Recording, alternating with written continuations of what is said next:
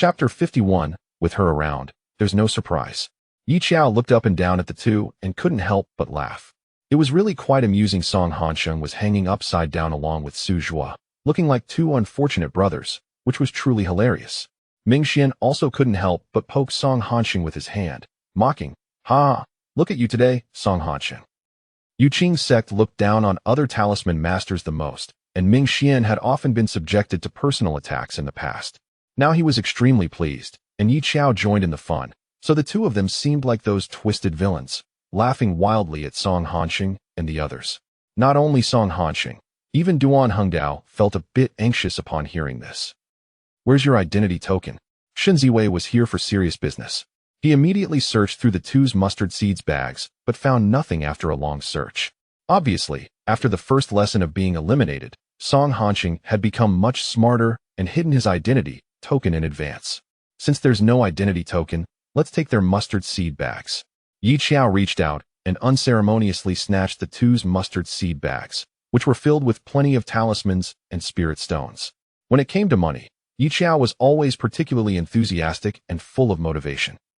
I couldn't help but take a look at Ming Xian's identity introduction. He's the second young master of the Ming family's direct lineage. Come on, what kind of direct lineage has this kind of personality? This thing is not credible. It even says Xiao is a taciturn honest person. Alright. I get it. The absurdity of the identity introduction is no less than saying Xiao is an honest person, right? Ming Xian erased the brand on their mustard seed bags and even found two of Song Hansheng's underwear inside, scrunching his brows in disdain. Song Hansheng, this person must be a bit perverted, right? He even stuffed his underwear into the mustard seed bag. Junior sister. He spoke disdainfully. We don't want their talismans anymore. These men are too dirty. Xiao fell silent for a moment upon seeing the two bright red pairs of underwear, but couldn't hold back. Big brother, is this your zodiac year? She shouldn't have said anything, but once she did, Song Hansheng's face instantly turned as red as a lobster, yelling, "What are you looking at? You two, wait for me. We're all here to compete. What's wrong with him having some personal belongings? What does it have to do with their Changming sect?" An audience member remained silent for a long time before finally saying, "This group of direct disciples is really quite perverted." In everyone's eyes, those who could be considered direct disciples were supposed to be high-end, elegant, and aloof prodigies. Now, all their prestige was gone. They seriously began to doubt whether this unreliable group of direct disciples was really the future of their cultivation world. Duan Hengdao looked at the two disciples from Yuqing's sect who were hanging and bit his lip, unsure how to handle them. "What should we do with them now?" Xiao replied without turning her head, "Just tie them up for now. If that doesn't work, find someone to guard them. I think the big senior brother is quite suitable." Zhou Xingyun was bored if he guarded them. Who would come to rescue them? It was such an easy job. Of course, all of this depended on whether they could find Zhou Xingyun. Duan Hengdao hesitated for a second before decisively slipping away as well. The two groups dispersed, leaving only Song Hansheng and Su Zhua hanging together, experiencing the harsh winds and bitter rains of the secret realm. After being beaten by Song Hansheng, Yunkei behaved much better in the secret realm. Her cultivation was not weak, and her talent was high. Plus, with her identity as a talisman cultivator, it didn't take long after entering the secret realm for a sect to extend an olive branch to her for cooperation. Si Miaoyan was the first to encounter Yun Quebec. Both were girls, and with Yunkei appearing somewhat dim-witted, Si Miaoyan quickly reached an agreement with her for collaboration. Having learned from the previous lesson from Song Hansheng, everyone hid their identity tokens in advance, not giving Xiao any chance to sneak attack. Si Miaoyan said, "Your Yuqing sect wants to take first place. We don't ask for much, just third place is fine." Yunkei's voice was soft. "Then what do you want to do?" "The group from Wenjian's sect is not to be feared. Wenjian's sect will most likely seek cooperation with Changming sect's talisman cultivators." Si Miaoyan smiled slightly. "Let's first eliminate Ming Xian from Changming sect." Among the 5 sects, Changming sect was the weakest and posed no threat to first place. Yi Qinghan would never seek cooperation with Yuqing sect, leaving only Ming Xian as the sole talisman cultivator. As long as they eliminated Ming Xian, she wondered who Wenjian's sect would find to cooperate with. Upon hearing that they would first deal with Changming sect, Yunkei immediately agreed. She had always looked down on Xiao when she was in Yuqing's sect, but ever since the secret realm began, everyone had a significant prejudice against her. Clearly, she was the genius, yet in the end, all attention was focused on Xiao. Yun-Kei was eager to prove herself and unhesitatingly agreed to Si Miaoyan's suggestion. Others, not just Si Miaoyan, shared the same thought, including Qin Huai. As long as they could eliminate Ming Xian, their position would be secure. The audience couldn't help but mourn. Poor Ming Xian. Apart from Wenjian's sect, all the other sects want him dead. It's not about life or death, just elimination. If Ming Xian doesn't die, Wenjian's sect will take off, right? His death is the best choice. The first day in the secret realm was relatively calm. Yi Xiao and Ming Xian worked together smoothly, killing numerous monsters along the way. They were faster than other teams. This soon caught the attention of the elders. Hey, an elder from Chengfeng's sect widened his eyes. These two kids are faster than the others. Clearly something was off. How did Ming Xian manage to avoid all the residual formations? Not stepping on a single formation. Even Song Hanshin couldn't do that. But if it was two talisman cultivators, that was another story. The elder from Chengfeng's sect had long suspected that Qin Fanfan, that old coot, was hiding something up his sleeve. And what pleased Qin Fanfan was that these direct disciples were rare. Not to slack off, they were actually starting to search for monster nests, steadily climbing the rankings, and eventually secured third place. With this position, Bai Shui's sect and Yun-Kei are also heading this way. A confrontation was imminent. Si Miaoyan looked at the two coming towards her and smirked, not expecting her luck to be this good. If Ming Xian were with Mu Chengxi, she would have to weigh whether she could take him on. But Yi Xiao didn't have this concern. She was just a foundation establishment cultivator. How could she turn the tables? Not giving the two any chance to react, the moment she saw them, Si Miaoyan gently lowered her gaze and blew out a long flute sound. The melody lively, yet somewhat eerie. Yi Xiao suddenly felt as if her consciousness was being tugged, pulling out a line that caused her pain, leaving her momentarily dazed. Ming Xian ignited a soundproof talisman, but it had no effect. His face turned pale for an instant. It's a sound attack. In the cultivation world, some use bows, some use flutes, and some only use swords. Those who can integrate various magical tools are rare geniuses. Ming Xian spoke quickly. Bai Shui's sect can safely reach here with a few pill cultivators. Clearly they know other magical tools. The soundproof talisman can't block it. Enduring the sharp pain from the consciousness, both of their faces grew worse. They only managed not to faint on the spot due to their strong consciousness. Sorry. Si Miaoyan's voice was slightly cold, directed at Ming Xian. You are too much of a threat. She didn't give the two a chance to cooperate with Yun-Kei and used formations to separate the battlefield. The flute sounded again, accompanied by an unending series of killing formations in their current state. The two couldn't withstand even a few rounds. TSK, TSK, TSK. These kids are really fighting fiercely. If Yi Xiao can cooperate with Chengfeng's sect, Yun-Kei can certainly find pill cultivators to collaborate with. Who would have thought Si Miaoyan would use sound attacks? So, they were all hiding their strengths, huh? This year's disciples have quite high talent. That Yun-Kei is also not bad.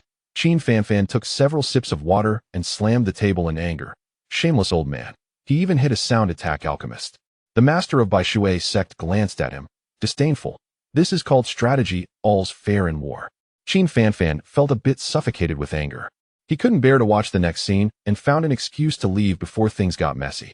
The master of Bai Shui's sect smiled, feeling quite pleased. Why is your mentality so fragile? First, deal with Ming Xian. Si Miaoyan had a clear objective. She didn't find Yi Xiao intimidating at all. Yun-Kei immediately accelerated the operation of the formation. A cold light flashed, and countless sword shadows all stabbed towards her at that moment.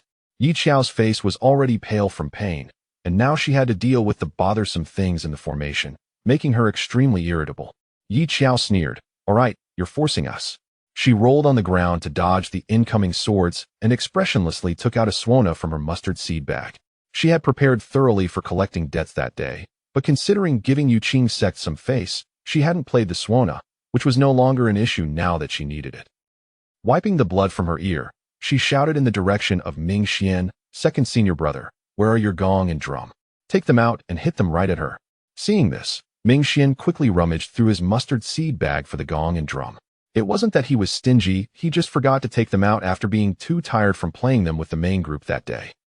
Ming Xian had been holding back against Si Miaoyan for a long time. The mind was the most fragile part, and too much force could turn one into a fool. The occasional sharp pain that caused blood to flow from his ears made him somewhat deranged. Upon hearing Yi Xiao's words, a fierce smile gradually appeared on Ming Xian's beautiful face as he aimed at Si Miaoyan and struck down with a hammer. Come on, let's hurt each other. He had said before that his previous misfortunes were due to not following the right people. Outside, Si Miaoyan felt a slight pause in her fingers upon hearing Yi Xiao's shout of "You're forcing us," giving her an ominous premonition. The next second, bang! The sound of gongs and drums clashing, along with the symphony of the Suona, erupted continuously from the secret realm. With each clash of the gong, the Suona followed, creating a surprisingly rhythmic pattern. The sound was so loud that the nearby direct disciples could hear it. What a lively scene! Mu Chengxi clasped his hands and bit on a piece of grass, blinking in confusion. Is someone getting married in this secret realm? With the gongs and drums booming and the Suona playing, Shuiyu furrowed his brows. We should find our junior sisters quickly. One was at the foundation establishment stage, and the other at the peak. If they encountered Yi Qinghan, they would only be eliminated. They weren't chasing after first place. Instead, they leisurely tried various positions while trapped in the formation, eventually finding a breakthrough. Not competing was quite comfortable. Mu Chengxi nodded randomly. Got it. With Yi Xiao around, what is there to worry about? With her here, there won't be any accidents. Shuiyu's mouth twitched, but he was worried that Yi Xiao might cause some trouble. The two sounds lingered around them incessantly, the impact on their souls so great that Si Miaoyan's pupils trembled slightly, and her flute-playing action froze for a second. The rhythm and pitch instantly altered. Yi Xiao seized the opportunity and used the clear wind technique to fill her mysterious sword before striking at the weakest point of the formation, causing it to shatter into ashes beneath her feet. An elder from Chengfeng's sect frowned. Such speed. Does she understand formations? Yi Xiao and Ming Xian broke through the formation almost simultaneously. Ming Xian was understandable since he was a talisman cultivator. But for her, a sword cultivator, to understand formations? An elder explained. It should be a coincidence. They hadn't seen Yi Xiao observing the layout of the formation. She had just swung her sword lightly, and the formation broke.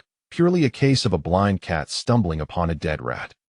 Don't you dare pin this on us. Elder Xiao huffed in anger. Perhaps the formation from Yuqing's sect was just too fragile. Isn't that a bit excessive? The elder from Yuqing's sect gritted his teeth. What did it mean that the formation was too fragile? The elder from Chengfeng's sect had a complex expression. He had always suspected that Changming's sect might be hiding something. After all, it was one of the 5 major sects. Would Qin Fanfan really let a mere foundation establishment disciple with mediocre talent become a direct disciple for no reason? To be honest, the things those two had taken out earlier nearly sent them away. Gongs, drums. Who in their right mind would bring such useless items into a secret realm instead of magical tools and pills? Did Changming sect really have anyone normal left? Without this chaotic operation and the unexpectedness from Si Miaoyan, along with Yun Kei's continuous cooperation, even Ming Xian at the peak of foundation establishment and Yi Xiao in the early stage would be done for, let alone Yi Qinghan. In the end, who would have thought? Who would have thought? Even if they were beaten to death, they wouldn't have expected this twist. Hey, these two brats actually survived? Qin Fanfan had been too scared earlier and went to the restroom to escape the fate of his 2 disciples being eliminated. As he nervously returned, he saw the scene of both disciples breaking the formation. Duanyu, who had been tense enough to stand, slowly sat back down and shot a glare at Qin Fanfan. Watch your wording. What do you mean they survived? If one didn't know better, they might think the 5 sects competition was a murder scene. Qin Fanfan ignored him and kept asking, how did they survive? Surviving under the continuous bombardment of sound attacks. How did they manage that? He speculated. Could it be that kid Zhou Xingyun arrived to save the day? How to put it? Duan Yu's expression became even more subtle, hesitating for a moment before speaking in an indescribable tone. But old fan, have you ever heard of the combination of the Suona and the gong? Chapter 52, Reputation Under Siege. Qin Fanfan, what? What do you mean by the combination of the Suona and the gong? Can these things be combined? You can go back and check the recording stone after this is over. Duan Yu's tone was vague. Those 2 kids just took out a gong and a Suona. With that noise just now, I estimate all the direct disciples in the secret realm heard it. No matter how calm Si Miaoyan was, she couldn't withstand the duet of those 2. The pitch was thrown into disarray, and they immediately seized the opportunity to break Yun Kei's formation. Qin Fanfan instinctively sat back down, his eyes widening again upon hearing this. What did she bring those things for? Duanyu. If you ask me, who should I ask? God knows what these kids packed in their mustard seed bags. They had both gongs and Suonas. However, thinking about how the people from Yuqing's sect also packed underwear, Duanyu felt relieved. He realized that this generation of direct disciples had a few quirks. It was just a matter of getting used to it. Qin Fanfan had never experienced the feeling of being crushed, but for him, having both disciples alive was a good thing. He immediately smiled widely. That kid Yi Xiao is impressive. Qin Fanfan was sure that if today Ming Xian had partnered with anyone other than Yi Xiao, he would definitely have been eliminated. Yi Xiao was the type of disciple who was both reckless and reliable during the competition. She had never dropped the ball, making her both lovable and infuriating. The situation after breaking the formation became a tense. Si Miaoyan took a deep breath, put away her vertical flute, and thought, next time she entered a secret realm, she would definitely bring earplugs. These two had just sung and played together, completely shattering her long-held perception. Si Miaoyan decided to confront them head-on after all. Ming Xian had to be eliminated, and both she and Yun Ke were in the Golden Core stage, easily dealing with two Foundation establishment cultivators. Yi Xiao estimated the combat power of both sides, in broad daylight, under the clear sky. You actually. The next second, her words took a sharp turn. Run. The direct disciples of Changming's sect were all experts at running away, and in the blink of an eye, the two of them had sprinted 2 miles away, leaving Si Miaoyan stunned for a moment. Ming Xian was being dragged along quickly, and he blinked in confusion. Are we really retreating without a fight? What do you mean by retreating? Yi Xiao corrected his erroneous grammar. We're calling this a strategic withdrawal. On the first day, the ranking of the Changming sect didn't change much. Ming Xian and Yi Xiao worked well together, and with both of them being skilled in talisman cultivation and having broad awareness, they could escape danger if they couldn't win. For a while, they were as slippery as loaches, making it hard for anyone to catch them. Qin Huai looked at the constantly changing rankings and gradually felt a bit anxious. So far, the ranking was Yueqing sect first, Changming sect second, and Wenjian sect third. Shall we cooperate? Zhaichen approached and suggested. You need talisman cultivators, and we need to eliminate Ming Xian. It's clear that the Changming sect poses a threat to their first position, Zhaichen thought to himself. Not understanding how Ming Xian had become so powerful, he had never seen Ming Xian like this before. How did the other party manage to advance to the top without stepping on a single array in the ancient secret realm? In the end, we will be first in Yueqing sect, and you will be second in Feng sect. How about that? Qin Huai would never have agreed to such a deal in the past. After being the eternal second, Feng sect had long since had enough of it. However, judging by the current trend, if they didn't cooperate with Yueqing sect, they might be the ones at the bottom. All right. After weighing the options for a moment, Qin Huai agreed. The audience expressed their anticipation. How did Ming Xian manage that? His individual strength has made so many sects want to eliminate him. The bigger the tree, the more wind it attracts. He's almost first now. It's the first time I've seen Changming's sect rank this high.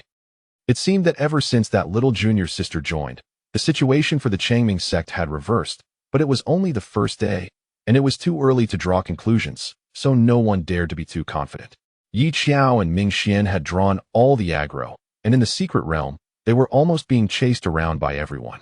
Ming Xian couldn't help but mutter, let me tell you, this group of people all thinks I'm exceptionally talented, and all the hatred is directed at me. No one knew that their sect actually had 2 talisman cultivators. Those people naturally assumed that Ming Xian was the one pushing the rankings high with his profound understanding of formations. Yi Xiao said, you've worked hard. When you get eliminated, I'll lead our sect to victory. Ming Xian replied, thank you so much. Just as he finished speaking, a fierce sword energy sliced through the air, and the two quickly dodged, only to be blocked by Qin Huai and Zhaichen. Die! Qin Huai lunged at Ming Xian with his sword, while Yi Xiao reacted much slower, directly throwing out her Xian sword. It collided with the sword energy in midair and shattered instantly. What a fierce sword technique. Yi Xiao had developed feelings for her sword after using it for so long. Getting it broken so suddenly made her feel a pang of pain. I'll go back and ask my master for another one. Outside, Qin Fanfan was already amused. Give. She wouldn't mind if she had to give up 10 Xian swords as long as she could take first place. After mumbling that, Yi Xiao's playful demeanor also faded. Qin Huai's sword techniques came one after another, and the opponent was much faster than him. Not only fast, but the coldness of the sword energy made it seem like it merged with his sword. Compared to his effort, he appeared somewhat at ease. The suppression of realms was no joke. Moreover, compared to those who had been using swords since they were 7 or 8 years old, Yi Xiao, who had only been learning for half a year, clearly fell short. Taking advantage of the moment when Yi Xiao and Qin Huai were engaged, Zhaichen also chased after Ming Xian. Clearly, both of them aimed to eliminate Ming Xian. As long as Yi Xiao can hold on and not let Qin Huai free up his hands to deal with Ming Xian. In this situation, Ming Xian can trade 1-for-1. But having a foundation establishment early-stage cultivator hold off a golden core stage cultivator seems unlikely. Yi Xiao was good at dodging, but under the absolute suppression of realms, she felt somewhat powerless. She got hit twice in a row, and a metallic taste filled her throat. She stood up expressionlessly, quickly analyzing Qin Huai's attack sequence in her mind. In this situation, simply dodging is useless. Duan Yu's expression tightened. He had been guiding Yi Xiao the longest, and this child always seemed to have the mindset of running away if she couldn't learn something in class. It was frustrating. But if pushed to her limits, she could be quite a handful. Duan Yu remembered that just recently, she had been provoked during practice when it was time to eat. She had originally laid down and let him hit her, but the next second, she sprang back up. He needed to provoke her a bit to get her fighting spirit going. Ming Xian, watching Yi Xiao being pushed back, felt anxious, but he couldn't free himself. The moment he tried to help, he was immediately blocked by Zhai Chen. He smirked coldly. You can't even protect yourself, and you're worried about Yi Xiao? Ming Xian turned to meet Zhai Chen's gaze and suddenly thought of something, shouting loudly, Yi Xiao. He frantically hinted, for our 1 million. The audience was baffled. What is 1 million? Soon they realized that Yi Xiao, who had been struggling earlier, changed her expression upon hearing this. She actually chose not to just dodge anymore. She executed a spinning kick to his left shoulder, pushing him out of the safe range. Qin Huai didn't expect her to change tactics. Suddenly, hadn't she been running before? Yi Xiao smoothly reached for the bamboo stick at her waist, an ordinary stick, but with a crushing momentum, it brushed past the sword in Qin Huai's hand, striking his wrist. Qin Huai almost lost his grip on the sword. The Changming sect's sword technique focused on speed, and Yi Xiao had paired it well with her skills. Qin Huai's heart sank slightly as he realized how troublesome Yi Xiao was. Especially when engaging her Heiden, he found he really couldn't resolve her quickly. Meanwhile, the battle on the other side was intensifying. The two exchanged formations, and as they closed the distance, they almost simultaneously grabbed each other's identity tokens. As long as they crushed them, it would result in mutual destruction. Ming Xian maintained a casual smile. How about you give me your identity token, and I'll give you mine? Zhai Chen replied, sure, you give me yours first. Just as he finished speaking, both of them crushed each other's identity tokens simultaneously. Ming Xian sighed. What about trust between people? You've disappointed me. Zhai Chen retorted, as if you didn't crush yours. After the dust settled, everyone who had been holding their breath collapsed onto the ground. Qin Fanfan said, that kid Yi Xiao did her best. Being able to hold off Qin Huai for so long was quite impressive. The two of them teamed up to eliminate Ming Xian, and Yi Xiao couldn't stop them. Elder Xiao slowly exhaled. It's over. Completely over. What could they do now without their only talisman cultivator? In contrast to the gloomy mood of Qin Fanfan and the others, Ming Xian felt surprisingly relaxed. Being eliminated was good. Once he was out, he could start to slack off. When he received the news that both Ming Xian and Zhai Chen were out, Mu Chengxi's expression didn't change. It was fine. There was still the little junior sister. Coincidentally, Shuiyu thought the same way. Zhou Xingyun observed his increasingly calm junior brothers and also calmed down. All right then. If you guys aren't in a hurry, neither am I. So the four of them looked increasingly composed, as if Ming Xian's elimination had no impact on them at all. How calm? Do they have some hidden cards? Just wait, they won't be laughing for long. Losing a talisman cultivator posed a problem for their navigation in the secret realm. The neighboring Wenjian sect, lacking a talisman cultivator, was paying the price of stepping into every formation, accomplishing nothing in a day, and being trapped in formations every day. Their situation was truly inhumane. After leaving the secret realm, Ming Xian pushed away the girls who tried to pounce on him. When asked about his feelings, he replied leisurely, nothing special. If I really had to say, although my body can't accompany them in battle in the secret realm, Ming Xian said seriously, our spirits are with them. Don't think that just because you speak so earnestly, we don't see the relaxed expression on your face. Watching her second senior brother get eliminated, Yi Xiao had no other thoughts, only a glaring envy. If she were not the only talisman cultivator left, she would have liked to join the elimination seat and slack off.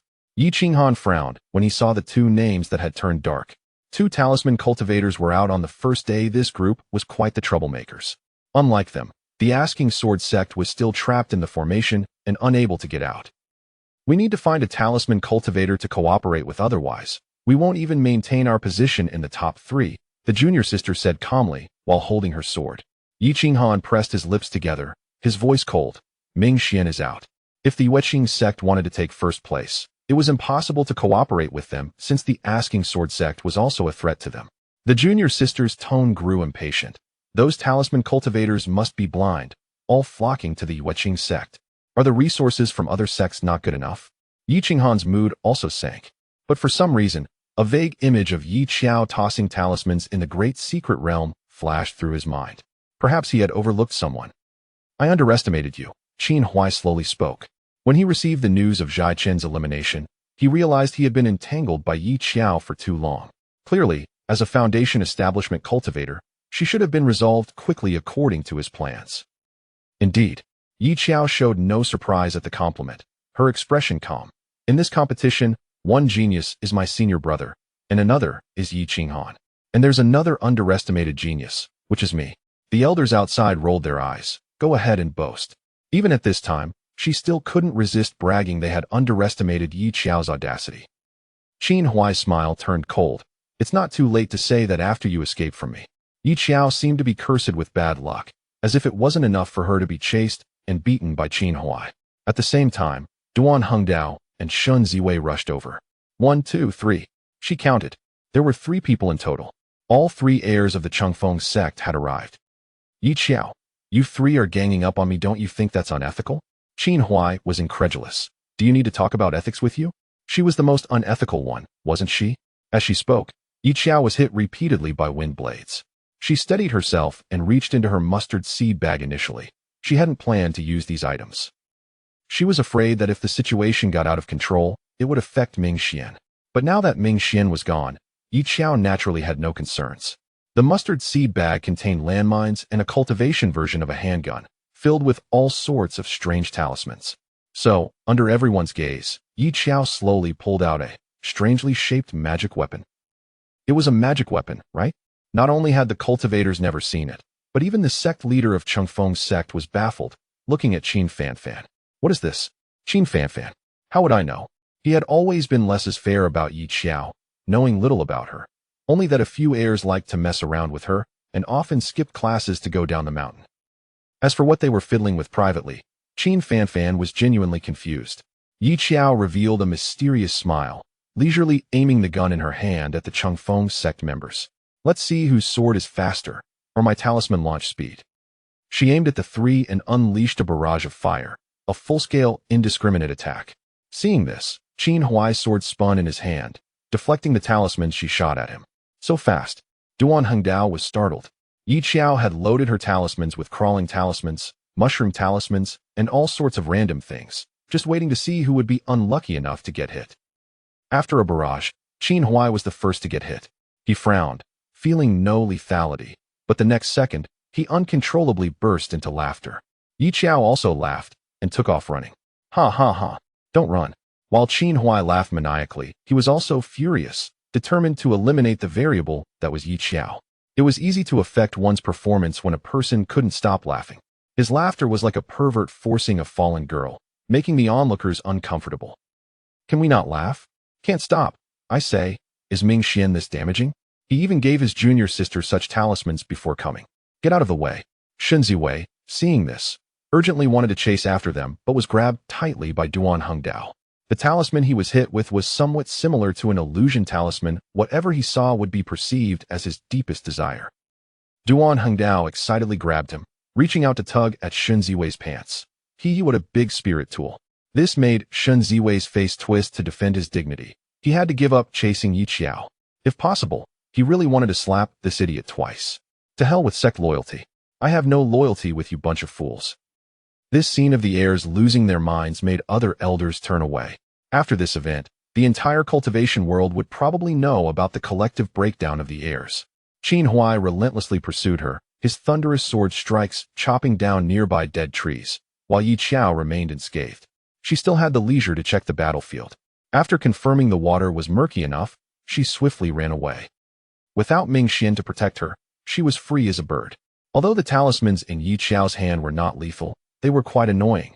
Moreover, the speed and quantity of the talismans shot from her hidden weapon were so fast that, except for Shun Ziwei, who was quick enough to raise a protective shield, the others were all hit while trying to dodge. I can only say that this group of heirs really isn't united. If Duan Hongdao had brought out a defensive magic weapon earlier, it wouldn't have turned into this situation. It's normal for heirs not to get along, okay? That's why there are team battles for them to grind together. If only Qin Huai had been more alert, he wouldn't have been hit, right? And with so many weapon cultivators in your Chengfeng sect, didn't anyone realize what she was holding? Don't say, no one really figured out what that thing was. The eliminated Jichen finally couldn't hold back. Why are you drawing such perverse talismans? The victimized Ming Xian fell silent. Do you believe me if I say I didn't draw that? Chapter 53. This is actually a talisman cultivator. Facing the relentless pursuit of Chengfeng sect, Yi Xiao turned back to give Qin Huai a volley, and he had to not only catch up to her speed, but also dodge the endless talismans. He was going crazy. How many talismans did Yi Xiao have? Was Ming Xian a liver emperor? Did he not sleep every day, drawing such bizarre things? The talismans Yi Xiao held were not entirely absent from related talisman books on the market, but to other talisman cultivators, these talismans were considered substandard, wasting time and spiritual sense with little lethality. Who would have thought that one day someone would bring such talismans to the competition? The key was that the effect was quite good. At least it gave Yi Xiao a great escape time. Ha ha ha. Qin Huai's face twisted, gritting his teeth. Block her. He absolutely could not let Yi Xiao meet up with the people from the Changming sect. Just as Qin Huai finished speaking, he noticed that the two weapon cultivator junior brothers were inactive. Turning around, he saw Shun Ziwei tightly gripping his waistband, defending his dignity. Senior brother, he's gone mad. Shun Ziwei, on the verge of tears, shook his legs, held tightly by Duan Hongdao. Qin Huai laughed maniacally for a while, finally returning to normal. He reached out and tore off the talisman behind Duan Hongdao. Facing the two who had finally returned to normal, Shun Ziwei finally breathed a sigh of relief, trembling as he held his pants tightly. What should we do next? The current rankings were Yueqing sect first, Changming sect second, and Chengfeng sect third, while the Asking Sword sect was probably still trapped in some formation somewhere. This trip wasn't entirely without gains. At least Ming Xian was eliminated. As for that Yi Xiao, he paused. If we can't catch her, let's not worry about her for now. The people from the Changming sect were like slippery loaches, and there was no need to waste time with them. Anyway, with Ming Xian gone, the Changming sect was not to be feared. Our focus this time is on the Yueqing sect. Ming Xian was eliminated, and Yi Xiao finally had no one chasing her. She could completely let go and enjoy herself. Yi Xiao didn't treat the ancient battlefield as a place for people. Her carefree demeanor left the elders outside dumbfounded. Is this girl really that lucky? She avoided so many formations. Qin Fanfan immediately explained, luck is also a part of strength. That's true, but why is the sword sect so unlucky? Despite being a sword cultivator, they were trapped for a full 2 days, to the point where Yi Qinghan almost rushed to Yueqing sect to kidnap a talisman cultivator to guide them back. Qin Fanfan fell into a moment of silence. Indeed, this luck seemed a bit excessive. Yi Xiao was familiar with the ancient battlefield largely thanks to the whippings from Manager Yu. Every time she came back from the mountain, she was either copying alchemy texts or talisman texts, which were countless derivations of formations from ancient times. With all that memorization, how could she possibly trigger any traps? The day after entering the secret realm, Yi Xiao finally found her other senior brothers. When she found the 3 of them, they were all slacking off inside a formation. One was lying down sleeping, and another was counting ants. Seeing this, Yi Xiao stepped inside and kicked Mu Chongxi twice. Wake up. The formation allowed people to enter, but getting out was difficult. Mu Chongxi, kicked awake, rubbed his eyes in surprise. Hey, you survived? In this secret realm, whoever was with a talisman cultivator was doomed. After Ming Xian was eliminated, Mu Chongxi had already prepared for both talisman cultivators to be gone. By the way, how did Ming Xian get eliminated? He ran into Qin Huai and the others. Yi Xiao answered honestly. In the end, he traded himself for Jichen. Mu Chongxi sighed. Oh, I didn't expect he was still somewhat useful, taking a talisman cultivator with him. An elder outside analyzed. To be able to perish together with Jichen at the Golden Core stage, Ming Xian's strength is quite formidable. If both of Changming sect's participants are Golden Core this year, they might really compete for first place with the other 2 sections. What a pity. Yi Xiao looked at her 3 brothers who were out of it. She took out a suona from her mustard seed bag and asked friendly, do you need a wake-up call? As she spoke, she blew a note. Zhou Xingyun was so startled that his hair almost stood on end.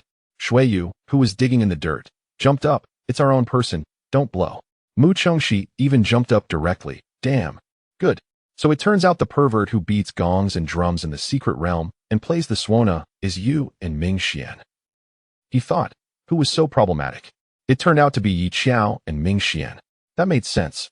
Mu Chengxi pointed at Yi Xiao, and she immediately swatted his finger away. What do you mean by pervert? I'm just making reasonable use of available resources. That thinking is a bit twisted. Yi Xiao said, be careful of Si Miaoyan. However, she believed that Si Miaoyan likely didn't want to come over right now. So you're using a suona against sound attacks? Mu Chengxi could almost imagine Si Miaoyan's distressed expression. He rubbed his chin. I still have gongs and drums in my mustard seed bag, and Ming Xian gave me amplification talismans. How about we 5-bang on them together when the time comes? Shui rolled his eyes at his mustard seed bag. What do you all have in your mustard seed bags? With both suona and gongs, anyone who didn't know would think they were getting married in the secret realm. Mu Chengxi sat cross-legged on the ground. I also brought some pancakes. Do you want some? No. Shui said, I brought buns. Is the head of the Shui family aware that their precious direct descendant has become like this? Probably not. Just look at Ming Xian in the elimination seat.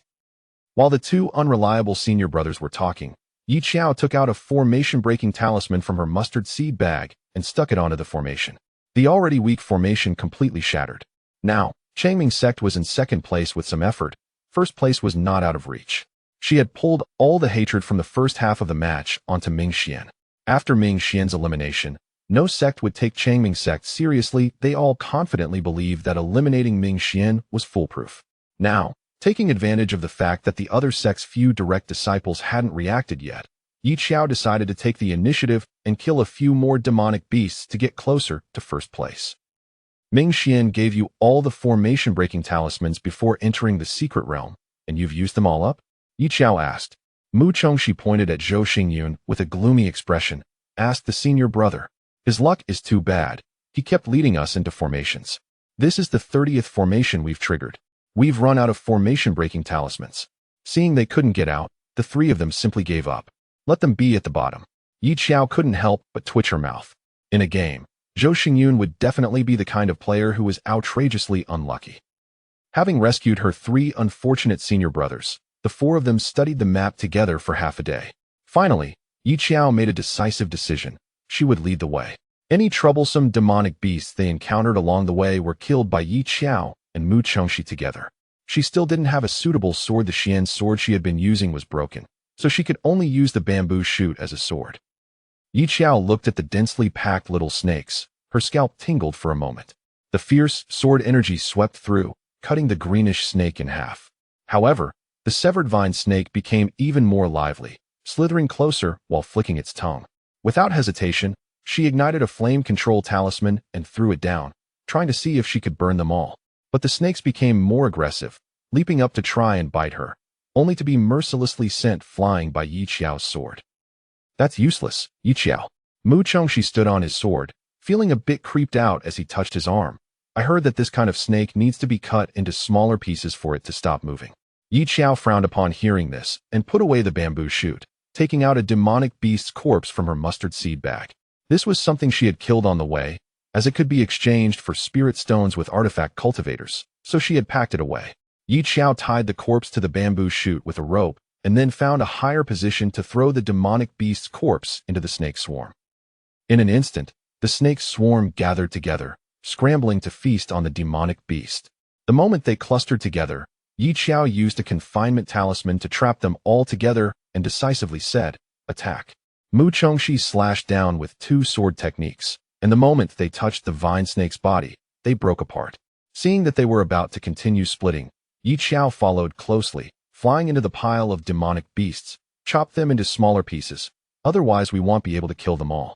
This type of demonic beast was easy to kill, just a bit troublesome, but quite suitable for practicing sword techniques. Recently, Yi Xiao had been trying the second form of the Qingfeng Ju. Therefore, every time she encountered demonic beasts, she didn't kill them all at once, but left some to practice on. Shuiyu distributed the refined pills to the junior brothers and sisters to replenish their spiritual energy, looking at the only idle person present. Senior brother, can you help out? Among the sect, only Yi Xiao and Mu Chengxi were the youngest, one 15 and the other 16, yet they were the only 2 working tirelessly like busy little bees. Shuiyu almost said directly, aren't you ashamed to be so dependent on your elders? Zhou Xingyun was puzzled. Aren't they doing pretty well? The junior brothers and sisters were cooperating well, clearly not their first time working together. He pointed to the demonic beasts below, and it's not dangerous, it's just right for them to practice. The two idiots still hadn't learned the second form of the Qingfeng Ju. Zhou Xingyun shook his head in disbelief. He could see that the junior sister wanted to learn the second form and occasionally offered a few pointers, but unfortunately, there were too few. Just as Xiao was about to capture something, the vine snakes over there had already been completely exterminated. Xiao's spiritual energy was depleted, and she moved her sore wrist, sitting down on the ground with Mu Chengxi. Looking at the two exhausted junior brothers and sisters leaning against each other, Zhou Xingyun, rarely having a moment of conscience, dragged the demonic beast corpses over to them. Arranging them from tall to short, formed a Wi-Fi shape. Zhou Xingyun nodded in satisfaction. Anyone who knew would think they were hunting demonic beasts, and those who didn't would think they were having an auction. Wai Xiao noticed this, and twitched the corner of her mouth. This might be one of the few displays of concern from the senior brother. She stuffed a few healing pills into her mouth and wiped the sweat from her palms. Let's go to the next place. Shui responded with an staring at the rankings on the jade slip. At this rate, it was only a matter of time before they faced off against the Moonclear sect, as the rankings of both sects were quite close. Perhaps it was because Ming Xian and Yi Xiao worked so well together that everyone believed the reason for Chongming sect's high ranking was entirely due to Ming Xian's efforts. Now that Ming Xian was gone, the other several direct disciples had no intention of helping them anymore. If all went smoothly, it was indeed possible for Chongming sect to secure first place in this secret realm by developing cautiously. The four of them walked together, but as they proceeded, Yi Xiao gradually sensed that something was off. Mu Chengxi was trapped in an unknown formation, being dragged inside and swallowed up. Instinctively, he grabbed Shuiyu's arm. Shuiyu was already annoyed by the seemingly endless formations and said, "You stepped into it yourself, don't pull me. Just accept your fate." After saying that, Shuiyu was already eager to take out a pill from his mustard seed bag, wanting to knock Mu Chengxi down to the ground. Mu Chengxi immediately tugged at Zhou Xingyun's clothes. Senior brother. Zhou Xingyun was even more ruthless. He took out a knife to cut through his robe, then looked at the neat gap and was quite pleased. Yi Xiao. She almost wanted to punch these three unreliable direct disciples. It was her misunderstanding of Ming Xian clearly. The second senior brother was quite normal. Yi Xiao had very few formation-breaking talismans left in her hand. She pulled on Mu Chengxi but couldn't get him out, so she stepped forward and scanned the area around the formation. Recalling the records from the Moonclear sect's formation book in her mind, Yi Xiao decided to break it from the outside one by one. When her sword wind hit the inner wall, something rebounded back. She increased the force of her sword swing and basically figured out where the formation's core was. This formation is somewhat similar to that of the Moonclear sect. It should be left behind by some disciple of the Moonclear sect. What is Yi Xiao doing? Breaking the formation? Breaking a formation generally required internal access, but judging by Mu Chengxi's reaction, once inside, he wouldn't even have the chance to swing his sword, so Yi Xiao planned to break it from the outside. The difficulty of breaking from the outside was much higher than from the inside. Moreover, this was the Moonclear sect's formation. Zhou Xingyun also said, "Should I go bring Song Hansheng over?" Yi Xiao replied, "No need." She had studied the Moonclear sect's formations, and it was thanks to Song Hansheng's generosity that he showed her the inner sect's talisman book without hesitation. As soon as her words fell, accompanied by the sound of the formation breaking, a circle of golden light bounced her away, and Mu Chengxi finally emerged. It was broken. Hold. Upon seeing this scene, the elders of the Moonclear sect outside stood up in shock. How dare she steal our Moonclear sect's formation techniques? Breaking from the inside could be attributed to luck, but breaking from the outside? He wouldn't believe she hadn't learned formations. Qin Fan's eyes widened in disbelief. Huh. His tone was completely astonished, but to the ears of the others, it clearly sounded like mockery and pride. Qin Fan looked at the incredulous faces of the old men, and, while appearing calm on the surface, was internally in a panic. He shouted back with the same loud voice. "What do you mean it's your Moonclear sect's formation? Aren't formations meant to be learned by others when used?" "No, you too. Is that really the point?" "The point is that she's actually a talisman cultivator." Chapter 54. Is this your secret weapon? The sect master of Chengfeng's sect squinted his eyes, his heart sinking. He wondered why the people of Chongming's sect weren't in a hurry at all. It turned out they were well prepared. "So this is your secret weapon, Chongming sect. One talisman cultivator and one sword talisman dual cultivator." Several elders were utterly taken aback, never expecting that the people from Chongming sect could be so restrained, with no rumors about disciples being able to dual cultivate for so long. You're allowed to hide your talents, but we can't have more geniuses in our sect? Qin Fan straightened his back immediately, smirking as he replied in the same tone, we call that strategy. In that moment, he forgot all about Yi Xiao's habit of skipping classes, sleeping all day, and being lazy. What's the big deal? Maybe she was just tired. Dual cultivating sword and talisman can easily lead to fatigue. Was Yi Xiao being lazy? She was just exhausted. At that moment, Qin Fan had all the excuses ready for his beloved disciple. You all knew about this beforehand. Elder Xiao was completely bewildered, poking the nearby Duanyu. That girl Yi Xiao is actually a dual cultivator of sword and talisman? Previously, that old man from Changfeng sect kept asking him a bunch of nonsensical questions. Elder Xiao thought that old man had ill intentions, but it turned out he had sensed something that day and came to test him. Duanyu, if he had known, would he have been bullying Yi Xiao every day? Talisman cultivators and pill cultivators are quite rare in the cultivation world. Over the years, Chongming sect had only seen Ming Xian and Shuiyu, so they had to protect them. Therefore, the ones frequently beaten during training sessions were only Mu Chengxi and Yi Xiao. However, Duanyu thought nervously, Yi Xiao was tough and should be fine. Yi Xiao used the starting gesture of the Moon Clear sect, not afraid of being recognized. After the formation shattered, she pulled her fourth senior brother over. From now on, don't step around randomly, just follow me. The formations were ever-changing, derived from the various sects 100 years ago, and some formations Yi Xiao had never even seen before. The cultivators outside were in an uproar. What background does Yi Xiao have? Sword and talisman dual cultivator? Chongming sect has been hiding its strength all these years. Everyone thought that Yi Xiao, with her foundation-building cultivation and ordinary spiritual root, had become a direct disciple by mere chance, but they didn't expect this little junior sister to actually have real abilities. Some fans of the questioning sword sect couldn't hold back. I'm going to check out the situation at Chongming sect. Brothers, if I don't come back, remember to follow. A sword talisman dual cultivator, the first in the cultivation world who wouldn't want to see something fresh? Shallow-minded. Some cultivators scolded. Not like me, I'm going to see Chongming's sect, not because she can dual cultivate, mainly to see how else she can act recklessly. Unaware of the uproar she had caused in the outside world, Yi Xiao continued chatting. Did you guys encounter Song Hansheng on the way? The place where she hung Song Hansheng was quite eye-catching. You should have all seen it, right? Mu Chengxi was extremely excited. I did. I recorded it with a recording stone. Next time, I'll see if anyone on the forum wants it. I used 6 recording stones, and I can sell it for the price of 10 high-grade spirit stones. Others have recording stones and can record it themselves. Why would they buy yours? Yi Xiao thought no one would want to be the unlucky one. Unexpectedly, Mu Chengxi argued back confidently. Mine is first-person perspective, taken up close to Song Hansheng. Can what they see from outside with their recording stones compare to what I have in hand? That makes sense. Yi Xiao said, we'll split it evenly. Why? Yi Xiao pointed at herself. I had Duan Heng Dao tie her up without me. Would you have been able to film it? Mu Chengxi reluctantly replied, all right. Then you'll get 40, and I'll take 60. After the two simply divided the spoils, they took the map and led the way one after the other.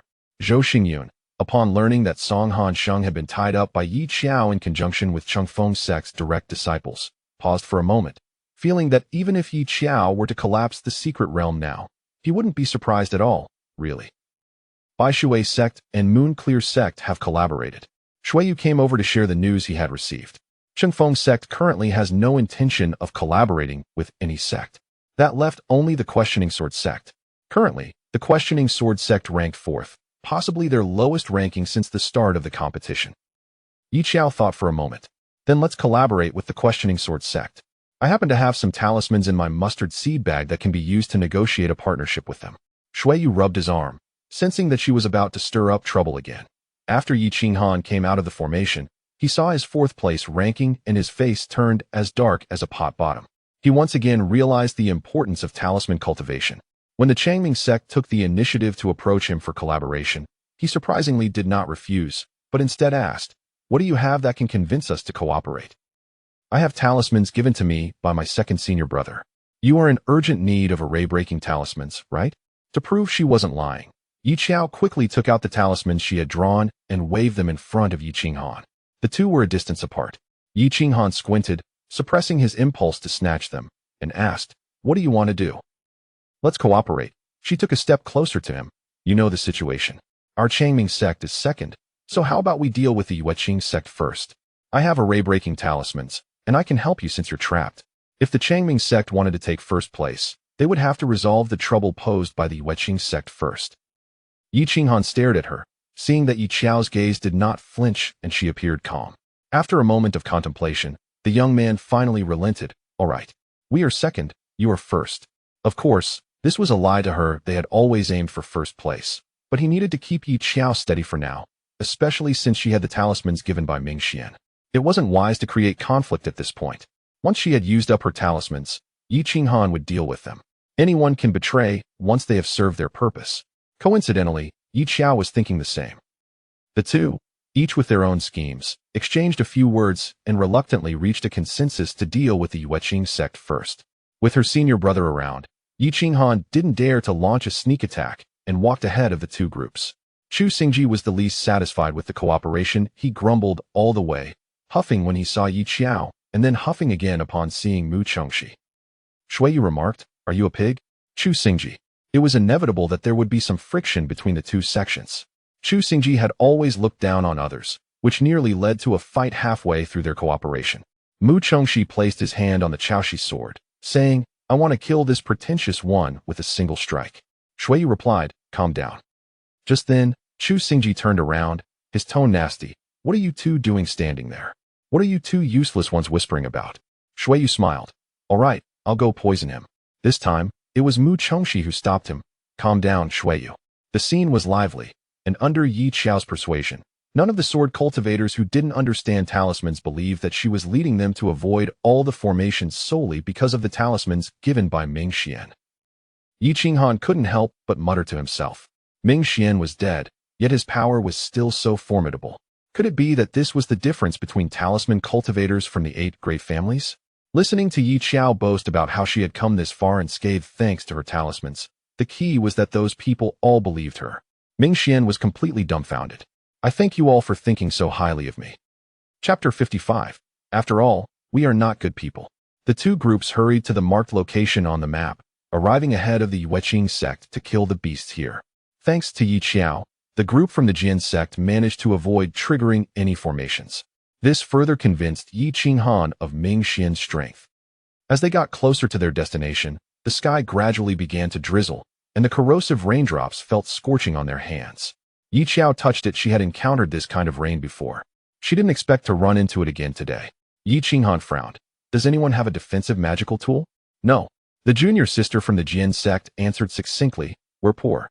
The prices set by those unscrupulous artifact cultivators from the Chengfeng sect were too high. It was impossible to buy any magical tools, not in this lifetime." Upon hearing this, Yi Xiao offered a sincere suggestion. "Why don't you try using a pot or a basin?" She could set up formations, but such a method was not only tiring but would also expose her. "Where did you get that from?" Shuiyu weighed the pot in her hand. It was quite light. "Borrowed from the cafeteria." She had intended to use it for alchemy, but those pills were not aesthetically pleasing, and with her third senior brother being an alchemist, she had no need for it, so the pot had been left idle. She would practice when she had time. "I have 3 basins left. Do you want them?" The 3 senior brothers immediately replied, without hesitation, "Yes." Yi Xiao held the pot by herself, while the other 3 senior brothers held a basin each on their heads, leaving the onlooking cultivators dumbfounded. Yi Xiao brought everything except proper items into the secret realm. The Jian sect nearby was completely astonished. Yi Qinghan blinked hard, ensuring this scene wasn't an illusion, then hesitantly looked at the large pot in her hands, feeling a bit embarrassed. It was too ugly, but he had to admit, it seemed quite practical. Yi Qinghan hesitated for a long time, and finally, with a straight face, asked her, "Do you have any more pots?" Yi Xiao didn't turn back. No more. She wasn't running a wholesale business. Seeing this, Yi Qinghan could only shut up. Moving through the rain with body techniques was much easier than the Jian sect's experience with the harsh weather. The 3 of them chatted casually, without a hint of tension. The Yueqing sect is also holding up their formations and rushing towards the wind beast's lair. A few inner sect elders outside murmured to themselves. To be honest, the effect of consuming spiritual energy on this journey was not as good as learning from Yi Xiao to balance a pot on her head. Ordinary oil paper umbrellas couldn't shield against corrosive rainwater, but a pot could. The rain fell rhythmically on the heads of the four. As they got closer to the wind beast's location, the strength of the surrounding wind and sand became more apparent. When the rain finally stopped, Xiao put away the pot, and the two groups lined up. The people from the Yueqing sect are almost here. Yiqinghan squinted. I'll go deal with their sword cultivators. He looked at Zhou Xingyun. If you come with me, we can move faster. The Yueqing sect had 4 talisman cultivators and 1 golden core sword cultivator. Although Yiqinghan could handle them alone, he wanted a quick resolution. Both Yiqinghan and Zhou Xingyun were young prodigies, and the estimates of their strength from the outside world were merely approximations. In fact, he had never fought Zhou Xingyun before. Until now, no one had ever seen Zhou Xingyun draw his sword. Zhou Xingyun pretended to be confused. What are you talking about? I don't understand. Yiqinghan took a deep breath, his voice cold. We need to cooperate. Your Changming sect must show some sincerity. With so many sword cultivators, teaming up to take on the 4 talisman cultivators from the Yueqing sect should be simple, right? Xiao observed the male lead's eager expression to win and stroked her chin, realizing that the plot seemed to be falling apart. Currently, Yiqinghan was solely focused on defeating the Yueqing sect and hadn't considered that there was still Yunk among the 4 talisman cultivators. Throughout the journey, the Jian sect had been smooth sailing, and in the second match, Yunk was also working hard alongside the male lead. Perhaps due to the fact that the Yueqing sect was now at a disadvantage because of her interference, Song Hansheng vented his anger on Yunk, leading to a reprimand that caused Yunk not to stay with Yiqinghan as in the original story. Upon hearing that he needed sincerity, Zhou Xingyun immediately pushed Xiao forward. Our Changming sect's sincerity is right here. A dual cultivator of swords and talismans, the junior sister was now the greatest sincerity of the Changming sect. Yiqinghan's forehead twitched, thinking that Zhou Xingyun was humiliating him. Seeing that the male lead was about to explode with anger, Xiao quickly stepped forward to calm him down. Don't be angry. We can help. Isn't that enough? You can trust our Changming sect. We are all honest people. Only then did Yiqinghan's expression improve a little. At least they had a bit of awareness. Upon hearing this, Shuiyu, taking advantage of his height, pressed down on her head. The two turned around and whispered suspiciously, Are we really helping the Jian sect? Do you believe that once we deal with the Yueqing sect, Yiqinghan's next target will be our Changming sect? The Jian sect's character wasn't exactly commendable. Yiqiao replied, It's fine. After all, we are not good people either. Shuiyu, Song Hansheng's identity token was hidden by him, and Yiqiao believed it was most likely placed on the only sword cultivator of Yueqing sect. Therefore, she had no objections to attacking the sword cultivator first. The red and white robes of the two sects stood in a row. Seeing this, Song Hansheng frowned, realizing it was not good. These two sects can actually cooperate? Wasn't the Jian sect always disdainful of teaming up with weaker sects? Cooperation in the secret realm belonged to a unknown model, while Chengfeng's sect fought alone, and Yueqing sect had reached a deal with Bai Shui's sect. They protected Bai Shui's sect, and Bai Shui's sect was responsible for providing them with elixirs. The formation consumed a lot of spiritual energy, and without elixirs to replenish, they couldn't hold on for too long. Yiqinghan wants to rely on the talismans left by Mingxian to do well in the secret realm, right? A bunch of brainless sword cultivators, not knowing what they're so excited about all day long. Suzhua snorted, extremely disdainful. What Suzhua said, brainless not long ago still hung you up. Yiqiao, who are you calling brainless? No, Yiqiao is a dual cultivator, strictly speaking. She is indeed different from brainless sword cultivators. In the end, the audience concluded, this Suzhua probably had never been beaten up by Yiqiao. In fact, if Yiqiao had stayed in Yueqing sect back then Yueqing sect would have 2 sword cultivators and 5 talisman cultivators. After all, Yiqiao is worth 2. Indeed, who wouldn't want a dual cultivator disciple? With a little talent, they could easily equal 2. Yun Hen felt the surrounding gloating eyes, and he regretted it. After all, it was just a spiritual herb, and letting go of a disciple for such a trivial matter was indeed not worth it. But he wanted to save face, so he only forced himself to say calmly, It's just a medium-grade spiritual root. Even if it's a dual cultivator, in the end, it's still half-baked. Elder Xiao smiled slightly. You guys with all supreme spiritual roots, didn't you still come in last place? No matter how high your spiritual roots are, it won't change your ranking. The elders mocked openly, and the inner disciples were also very lively. The moment Song Hansheng met Yiqinghan, he felt a bit uneasy, but he wasn't flustered. In the ancient battlefield, they talisman cultivators had the advantage of terrain. After Ming Xian was eliminated, the secret realm now belonged to Yuqing's sect. Yi Qinghan did not waste time talking with him and immediately drew her sword to attack, cold light flashing as the formation followed suit. The powerful spiritual energy fluctuations and the pressure of two golden core cultivators made Yi Xiao hesitate for a moment. Seeing this, Zhou Xingyun released his pressure to cover her. Suddenly feeling lighter, Yi Xiao looked up and smiled at Zhou Xingyun, quietly taking a step back, using the height of a few senior brothers to conceal herself. Almost the moment the two groups started fighting, she pinched the tactics with her fingers, and the formation of Yuqing's sect began to rotate. The confinement formation silently spread from beneath their feet, trapping the people from Chongming's sect inside the formation. If I'm not mistaken, this formation was set up by Yi Xiao herself, right? You're not mistaken. She started setting up the formation quietly as soon as she arrived. What is this called? I trapped myself. Song Hansheng saw the 4 members of Chongming's sect trapped and was taken aback. Wait, he didn't trap Yi Xiao and the others, right? He suspiciously glanced at his junior brother.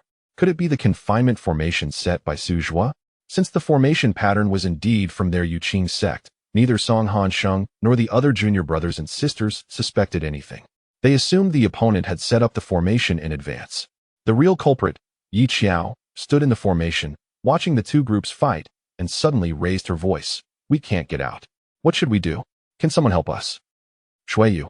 Seeing that this group was so engrossed in fighting that no one paid attention to him, Yi Xiao quickly observed the battle outside, then sat down cross-legged. All right, let's let them fight for a while. No one knew Yi Xiao would break the formation. They all thought Chongming's sect was temporarily trapped, and as the two groups fought, they became completely unrestrained. Dust and stones flew. The 5 elements formation. After they exhausted themselves, she would break the formation to collect the heads. Zhaichen watched this scene, not knowing whether it was fear or awe, muttering, so awesome. Chapter 56. You're stupid, who can you blame? Yi Xiao sat in the formation, watching the show for a long time, and finally concluded that Yi Qinghan wasn't that impressive. He was actually beaten by Song Hansheng to the point where he didn't even have a chance to get close. Both sects had suffered injuries, and neither could do anything to the other. Song Hansheng was quick to set up the formation, while Yi Qinghan was even more straightforward, directly breaking the formation with his sword. This method consumed a lot of spiritual energy, but with only 2 days left until the secret realm closed, he couldn't care less. If the Yuqing sect wasn't eliminated, it would be them, the Wenjian sect, who would be at the bottom. The talisman cultivators were indeed powerful. Shuiyu leaned over. I've decided to treat Ming Xian a bit better in the future. They couldn't see what was happening in the formation, so the few of them could sit back and enjoy the show. Mu Chongxi took out a bag of sunflower seeds. Want some? The 3 of them took some and began to munch on the seeds without any psychological burden. This is a confinement formation. Yi Xiao said. It's a type of formation from the Yuqing sect, not very lethal, and it lasts for a very short time. We'll go help Yi Qinghan once the formation is broken. It was impossible to ask the Changming sect to exert effort now. The only ones left to bear the brunt were the 5 from the Wenjian sect. Song Hansheng also found it strange as he looked at the motionless people from the Changming sect. The confinement formation was a weak formation. If they wanted to get out, they could force their way out. Could it be that their formation was too strong? Song Hansheng didn't think too much about it. After all, being able to stop the Changming sect was still acceptable. Otherwise, the 4 of them dealing with 2 sects' direct disciples would obviously be quite taxing. As the 2 sects fought fiercely, Yi Xiao finished the sunflower seeds in her hand, looked at the disappearing confinement formation, and clapped her hands. Let's go.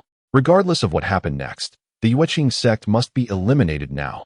With the disappearance of the confinement formation, Song Hansheng immediately noticed Yi Xiao's situation. There was no helping it. Her presence was too strong. Especially with the shadow of the surprise attack still vivid, he habitually paid more attention to Yi Xiao. Zhou Xingyun sighed and leisurely intercepted Song Hansheng's path, while glancing at Yi Xiao. You and Mu Chongxi go deal with the other 2. Song Hansheng stared at the sword in Zhou Xingyun's hand, feeling an old sense of pressure return. His expression tightened. I'm serious. Zhou Xingyun sheathed his sword, turned, and ran away, saying lightly, just kidding. Song Hansheng's face uncontrollably twisted for a moment, and he immediately chased after him. He knew Zhou Xingyun was difficult to deal with. He might even be unable to defeat him. Just now, He was only testing the waters, but Zhou Xingyun had retreated without a fight. Zhou Xingyun moved quickly, and Song Hanxing followed closely, creating a scene reminiscent of "You are the wind, and I am the sand," which astonished the onlookers. Confused, they wondered what these two direct disciples were playing at. I've been looking forward to them meeting and fighting for a long time. Being the chief disciple, Song Hanxing's understanding of formations wasn't inferior to others. In suitable situations, he could even hold his own against Yi Qinghan. But it turned out that the other party simply wouldn't fight him. Yi Xiao ran into Suzhua, and they exchanged a tacit understanding without any wasted words. Suzhua's fingers flicked talismans, and two talismans flew at her from a tricky angle. Yi Xiao, whose realm was a bit lower, couldn't dodge in time and got hit directly. The two talismans easily pinned her in place. Suzhua thought, is that all? Clearly just a foundation establishment cultivator. Yet he managed to make Song Hanxing feel like he was surrounded by enemies. Just as he easily pinned Yi Xiao down, intending to take her mustard seed back. The next second, the previously immobile girl suddenly looked up and kicked him hard. Talisman cultivators are all weaklings in close combat. With one kick, Yi Xiao broke Suzhua's ribs. He winced in pain, his face turning pale, staring at Yi Xiao in shock, unable to understand how she could move. Yi Xiao had no intention of explaining. She took two talismans identical to Suzhua's and stuck them on him. Soon, she rummaged through his mustard seed bag and found his identity token. Just as she was about to crush it, Suzhua's face turned white, and without thinking, he shouted, "Second senior sister." He tried to play the emotional card, hoping to evoke Yi Xiao's memories of their time in the Yueqing sect. However, Yi Xiao didn't give him a chance to talk her into it, and crushed the token while saying goodbye to Suzhua. As she finished dealing with Suzhua, Mu Chongxi also took down the sword cultivator from the Yueqing sect, before Yi Xiao made her move. The few direct disciples of the Yueqing sect had already been worn down by Yi Qinghan and the others, and their depleted spiritual energy was insufficient to continue. Therefore, the resolution went smoothly. Yi Qinghan watched as Zhou Xingyun leisurely played with Song Hanxing, his mouth twitching in annoyance. Finally, unable to restrain himself any longer, he picked up his sword and entered the fray. He initially thought he could observe Zhou Xingyun's swordsmanship while conserving his strength. But Yi Qinghan forgot that Zhou Xingyun was someone who would lie down if he could. Faced with the blockade of Zhou Xingyun and Yi Qinghan, Song Hanxing didn't even have time to cast a teleportation spell before a sword was silently pressed against his throat. Yi Qinghan asked coldly, "Will you crush it yourself? Or do you want us to help?" Having confirmed that even if eliminated, he could still secure a top 3 ranking, Song Hanxing decisively crushed his identity token. The Yueqing sect had no strong desire for the first sect. This competition was enough to prove themselves. Even if eliminated, Song Hanxing was still in a good mood. He finally avenged his previous humiliation. The audience collectively let out a sigh of relief. Finally, it's over. The Yueqing sect truly lived up to being a major sect of talisman cultivators in the cultivation world. Impressive. Wait, it seems it's not over yet. 3 of the 4 talisman cultivators had been eliminated, leaving only one, Yun Quebec, while Yi Qinghan and Song Hanxing were fiercely fighting.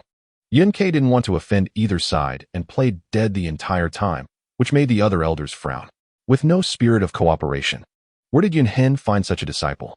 Yi Xiao noticed Yun Ke in the corner and said without hesitation, "Go. Surround her." However, Yi Qinghan easily resolved her sword strike, and the young man pointed his sword directly at Yi Xiao. They needed to leave a talisman cultivator to guide them, and Yun Ke's gentle personality meant they didn't have to worry about her betraying them halfway. She was the most suitable choice. As for those from the Changming sect, they were naturally useless now. Hey, is it not good to use us and then betray us? Mu Chongxi extended his hand and smiled as he pushed aside his sword, adopting an exceptionally arrogant posture. What happened to us teaming up? Aren't we your allies? Yi Qinghan replied coldly, "You're stupid. Who can you blame?" The people of the Changming sect had always been foolish. Yi Qinghan saw nothing wrong with betraying them. In the secret realm, what mattered was cooperation and strategy. The moment his words fell, golden iron chains formed a formation gathering in the air, and an invisible barrier rose around them. A square formation, locked. The brilliance surged, and the familiar formation caused the few of them to widen their eyes in surprise. Damn! Chu Xingji saw the formation overhead, and his first reaction was, the Yueqing sect's little trash can't play fair and is resorting to sneak attacks? Little junior sister looked at the formation beneath her feet, frowning. But Isn't there only one talisman cultivator from the Changming sect? Then who set up this formation?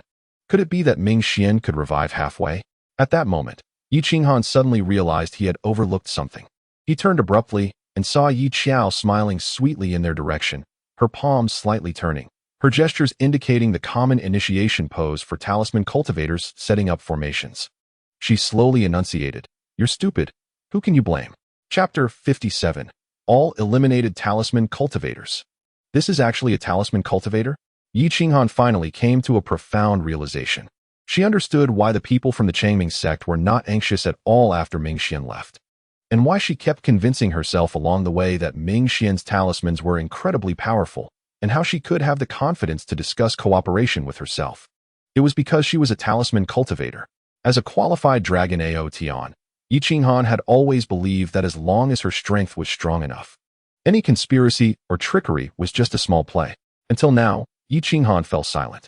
She quietly turned around to look at the formation above, expressionless as she swung her sword, only to find that it didn't budge at all. It was obvious that if Qin Huai could be trapped, they, who had just gone through a fierce battle and had almost exhausted their spiritual energy, were even less likely to enter or exit. The square formation was a more advanced version of a confinement formation. Yi Qinghan wanted to see what Yi Xiao could do to them. As long as she dared to come in, Yi Qinghan was confident she could eliminate two people. After calming down, she stood in the formation, staring at the outside. Yi Xiao completely ignored Yi Qinghan inside the formation. Her sword moves filled with spiritual energy fell mercilessly, forcing Yun Ke to retreat hurriedly. Second senior sister. Yun Ke felt a bit wronged, not understanding why she was targeting her. She looked at Yi Xiao's expressionless face, bit her lip, and formed a formation with her fingertips, wanting to show Yi Xiao a thing or two. Little did she know, the moment Yi Xiao saw her form the formation, her eyes lit up. Just as Yun Ke felt puzzled, she discovered that Yi Xiao had also followed her to create an identical spell seal. The patterns on it were precisely from the Weching sect. Perhaps it was the first time imitating someone. Yi Xiao's movements were slightly awkward, but in no time, she found her rhythm, and two identical spell seals were formed. Yun Ke, have you ever tried the power of overlapping two formations? Yi Xiao shook the formation she had formed in her hand, smiling slightly. Yun Ke instinctively took a few steps back, her pupils suddenly constricting. Overlapping two formations? The result of the compressed collision of spiritual energy could only be an explosion. Just as this thought flashed through her mind, the next second, the two identical Yueqing sect formations overlapped, producing a huge sound that instantly created a large pit in the ground. Yun Ke ran quickly, but she was still affected. And in the end, the ones who suffered the most were the direct disciples of the Wenjian sect inside the square formation. If the power generated by the two attacking formations had not been for their high cultivation, they would have been blown to bits.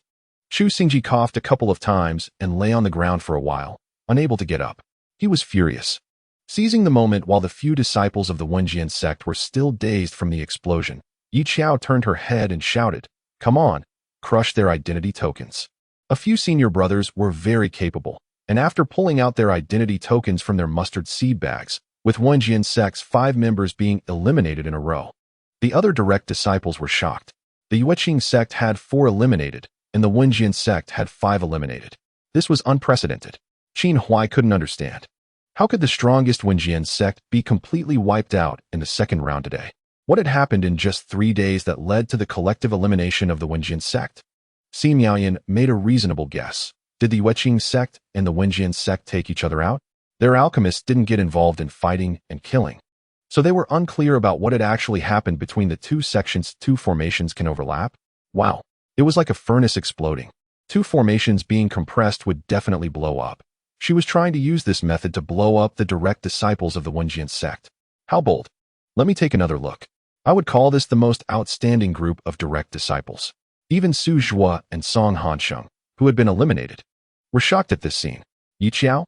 In their minds, without the threat of talisman cultivators, Yi Qinghan would definitely not let the Changming sect go. Song Hansheng had already thought of mocking them for being brainless after Yi Xiao and the others were eliminated. But what did they see? A talisman formation. The Yueqing sect's formation. Exactly the same as the one Yun Ke had set up. Song Hansheng's eyes narrowed slightly, and at that moment, he vaguely remembered that Yi Xiao had previously asked him for the inner door-esque cultivation methods and talisman books.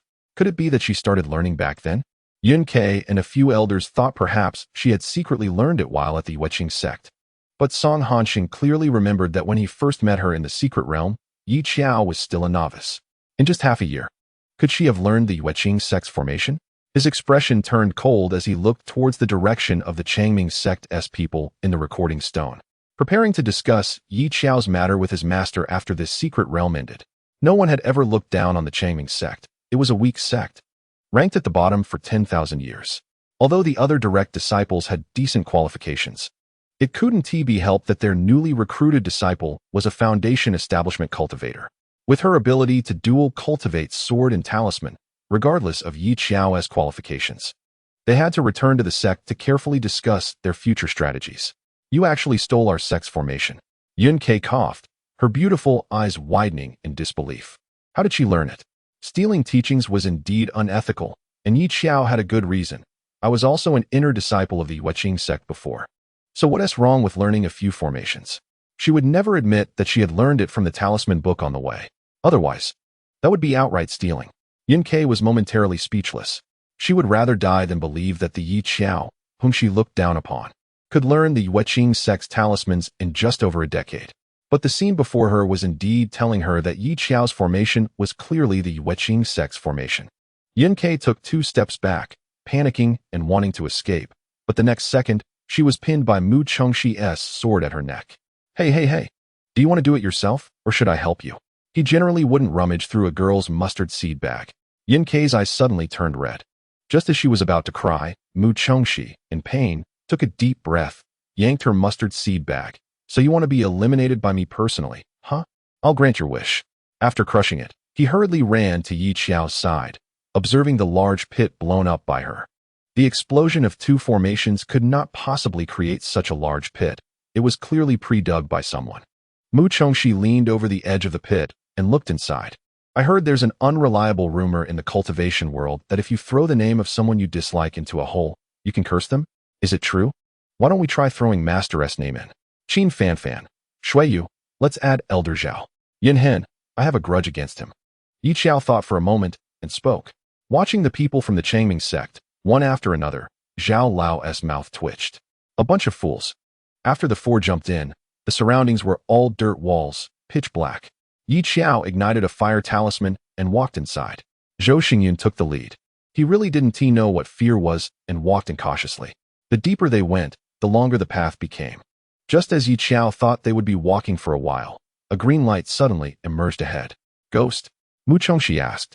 I don't believe it, Yi Xiao replied. It's a demon beast, Zhou Xingyun said in a low tone. These two could really chat anytime, anywhere.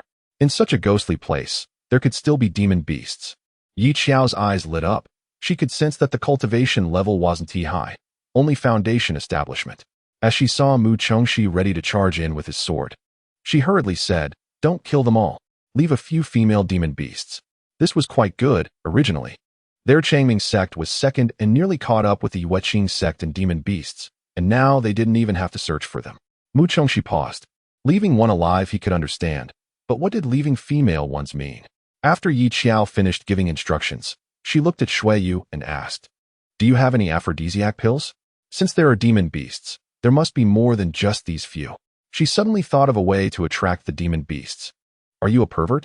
If it weren't for the fact that there was no smoke in the cultivation world, Shuiyu could have puffed out a smoke ring at that moment to express his weariness and confusion. Yi Xiao kicked him expressionlessly. You're the pervert. What I mean is, once the demon beasts are in heat, won't other male demon beasts come over to mate when they smell it? It's just like how dogs go into heat. And the demon beasts in the cultivation world are even more unreasonable than dogs. Shuiyu pondered for a moment and realized it might actually work. Why hadn't he thought of this method to lure demon beasts before? But, junior sister. He raised his hand, weakly attempting a final struggle. I'm a serious alchemist. If that old man at home knew I learned to make aphrodisiac pills after joining the sect, he'd probably go crazy. Yi Xiao succinctly replied, 1 million. All right, I understand. Shuiyu enlarged the alchemy furnace in his hand, drawing in energy from the surroundings, full of vitality. I'll practice more, better safe than sorry. Does anyone know what their 1 million is about? I don't know. It probably involves some secret of the Changming sect. Otherwise, why does everyone sound like they've been juiced up when they bring it up? Let me explain. The Shui family's direct line is known for being feudal. In simple terms, the family is filled with a bunch of old-fashioned people.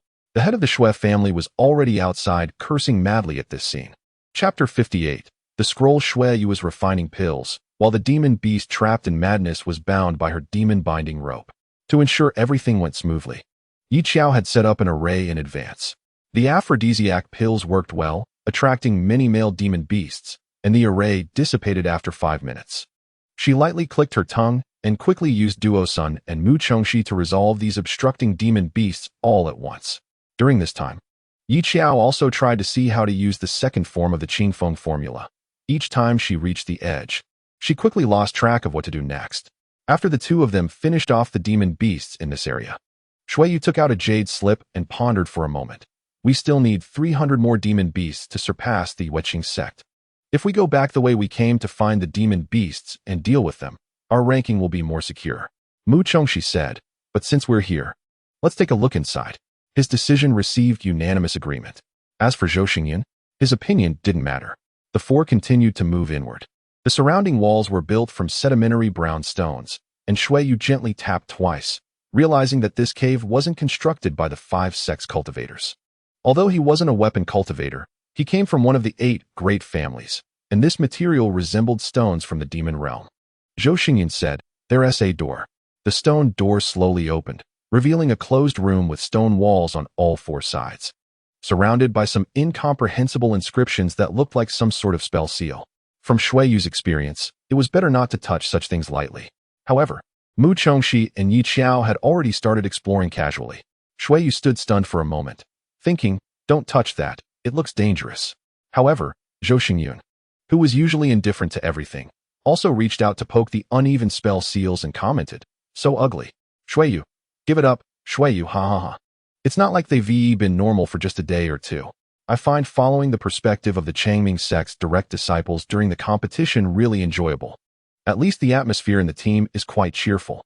After trying to dissuade them several times and realizing he couldn't stop them, he also chose to join in. If you can't beat them, join them. The four had clearly turned this strange place into their own backyard. Outside, Ming Xian watched this scene with jealousy. Damn it.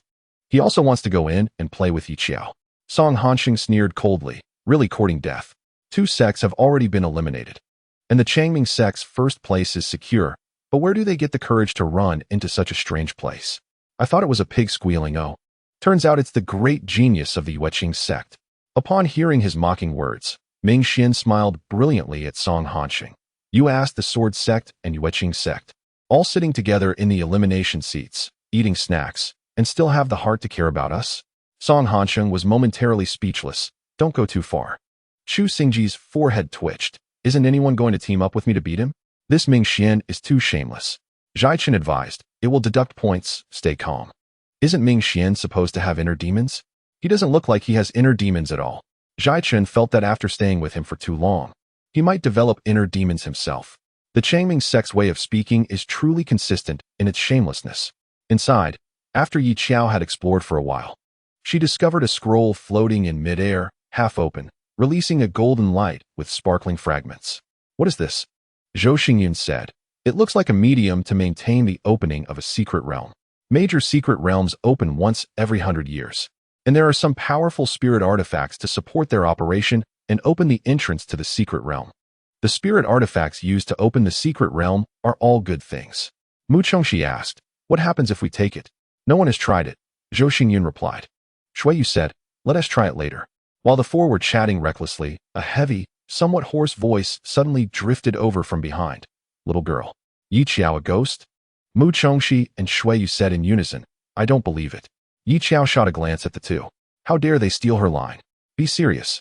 Zhou Xingyan gestured for them to look back and show a bit of respect to the old man. An outsider cultivator said, so your so-called respect is just calling him an old man? The old man had actually endured for a long time. He originally thought they were a group of loose cultivators, but seeing these four swaggering in like bandits and wearing matching red sect robes, he began to take notice. They were direct disciples. However, has the standard for direct disciples in the cultivation world fallen so low? Yi Qiao leaned forward and saw an old man dressed in gray, looking somewhat frail, like a shadow, as if he could vanish in the next moment. She roughly had a plan in her mind and innocently asked, "Can't you get out?"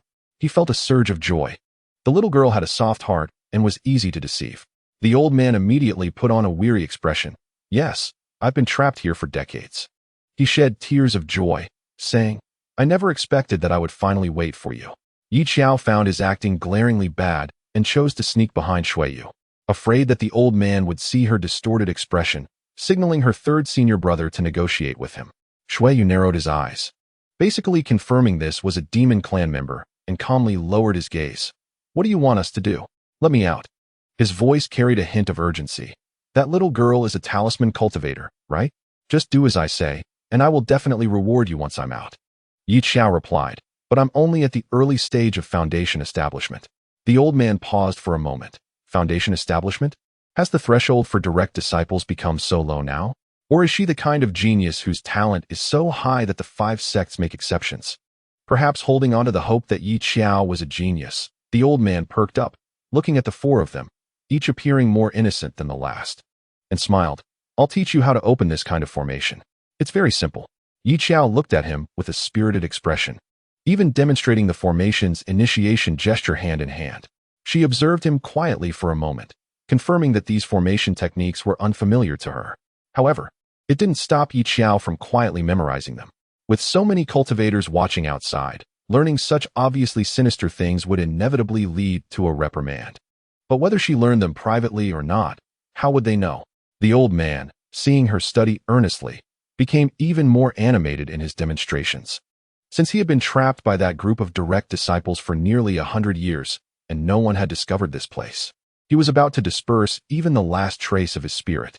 The demonic clan's cultivation methods were underhanded, as long as a trace of spirit remained. They could seize a body, which wasn't difficult for him as long as he could escape. "Did you learn it?" he asked, exhausted from teaching. He looked at Xiao with anticipation. Xiao shook her head. "I didn't learn it. It's too difficult. How about you teach some simpler ones?" The old man's expression twisted for a moment, but he quickly smiled. "All right." He endured it, but inwardly he cursed the sect leaders of the 5 sects, wondering which foolish donkey chose these direct disciples. They were simply as dumb as pigs. He had transformed it over 100 times. Yet she hadn't learned a single one. Song Hansheng, witnessing this scene, finally felt relieved. The old man's formation techniques were quite simple, and yet Xiao couldn't remember any of them, indicating that it definitely wasn't something that could be learned in half a year. As for what Xiao had boasted about earlier regarding his junior sister having a photographic memory, he had long forgotten. Who would believe that? "Did you learn it?" the old man asked again. Xiao replied vaguely, "Sort of." She had indeed remembered quite a bit. So she looked at the old man and confirmed again. "You really can't get out?" The old man nodded quickly, skillfully painting a picture of hope. "Yes, young lady." Xiao beamed with a brilliant smile, grabbed the floating scroll, and ran away, leaving behind the words, "Since you can't get out, then I can relax." Chapter 59. It really collapsed after the 4 of them ran out. Xiao immediately looked up at the sky. The secret realm was about to collapse. The ancient battlefield relied entirely on this scroll for support, and after Xiao took it away, the secret realm lost its energy support and was clearly going to close early. Fortunately, there would be elders guarding the secret realm during the 5 sects competition, preventing other loose cultivators from entering. This meant that only the direct disciples of the other sects would suffer. Zhou Xingyun felt a strange sense of finality upon hearing this. It really did collapse. What was going on? Qin Huai was stunned. He watched as the demonic beasts that had originally been sleeping in their nests all ran out, starting to go wild, and the barriers in the secret realm were faintly beginning to crack. Duan Hengdao, the secret realm ended early? It's only the 3rd day. Why? He didn't understand what kind of unexpected event could cause the secret realm to end early. In the previous great secret realm, he and Xiao had stayed for a full 5 days. This situation was too bizarre. As the chief disciple, Qin Huai held the power to decide whether to leave or stay in the secret realm. Ultimately, he glanced at the rankings that had been pulled apart, and for the safety of his junior brothers, he waved his hand. "Let's go." He crushed the identity token to exit. Yu Qingzong remained in first place with 300 points. Cheng Mingzong was second with 4,000 points. Cheng Fengzong was third with 200 points. Under the current circumstances, there was no need to struggle. Qin Huai looked at the secret realm that was about to close and sneered internally. Plans could never keep up with changes. With Yu Qingzong exiting, it was only logical that Changmingzong would secure first place if they stayed a few more days. Perhaps Yi Xiao hadn't expected the secret realm to close early? He was somewhat eager to see the expressions of the Changmingzong members. We're leaving.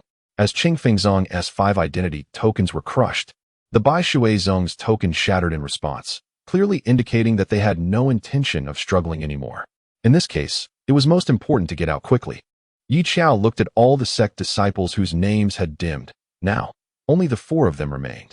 How many more demonic beasts do we need? Shuiyu replied, 300. Yi Xiao looked at the precariously collapsing secret realm, turned back, and took out the bamboo shoots. Then they would gather enough. With all 4 sects exiting, the most eye-catching now was Changmingzong, and everyone was eagerly watching the recording stone. The elder of Qingfengzong couldn't help but scold. Why aren't these kids coming out quickly? They even dare to stay in the secret realm. Mu Chengxi said, it's fine. The secret realm won't end that easily. Yi Xiao has been down twice, and there is plenty of time. Moreover, she still wants to try the second form of the Qingfeng Ju. Zhou Xingyun, seeing this scene, pursed his lips tightly. He had always been too lazy to concern himself with these trivial matters, but now the situation was different. He sighed, reached for the sword at his waist, gently patted the backs of the 2, and said, be careful. The young man drew the Duanshuan's sword, and in an instant, the sword light was bright as snow, leaving only a chill in the air wherever the sword light passed. Zhou Xingyun deliberately slowed his speed, and Yi Xiao barely caught the posture he had when he swung his sword. The path to simplicity, the clear wind and bright moon. There were no flashy moves. The 2 were stunned and immediately imitated his movements to strike the initiation gesture. The next moment, Zhou Xingyun coldly struck Mu Chengxi's right hand. Wrong. Again. Mu Chengxi cried out, Senior brother, it hurts. Yi Xiao said nothing and silently adjusted her posture. No. Were they crazy? After finally understanding what they were doing, Duanyu was dumbfounded. They were using the time before the secret realm collapsed to comprehend the second form of the sword technique. Who taught them this? The elder of the sword sect commented, young and fearless. In terms of swordsmanship, it depended on talent. He had seen Yi Xiao use a sword. Compared to other direct disciples who were proficient, Yi Xiao seemed a bit uncoordinated, so he deduced that this child's foundation might not be very good. Yi Xiao took a deep breath, gathered her strength, and swung out. She had practiced a few times before, but the sword techniques were too abstract. Without entering a meditative state, she couldn't see the real person performing them, which led her to only vaguely touch the edge of the second form. Zhou Xingyun's sword style instantly became clear in her mind. She swung her sword down, and the sword wind silently passed, revealing a flow of blood. It seemed gentle, yet was filled with killing intent. The difference between the first and second forms was probably that the first form was suitable for fighting, while the second form was suitable for hunting. If used well, it could completely be used to kill. However, for now, it could only be used to kill demonic beasts. This cultivation world was still somewhat different from the bloody battles she had imagined.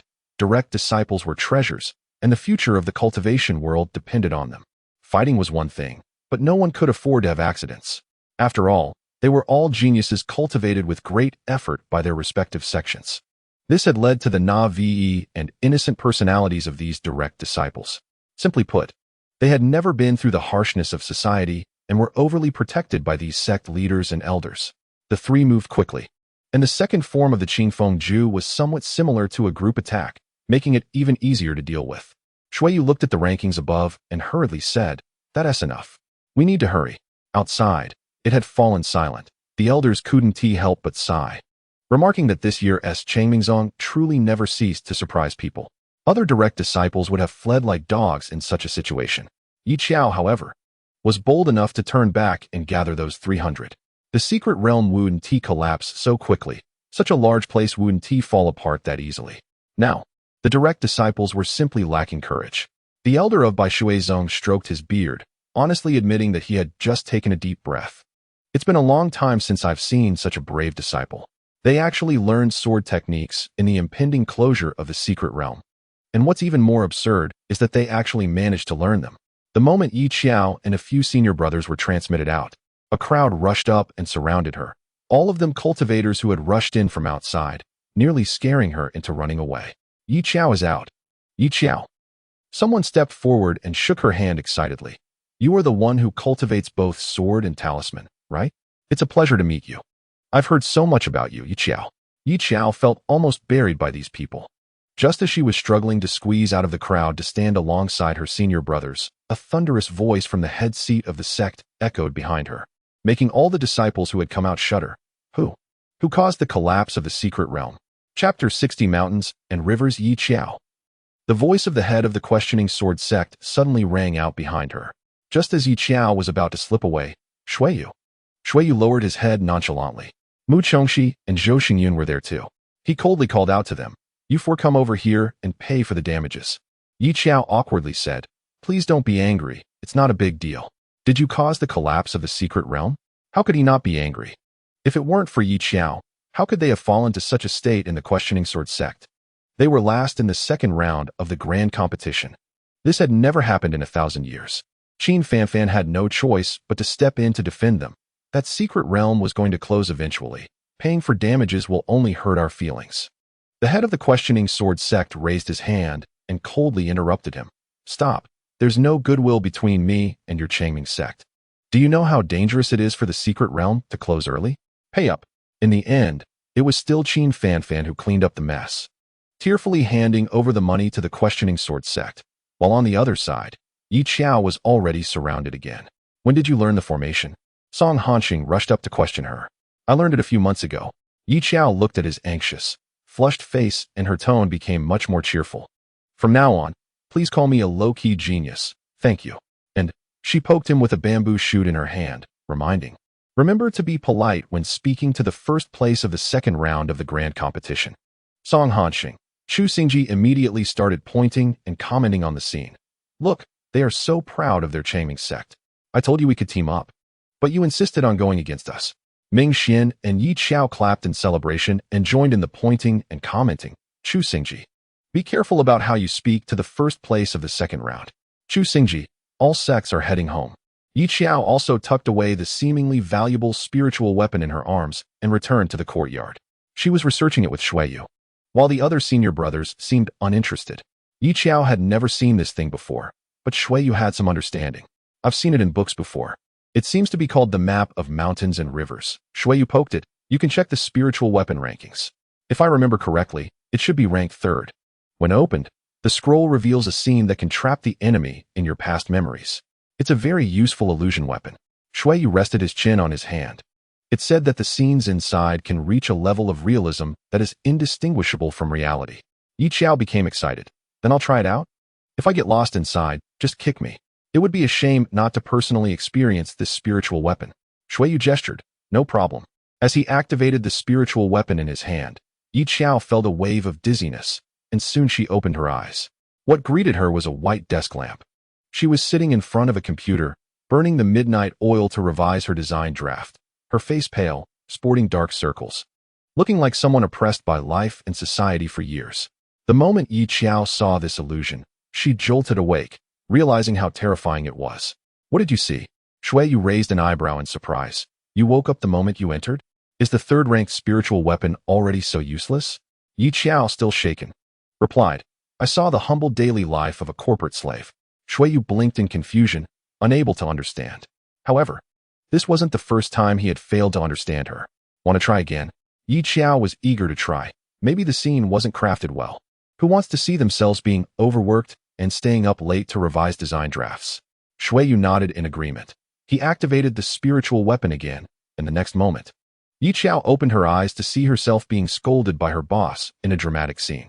She wiped her face expressionlessly, waking up again. "Shuiyu, this spiritual weapon, is it useless?"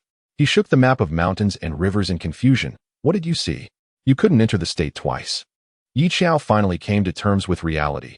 She sighed heavily, placing the map of mountains and rivers on the table. "Forget it. This thing should stay as far away from me as possible." The map of mountains and rivers only reminded her of scenes from modern life. However, Xiao didn't miss the days of staying up late to rush design drafts at all. Shuiyu twitched his mouth, having to put away the map of mountains and rivers. This was a spiritual weapon that could evoke deep memories, and logically, her first reaction shouldn't be to want to escape those memories. What was with her expression of avoiding it?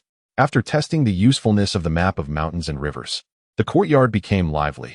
Ming Xian and Mu Chongxi were preparing a barbecue, saying they wanted to celebrate. By the time they came out, the bonfire was already set up. Ming Xian ignited a fire talisman and threw it in. The flames shot up high immediately. Hearing the commotion next door, Song Hanxing snapped back to reality from the talisman book, frowning and asking, "What are they doing next door? It's so noisy at night." Suzhua sniffed with his dog nose. "It seems they are cooking?" "Cooking?" Song Hanxing was even more speechless. "Don't they have any fasting pills?" Suzhua's voice was low. "I heard they're celebrating. It smells really good. I wonder what they're making." Song Hanxing withdrew his gaze, wanting to continue reading the talisman book. But the aroma was too distracting. He sat up. "Let's go over to the other sect and take a look." Suzhua, he actually didn't want to face Xiao. Every time he faced that former second senior sister, his feelings were inexplicably complicated, and for a moment, he even wondered if she hadn't left, would things be different? Although this thought was quickly extinguished, he couldn't deny that he had fantasized about it. The two arrived just in time. Xiao was sitting there barbecuing. Hearing the noise, she looked up at the two and said 2 words, "Pay up. If you want to eat." She was afraid they wouldn't understand, so she added, "You have to pay first." Song Hanxing didn't expect her to see through his intentions immediately. He thought since he was here, he couldn't give up over a few spirit stones, and he couldn't afford to lose face. The young man's face darkened at her words, and he reluctantly threw her 3 high-grade spirit stones, then sat down expressionlessly to wait. Xiao didn't chase off the uninvited guests. After all, if they wanted to eat, they had to pay. Xiao was quite fast at grilling, but her senior brothers were also quick at grabbing. Song Hanxing watched as the plate was swept clean and his face darkened again. The 5 of them took turns grilling, and before they knew it, they had grilled too much. Song Hanxing's plate was already piled high. Xiao yawned, glanced at the sky, and saw that Song Hanxing was still not leaving. She immediately grew impatient and urged him, "Aren't you done eating? Why aren't you leaving?" Song Hanxing was also annoyed. "Can't you see I still have food on my plate?" Xiao was taken aback for a moment. "Oh, so are you planning to finish eating here? Can you even finish it?" Song Hanxing looked at her with a blank expression, his voice suddenly raised. "If I can't finish it, can't I just take it away?" He couldn't help but smirk internally at Xiao's stunned expression. Who would have thought he had become smarter? From now on, the people of Changming sect would no longer be able to trick him out of a spirit stone. Watching Song Hanxing actually take the entire plate of roasted meat away, Xiao crossed her arms, feeling even more complicated. Ming Xian was also stunned for a few seconds. What was going on? Previously, Song Hanxing was the top disciple who insisted on staying in the best rooms at the inn. Xiao said with a heavy tone, "I've noticed that he has really changed a lot during this time." "Oh."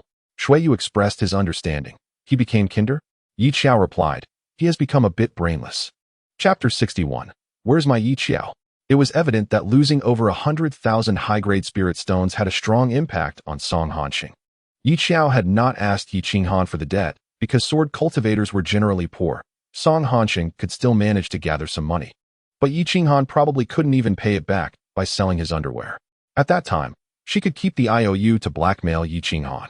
The opening time of the secret realm was uncertain, and they had just begun to relax for a few days when Qin Fanfan casually walked in, clapping her hands. "I have good news and a not-so-bad news. Which one do you want to hear?" "What's the good news?" "The good news is that the secret realm won't open for another 2 months, so you can relax." Xiao immediately high-fived Shuiyu. "I want a high-five too." Mu Chongxi also came over to join in the celebration. Ming Xian asked, "What about the not-so-bad news?" Qin Fanfan said, "Someone has commissioned a task for the 5 sects. With a deadline of 2 months. You might not be able to relax anymore." "What a terrible piece of news." Ming Xian rolled his eyes, not accepting it. What kind of task would require the 5 sects to intervene? "We won't go become scapegoats." Changming sect also had tasks, mostly involving hunting monsters to obtain spirit stones. And there was no need to take on such tasks since they weren't short on money. Qin Fanfan interrupted him. "The reward is a chaos pearl." The chaos pearl, a treasure of enlightenment from the heavens, was something everyone wanted. Consequently, the other sects wasted no time in sending their best disciples. Recently, the movements of the demon clan had been rather significant. Whoever could deal with them would get the pearl. She patted the shoulders of several disciples. "Work hard." Who commissioned the task? Ming Xian indeed stopped complaining. Who wouldn't want a chaos pearl, said to carry some kind of opportunity left by the Tao of Heaven? Although its authenticity was uncertain, it was no wonder the 5 sects were eager to try. It was commissioned by the city lord of Yinshui City. It was a small city where the cultivators were mostly at the foundation establishment stage, and with many loose cultivators. If the demon clan truly caused chaos, they wouldn't be able to find any clues. Be careful. The demon clan won't come with good intentions. Xiao poked the teacup on the table, not wanting to move. She was so tired and wanted to sleep. You forego. Qin Fanfan glanced at Xiao, who was lying down and slacking off. You stay. Why? Mu Chongxi was the first to protest. Why should she get to stay? With so many disciples from the 5 sects going, it wouldn't even be their turn anyway. Xiao, who could stay behind and slack off, undoubtedly drew envious looks from the other 4. She's at Foundation Establishment. You're also at Foundation Establishment? Ming Xian weakly raised his hand. I'm at the peak of Foundation Establishment. You go too. Qin Fanfan glared at him. Don't make excuses. It's just right for you to go and train. These kids were all delicate flowers in a greenhouse. If they didn't find opportunities for them to train, they'd have no idea how they'd die when going out alone in the future. Hearing that she didn't have to go, Yiqiao's eyes lit up, and she immediately made a yay gesture to the other 4. It's okay. You guys rest well. I will remember you. Although my body can't go, my spirit is with you. Ming Xian asked, is there anyone who will help me beat her? Shuiyu said, forget it. You won't be able to beat her without talismans. Ming Xian exclaimed, damn it. Looking at the other 4 who looked like they had lost their souls, Qin Fanfan still offered some comfort. Don't worry. Xiao won't be idle either. I found her a great talisman master to train her reaction speed and familiarity with formations. After all, she was a rare dual cultivator of sword and talisman in the cultivation world. It was one thing not to know before, but now she had to be sent to cultivate, finding her a master who could draw talismans. Qin Fanfan clapped her hands and announced, your little master uncle is a talisman cultivator. I've notified him to come teach you. Changming's sect had about 4 peaks. She had been to the Dan Peak once, but had never set foot on the other 3 peaks. Strictly speaking, she had 4 master uncles, and the one Qin Fanfan found was probably from the Talisman Peak, right? Mu Chongxi asked, huh? Little master uncle? Xiao, being a latecomer, naturally didn't know much about the masters from the 4 peaks, and she was only surprised by this remark. However, the reactions from the other 4 senior brothers seemed quite significant. Why is he coming? Ming Xian took a sip of water. Isn't he always sleeping? Every sentence began with he, without any respect for the elders. Qin Fanfan succinctly explained. I heard a dual cultivator of sword and talisman has arrived, and Xie was curious, so he came personally. 2-path dual cultivation was quite rare. Who wouldn't want to come and take a look? Just as she finished speaking, the door was pushed open. A man walked in, rubbing his eyes, looking like he hadn't woken up, and when he caught sight of Mu Chongxi, his light brown eyes brightened slightly. Are you Xiao? Xiao leaned closer to Ming Xian, unable to help but say, no? Is he blind? With a name like hers, how could it possibly belong to a man? Ming Xian replied, little master uncle has been foolish for many years. Our master hasn't abandoned him, so you can understand. Xie reached out and pinched Mu Chongxi's cheeks. Smiling, you look quite silly, and yet you managed to take first place in the competition? Mu Chongxi's face was being contorted. He wailed for a long time. Little master uncle, stop it. He struggled to break free from the other's grasp, pointing at Xiao without hesitation. She is the person you are looking for. After Xie released him, he smiled and said, oh, I know. I was just teasing you. Qin Fanfan remarked, are you done causing a ruckus? Xie was always quite absurd, if it weren't for the sudden need for a talisman cultivator to come and teach. Qin Fanfan wouldn't have come looking for this junior brother. You forgo to Yinshui City. If there's danger, crush the jade slip to notify us. He continued. Yiqiao's cultivation is too weak, so she can stay. Keeping Yiqiao behind, Qin Fanfan felt it was safer. After all, this child was too capable of causing trouble, and the demon clan was not a place for her to mess around. Yiqiao had no objections. That's great. I don't want to deal with the demon clan anyway. It sounds too troublesome. Moreover, it was hard-earned to have 2 months of vacation. Overtime was shameful. Mu Chongxi was ruthlessly dragged away by Zhou Xingyun, looking unwilling with a face full of resentment. Ming Xian cautioned, this little master uncle is very bad. Keep your distance. He didn't want to recall how he was once tricked by this little master uncle. It was too cruel. Shuiyu hesitated. You rest in peace. After saying that, he also left, leaving Xiao with a head full of question marks. After the 4 senior brothers left, only Qin Fanfan and Xie remained. Xiao doubted the naming skills of the previous generation's sect master. She stepped out of the courtyard, found an empty spot, took a deep breath, and prepared herself mentally. Let's get this done quickly and go back to the sect to sleep. Xiao snapped his fingers, and a formation opened up from the center, ready to go. He didn't know when he had set up the formation in advance. The complex patterns expanded from beneath her feet, and in the blink of an eye, Xiao was already trapped in the formation. At the moment she entered the formation, various attacks came at her continuously: sharp swords, demonic energy, spells, and physical attacks all at once. Xiao was caught off guard and couldn't find a way to break the formation throughout the process. Regardless of her realm, this formation was far beyond her capability. Xiao could only force herself to defend, but within a short time, she was bounced out. Xiao said, "I've seen some of your shadow stones. You seem to enjoy catching your enemies off guard. It sometimes works, but if you encounter someone quicker than you, you'll just be beaten the whole time." He lowered his eyes and stared at Xiao for a while. So, Xiao's tone became serious, and Xiao finally retracted her unorthodox evaluation of him. Ha. He smiled. "So let's continue." Xiao, in the following days, Xiao was trapped in the formation for a full 3 days. On the 4th day, she barely found the formation's eye. Luckily, her little master uncle had a bit of conscience and didn't draw an offensive formation. Otherwise, she might not have lasted 3 days before perishing. Out. Xiao lazily opened his eyes wide, quite fast. Faster than he had expected. After Xiao came out, she collapsed like a pancake. The next moment, before she could react, she was back in the formation again. Damn.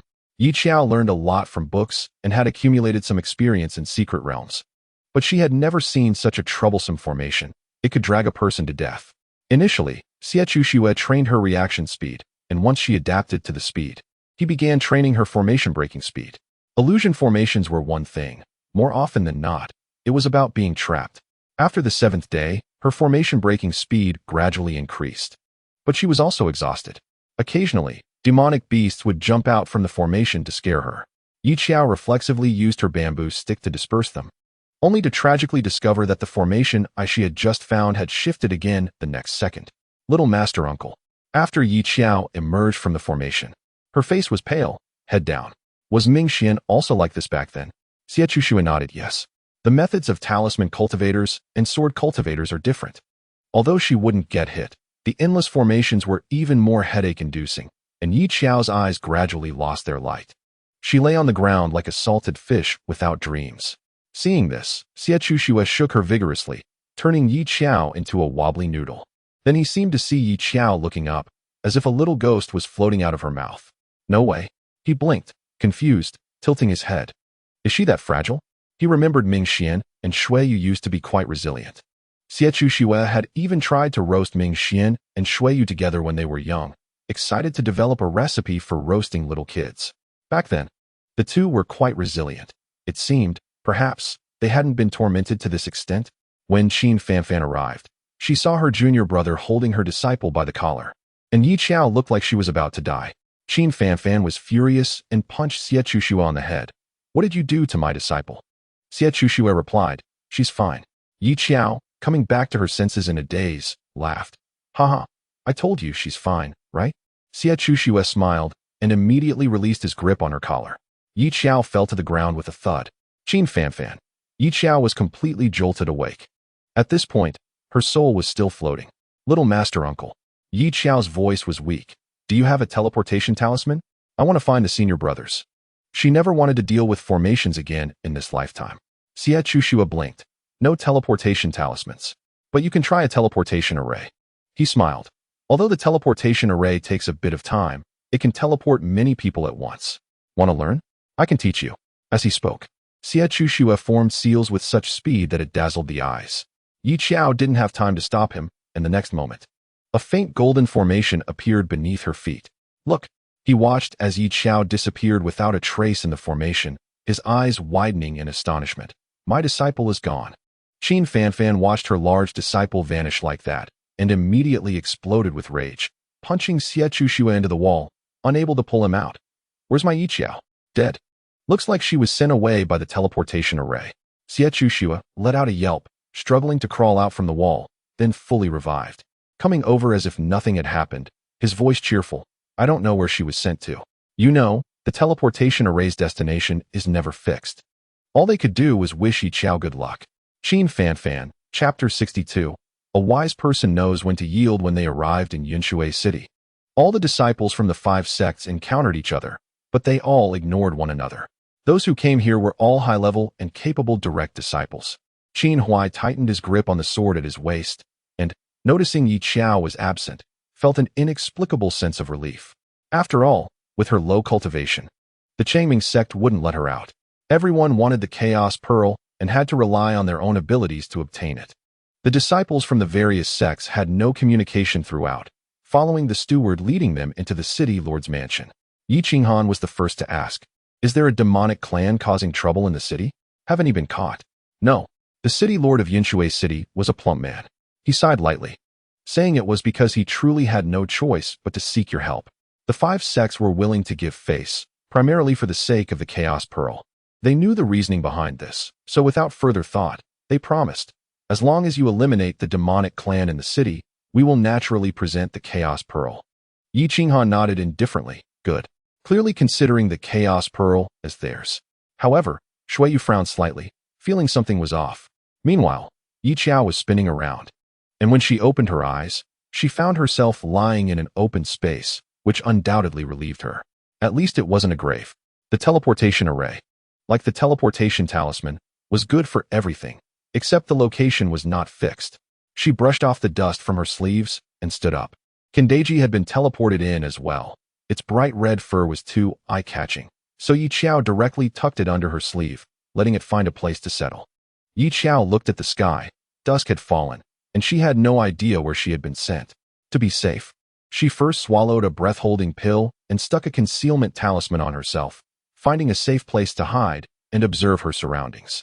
There were patrolling soldiers nearby, but since their cultivation levels were low, no one noticed the quietly hidden Yi Xiao. When the last soldier passed by alone, she quickly covered his mouth and knocked him out. Kendeji was dumbfounded. It never expected that this person would be so bold, even daring to knock someone out in such a situation. Kentucky Fried Chicken woke up to find itself in this spooky place after following Yi Xiao, and it was extremely panicked. Its contractor was just a rookie in the foundation establishment stage, the kind that couldn't beat anyone after stepping out. After knocking the person out, Yi Xiao muttered something that offended them, then stripped them of their clothes and changed into them.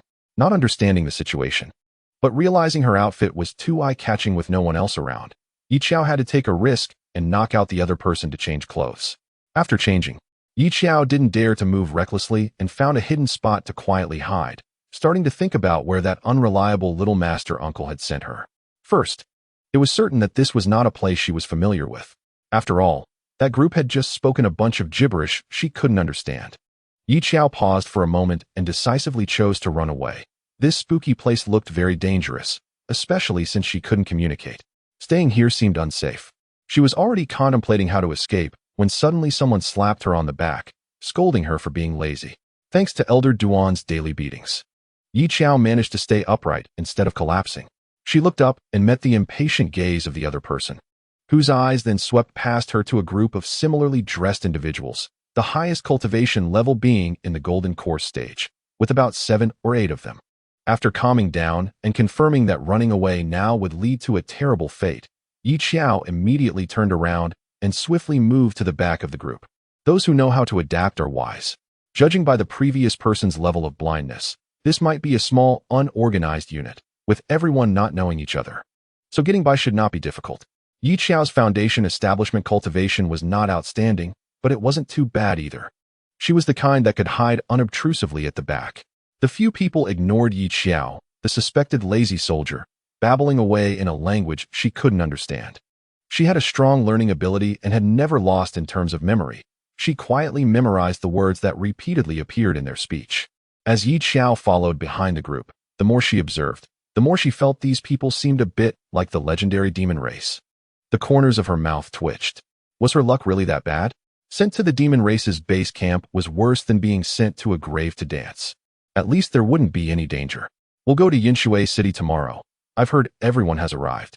Several cultivators from the 5 sects are also here. He sneered a couple of times, indicating they would not return. Yi Xiao vaguely understood the earlier part of the conversation, but she didn't catch the last 4 words, which probably weren't good. The jade slips used by cultivators could send messages, but her current situation was not suitable for sending messages. Moreover, from the conversation of these demon race members, it seemed they were well aware of the movements of several other sects.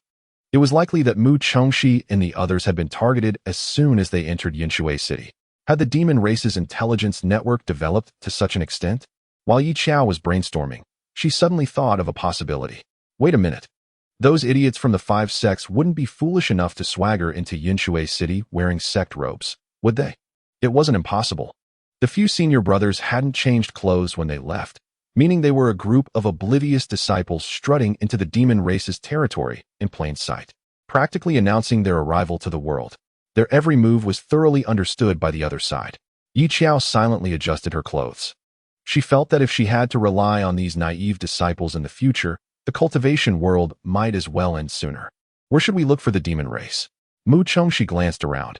It doesn't feel like anything strange is here. It wasn't just Changming's sect. Other sects had also sent people over, all treated as honored guests. They claimed to be here to investigate, but there wasn't a single clue. If the little junior sister were here, Ming Xian propped his chin. What would she do? Forget about the little junior sister. Mu Chengxi slumped on the table, weakly muttering, the little junior sister isn't here. Now they could only rely on themselves. Although Yinshui City was a small city-state, there were quite a few people. Trying to find the demon race would be like searching for a needle in a haystack. The few of them had stayed in the city lord's mansion for a whole 7 days without a single lead. Is there any news from the other sects? Mu Chengxi poked the person next to him. Shuiyu shook his head. No? They're all running around like headless flies. Zhou Xingyun fiddled with the tassels hanging from the table, speaking in a calm tone. Is it really possible for a small city like Yinshui to have a chaos pearl? He had always maintained a skeptical attitude, but the information came from the 5 sects, which seemed credible. Maybe it was some unexpected opportunity they stumbled upon. Ming Xian shrugged. After all, not all good things can be taken away by the 5 great sects and 8 families. Shuiyu, I wonder how the little junior sister is getting along with the little master uncle. It should be lively these days, right? He could only sincerely hope that Yi Xiao was safe. Meanwhile, Yi Xiao, being in the demon race's camp, was trying her best to quickly memorize their language to avoid revealing herself later. KFC was tucked inside her sleeve, too scared to move. It found following this master quite thrilling. Waking up in a different place was one thing, but now being in the demon race's territory was another. Also, when did she learn the demon language? On this side, Yi Xiao was smiling brightly, already conversing skillfully with the others.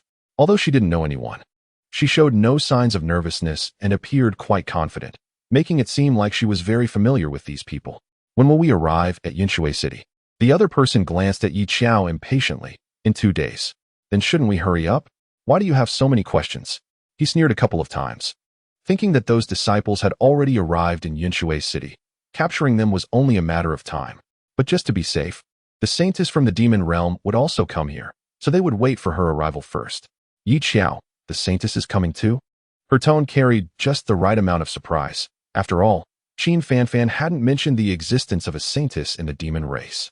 Throughout the conversation, the other party only mentioned how simple this task was, just dealing with the demon race's disruption to obtain the Chaos Pearl. If it were too dangerous, the other sects wouldn't have been so at ease letting their disciples go. Was there a problem with the 5 sects' intelligence? Clearly, Yi Xiao's naive exclamations greatly satisfied the other party's vanity.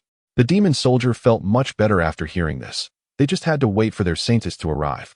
And they would surely capture those clueless disciples from the 5 sects in one fell swoop.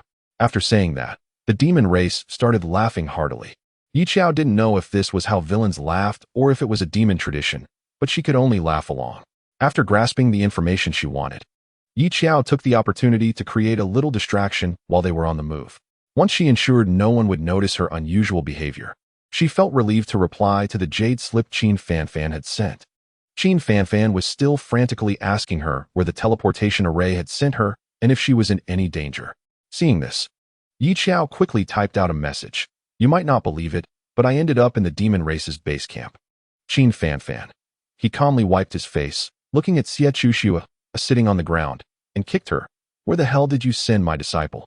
Xie Chuxua dodged quickly. What's wrong? Didn't she want the teleportation talisman? I even generously gave her a teleportation array. He tilted his chin, looking quite pleased like a cat. Qin Fanfan kicked him again, sending him flying. After a moment of calm, she sent a jade slip to Yi Xiao. What's the situation on your side? Take it easy. Don't act recklessly. The demon clan is not a place you can mess around in. Do you have a chance to escape? If so, I'll arrange for someone to pick you up. Xiao looked around the environment. For now, it seems I can't escape. Moreover, she felt that not only was she unable to escape, but probably the other direct disciples from several sects were also stuck. That mission looked like a trap, no matter how she viewed it. Xiao didn't ask Qin Fanfan if she could bring back a few senior brothers. After all, Yunshui City was likely already under the control of the demon clan spies. If those people stirred up any trouble, it would definitely alert the demon clan. Remaining still was the best choice. Have you seen what the Saintess looks like? Xiao tucked the jade slip away and turned to casually ask a demon soldier nearby. I haven't seen her. He replied, the Saintess is not someone we can see. Xiao, oh, given the current situation, it was clear that they were at a disadvantage. Xiao calmed down and continued to extract information casually from this demon soldier. She roughly understood what the Saintess was like, a taciturn nascent soul powerhouse whose goal was to capture all direct disciples. The other party would come to meet them in 2 days. Xiao had seen the demon clan before. Previously, she had been locked up with an old man in a secret realm. That person was at least an elder in the demon clan, and he spoke fluently in a language she could understand. Thanks to that old man, she had learned quite a bit about the demon clan's formations and how to break them. If she had to use them, she could indeed manage. Xiao slowly lowered her eyes and suddenly came up with a bold idea. Chapter 63. That is what they deserve. Xiao had always been quite bold. After realizing she had entered the demon clan's territory, she decisively stripped a demon soldier of his clothes and put them on herself. Recalling the mission Qin Fanfan had mentioned earlier, what could be better for gathering intelligence than infiltrating the enemy's stronghold? Clearly nothing, so she felt justified in staying. Upon learning of Xiao's choice, Qin Fanfan was completely dumbfounded. He actually wanted her to hurry back. After all, she was only at the foundation establishment stage. Surrounded by so many golden core cultivators in the demon realm, she would be lucky to escape unscathed. Xiao, I'm participating in that mission. Remember to give me my reward later. The intelligence network of the 5 sects shouldn't be so useless that they couldn't even gather this basic information. Xiao suspected it was definitely premeditated, aiming to train these direct disciples' alertness. Qin Fanfan was silent for a moment before replying. There are extra rewards for completing the mission. Since this was a trial, everyone should be treated equally. It was fine if Xiao didn't get involved, but now that she was infiltrating the demon clan's territory, it was clear she intended to participate in the trial. Among these direct disciples, Xiao had the lowest cultivation level, and since a rare dual cultivation genius had finally emerged, he initially didn't plan to let her go. But what happened? In the end, that idiot Xiao transmitted her over. Qin Fanfan was so angry, he nearly flipped the table. The culprit, Xiao, propped her chin on her hand and blinked. Hey, which of the direct disciples do you think will come in first in this trial? The task rewards were indeed real. They had privately discussed with the other 4 sects about who could achieve first place in this trial, and the Chaos Pearl would go to whoever succeeded. As for how to judge who was first, it would definitely depend on which of the children performed better during the trial. Qin Fanfan was silent for a moment. I think it might be Xiao. Don't ask. It's just a gut feeling. In this trial, while the other disciples were still spinning in place, Xiao had already run over to the main demon force. Taking advantage of the patrols, Xiao casually sent messages to a few senior brothers with a relaxed expression. Can you check on the news about the demon clan Saintess? Get back to me as soon as possible. Right now, she only had 2 invisibility talismans, and these talismans had time limits. Once the demon clan discovered her as an outsider, she would definitely be in trouble.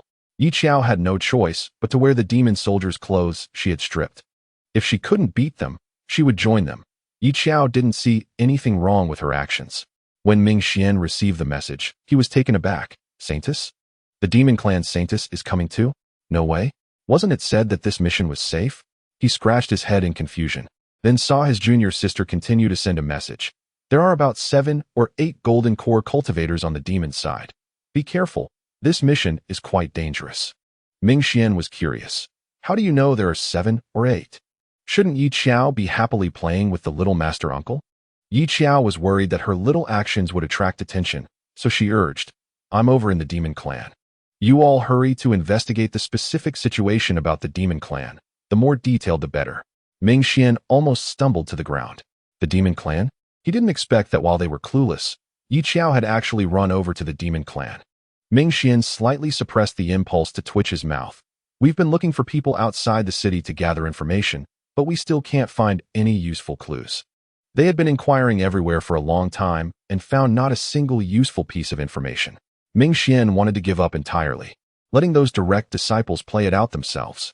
Forget about the Chaos Pearl. Xiao was shocked. Did no one think to start from the city lord's mansion? They hadn't thought of it. Perhaps there was nothing wrong in the city, but was there a connection between Yinshui's city and the demon clan? Ming Xian, this is a task assigned by the sect. No matter how dangerous it is, it must be completed. A group of sheltered flowers can't just sit around. If they don't hone their skills, the cultivation world will be doomed in the future. Prompted by Xiao's suggestion, Ming Xian hurried to find several senior brothers, asking them to come help investigate the demon clan situation. Then they discovered that the city lord's mansion indeed had issues. First, where would a small city get a chaos pearl? Secondly, they said they were inviting them to help, yet never provided any clues, always being evasive when asked. The four sat together and discussed. First, based on the clues provided by Junior Sister, they had a nascent soul saintess. A nascent soul can take on 3 late-stage golden cores. Xiao couldn't help but smile bitterly, wondering how they would complete this task. Mu Chengxi rested his face on the table, bored. But if it's a nascent soul, this task is not something we can handle, right? Could it be that the news from the 5 sects is incorrect? Is their intelligence network really this useless? Ming Xian crossed his legs. Maybe it's a trial, a test of their ability to adapt. But such matters still depend on Xiao. Relying on them to adapt would at most just be checking for information. They were completely in the dark about other matters. Meanwhile, while they were at a loss, Junior Sister had already run over to the demon clan's main base to party. This was the difference between people. Since they were all at a loss, the other direct disciples from the several sects decided to gather together and temporarily prepare for a meeting. Song Hanxing gently tapped the table and said seriously, I plan to go to the demon realm to take a look. Staying like this will only lead to going in circles. He might as well take the risk to investigate the situation in the demon realm. Suzhua hesitated for a moment. Senior brother, should we really not run around? Song Hanxing's cultivation was at the late stage of golden core, so he naturally had the confidence to take a gamble. Everyone wanted the Chaos Pearl, and among a group of direct disciples, obtaining the pearl was a test of their own abilities. Song Hanxing didn't want to just sit back and wait. Miao Miao pursed her lips. This could work. Is there anyone else willing to explore the demon clan? She asked. Song Hanxing's suggestion is reasonable. Otherwise, staying stagnant would only waste more time. In the end, only Song Hanxing and Yi Qinghan stepped forward. Ming Xian raised an eyebrow at these 2 daredevils. Are you really planning to go? As far as I know, there are 7 or 8 at the golden core stage. If you go, you might get captured, right? Even if the sects were at odds. Ming Xian couldn't just watch them walk into a trap, so he tried to dissuade them. The result was Yi Qinghan's disdainful glance. The reason your Chongming sect is always at the bottom is that you're as timid as mice. Mu Chengxi rolled up his sleeves and exploded. Are you looking for a fight? Speaking is one thing, but personal attacks are too much, right? Yi Qinghan coldly placed his sword in front of him. Are you afraid of me? Xiao, seeing this, hurriedly grabbed his little junior brother, showing a somewhat ambiguous smile. Forget it, forget it. Fighting will only hurt our feelings. Since you 2 are willing to go, then go ahead. Just don't blame the Chongming sect for not warning these 2 stubborn people. Yeah, Ming Xian said meaningfully. After all, if someone is looking for death, we won't stop them. Yi Qinghan's expression was angry. Do you want to die? Ming Xian smiled slightly, deliberately annoying him, waving his folding fan. You're really bad. Scaring people like that. Yi Qinghan looked constipated, feeling quite disgusted. Get lost. Is everyone in this generation of the Chongming sect crazy? Xiao looked at Ming Xian's sporadic antics and couldn't help but facepalm, glancing at his 2 companions. I can't take it anymore. Who's going to give him a kick to wake him up? Stop messing around. Zhou Xingyun sighed, lying on the table, feeling even less inclined to live because of these people. Yi Xiao had spent 3 whole days in the demon clan. Due to her low rank, no one paid attention to her, and she had almost figured out everything inside and out. Like the sect, the hierarchy was clear, the upper echelons were elusive, while the lower ranks didn't even have the right to meet them. She was surprised to find that several golden core demon cultivators here would be considered direct disciples in the cultivation world, yet in the demon clan, they only belonged to the middle tier. Yi Xiao kept in contact with Qin Fan Fan through the jade slip, and upon hearing her little disciple's question, Qin Fan Fan explained, "Demon cultivators are different from orthodox cultivators. They take some crooked paths, and their broken mirrors are quickly shattered. They are all the cultivation of other cultivators they have seized. In other words, these people are very hollow and will eventually suffer the consequences of their actions." Yi Xiao seemed to understand. That said, having 7 or 8 golden core cultivators was still quite terrifying. Yi Xiao was sitting on the ground fishing for information and casually probing the opinions of other demon clans. After confirming that none of these people had seen the higher-ups of the demon clan, Yi Xiao lowered her eyes. Since that was the case, she felt relieved. "Did you hear? Our Lord just captured 2 direct disciples."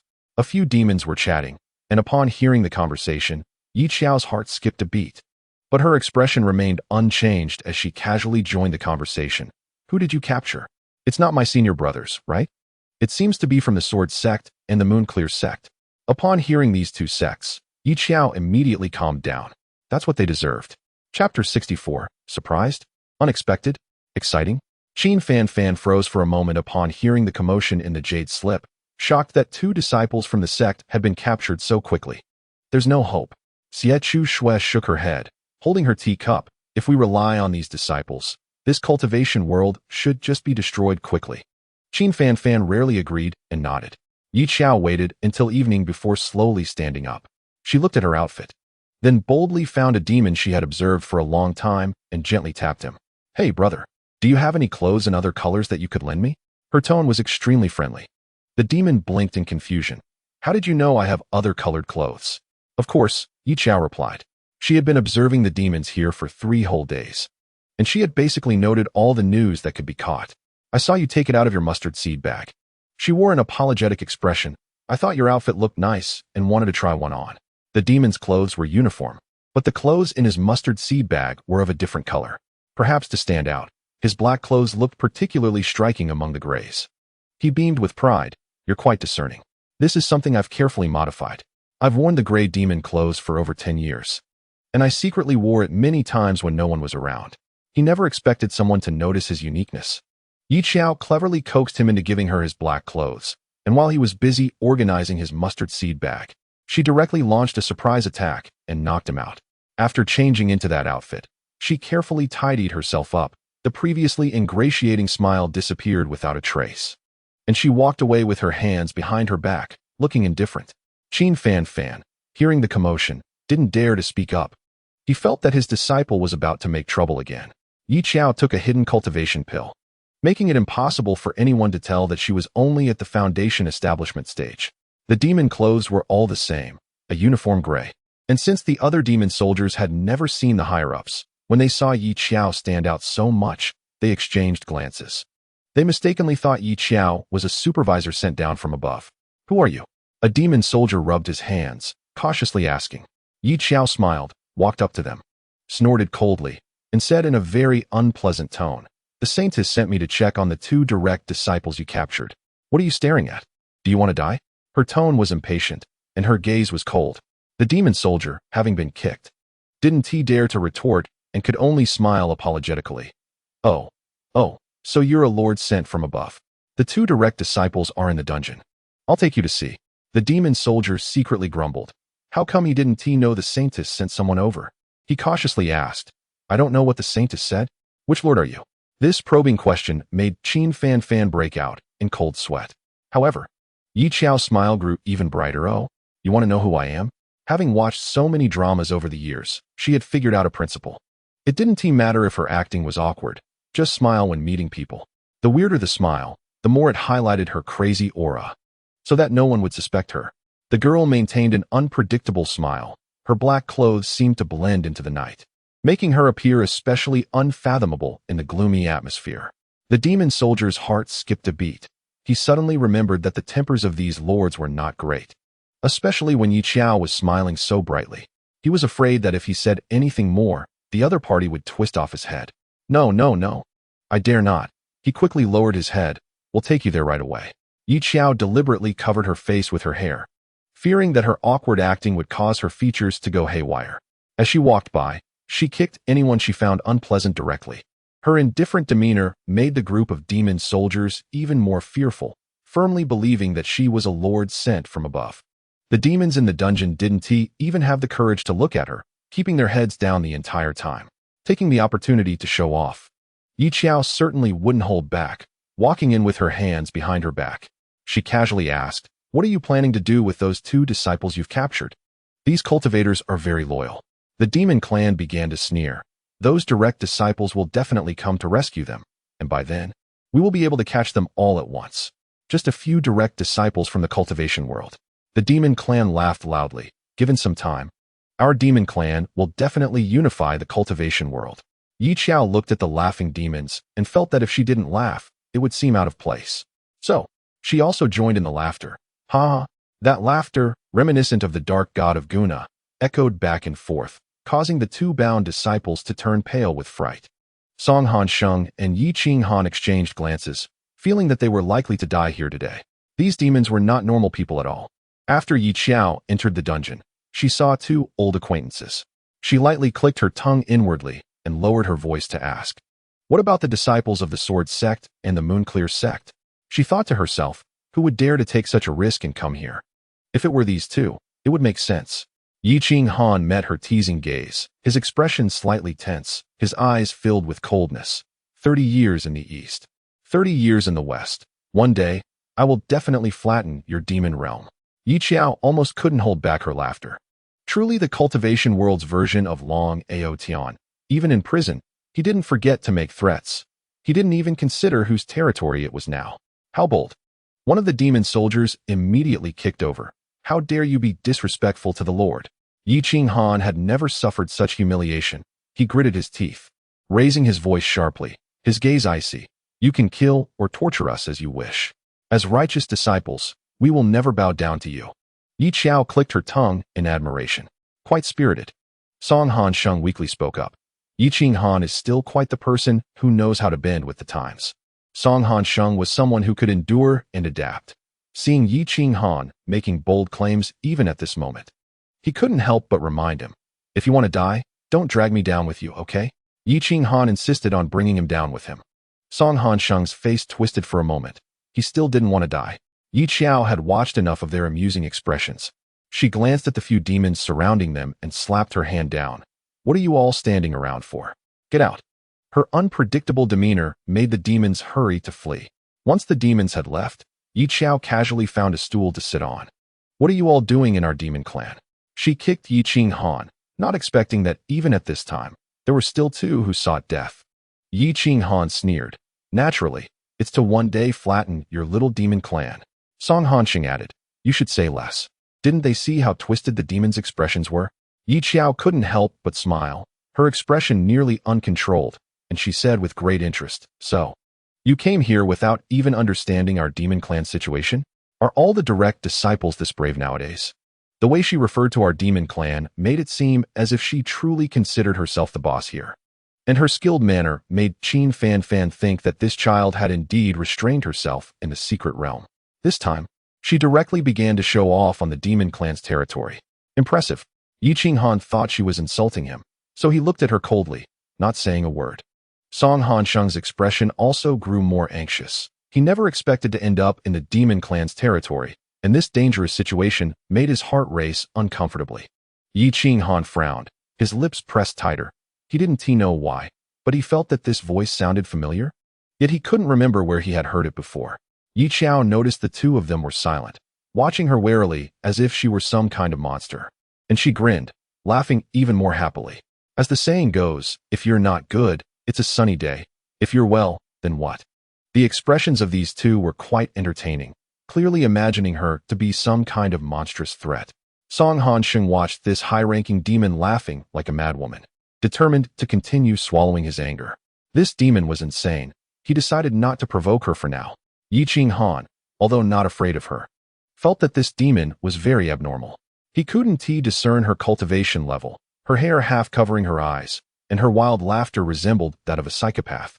After enjoying the 2's expressions enough, Xiao calmly placed her legs down, slightly brushing aside her messy long hair to reveal familiar brows and eyes. And she happily said, "Hi, miss me? What the hell? How is it?" Yi Xiao met their shocked gazes and clapped her hands, laughing, surprised, unexpected, exciting. Chapter 65. Escape symbol. Meanwhile, several direct disciples in Yunshui City were still engaged in a meaningless meeting. First, they needed to investigate whether Yunshui City had any connections with the demon clan. Qin Huai said, "Hold on to your swords. We need to make sure we don't head in the wrong direction." Mu Chongxi suggested, "This is easy. I and Chu Xingji will rush in and give him a kick. Beat him up, throw him in a sack, and interrogate him about his intentions. We are righteous disciples, not bandits," Si Miaoyan replied, feeling speechless. "If you go in so boldly, anyone will know something's up, okay? Even if it's a small city, there are plenty of golden core old-timers. Startling them won't be beneficial for us." Ming Xian, listening to their pointless discussion, couldn't help but yawn. He could sense that he was about to break through soon. After finally getting a break, there was no secret realm to attend, and he was stuck investigating such matters with them. Moreover, they didn't even need to confirm this news. Given the stubborn nature of the old-timers from the 5 sects, they probably had already investigated everything thoroughly. A small city wasn't worth the elders of the 5 sects stepping in, but colluding with the demon clan was no small issue. So it had to be left to them to handle. "Let's go," Ming Xian stretched. "Go find others to discuss and lay out plans in advance." Having discussed to this point, it was basically confirmed that the city lord's mansion was indeed colluding with the demon clan. So it was better to prepare in advance to avoid being caught off guard later. On the other side, the elders were also keeping in touch privately. After all, it was the first time letting them out, and the situation was no small matter. They were like anxious fathers worrying about their wayward children, constantly keeping in touch and monitoring those kids' situations. "What's happening over there?" Cheng Fengzong asked. The sword sect's leader hesitated for a long time before finally stammering out. "Yi Qinghan has gone into the dungeon. He had just learned that his naturally gifted disciple could actually be brave enough to venture into the demon clan." Yunhen had also grown tired of speaking, feeling withdrawn, especially since his most favored direct disciple had also gone in. In this situation, forget about the second brother. It was tough even for the elder brother. Qin Fan remained silent for a moment. "My disciple is doing fine. She just greeted your direct disciples. Do you want to hear how it sounds?" The communication through the jade slips had not been interrupted, so the other 4 sect leaders clearly heard Yi Xiao's familiar voice asking, "Surprised? Unexpected? Exciting?" This series of questions immediately silenced everyone. Yi Qinghan and Song Han Sheng, they were just a hair's breadth away from shouting, "What the hell?" Seeing Yi Xiao's face is scarier than a ghost story for the demon clan. However, Yi Xiao didn't feel at all self-conscious. Instead, she leaned closer to them with a big grin, saying, "Aren't you Yi Qinghan and Song Han Sheng? How come you two got captured after just a few days? You might as well stop calling each other disciples. From now on, let's call you the Chill Duo." She said this completely sincerely. One is Hanxing and the other Qinghan. Both names sound pretty cool. Song Hanxing and Yi Qinghan asked, "How did you get in here?" Yi Qinghan's expression changed. Song Hanxing sighed, "I'm exhausted." Just thinking about Yi Xiao's earlier show of power made him even more tired. "What's wrong? We're all completing our tasks, but why is Yi Xiao doing it differently?" So, while we're on the pure prison route, she's infiltrating the enemy camp as the boss. After giving the two a good scare, Yi Xiao wasted no time in quickly untying them. Her disguise was too low-key and her status not high enough. It could easily be seen through. She planned to rescue the two and then create chaos in the demon clan before escaping together. Yi Qinghan and Song Hanxing had a bad premonition for some reason. Especially since both had experienced being tricked by Yi Xiao before, they exchanged glances, feeling like she was a weasel wishing the chicken a happy new year. Untrustworthy. "Don't worry, I'll safely take you out." Yi Xiao looked full of energy. "Just trust me. Now, let's start our escape." After saying that, she took the lead and ran outside. The other two couldn't keep up with her rhythm. Song Hanxing even questioned, "Why are we running? Didn't those demons listen to you?" I lied to them. She had just thrown on some differently colored clothes and said a few words to temporarily fool them. They'd soon be discovered. "Don't ask, just run." Yi Qinghan. So, the 3 of us began another escape. The demon clan soon realized something was off. Does the Saintess have subordinates? No, right? Their clan Saintess has a cold personality, usually acting alone, and they don't even care about catching their own disciples, let alone sending someone to check. "Quick, go to the dungeon." Those quick to react rushed over. When they opened the cell door, as expected, the 2 disciples had vanished without a trace. They finally realized they had been thoroughly deceived. Breathing heavily, Song Hansheng, a talisman practitioner, couldn't he keep up with the two's speed and exclaimed, "Didn't you say you'd take us out?" Yi Xiao replied confidently, "I said I would take you out, but I never said it would be now. Of course, I'd rather believe in ghosts than trust Yi Xiao's words." He was foolish to have any faith in her. The leaders of the 5 sects listened to the conversation. Isn't anyone realizing how absurd it is to expect 2 late-stage golden core cultivators to rely on a foundation establishment cultivator to escape? Song Hansheng felt cold sweat on his forehead, hearing the sounds of battle from outside. He licked his dry lips. "I still have a few teleportation talismans, but the chances of successfully escaping are slim. There are too many golden core cultivators here. Using a teleportation talisman would expose our presence. Moreover, once the demon clan realizes we're escaping, they've already cut off contact with the outside world using formations. In other words, even with teleportation talismans, they couldn't escape the demon realm." At this point, it was a matter of whose talisman was more effective. Yi Xiao pulled a talisman from her bag. "I have a ground escape talisman.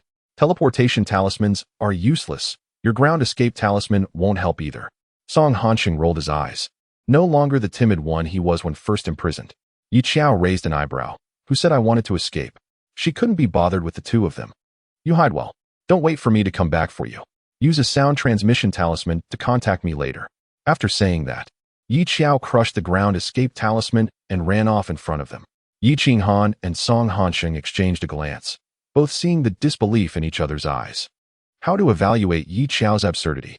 She never played by the rules, and with her hurried demeanor, no one could guess what she would do next. Chapter 66. Of course.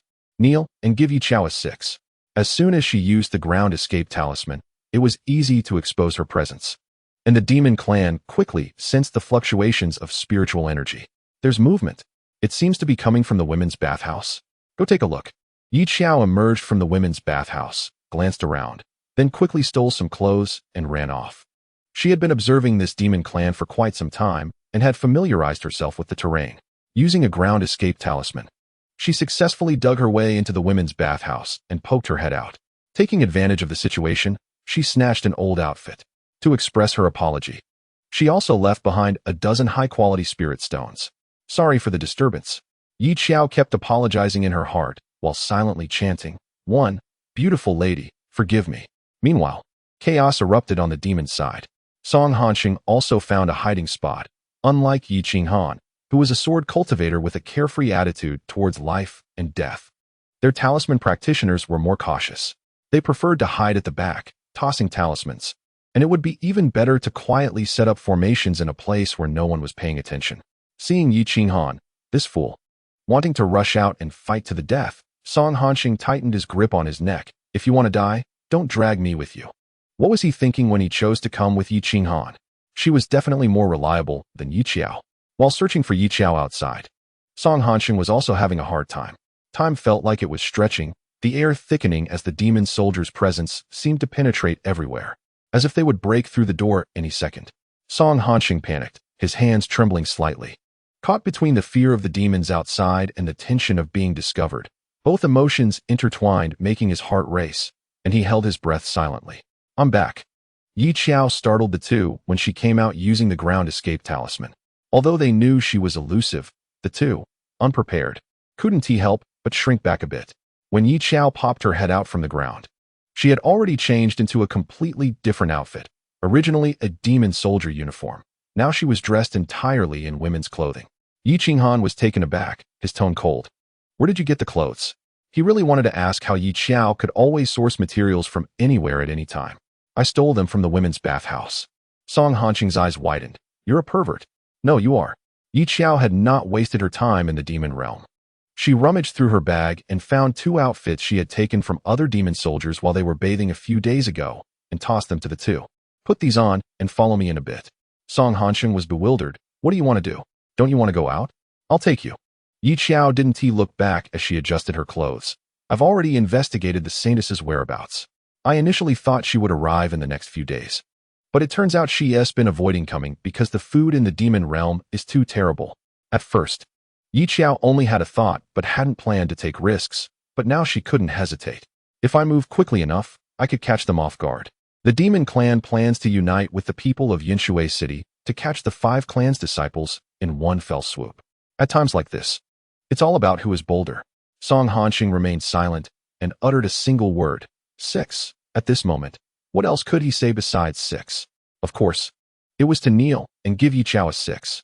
Now she was no longer Yi Xiao. She was the embodiment of all hope.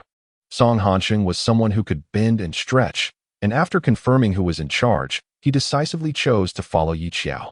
Yi Qinghan's expression was indifferent. Are you sure? She raised an eyebrow. What do you mean by you and I? Pay attention to your tone when speaking to the saintess. No way. In just a few days, had he adapted to this identity so quickly? Eventually, Yi Qinghan and Song Hanxing reluctantly changed their clothes.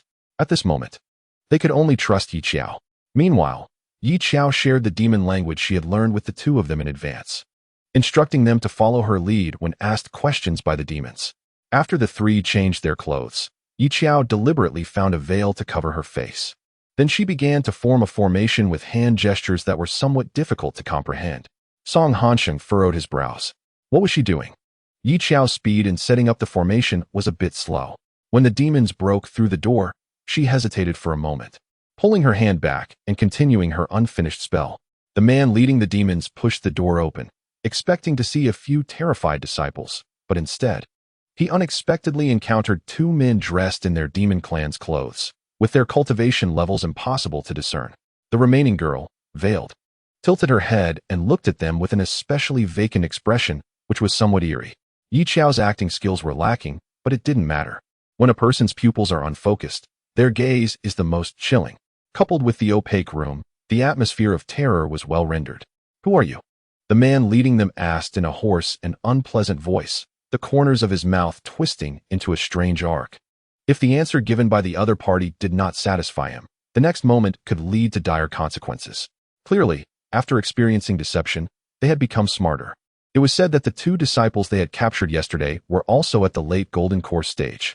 The reason their cultivation levels were undetectable was that those cunning human cultivators had a kind of pill that could conceal their cultivation. Yi Xiao quickened her hand movements while casually casting her gaze on the two men.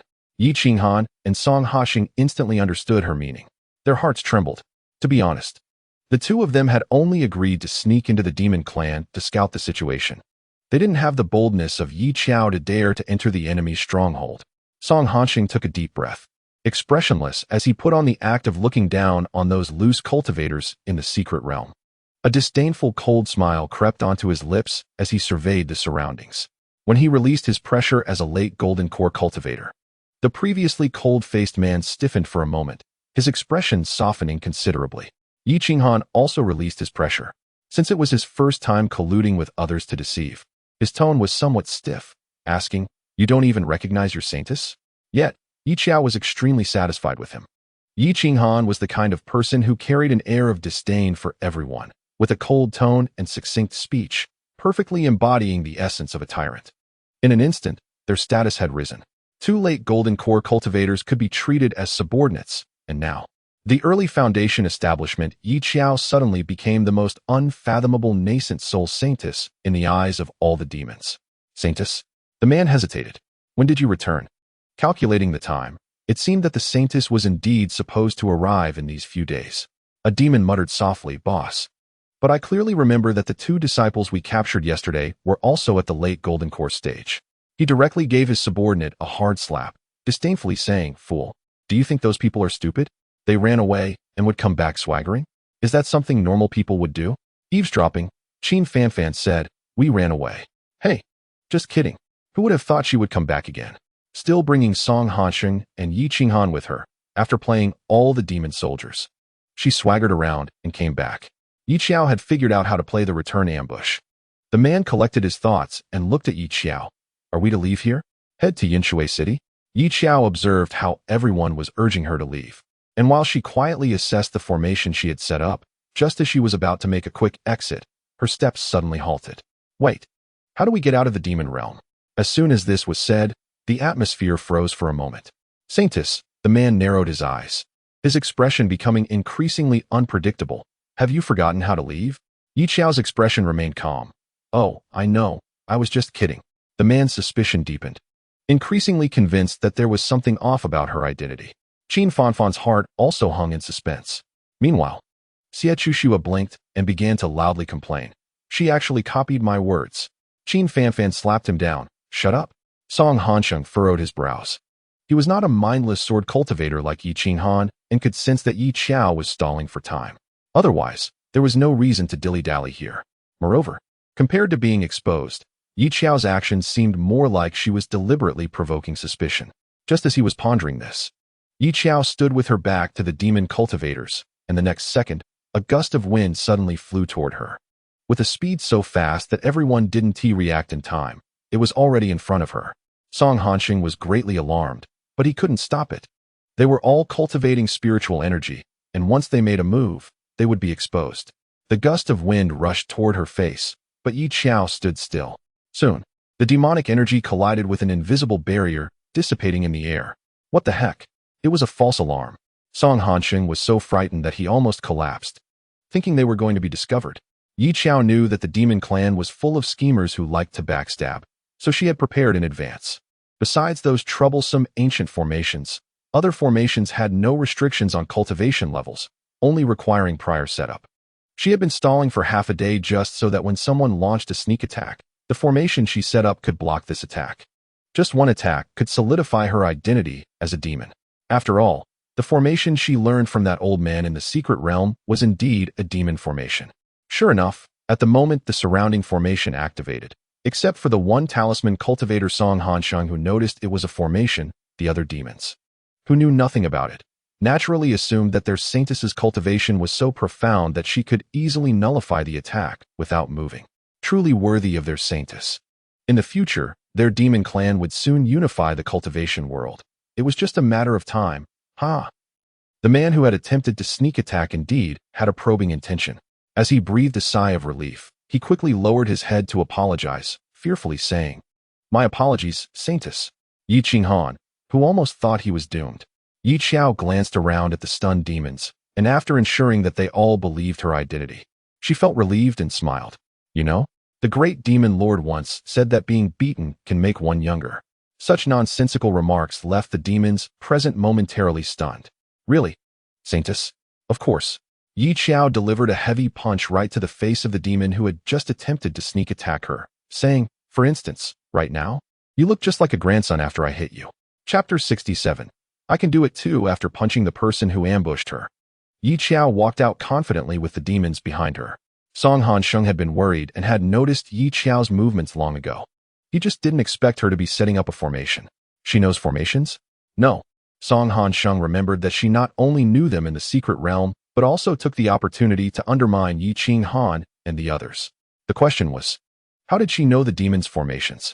He could see clearly that the formations Yi Xiao was using were neither from the Changming sect nor from the Yueqing sect. Yi Xiao certainly knew he was confused, but she didn't have time to explain. Yi Qinghan and Song Hansheng were probably feeling guilty, keeping their faces serious and following her in silence. But you have to admit, these two were indeed intimidating, standing on either side of her, giving off a creepy vibe. What are you all called? The demon who had just been punched by her asked awkwardly. I'm called Ada. The names were rather casual. And after noting them down, Yi Xiao smiled slightly. Oh, let us go meet the others. As she said this, she keenly sensed that the emotions of the demons around her were rising, as if they could not wait to leave the demon realm and trample over Yunshui City.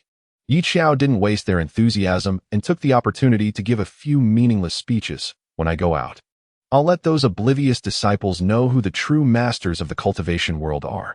The two oblivious disciples. Yi Qinghan felt very complicated. It was hard to imagine what kind of mood Yi Xiao was in when she said such things. Has she reached a point where she could undermine herself without any pressure? Yi Xiao swaggered around with the two of them. One must say, a high status meant it was easier. At this moment, not to mention the people observing her, many demons didn't even have the courage to look up, which was enough to show the seriousness of the class difference in the demon realm. She dared not ask how many of them were at the golden core stage and could only observe quietly. Yi Xiao spotted a demon who was forging, and it turned out to be another at the golden core stage. She was almost envious to the point of tears. Is it really that easy to reach the golden core stage now? Or does the demon realm break through faster than cultivators? Could she switch careers now? What is your name? Yi Xiao suppressed those emotions and asked the demon who was focused on forging. The demon looked a little flustered. Glancing at Yi Xiao with a silly smile, I I don't have a name. Yi Xiao also noticed that it seemed demons either had a number as a name or simply had none at all. Oh, she patted the hard-working forging demon. Since you're so good at forging, let us call you Lao Tai. Lao Tai, double 666. What a strange name. After wandering around for a while, Yi Xiao had almost met all the demon soldiers. The others thought she was just having a whim, but only Yi Xiao was diligently getting to know them. Since gathering them all could attract too much attention, it was unlikely that other high-ranking demons wouldn't notice, so Yi Xiao had to work harder and roam around. Yi Qinghan and Song Hansheng were sullen the entire time. Yi Xiao casually commented, "You two are just like that brainless and unhappy pair." That night, to discuss the plan for escaping the demon realm, Yi Qinghan signaled to Yi Xiao to quickly send away the demons hiding nearby. Yi Xiao casually grabbed the demon named Ada and whispered a few words. "Get those people hiding in the dark to leave." "Saintus?" Ada was startled. "What's wrong?" Yi Xiao replied, "They're disturbing us." As she said this, she pointed at Yi Qinghan and Song Hansheng. However, Yi Xiao's vague words naturally took on a different meaning in Ada's ears. Three people together? No wonder she's our saintess. Such a clever play. If Yi Xiao and the others knew what they were thinking, they might throw up their dinner. After sending away all the demons hiding in the dark, Yi Xiao's facade finally crumbled after a day of maintaining it. She lay down on the ground, feeling lifeless. After lying for a moment, she caught the smell of food and immediately sat up to stuff a bun into her mouth. Song Hansheng wanted to stop her, but didn't have the time. Yi Xiao's face turned green. This food is so bad. She suddenly understood why the saintess didn't go home. If she had to eat this every day, she wouldn't go home either. Song Hansheng looked out with a gloomy expression. His spiritual sense was broad, easily detecting the location of the demon realm's barrier. It was thanks to him that Yi Qinghan was able to enter back then. "I'm so hungry. If I had known, I would have brought more buns." Yi Xiao had already met all the demons at the Golden Core stage, and counting them, there were about 20 in total. That was quite a scary number. If it weren't for Yi Xiao, if they teamed up with the people from Yunshui City, what chance would the 5 sects have of survival? Song Hansheng calculated, not forgetting to ask for the opinions of the other two. Yi Xiao clapped her hands. Congratulations on reaching the outcome of the imprisoned disciples. Her words were so disheartening that Song Hansheng decided to ignore her and looked at Yi Qinghan. Yi Qinghan's voice was cold and firm. "I only believe that evil cannot prevail over righteousness." Song Hansheng sighed. "Forget it. One is too depressing, the other is an idiot. I checked the entire Yunshui city, and the number of Golden Core cultivators doesn't exceed 10. I don't know how many are hidden, but it wouldn't be hard to deal with if a fight broke out. Just don't know how many helpers the demons have brought in." Ming Xian recalled what the junior sister had said, that there were 7 or 8 Golden Core demons, and it was said that was just her guess. There should be more hidden. He felt a bit of a headache and could only turn into a prayer, hoping that the junior sister from the demon realm was okay. Finally, Suzhua spoke up. "How about this? Fu Xiu, come with me, and let us set up a formation outside in advance. Some disciples will be responsible for covering us, so we won't be discovered. We'll take them down one by one to avoid being surrounded when the fight breaks out. It's not like the entire Yunshui city is in collusion with the demons, right?" Duan Hung Dao rested his face on the table, feeling bored. "In such a big place, there must be at least one good person, right? Who are the good people? You go check?" Suzhua retorted. By now, they pretty much understood that the Chaos Pearl was clearly a test given by the elders, and naturally, whoever performed well would get the Chaos Pearl. At this point, no one wanted to steal the limelight, all trying hard to show themselves. Duan Hung Dao argued, "When the fight breaks out, we know who the bad guys are. Why are you scolding me?" He was also trying hard to cooperate with them to set traps. Originally, there were few weapon cultivators, and he and Shun Ziwei had been busy for half a day, and then got scolded by Suzhua. These kids were on the right track. An elder coughed lightly and chuckled. At least they knew to avoid alarming the snake and handle things one by one. If it weren't for Yi Xiao, the performance of these disciples would have surprised them greatly. After all, according to their previous speculation, these disciples would rush in and beat up the city lord of Yunshui City, only to be caught by the demons, leading to a collective imprisonment outcome. Forget it. Let us listen to Yi Xiao's plans over there. Qin Fan had lost interest. These silly kids. How would they live without Yi Xiao when they went out in the future? Far away in the demon realm, Yi Xiao couldn't sleep because the food was too bad. To avoid prolonging the night, and to hasten the plan to deal with those demons, Yi Xiao early on informed the demons that they would set off for Yunshui City tomorrow. Yi Xiao couldn't sleep, and it was even less likely for the other two to sleep. After all, this was the demon clan. Who the hell could sleep as carefree as she did? You guys can't sleep either, right, brothers? Song Hansheng, what are you doing? He was drinking water, contemplating the next step in their plan. Following Yi Xiao was undoubtedly dangerous, but she was also the only one who could navigate the demon territory with ease. Song Hansheng could only hope she would be cautious and not reckless. Yi Xiao, I'm too poor to sleep. Song Hansheng, Yi Xiao continued. The demon clan should be quite wealthy, right? Since we're leaving tomorrow, and my identity has reached this point, to the extent that people believe it without doubt, why not take the opportunity to explore the demon clan's interior? Yi Qing Han, what do you want to do? Song Hansheng swallowed a mouthful of water, looking at her with fear in his eyes. Yi Xiao, want to have an exciting adventure? Since we're pursuing excitement, we must see it through. Song Hansheng struggled to swallow again. No, I'm telling you, the demon clan spirit stones are not compatible with ours. He looked at Yi Xiao, who appeared as if she were starving mad. Night exploration of the demon clan's interior? Was she not afraid of being exposed on the spot? She always thought of one thing after another. The two of them were able to escape thanks to Yi Xiao, seeing her wanting to go out and seek death. Song Hansheng couldn't say anything, and he was even angrier, only able to accompany Yi Xiao outside. The location of the demon clan's treasury was on the third underground floor, and there were no guards around. Soon, she discovered that there were restrictions above. No wonder no one was guarding it. Song Hansheng frowned. It's a restriction from the demon clan, but I have some impression of it. He gently touched it and looked at Yi Xiao. Do you remember that old man from the secret realm? Yi Xiao nodded. Song Hansheng said, I've seen him demonstrate a similar forbidden spell. I can try to see if I can unlock it. He was at the late stage of the golden core, able to support it with his spiritual power. Yi Xiao was still at the foundation establishment stage. It was definitely not her turn to perform now. Then you do it. She stepped back, giving the stage to Song Hansheng. To be honest, this was probably the most harmonious moment among the three of them. On the other side, Qin Fan Fan had just contacted Yi Xiao and heard the commotion from the three rascals. What forbidden spell?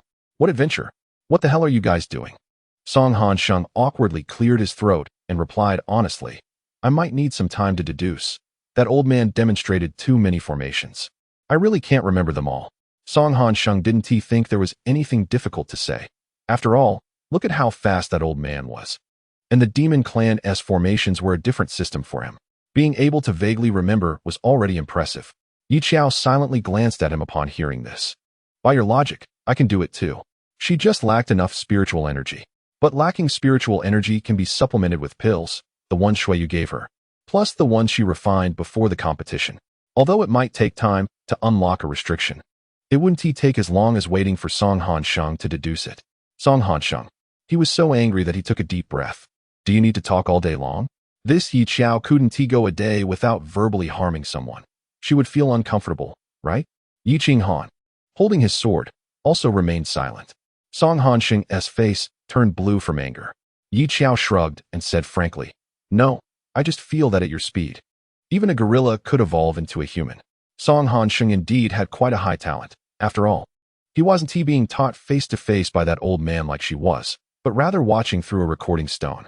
Being able to vaguely remember and even spend time deducing it was also a rare talent. No wonder he could be the top student. But in this situation, by the time he deduced it, it would be dawn, and there wouldn't be time to reap the rewards. Song Hansheng, then you do it? Sure. He said it casually, and Yi Xiao agreed, even more casually. Yi Qing Han couldn't stand it anymore, his voice cold. Are you two here to play? This is the demon clan's treasury, not a small treasury of their sect elders. If caught, you'll end up in prison. Yi Xiao finally stopped her verbal antics and took some actual action. She gestured with her fingers, and black curse seals floated out one by one. With the mouth of a pill bottle clenched between her teeth, she diligently repeated the old man's previous actions. However, that old man from the secret realm was fast, and she was comparatively much slower. Lacking spiritual energy, she simply bit the bottle cap, tilted her head back, and swallowed a recovery pill. Then continued the tedious curse formation process. It was evident that this was her first time using it. Her movements were quite awkward. The curse seals looked similar, making it hard to distinguish specific differences, especially with a dense cluster of small characters. Even Song Hansheng didn't dare say he could remember them all. Seeing this scene, Everything he intended to say was swallowed back. Moments later, with a crack, the restriction chain fell. Xiao's tense muscles finally relaxed, and she slowly withdrew her hand that had been forming the seals.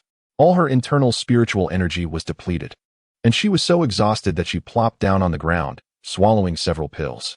Facing Song Hansheng's complex gaze that he couldn't retract in time, she stood up, patted her clothes, and smiled slightly. I told you. I can do it too. Chapter 68. If Master had left you behind. Song Hansheng. His eyes widened slightly, unable to believe the scene before him. Xiao, you can remember everything at a glance. Song Hansheng instinctively began to question her, recalling the time Xiao borrowed the heart method from him. If she could really remember everything, then the fool in the end was actually him? Song Hansheng felt extremely frustrated. After asking, he found that Xiao didn't even glance at him, directly bypassing him to open the door and walk into the treasury. Song Hansheng could only recognize the situation. This was not the time for him to question her. He barely suppressed his shock and decided to hold a meeting regarding Xiao when they returned to the sect. In the cultivation world, magical tools are classified by levels. But the three of them were currently amateurs and didn't have much research on magical tools, so they naturally grabbed whatever they could find. Inside, there were pills, cultivation methods, and even heart methods. Xiao didn't dare touch anything related to cultivation methods. She might boast, but she didn't want to become a demon clan member for real. So she could only specifically choose magical tools to put into her mustard seed bag. Why doesn't our sect have so many magical tools? So far, the only 2 magical tools she obtained were through her own efforts.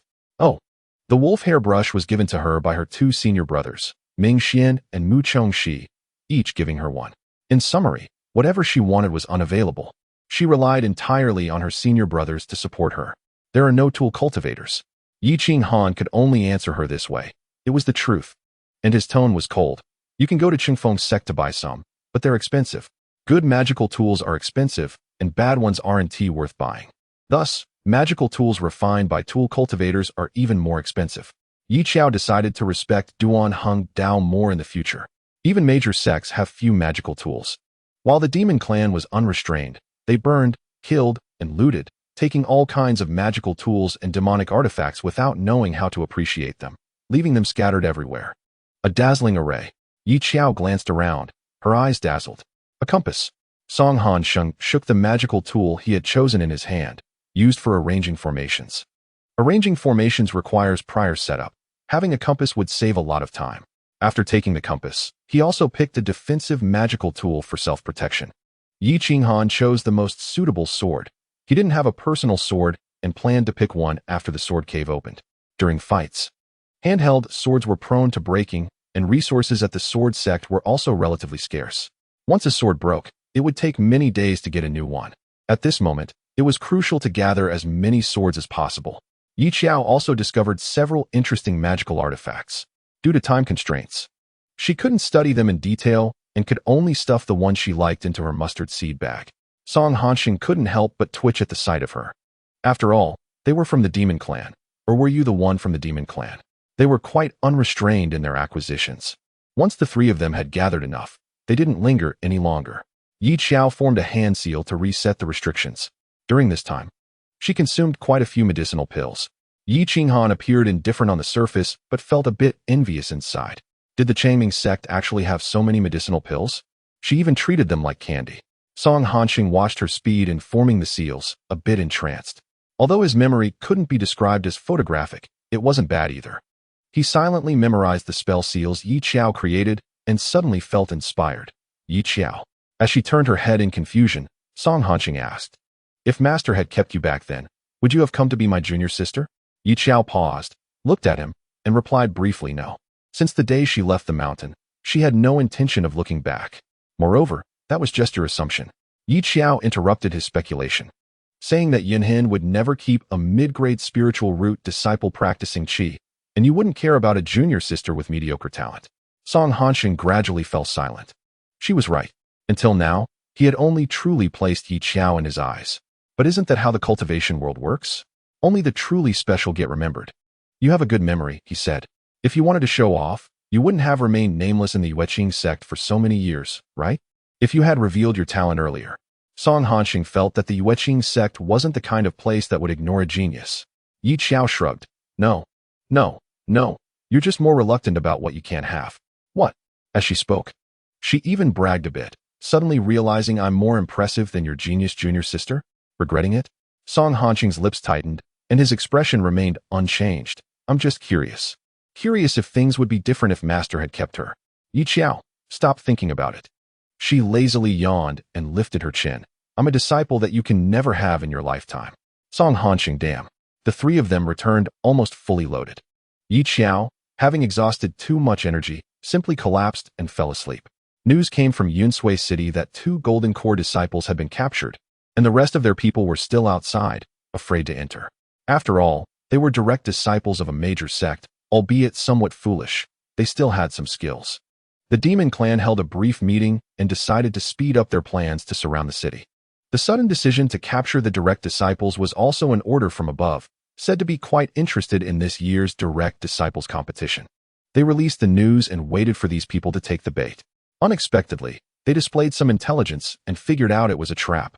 Ada smirked slightly. It's a pity they didn't expect our Saintess has already broken through to the nascent soul stage, right? Yi Xiao maintained an expressionless demeanor. Her attitude particularly cold. Let's go. She was still afraid that the Saintess would return early, so she waved her hand casually, saying, I'll lead you to flatten the 5 sects. The leader of the Bishui sect remarked, Has this child gotten over her phase? Qin Fanfan considered Yi Xiao's age. Not yet. She's only 15. Having a phase is quite normal. The heads of the 5 sects were all huddled around the jade slips, eager to hear what the demon clan was up to. Undoubtedly, Yi Xiao became the focus of the entire scene. Yunhin's face turned blue and red when he heard his disciple ask, If Master had kept you back then, would you have come to be my junior sister? Even through the jade slips, he could feel the mocking laughter of other old men behind the scenes. Wasn't Song Hanqing's question just a slap in his face? It was equivalent to saying that if Yunhin hadn't been so ruthless back then, she might have stayed in the Yueqing sect. What embarrassed him even more was that Yi Xiao lightly replied, No. Qin Fanfan immediately laughed, meaningfully saying, Well, guard your treasure, Yunk. Our Yi Xiao doesn't care for your sect. Yunhin fell silent once again. He knew that what he did back then was unethical, but Yi Xiao was someone he had picked up. She was just a medicinal herb. Was it really necessary to make her come down the mountain? In his view, if all his disciples were as rebellious as Yi Xiao, wouldn't he have to give them a lesson? The 5 sects punished their disciples this way. Yunhin didn't think he was in the wrong. Not everyone could be raised like Qin Fanfan. Chapter 69, Terrifying Indeed. Early the next morning, the demon clan was all geared up and set off for Yincheng City. The demon clan was slightly wealthier than the 5 sects, as could be seen from their display.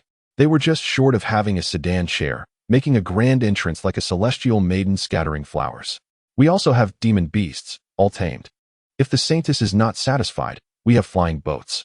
Yi Xiao naturally chose to ride the flying boat, with Yi Qinghan and Song Hanqing providing cover for her. Yi Xiao finally had the opportunity to contact Ming Xian and the others. At this moment, the messages on her jade slips had exploded. All were concerned about whether she was okay. Yi Xiao felt a bit touched. She was indeed fine, but soon it would be her senior brothers who were in trouble. Ming Xian asked, How's the situation on your side? Are you okay? Yi Xiao, pretty good. Not just pretty good. She was currently leading the demon army to flatten their 5 sects. Can you come back? Ming Xian still couldn't rest easy. Should I send senior brother to find you? Yi Xiao, no. She was afraid that Zhou Xingyun would get caught before he got close. There were just too many golden cores here. Yi Xiao didn't tell Ming Xian that she had already become the Saintess, as those people were quite awkward in their acting. If they couldn't keep it together and laughed at her, it would be over. She could only remind him. There are about 20 golden core cultivators on the demon's side. I don't know about Yunsui City's situation, so prepare in advance. 20 golden cores? Ming Xian suddenly stood up and hurried out to gather a few direct disciples for a meeting. He didn't even ask Yi Xiao how she knew. With her social skills and learning ability, there was actually no need to worry too much. Right now, what Ming Xian should be most concerned about was their own safety. Little junior sister said there are about 20 golden cores on the demon's side. Should we hurry and run? Mu Chongxi wailed. After all, they might not even get the Chaos Pearl, so why bother? They were no longer the brave ones they used to be. Now, in the face of an overwhelming force, the few from the Changming sect just wanted to escape. Wait a bit longer, Shuiyu said calmly. Since the elder is confident in allowing us to accept them, he will ensure our safety. But they would definitely suffer hardship. After all, How could there be anything good in the hands of the demon clan? In the end, Ming Xian and Duan Hongdao discussed for a moment and decided to send their senior brothers to scout the demon clan's situation. I have some concealment pills here. You only need to probe their strength from a distance. Yi Qinghan hadn't contacted them for a long time, so he was most likely dead. Since that was the case, they had to be even more careful. Zhou Xingyun and Qin Huai were forced to cooperate to gather intelligence on the enemy. For Zhou Xingyun, it was quite thrilling. After taking a concealment pill, he and Qin Huai observed the approaching demon clan from the back. With just one glance, Zhou Xingyun sensed the presence of several cultivators at the Golden Core stage, as well as 2 at the late Golden Core stage. As for the one he couldn't sense, Zhou Xingyun narrowed his eyes, his gaze thoughtfully landing on a mysteriously dressed girl. Could she be at the nascent soul stage? It was said that the demon clan Saintis was at that stage, but he never expected the demon clan to invest so heavily just to capture them. Because the demon clan's arrival was so sudden, everyone was unprepared. Zhou Xingyun quietly formed a sword gesture, intending to strike the Saintess and test her strength. Yet Xiao felt inexplicably cold. She didn't know that it was the eagerness of her senior brother. Fortunately, the more rational Qin Huai stopped him. If the information from the 5 sects was correct, that Saintess had reportedly broken through to the nascent soul stage, so he shouldn't act recklessly. Zhou Xingyun stopped, cast a regretful glance in Ye Xiao's direction, unwillingly sheathed his sword, and could only return dejectedly to report the news to his junior brothers. This made Mu Chengxi extremely envious. Was the nascent soul stage really that good? It could even accommodate 2 male companions. He emphasized the 2. Shuiyu quietly interjected. Those 2 men are both at the late Golden Core stage, 1 on each side. They must be her male pets, right? Was the demon clan's strength really that terrifying? Even the male pets were at the late Golden Core stage. Now, the only ones they could fight against were Qin Huai and Zhou Xingyun. This was not training. It was a matter of life and death. They couldn't win. Si Miaoyan rested her forehead on her hand, feeling that if Song Hansheng were here, they wouldn't be so passive. But both he and Yi Qinghan had mysteriously disappeared. There was nothing they could do. They could only rely on themselves. After all, the 2 of their disappearances had left their number of direct disciples scattered, making success seem hopeless. Unless there was a miracle. Shuiyu pondered for a moment. I'll try to test that Saintess's strength. He shook the scroll in his hand. I have the map of mountains and rivers. Zhou Xingyun saw this and did not stop him. The map of mountains and rivers was ranked 3rd on the spiritual weapon list for a reason. As long as the holder was within a specific safe range, they could trap anyone they wanted in an illusion. It was a good tool for either exhausting the enemy or testing the opponent's strength. Zhou Xingyun felt that the Saintess's outfit looked somewhat familiar, which was why he was eager to strike and see if she was human or demon. If it weren't for Qin Huai stopping him, he might have seen the true face of the other party by now. Since Shuiyu wanted to test, then let him go. Zhou Xingyun was also curious about the strength of someone at the nascent soul stage.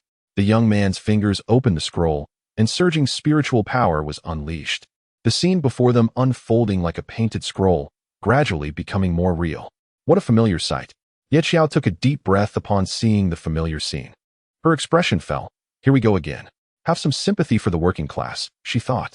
She really didn't have many good memories in the modern world. It was indeed difficult for the 3rd senior brother to use the map of mountains and rivers to test her.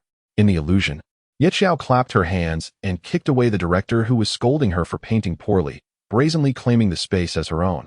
Happily starting to dance on the chair of the party she was supposed to be working for, until the map of mountains and rivers could no longer bear the humiliation and actively dissipated the illusion. Woo, this is so demoralizing. Shuiyu felt numb. It's wasted again. Ming Xian looked at the map of mountains and rivers that fell in less than a minute, feeling incredulous, and poked him. What kind of trash spiritual weapon did you bring back? Is this really the map of mountains and rivers? Shuiyu felt that this scene was familiar, biting his cheek, and retorted. Why don't you say that the Saintess is too strong? The map of mountains and rivers couldn't last a single move in her hands. At first, the junior sister had broken the illusion in a second, which had struck him deeply. Later, Shuiyu tried it with others, and none had been as quick as Ye Xiao. Mu Chengxi said, if that's the case, she shouldn't just be at the early nascent soul stage, right? Being able to break the illusion so quickly is simply crushingly powerful. The few of them were scared by their own imaginations and gasped. In just a short encounter, the direct disciples had already felt the powerful mystery and deep malice from the demon clan without even making contact. Hiss. It's terrifying. No. Zhou Xingyun looked at his junior brothers, who were terrified and scared by their imagination. Don't you really think something's off? Chapter 70. Another one fooled into a cripple, by the way. Where's Yun-Kei? Ming Xian patted his head, suddenly remembering that they had overlooked someone. Now everyone was in a meeting. Aside from the missing Yi Qinghan and Song Hansheng, it seemed that Yun-Kei hadn't been seen at all. Oh. Miao Miao's eyes widened slightly, not knowing what to say. She's gone again. Si Miaoyan's voice was calm. I saw her walking closely with a man earlier. His cultivation is above mine. She estimated he was at the mid-golden core stage. Those above her were only at the late golden core stage. So Si Miaoyan had to weigh the risks before looking for Yun Quebec. Mu Chongxi couldn't help but glance at Suzhua, feeling that his head had turned green like the vast grasslands of Hulunber City. Your junior sister is surrounded by a lot of men. Suzhua's face turned pale for a moment, stubbornly explaining. The junior sister is just young. Ming Xian rolled his eyes so hard they almost reached the sky. Right.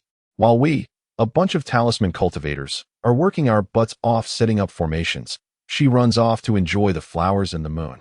We deserve it. After working so hard, if the rewards went to Yueqing's sect, Ming Xian felt he could choke to death. But how to distribute the rewards was up to the elders.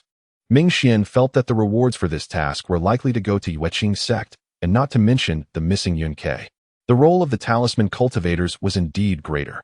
Thinking about that saintess with nascent soul stage cultivation, the few from Changming's sect felt even more dispirited. No one wanted to work hard anymore, all slumping over the table with sighs. How can we win like this? There's no hope at all. I still feel something's off. Those few fleeing direct disciples haven't made any noise. Don't you think the appearance of the saintess is too coincidental? Ada shook his head, his expression serious. I just felt a fluctuation of spiritual energy. On the other side, Xiao had just broken the illusion of the map of mountains and rivers. At the moment she shattered it, she suddenly felt that using it to reinforce the trust of the demons was also quite good, so just a second before it shattered, Xiao deliberately leaked a bit of spiritual energy. Sacred Maiden, what just happened? Ada's expression turned tense as he hurriedly asked Xiao. Xiao raised her chin, her expression unchanged. Just now, someone tried to trap me with the map of mountains and rivers. The map of mountains and rivers? Even though the demon clan had little research on magical tools, they had heard of the third-ranked map of mountains and rivers on the spiritual weapon list. It was said to currently be in the hands of Changming's sect. Such a troublesome illusion tool could momentarily confuse even a powerful nascent soul cultivator. Yet their saintess had broken the illusion in such a short time? Xiao looked at the demon clan's eyes, which were becoming increasingly respectful, and felt extremely satisfied with their reaction. Yes, that's right. Repeatedly brainwashing them, their saintess was omnipotent. This would make it most convenient for her to fish in troubled waters during a battle. Yi Qinghan couldn't understand what these people were talking about, but he found Xiao quite terrifying. She was skilled at brainwashing and quite good at deceiving. Xiao's mouth was a liar's trap.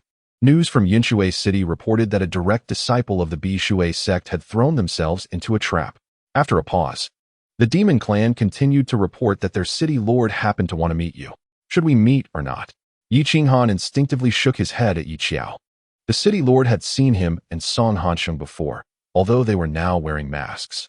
They had spent so much time at the city lord's mansion that it was hard to guarantee their identities wouldn't be recognized. Xiao ignored his eye signals and said, let's meet.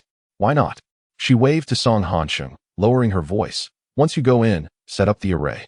The soundproof array will work, right? We can catch them off guard. Although Song Hansheng was dissatisfied with her commanding attitude, after a few days, the two had already gotten used to following Yi Qiao's arrangements. Habits are indeed terrifying. He was gradually adapting to someone like Yi Qiao. When meeting the city lord of Yinshui City, Yi Qiao specifically drove all the demons out. She and the direct disciple were not in the same place, so she naturally hadn't seen what the city lord looked like. The visitor was a middle-aged man. Yi Qiao narrowed her eyes, sizing him up while signaling Song Hansheng to quickly set up the formation. You captured a direct disciple of the Bishui sect? The girl's mask obscured her face, making it hard to see her expression. The city lord couldn't help but swallow, quickly bowing to express, yes, holy maiden. They should have realized something and already secretly guarded against us. My suggestion is to take advantage of their lack of external support and send someone to catch them off guard immediately. Yi Qinghan, that's a good suggestion. He almost couldn't hold back and wanted to slash this old man with a sword. The city lord immediately turned his gaze to Yi Qinghan, his expression slightly changing. Have I seen you somewhere? He had seen Yi Qinghan and the others before, Even with the masks on, he could vaguely feel a sense of familiarity. The voice sounded even more familiar. It is well known that the male protagonist's voice is cold and recognizable, like shattered jade. As the Dragonautian male protagonist, Yi Qinghan naturally had such a voice. The city lord suddenly remembered where he had heard it, his voice rising sharply. You are the direct disciple of the sword sect. Yi Qinghan reacted faster than him. The sword immediately pressed against his neck.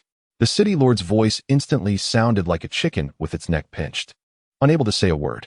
You are also a direct disciple of the 5 sects? He looked at Yi Xiao, realizing too late. But he hadn't seen Yi Xiao. Could it be that they were splitting into 2 paths?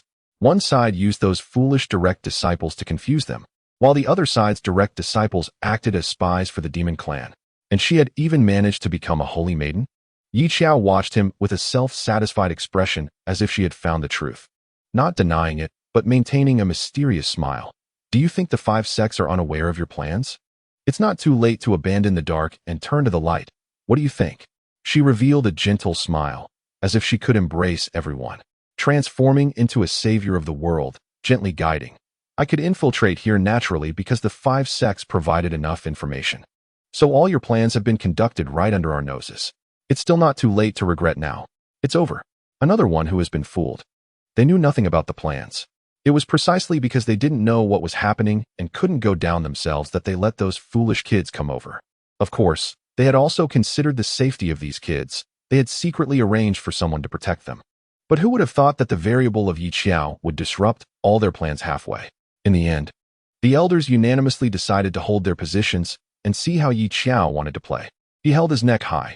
The demon lord said that after the matter is accomplished, I will get what I want. You 5 sects and 8 families dominate the cultivation world, monopolizing all the benefits. Of course, you do not understand the sorrow of our small city. Yi Xiao scoffed. Who can't boast? After the matter is done, I can still appoint you as the general of cattle and horses. You let go of that direct disciple of the Bishui sect. Yi Xiao's voice was flat. I will tell the sect leader to be lenient. The Bishui sect is all girls. Yi Xiao still harbors goodwill towards girls. If it were her several senior brothers who were captured, it would definitely be fine. They were tough and could be tied up for a few more days without issue. Song Hanxing couldn't believe it. When we were tied up, why did you only come at midnight? Seeing him with a deep grudge, Yi Xiao raised an eyebrow, justifying herself. You're not a girl. We have grievances. Don't get close to me. Song Hanxing was even angrier. The city lord remained silent, clearly shaken. The demon clan clearly doesn't care about your lives. Yi Xiao continued smiling. But if you listen to me and let go of the Bishui sect's disciple, I will guarantee that those innocent people will not be implicated. Colluding with the demon clan in the cultivation world is a great rebellion. If the plan succeeds, that's fine, but if it fails, his whole family will definitely not escape the elder's revenge. Yi Xiao's words were half true and half false. The 5 sects definitely knew something, but not much. However, it didn't matter. It didn't hinder her from creating an all-knowing and all-powerful image of the 5 sects. This was enough to scare the city lord of Yinshui City. After struggling for a long time, he finally trembled and spoke. I agree to cooperate with you. In fact, if he refused to cooperate and chose to collude with the demon clan, Yi Xiao could simply knock him out and tie him up. Before coming, to avoid revealing anything, Yi Xiao had already had Song Hanxing set up a soundproof array in advance. Even if the city lord screamed his lungs out, no one would hear him. It must be said that the 3 of them currently had a very demon clan-like style, directly swaggering into the room, using both soft and hard tactics. And if that didn't work, they would knock him out and tie him up. The sword sect leader was heartbroken. I told you not to stay with Yi Xiao for too long. They've all changed. Not to mention anything else. Qin Fanfan chuckled. Just say if it worked or not. The sword sect leader immediately snorted a couple of times and fell silent. Clearly, the effect was there, and it was immediate. Chapter 71. The villains strike last. After completing the negotiations, the city lord of Yinshui City seemed to be experiencing being a double agent for the first time. Hunched over the whole time, his back looking much more haggard, embodying the image of the cold wind and the easy water, a brave man departing never to return. No one felt sorry for him. Song Hanxing couldn't help but touch his arm. The terrifying Yi Xiao. The one captured was Miao Miao from the Bishui sect. She had already given up struggling and decided to seek help from her sect. Who would have thought she would be released? She rubbed her wrist, looking completely bewildered. What happened? The city lord who initially captured her now actively approached them, confessing all about his collusion with the demon clan. The once-in-a-century competition. Several secret realms have made the demon clan very interested in you. The city lord spoke with a weary tone, perhaps realizing that the strength of this generation of direct disciples was not to be underestimated. Hence, he sent someone to negotiate with us. He wanted to crush them in the cradle. He had been blinded by profit at the time, but now that he calmed down and thought about it, how could the direct disciples of the 5 sects be so easy to capture? Over the years, how many times has the demon clan succeeded? Although the city lord felt that these direct disciples seemed not very smart, there were always exceptions. That one named Xiao, he finally remembered who it was. The culprit who had stirred up chaos in the first 2 secret realms was none other than that young girl who didn't follow the norm. Xiao.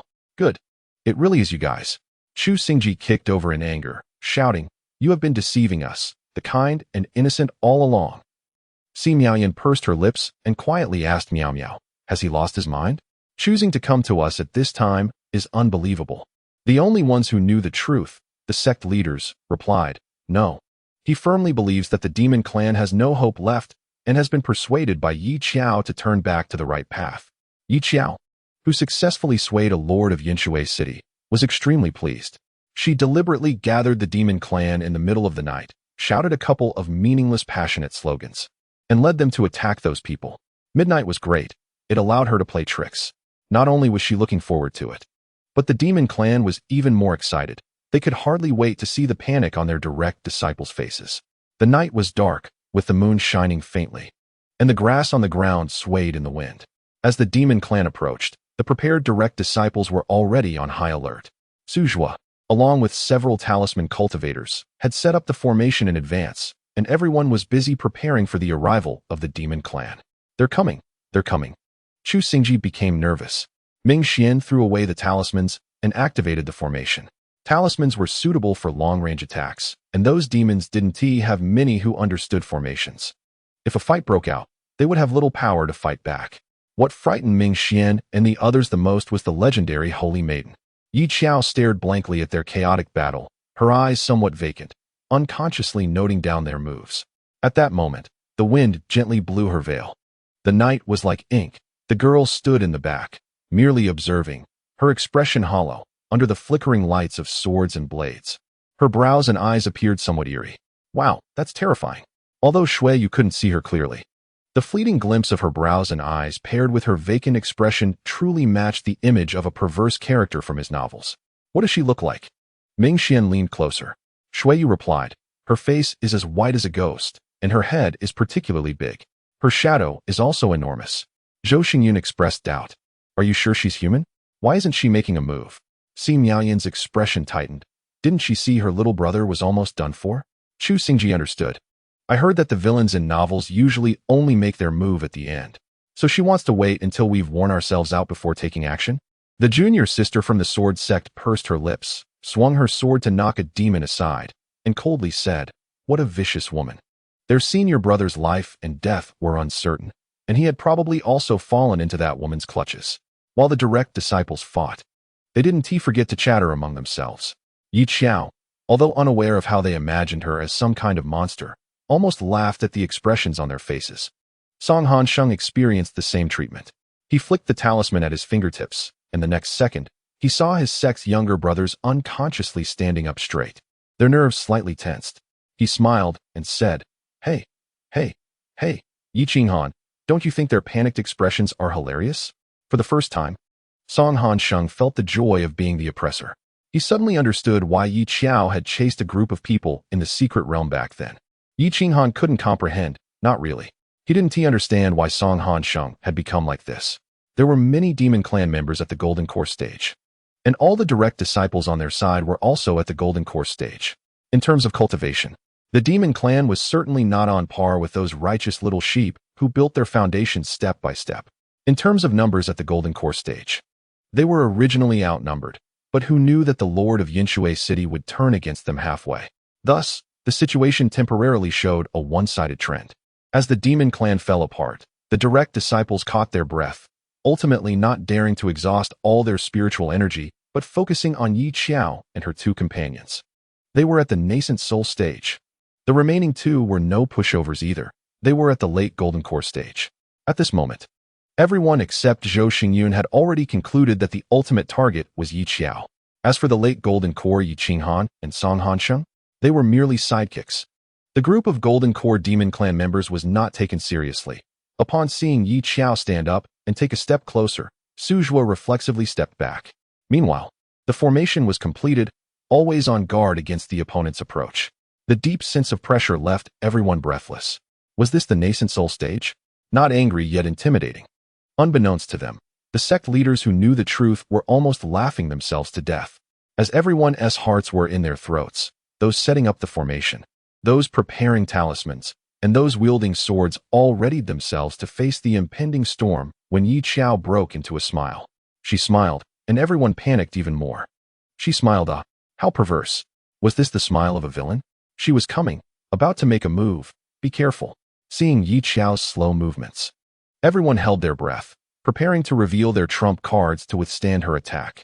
Then, the ultimate villain slowly took off her mask, revealing Yi Xiao's mischievous face, and energetically waved at them. Hi, brothers, we're all on the same side. Long time no see, did you miss me? Chapter 72. The Shadow Stone. It was unclear whether it was her hi that had a penetrating effect or whether the expressions on these direct disciples' faces were too entertaining. But the scene became quite comical. Yi Xiao swaggered forward and poked the petrified third senior brother. Hi. She unceremoniously pushed Su Zhuo. Are you dumb? Yi Xiao. Finally, someone snapped back to reality, and the direct disciples' chorus of screams nearly blew Yi Xiao away. What could be more terrifying than a nascent soul holy maiden? Even more terrifying was the fact that this person was Yi Xiao. Mu Chongxi, Shui Yua, Ming Xian, Hey. Yi Xiao waved her hand in front of them. Have you all gone crazy? Ming Xian and Mu Chongxi exchanged glances, transforming back into gophers. The fact that their junior sister had become a holy maiden was too terrifying. Zhou Xingyun directly grabbed her, tugged at her face, and after confirming it was really his junior sister, he looked a bit off, as if pondering life. Yi Xiao rubbed her face. Seeing the scene become so inexplicably chaotic because of her tone became lighter. Don't worry. The Demon Clan's Golden Core members are just those few. Now that we've completed our mission, we can return to the sect. Seeing the crisis averted, Chu Xingji rushed over first, grabbing his senior brother and starting to scold him. Senior brother, you have fallen. How did you get involved with Yi Xiao? In fact, he wanted to ask, how the hell did you end up as Yi Xiao's left and right protectors? Initially, they imagined Yi Qinghan as just a sidekick. But it was better not to tell Yi Qinghan about their assumptions. Yi Qinghan could only silently utter 4 words. Circumstances forced me. If he could, he wouldn't want to team up with the Longming sect, but at that time, there was no other choice but to trust Yi Xiao. Moreover, aside from her troublesome antics, it was actually quite pleasant to follow Yi Xiao. After they completed their mission, the sect leaders began sending jade slips to each other, signaling them to hurry back to discuss the rewards for this mission. As for the aftermath, of course, it would be left to the 5 sects to clean up. They had all been prepared for a fierce battle, but who would have thought it would end up being a quiet affair, with Yi Xiao frightening them instead? They all looked like wilted cabbages, each one listless. Qin Fanfan suppressed a laugh, even without the recording stone. She could imagine the horrified faces of these people at that time. It must be said that these kids have quite a rich imagination. The task was completed very well. He cleared his throat. The reward for this task is indeed the Chaos Pearl. After some discussion, we decided to give the Chaos Pearl to Changming Sect's Yi Xiao. You all have no objections, right? This is actually something that doesn't need discussion. If not for Yi Xiao, then who else? I don't accept this. Su Zhuo was the first to jump out with dissatisfaction. That's rare. The first to protest was actually not Song Hansheng. Shui was surprised. Mu Chongxi said. Maybe he was convinced. After all, Song Hansheng watched Yi Xiao perform from beginning to end. Why should she be the first? Not only Su Zhuo, but other confused disciples also felt somewhat dissatisfied. She didn't do much, did she? Qin Fanfan raised an eyebrow, chuckling, and confirmed several times. Are you all unhappy about her getting the Chaos Pearl? That's right. Okay then. Qin Fanfan looked at Yi Xiao, who was still out of the loop, and casually said, Yi Xiao, throw out the recording stone in your arms and play it for them to see. Yi Xiao was taken aback for a moment, then said, oh, every secret realm needed to have a recording stone, and she had brought a few more. After entering the demon clan, for fun, Yi Xiao had the modern habit of recording everything habitually. Chapter 73. Don't you want to see Yi Xiao's talisman drawing skills? A recording stone? Wow. Yi Xiao. Song Hanxing exclaimed. You even brought a recording stone? How indecent is that? Who in their right mind would bring a recording stone when entering the demon clan? Yi Qinghan's eternally indifferent face also began to show signs of cracking. After all, no one wanted to remember how they were turned around by Yi Xiao after being imprisoned. But who told Su Zhuo to be such a fool and raise an objection? Song Hanxing could only coldly glare at this junior brother as he watched Qin Fanfan throw out the recording stone, the image instantly appearing before everyone. Not only were the direct disciples curious about what Yi Xiao experienced, but the sect leaders were also curious. They had only heard some commotion. What exactly happened on Yi Xiao's side? Qin Fanfan didn't dare to ask, fearing to ruin his disciples' grand plan. Under the watchful eyes of the crowd, they first saw her calmly lying there for a moment after being teleported to the demon territory, then skillfully sticking on a talisman and stripping a demon soldier's clothes. They also saw how Yi Xiao stealthily developed her skills, quietly jotting down the demon language, then effortlessly conversing with people to gather information. Si Miaoyan commented fairly. With her skills, but lacking her boldness, if you had that boldness, you wouldn't even be able to remember the demon language, right? Su Zhuo fell silent, unable to say something like I could do it too. This was something that really wouldn't work for anyone else. The Song Hanxing and Yi Qinghan in the recording stone could be referred to as the prison duo, now painfully staring at the wall, questioning their lives.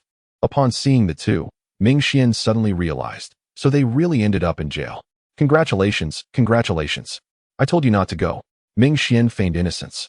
Who can you blame for not listening? Song Hanxing. Yi Qinghan attempted to freeze Ming Xian with a bone-chilling glare. Ming Xian didn't care about how high his hatred value was. He was quite interested in watching how Yi Xiao, without changing her expression, tricked someone into giving her their clothes. Then, after putting them on, she confidently acted as the leader. The subsequent scenes were even more exciting, especially the expressions of Yi Qinghan and Song Hanxing when they saw that the demon clan was Yi Xiao. It was beyond what the word horrified could describe. The crowd was oddly balanced, so they were all scared by Yi Xiao. That made them feel relieved. The recording stone didn't play quickly, and after watching the whole process, everyone was silent. Even Chu Xingji, who usually liked to argue, had nothing to say. He had completely lost his breath, raising his hand in resignation. Right. It's all fine if Yi Xiao is the standout of the whole event. So frustrating. Finally, he understood why their senior brother was always serving as Yi Xiao's protector. They ended up in jail on the first day. Chu Xingji was so angry he felt like a pufferfish. So impressive. This learning ability, and I still wouldn't be able to learn it in a year. Why is there such a huge gap between people? This meant that while we were discussing strategies, she had already infiltrated the enemy's ranks. While we were setting up formations, she had already become a saintess. By the time we woke up from our slumber, Yi Xiao had already turned the lord of Yinshui city to her side. The progress on both sides was clearly not balanced. How could they compare? Miao Miao cupped her chin. Is this what it means to be a boss who can lead too? It turns out, who says a boss can't lead the weakest sister? A true boss can absolutely lead too. She was the one who felt the most favorable towards Yi Xiao on sight. After all, she could come out all thanks to Yi Xiao's kindness towards girls. Didn't you see that even Song Hanxing and Yi Qinghan didn't get such treatment? Miao Miao was instantly overjoyed, waved at Yi Xiao, her eyes crescent-shaped. If there's a need in the next secret realm, our two sects can join forces. There was no way. She also wanted to experience the joy of being carried by a boss. Yi Xiao didn't refuse. Okay, if there's a chance. Watching her get the Chaos Pearl was more painful than killing me. Chu Xingji felt a deep discomfort, almost dying from frustration. The junior sister from the sword-asking sect found him embarrassing and dragged him away. Second senior brother, stop shouting. It was just that he couldn't compare. Even their senior brother and Song Hanxing managed to escape, thanks to Yi Xiao. So if the Chaos Pearl wasn't given to her, then who? Senior brother. Su Zhuo's aggrieved face turned red. Are we leaving? Let us go? Next time, we'll make sure they pay. Song Hanxing's tone was icy. He could only say that. Being frustrated but unable to compete, he could only let out some harsh words to barely maintain his face. Yun Kei's eyes flickered slightly, and she followed along. She had little presence during this task. Yi Xiao only noticed Yun Kei because there was something strange about her aura.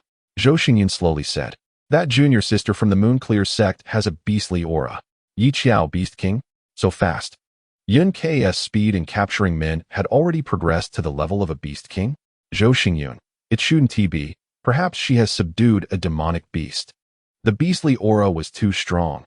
It was not only he who sensed it, but Yi Qinghan also clearly felt it. Although the opportunity to subdue a demonic beast varies for everyone, this Yun Ke seemed to have an opportunity that was a bit too good. Yi Xiao raised an eyebrow. Contemplating for a moment, she thought of a pet from the original plot. A Qingwan bird? In the original story, Yun Ke had quite a few pets. The divine bird Qingwan, treasure-seeking beasts, and later various demon kings and other chaotic creatures appeared. I heard that Si Miaoyan saw her walking with a man before. Mu Chengxi leaned over, sighing. She changes men so quickly. After all, she was pretty. Yi Xiao stroked her chin. Shuiyu could only helplessly complain. These few people gathered together really looked like a group of old men gossiping at the village entrance. And what else with the junior sister joining in to point fingers? Aren't you a girl too?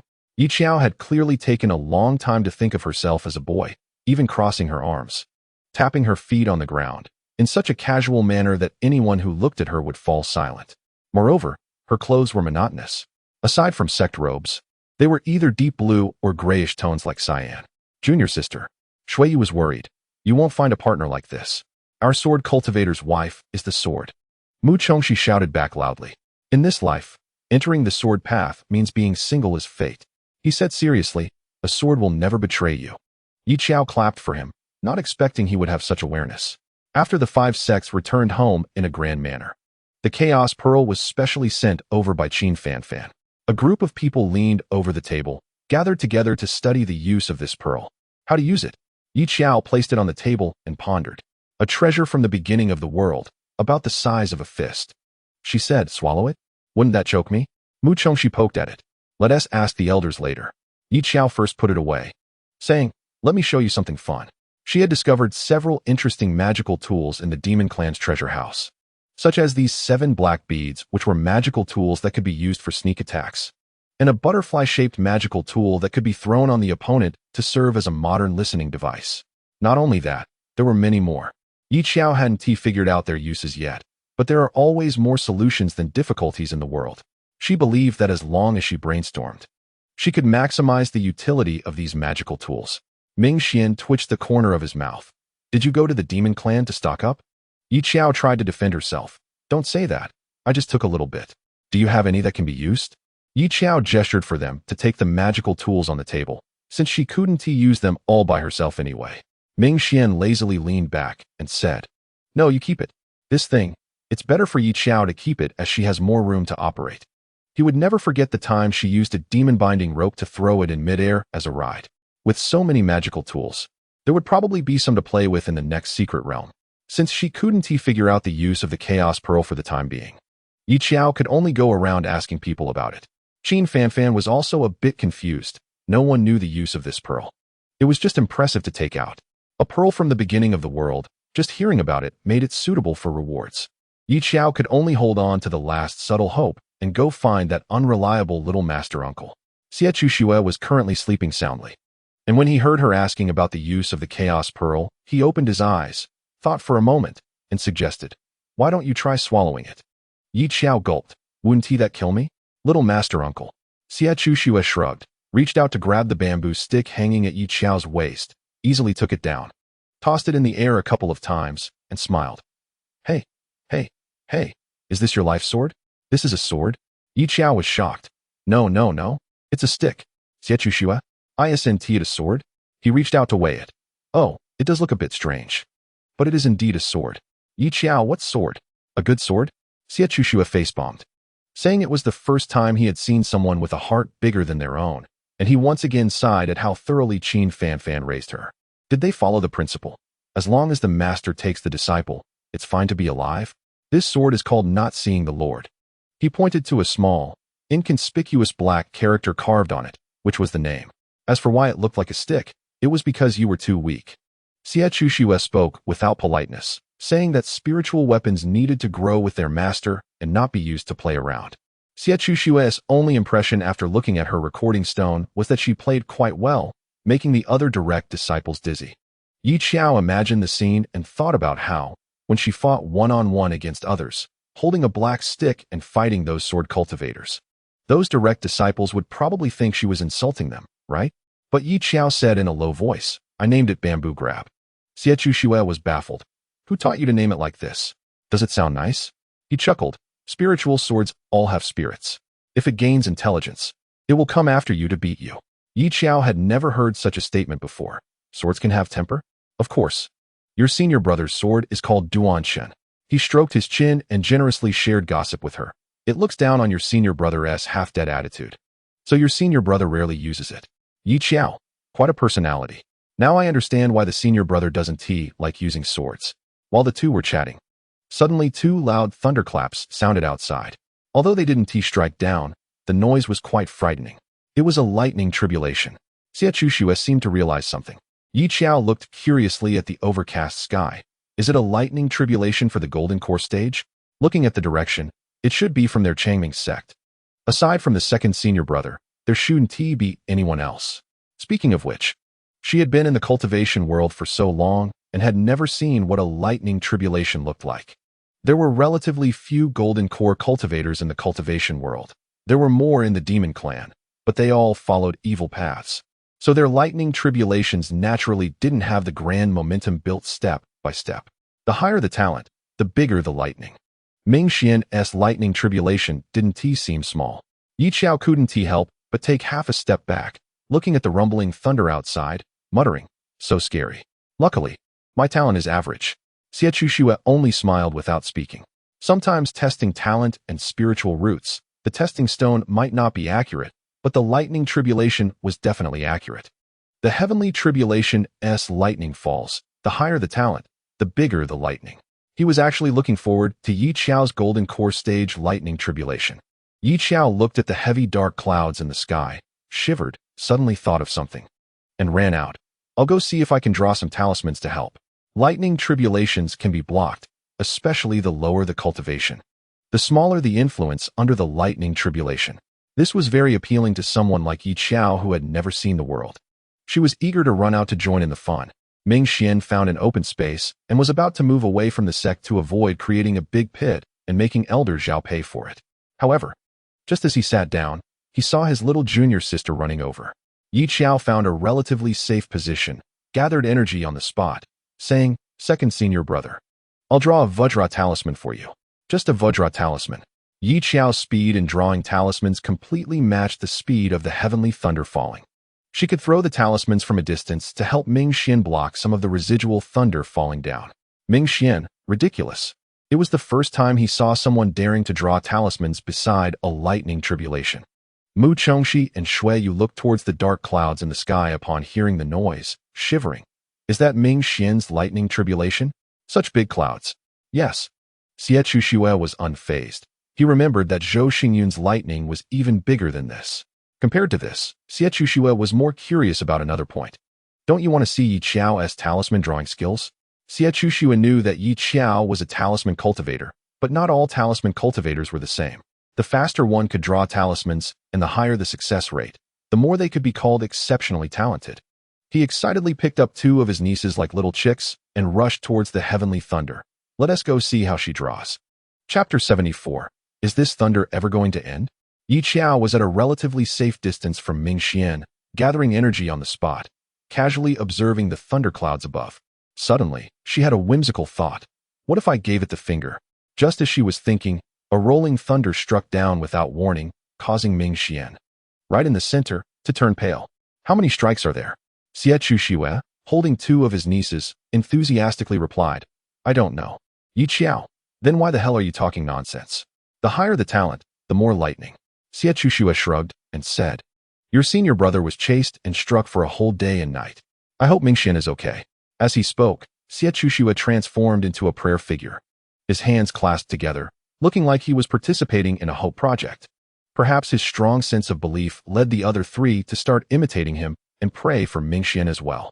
Sometimes, having high talent isn't necessarily a good thing. For example, right now, Ming Xian was being struck to the point of almost being fried. Xiao used all the Vajra talismans she could throw, and for a whole hour, she drew talismans on the spot, causing her foundation building stage to become unstable. The thunder tribulation for Ming Xian was still ongoing. Xiao touched his chin and observed her speed in drawing talismans, realizing that this little junior niece was not only fast, but also had an impressive accuracy. It was rare to see someone have such a high success rate while someone was undergoing a thunder tribulation. However, wasn't it said that one could only focus on one path and sword talismans? He pondered. So this little junior niece must have a poor talent in swordsmanship, right? Thus, Xiao happily decided in his heart that from now on, Xiao would be their talisman cultivator. At this moment, Xiao's hand was sore from drawing, and when she shook her arm, she realized it wasn't over yet. Unable to contain her anger, she raised her middle finger at the thunderclouds. Is this thunder ever going to stop? Xiao's first reaction was to grab the 2 days junior nieces and sprint away from Xiao. The next second, a rolling thunder struck towards Xiao. Xiao had only been venting her frustration. No one had ever told her that thunder tribulations could understand human speech. Caught off guard, she stood there, her mind blank. Luckily, only one bolt of heavenly thunder struck. After it was done, Xiao chased after Mingxian to strike again. When Xiao returned, he poked Xiao with his hand. Are you okay? I'm fine. Xiao slowly exhaled a puff of black smoke. But she felt like her pockets were leaking electricity. Xiao clicked his tongue. What a fine girl. How did she end up with such a mouth? Xiao genuinely felt fine. In fact, being struck had made her feel quite refreshed. And she almost couldn't control herself from wanting to raise her middle finger again and ask for 2 more bolts of lightning. Mingxuan's thunder tribulation lasted until the afternoon, and the 4 of them were almost dozing off while waiting. With such a commotion, other sects also took notice. Mingxuan's thundercloud? That kid's talent was indeed extraordinary.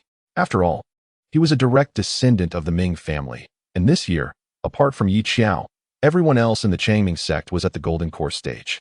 Talisman cultivators were already difficult to deal with, and now there was an additional Golden Core. Who would be the first in the 3rd secret realm was still uncertain. The 4 of them sat cross-legged waiting, and Xiao had already laid down on the ground to sleep, when suddenly Xiao's exclamation woke him up. Little master uncle, my spiritual root has grown. Shui was encountering such a thing for the first time. His eyes widened in disbelief. Can spiritual roots grow? What? Xiao sat up abruptly, his eyes wide open, and his light brown pupils became much clearer. Xiao's spiritual root had always been small and thin. Even without probing with spiritual energy, she could sense it. Moreover, since she saw it every day, she had a rough idea of whether her spiritual root had grown. Suddenly growing a little was extremely surprising for Xiao. Can spiritual roots really grow? Xiao also harbored the same question in his heart. Although it was just a negligible length, Xiao could certainly feel the change in her spiritual root. After thinking for a long time, Xiao realized when the change started. It seemed to have begun when she raised her middle finger to the sky, followed by that thunder strike by her ear. Thunder spiritual root, he murmured to himself, repeating the phrase. If he remembered correctly, Xiao's spiritual root attribute tested when she entered the sect was indeed a thunder spiritual root, right? Did this thunder spiritual root have such a use? Thunder spiritual roots were quite rare in the cultivation world, almost to the point of being uncommon.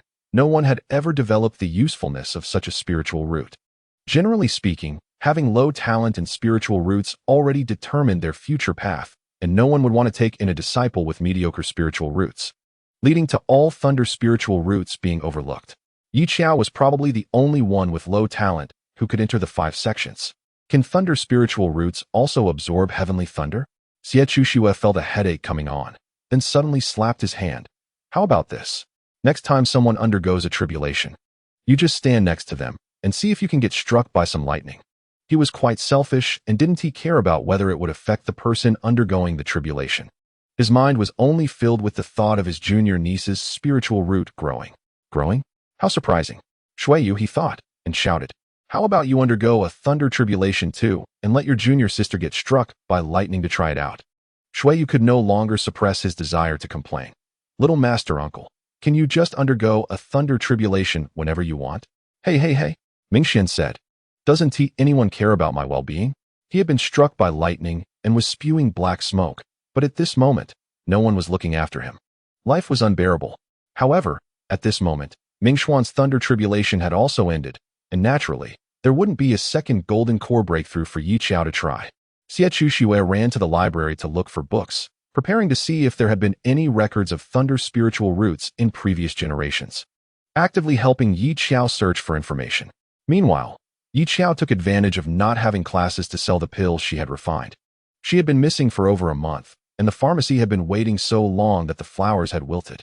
Every alchemist had a specific name, but Yi Xiao had always been too lazy to name herself.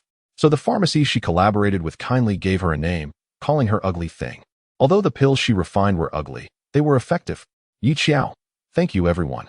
At the same time, at the Wanjian sect, little junior sister struck hard, hitting Chu Xingji on the head, speechless. Don't buy these strange things back to the sect, second senior brother. They smell so bad. Because of the pills he had bought back in recent days, the entire Wanjian sect had become somewhat chaotic. Chu Xingji, but the effect is really good. Plus, they're cheap. He emphasized the last two words. Alchemical pills were usually very expensive, and their first sect had also recently been somewhat short on funds. Who wouldn't he want to take advantage of something cheap? Upon hearing that the pills in Yunzong City were cheap, Chu Xingji immediately grabbed Yi Qinghan and rushed over there without stopping. Both of them were at the golden core stage, Sir Cultivators, and they rushed to grab pills in the market like unrefined aunties. Because of their lack of manners, they were quick to snatch, which drew angry glares from a group of loose cultivators. Is that sect robe-rented? Wanjian sect?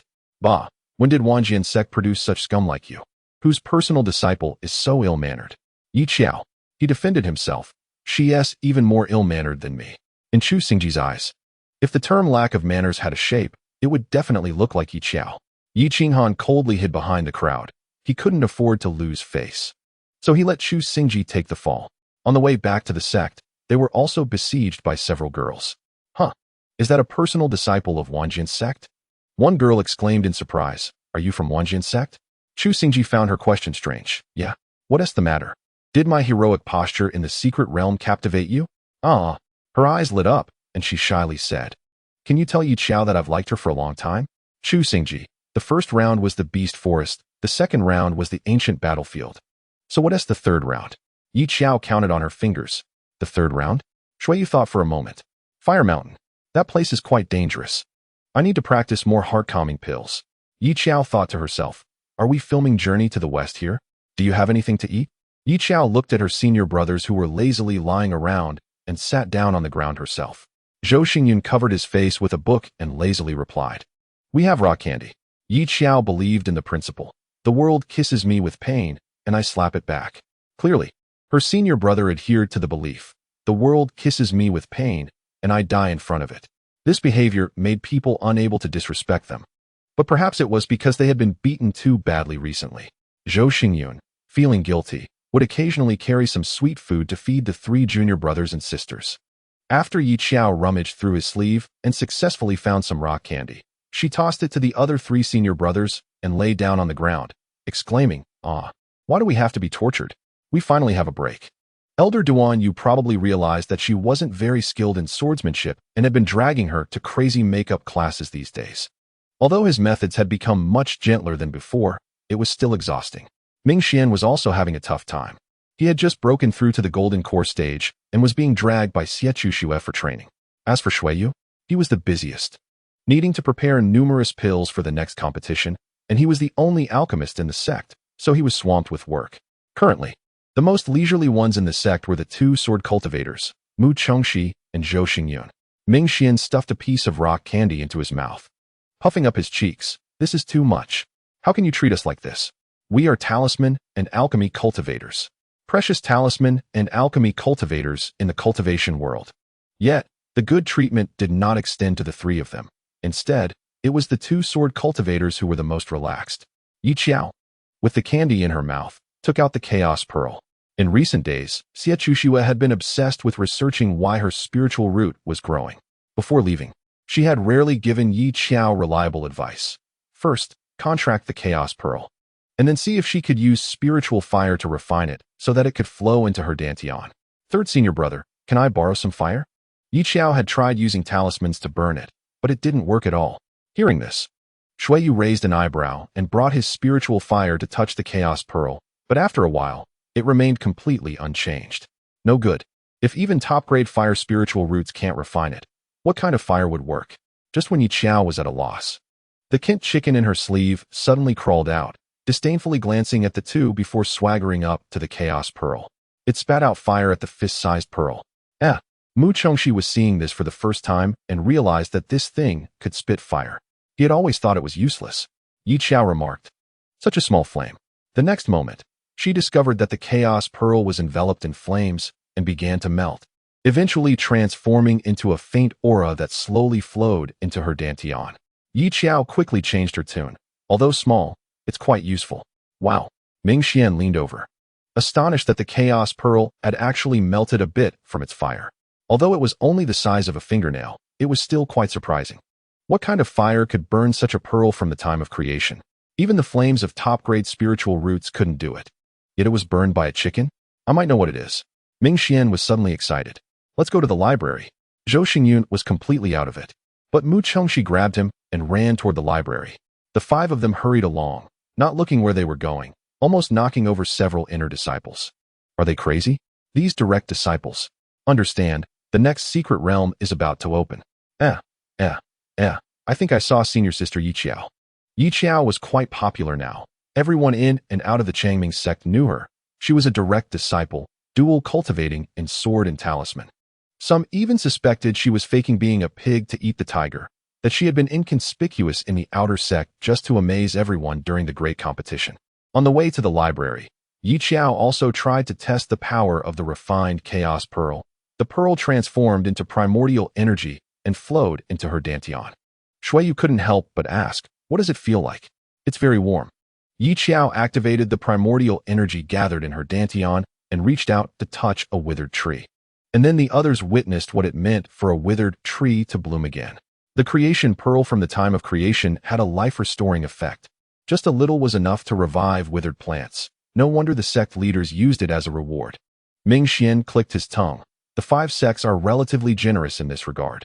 Although there were struggles and competition, they still treated direct disciples quite well, which is why talented individuals from the 8 great families often chose to join major sections. The resources are good, though it's hard to stand out. Once you become a direct disciple, the treatment is incomparable to that in a family. Yi Xiao added, except for Yunhen. You're right. When the 5 arrived at the library, Manager Yu's expression was quite colorful, shifting between red and green like a palette. Previously, after Ming Xian and Yi Xiao had burned the place while cleaning, he hadn't looked favorably upon this group of direct disciples. What day is it today? All 5 are here. Do you think this is a tourist resort? Don't be angry. Don't be angry. Mu Chongxi raised his hand. We're just here to check some information today, not to cause trouble. Manager Yu replied, not long ago. Xie Shue had also come to the library like she was sick, muttering about something related to growing spiritual roots, and turned the place upside down. Now Yi Xiao and her group had come in, and Manager Yu was feeling utterly fatigued. However, the library was meant for these direct disciples. So he could only wave his hand. Hurry up and look. Once you're done, roll out. Ming Xian immediately responded. I was thinking, are we starting from the wrong point? Like what? Yi Xiao raised an eyebrow. Like we shouldn't be looking for the Kent chicken's prototype in the beast record, but in the divine beast record. There's also a divine beast record? Yi Xiao, being somewhat clueless, never anticipated that the cultivation world had so many intricacies. Ming Xian, standing on a ladder, replied, of course there is. Look, he pulled out a thick book that recorded many divine beasts that had vanished from the cultivation world over countless years. Vermilion bird? Shuiyu leaned in, murmuring, but the vermilion bird's tail doesn't look like this, right? The Kent chicken had a rather long tail with beautiful red feathers. Compared to the vermilion bird, it looked more like a phoenix. They compared the illustrations in detail, looking at the Kent chicken nestled on Yi Xiao's head. And the more they looked, the more similarities they found. Wow, a phoenix that only rests on phoenix trees and eats bamboo seeds? Yi Xiao pulled it down from her head. So it sleeps on my head every day? Shuiyu, seeing her rough behavior, hurriedly cradled the Kent chicken, saying in a calm tone, I heard that the Qing Luan, peacocks, and golden phoenixes are all descendants of the phoenix. It's very powerful. If it's a phoenix, then its growth speed makes sense. Maybe by the time you die, it will still be this big. Yi Xiao, Chapter 76. Is there a throne to inherit at home? Yi Xiao reached out, snatched the Kent chicken, and shook it vigorously. Then what use do I have for it? A divine beast that never grew could already be equated to trash in her eyes. These days, with nothing to do, Yi Xiao had been cooped up in the library practicing and finally progressed from the early stage of foundation building to the mid-stage. Mu Chongxi, feeling bored, suggested, I heard that phoenixes can undergo nirvana. Why don't we try throwing it into the fire? This kind of statement from a living llama provoked the anger of the Kent chicken. Xiao also hesitated for a long time. How do you raise a phoenix? This question left the five of them exchanging glances, all bewildered. They have never raised a divine beast, so how would they know how to care for a phoenix? Previously, the KFC chickens just lived and died on their own. Xiao cradled the small beast and murmured, if it doesn't work out, we can pull some spirit stones together and go to the auction to bid on some crystal stones. He and Ming Xian were the wealthiest among them. Ming Xian happily decided unilaterally, when the Changming sect has a holiday, I'll sneak into the Ming family treasury to steal some spirit stones to raise it. He didn't have money, but the Ming family was rich, having amassed who knows how many spirit stones over generations of talisman cultivators. Speaking of going home, Xiao suddenly had a whimsical idea while lying on the ground, lazily yawning. When does our sect celebrate the new year? What new year? Cultivation. Qin Fan stormed in, and as expected, saw the five of them sprawled out. Other sects were cultivating. What were you five doing together? Sleeping, they replied. Ming Xian looked at the intruding Qin Fan and regretted not setting up a soundproof array in advance, as their conversation had been overheard by their master. Qin Fan was incredulous. At your age, how can you sleep? Preparing, he glanced at the idle disciples on the ground. Feeling exasperated, let's head to the next secret realm. Xiao covered her face, feeling despair at the mention of the secret realm. Hearing such words now was akin to being told during a holiday that she had to go to school. It was tough enough to graduate from modern life. And now in the cultivation world, there was still a grand competition. What is the new year? Ming Xian asked curiously. Except for Mu Chongxi, who came from the human world, the other three were all raised in cultivation families. So Ming Xian found Xiao's words quite novel. Xiao removed her hand and raised an eyebrow. Don't you celebrate the new year? Zhou Xingyun answered quickly, we need to cultivate. Although he didn't cultivate, it didn't stop the other disciples from working hard. My family used to celebrate. Mu Chongxi turned over and pinched the KFC chicken. We have feasts over there. But it still feels quite boring. Cultivation is more interesting. So overall, the cultivation world doesn't celebrate festivals. Xiao perked up. Then let's celebrate together this year. Feast? Shui's focus was a bit different from the others. He was surprised. What status do you have? Is there a royal succession in your family? My family lives in the royal palace. Mu Chongxi raised his head and shot them a glance. Indeed, there was a royal succession to inherit. Why did he leave the Changming sect overnight? The steamed buns were too terrible, having never experienced hardship. He couldn't stand staying for even a second and was desperate to leave that broken sect. Later, he got used to it, and it was just like that. Everyone fell silent for a moment, seeing that Mu Chongxi didn't seem to be joking. For Xiao, who had only seen princes in dramas, she sincerely said, I apologize. So it turns out you are a prince. Everyone present, except for herself, turned out to be of some status. Ming Xian tugged at his face. Grinning, then let's visit your house next time. None of them had been to the royal palace. Mu Chongxi was displeased. Don't mess with the prince's face. Stop joking around. Qin Fan, seeing these kids still joking, was both amused and angry. She immediately kicked each one and told them to tidy up and prepare to leave. Chapter 77. The third secret realm. Is there really fire in the next secret realm? On the way, Shui was distributing pills to them. Facing Xiao, who was clueless, he looked up and chuckled. Otherwise, why do you think it's called Fire Mountain? It wasn't just Shui who found it strange. Even the carefree Mu Chongxi was amazed. Their little junior sister seemed to have no understanding of the cultivation world at all, even if she wasn't from a cultivation family. She had grown up beside Yunhen. How could she have so little common knowledge? Zhou Xingyun recalled the environment there briefly, frowning. The ground is covered in stones. And it's very hot. That was his least favorite secret realm. Xiao rubbed her chin, visualizing the scene, thinking that this terrain was very suitable for ambushes. Of course, this was just her idea. What it actually looked like would have to wait until they went in to find out. When the five sects arrived, they stood in a row. Xiao glanced over and felt they all looked quite wilted, especially when she saw the Changming sect had arrived. They looked even more dejected.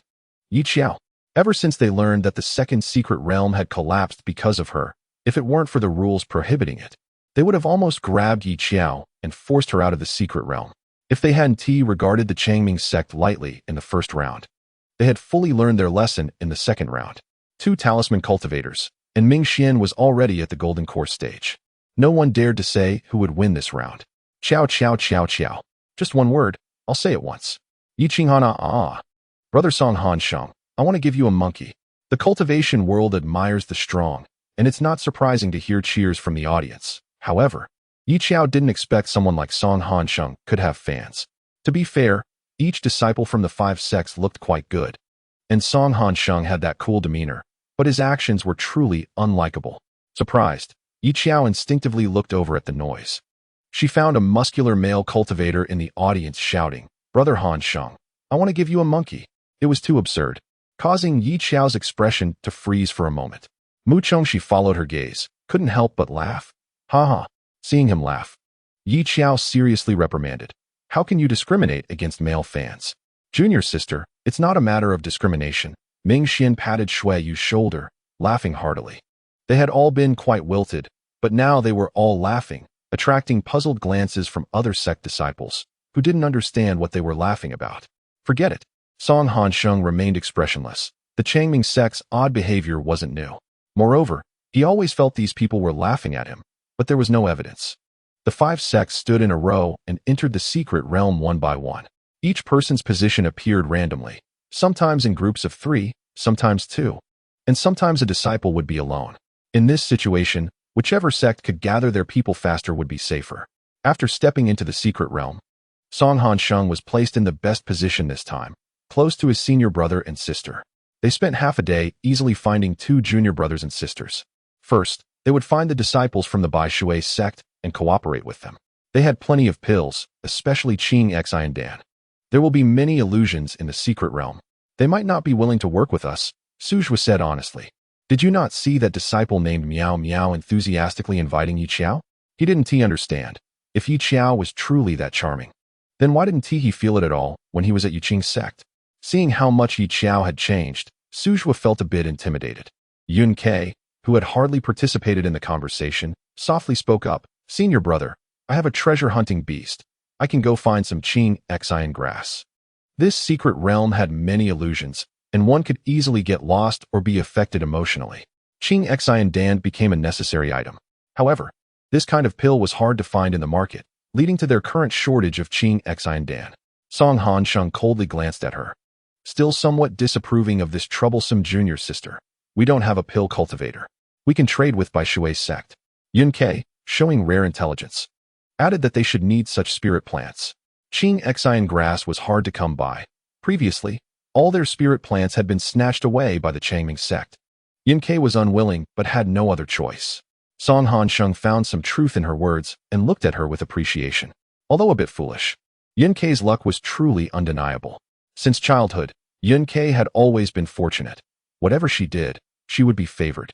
And even Yun Hen had said that she was probably what people called a favored daughter of destiny. She didn't really care much about these competitions. What did it matter if she won or lost? Wasn't it enough that her senior brothers were working hard, rather than being ignored? She preferred to have everyone's attention on herself, so Yun Ke proactively suggested that during the preparation for the 3rd round, they would take back the spotlight. Sure enough, the cultivators below, who had been discussing Yi Qiao, shifted their focus entirely to Yun Ke in the next moment. Treasure-hunting beast? Qin Fan exclaimed in surprise. Could such spirit beasts also form a contract with humans? That kid has always had incredible luck. The elder of Bai Shui's sect frowned slightly, but isn't this cheating? It's the first time someone has used a treasure-hunting beast to find spirit plants since the secret realm opened. The elder of Yuqing's sect sneered. Isn't this what Changming sect calls strategy? Why is it okay for Yi Qiao to stir things up, but not for us to use treasure-hunting beasts? Elder Xiao was also angry. What does it have to do with their Changming sect? Seeing both sides about to argue, the leader of Wenjian's sect stepped in as a mediator. Such a situation had never occurred before in the secret realm. But the effect of the clear heart pill was considerable, and if Yun Ke had a spirit beast to help find spirit plants, it was not unreasonable. One could only say that individual opportunities differ. And that little girl, Yun Ke, was unreasonably lucky. Yi Qiao teamed up with Shui Yu in the 1st round, Ming Xian in the 2nd, and Zhou Xingyun in the 3rd. Yi Qiao had always had good luck and had never been alone. But it felt like Yi Qiao didn't need teammates at all. Indeed, after entering the secret realm, Yi Qiao's only feeling was how hot it was.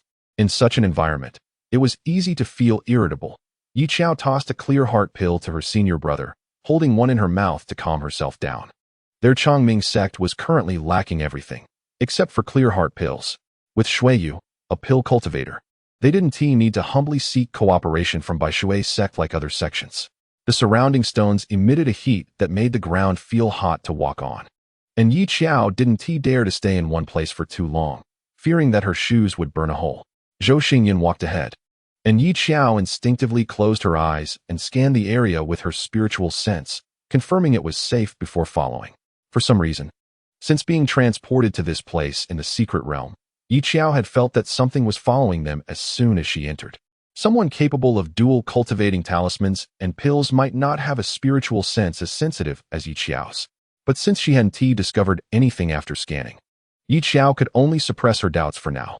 Since she was teamed up with her senior brother, Xiao walked behind Zhou Xingyun and didn't need to lift a finger. He perfectly demonstrated what it meant. Under the sword, all beings are equal. With a single sword strike, all sorts of strange beasts vanished. When Xiao checked the rankings, she found that her senior brother had cleverly kept the count at an integer. As expected of you, senior brother. In the previous rounds, Xiao had been the one to take action, needing to protect both the pill cultivator and the talisman cultivator. Now, she was gradually discovering the benefits of being with a sword cultivator. So what use is something precious?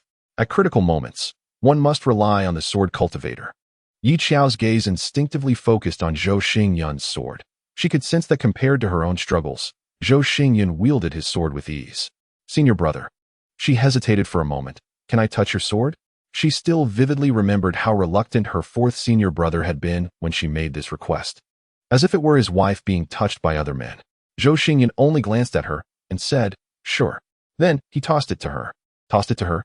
Xiao was taken aback as she caught the Duan Chun. She had always been curious about the differences between their swords, and to her, the duofun was just a stick, lacking any resemblance to a sword. Having finally touched their wife, Xiao certainly wouldn't let the opportunity pass. She examined it while marveling at its intricate design, realizing she could never learn to forge weapons in this lifetime. But she could get more acquainted with these swords and try to draw design sketches. You just tossed it to me, won't it be unhappy? Xiao remembered that Mu Chongxi and her junior uncle had said swords have spirits. Zhou Xingyun frowned slightly, and after a long moment, he slowly replied, my sword looks down on me. Coincidentally, Zhou Xingyun looked down on it too. The two, a person and a sword, rarely cooperated harmoniously. Upon hearing this, Xiao immediately returned Duan Chun, deciding she must treat the duofun better in the future and not casually kick it around. What if it developed intelligence and looked down on her? Xiao currently didn't want to be scorned by her own sword. The two continued forward according to the secret realm map. Regardless of how hard they worked, they had to stay for 5 days before leaving, so they might as well find a cool place to lie down. The sky gradually darkened, but the surrounding temperature showed no sign of decreasing. Earlier, when the sky was bright, Xiao had a vague feeling that something was off. Senior brother. Once the surroundings were completely dark, Xiao instinctively closed her eyes and scanned with her spiritual sense, then suddenly opened her eyes, pointing behind him, her scalp tingling. Look, what is that? Zhou Xingyun turned in confusion to look, and in the next second, his expression froze. Chapter 78, Masters Meet. Mutual mockery. Xiao felt a tingling sensation because the creature behind them was too grotesque. The beast had 4 arms, its head decorated with uneven feathers, and it had over a dozen eyes that glinted coldly in the night, making her scalp crawl.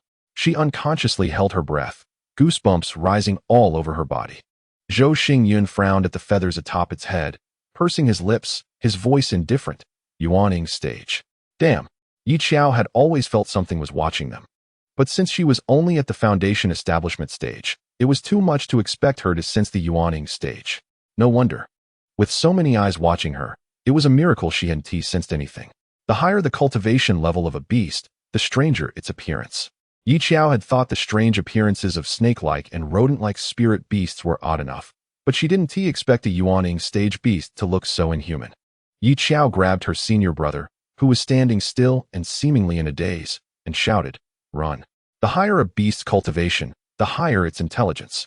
Zhou Xingyun was not weak, but perhaps due to caution, it didn't dare to charge recklessly at them right away and had been observing the two since the daytime. Xiao didn't give it a chance to react and pulled Zhou Xingyun to escape. Zhou Xingyun looked back but couldn't resist, swinging his sword. The sword energy surged like a rainbow, striking down the uneven feathers on its head. Beast. Xiao couldn't help but exclaim, "Senior brother, don't provoke it." Oh no. Sure enough, Zhou Xingyun's actions completely enraged it. Her arms hit the ground, claws bared, ready to chase after Xiao, who was running the slowest. Just as she was about to be caught, Zhou Xingyun grabbed her by the nape of her neck and easily created dist. The audience also said, "I take back what I said about Xiao being lucky. Her secret realm has always been quite chaotic, alright." Zhou Xingyun reacted quickly, calculating the distance between them, not giving that demon beast a chance to attack.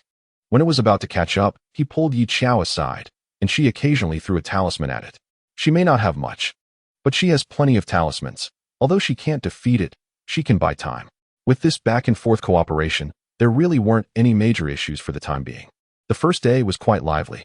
One could only imagine what the situation would be like in the secret realm later. Song Hansheng, under Yun Kei's guidance, obtained a lot of Qingxin grass, but since there were no alchemists among them, they pondered for a moment and decided to find the people from Baishui's sect to discuss cooperation. Baishui's sect lacked alchemists but needed spiritual plants.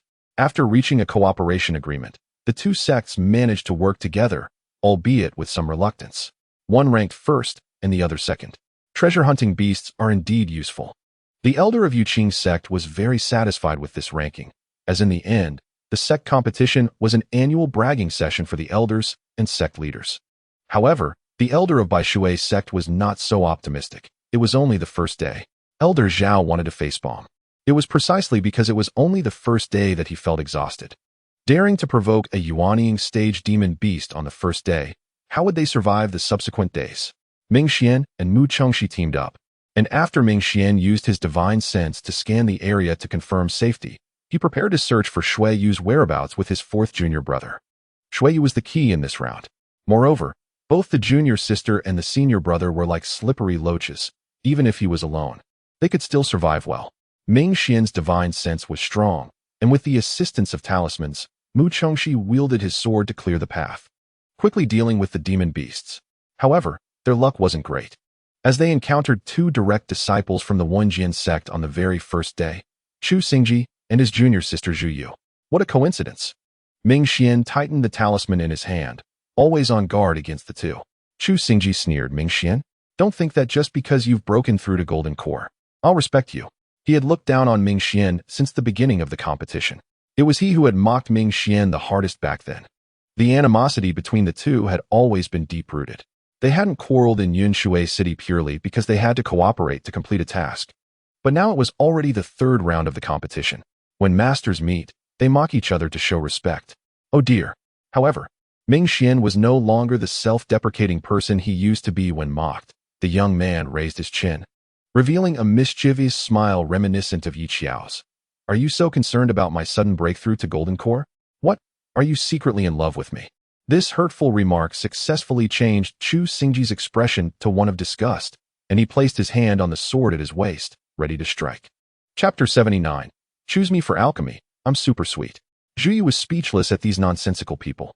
Are we fighting or not? She drew her sword, her brows cold. Second senior brother, don't let his words provoke you. She had no good feelings towards Changming's sect either. They had been at the bottom in the second round because of Yi Xiao's sneak attack that knocked them all out. Enemies meet. It's not like they should be as verbally abusive as Ming Xian. Mu Chengxi and Ming Xian linked arms, trying to reason with Chu Xingji. It's only the first day. Let's not resort to fighting.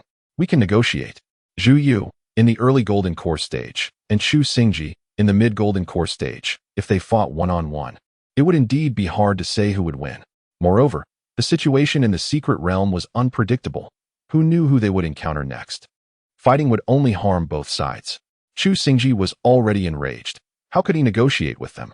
The sword intent was sharp, and in the blink of an eye, he charged at Ming Xian with overwhelming force, his sword intent too strong, causing two of the protective talismans in Ming Xian's arms to shatter instantly.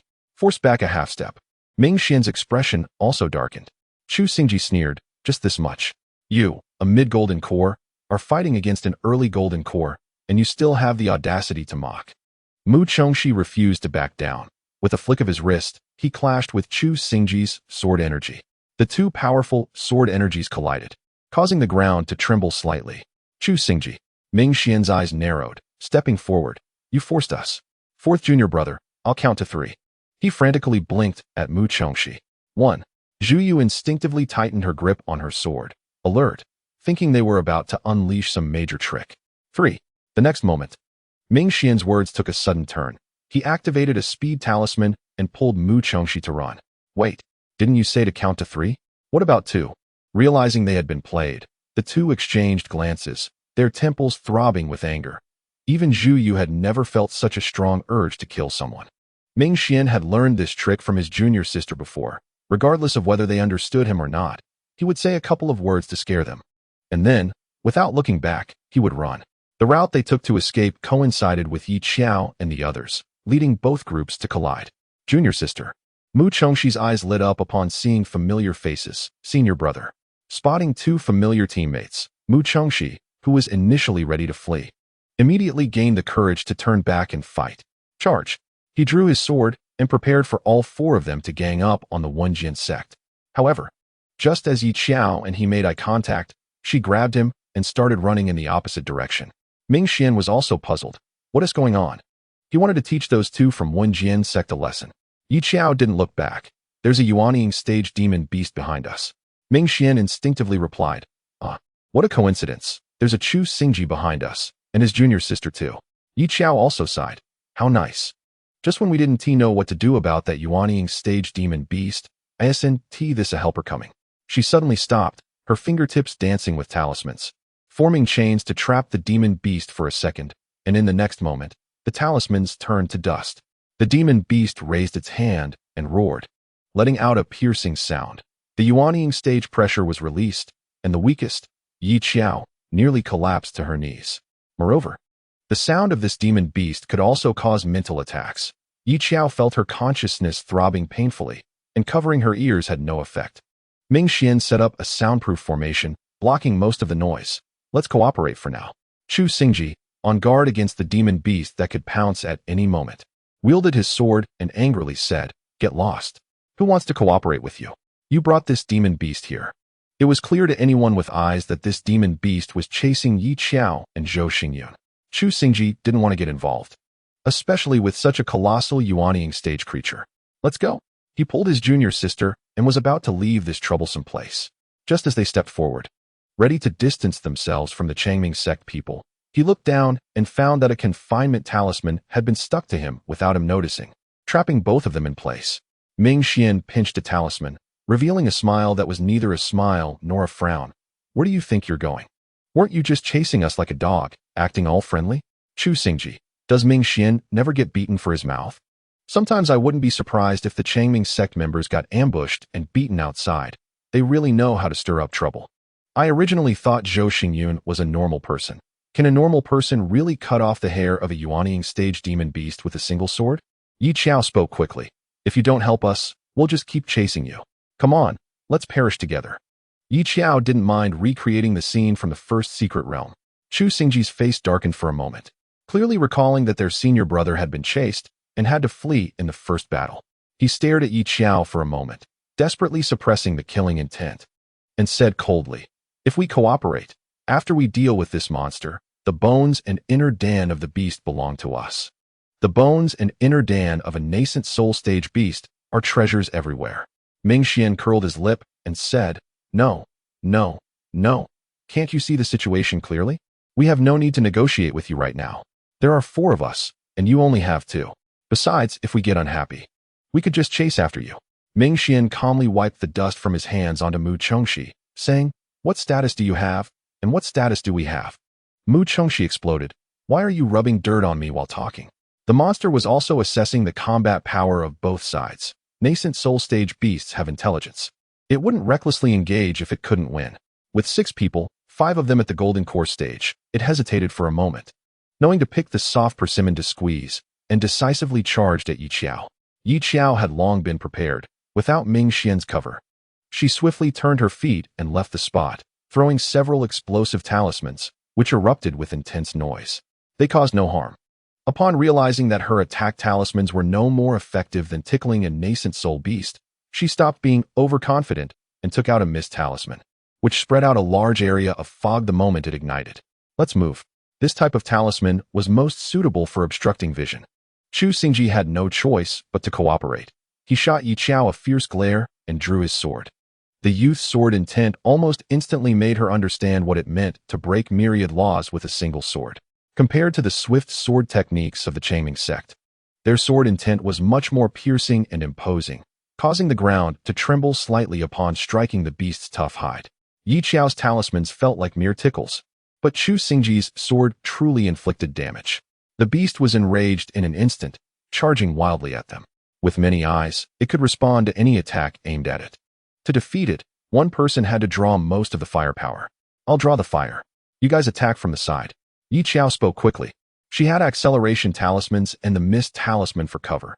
Most importantly, although her spiritual energy was not as abundant as the other senior brothers, she could take medicine. Chu Xingji instinctively mocked. Just you?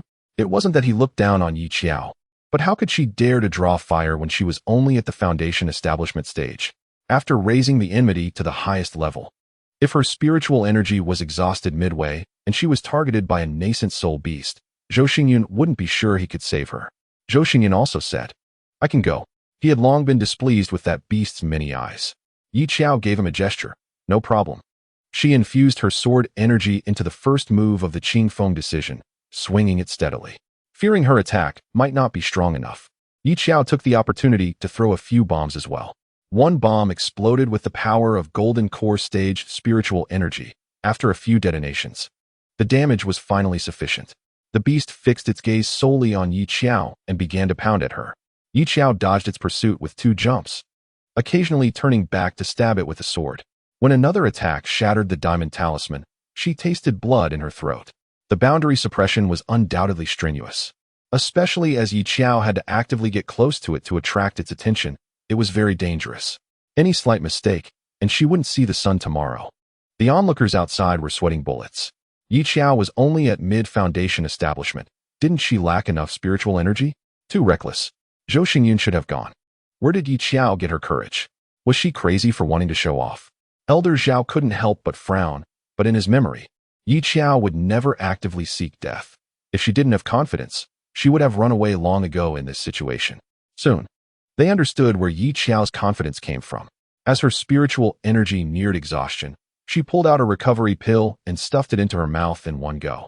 Her pale face slightly easing for a moment. The inner Dan's spiritual energy, which was almost depleted, immediately filled up. This drew the attention of the elders from the Wanjian sect, who murmured enviously or jealously, Is your Changming sect so rich? Relying on pills to fight a war of attrition. Elder Xiao was puzzled for a few seconds. Each sect would provide pills to their direct disciples when entering secret realms. But had they given Yi Xiao this many pills? Yi Xiao completely avoided fighting the beast head-on. She was merely playing the role of drawing fire. Anyway, when her spiritual energy was exhausted, she would just take pills. Moreover, Yi Xiao's movements were so agile that the beast couldn't hit her, forcing it into a state of frenzied rampage. While dodging, Yi Xiao also promoted the pills, passionately calling out to the audience outside. Changming sect's pill pavilion. 1 is better than 6, heals internal injuries, sugar-free. Welcome to call all fellow Taoists. Choose me for alchemy. I'm super sweet. Chapter 80. The low-key genius. Why advertise? Why advertise at such a time? Can you pick a better moment to speak? Chu Xingji turned the tip of his sword and thrust hard at the beast.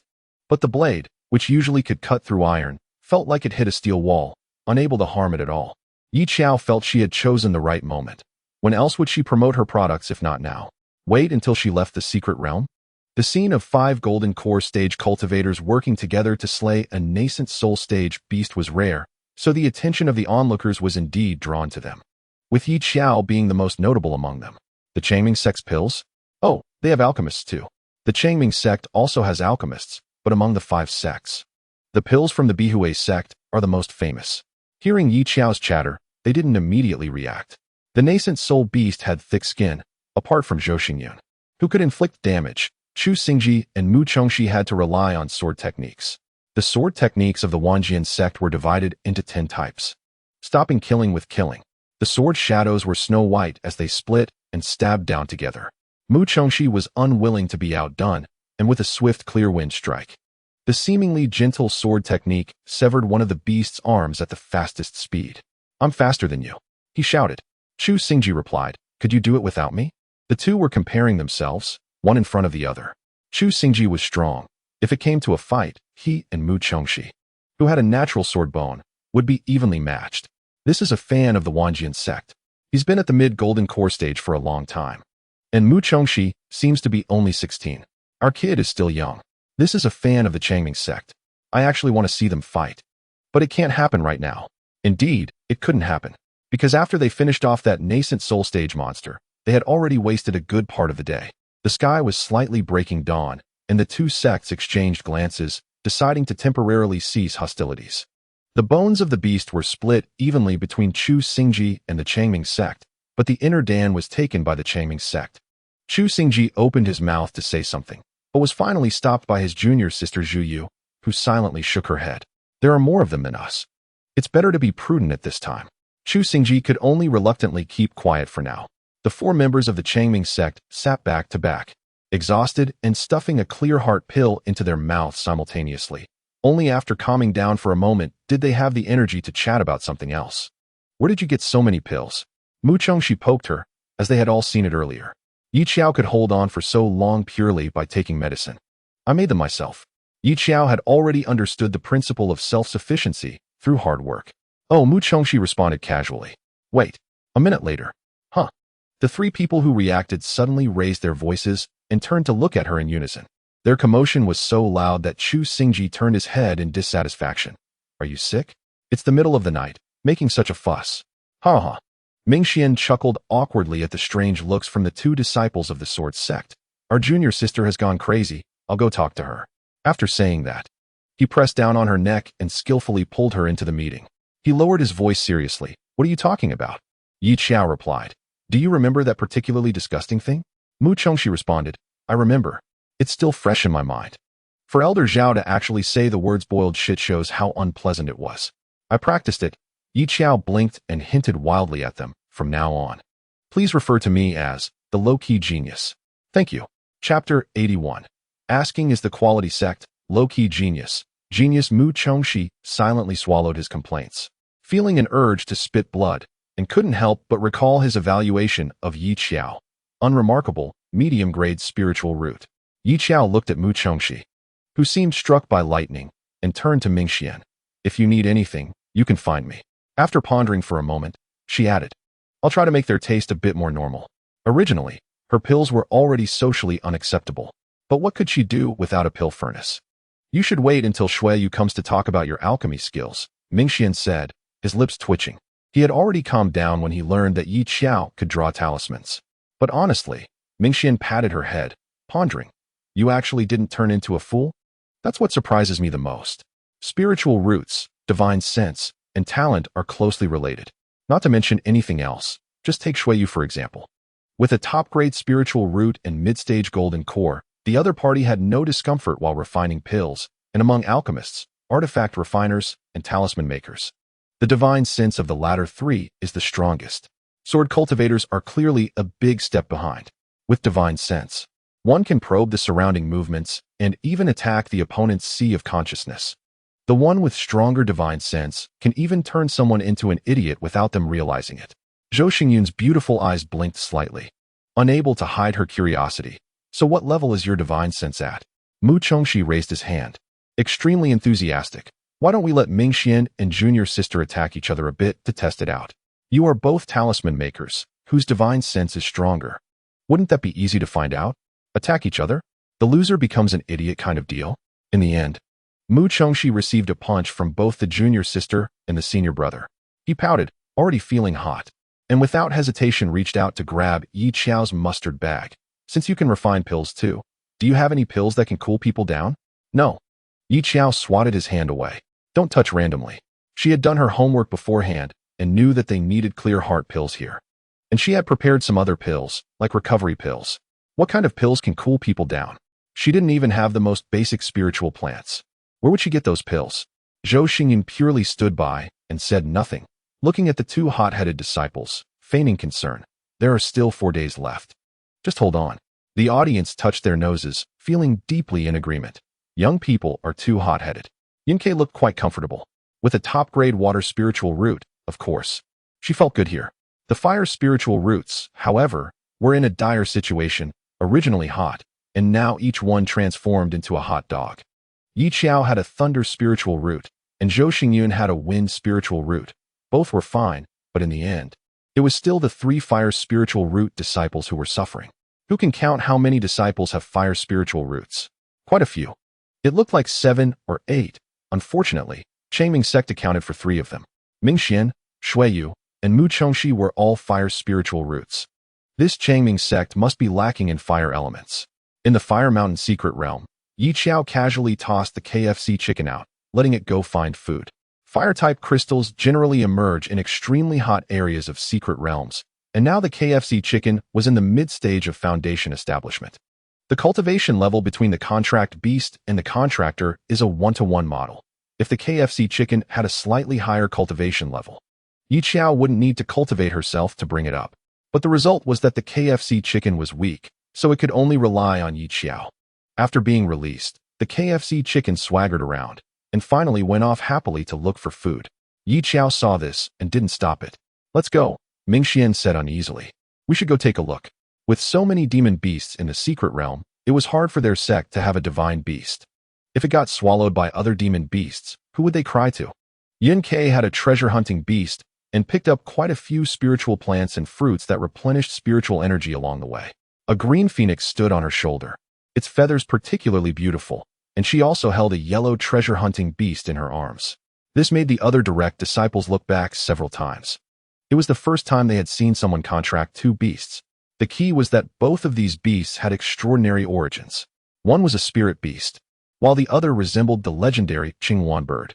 Yun Ke noticed the subtle glances from the Bishi sect and secretly smiled, just as she was feeling proud. The Qinghuan on her shoulder suddenly moved. Flapping its wings, it flew not far away, and Yun Ke was momentarily stunned, instinctively chasing after it. "What's going on?" Si Miaoyan was also a bit confused. "Let's go take a look." Since it was a collaboration with the Yueqing sect, the 2 sects must be together. As Yun Ke chased after it, she discovered that her Qinghuan was frequently showing affection to a red bird. It even shook its green feathers continuously, displaying its beauty like a peacock spreading its tail. "What is going on?" Si Miaoyan recognized it. The red one was Yi Xiao's contract beast. The people from Changming sect were nearby. Song Hansheng reminded her, seeing that bird made his stomach ache, and thinking about Yi Xiao being nearby, he had to stay alert, using his divine sense to probe the surroundings for any traps. There was no helping it. There were no paths in the world. And after being tricked by Yi Xiao so many times, he had grown accustomed to it. Yun Ke watched helplessly as her contract beast wanted to follow that red bird. And she suddenly remembered the scene of the treasure-hunting beast looking for Yi Xiao, her face darkening. "Qinghuan, come back." As a descendant of the phoenix, the Qinghuan naturally wanted to chase after the KFC chicken. It was the kind of situation where calling it back wouldn't work. She felt anxious for a moment, instinctively grabbing the KFC chicken, suppressing her anger and tossing it aside. But coincidentally, the spot next to her was right by the lava, and in an instant, the rolling heat engulfed the KFC chicken. The KFC chicken was dazed for a moment, but it was too lazy to struggle. Phoenixes love fire and can undergo nirvana. This temperature was no different from warm water for it. It was just right to shake off that annoying Qinghuan. Song Hanqing gasped at this scene. "What happened?" "It seems like Yun Ke threw a chicken into the lava." "That's not a chicken, is it?" A cultivator who felt it was familiar whispered. "That seems to be Yi Xiao's contract beast." When Yi Xiao and the others arrived, they happened to witness the KFC chicken being tossed in. Her heart skipped a beat, and she quickly sensed the location of her contract beast. Then her heart relaxed a little when she found that it was doing quite well.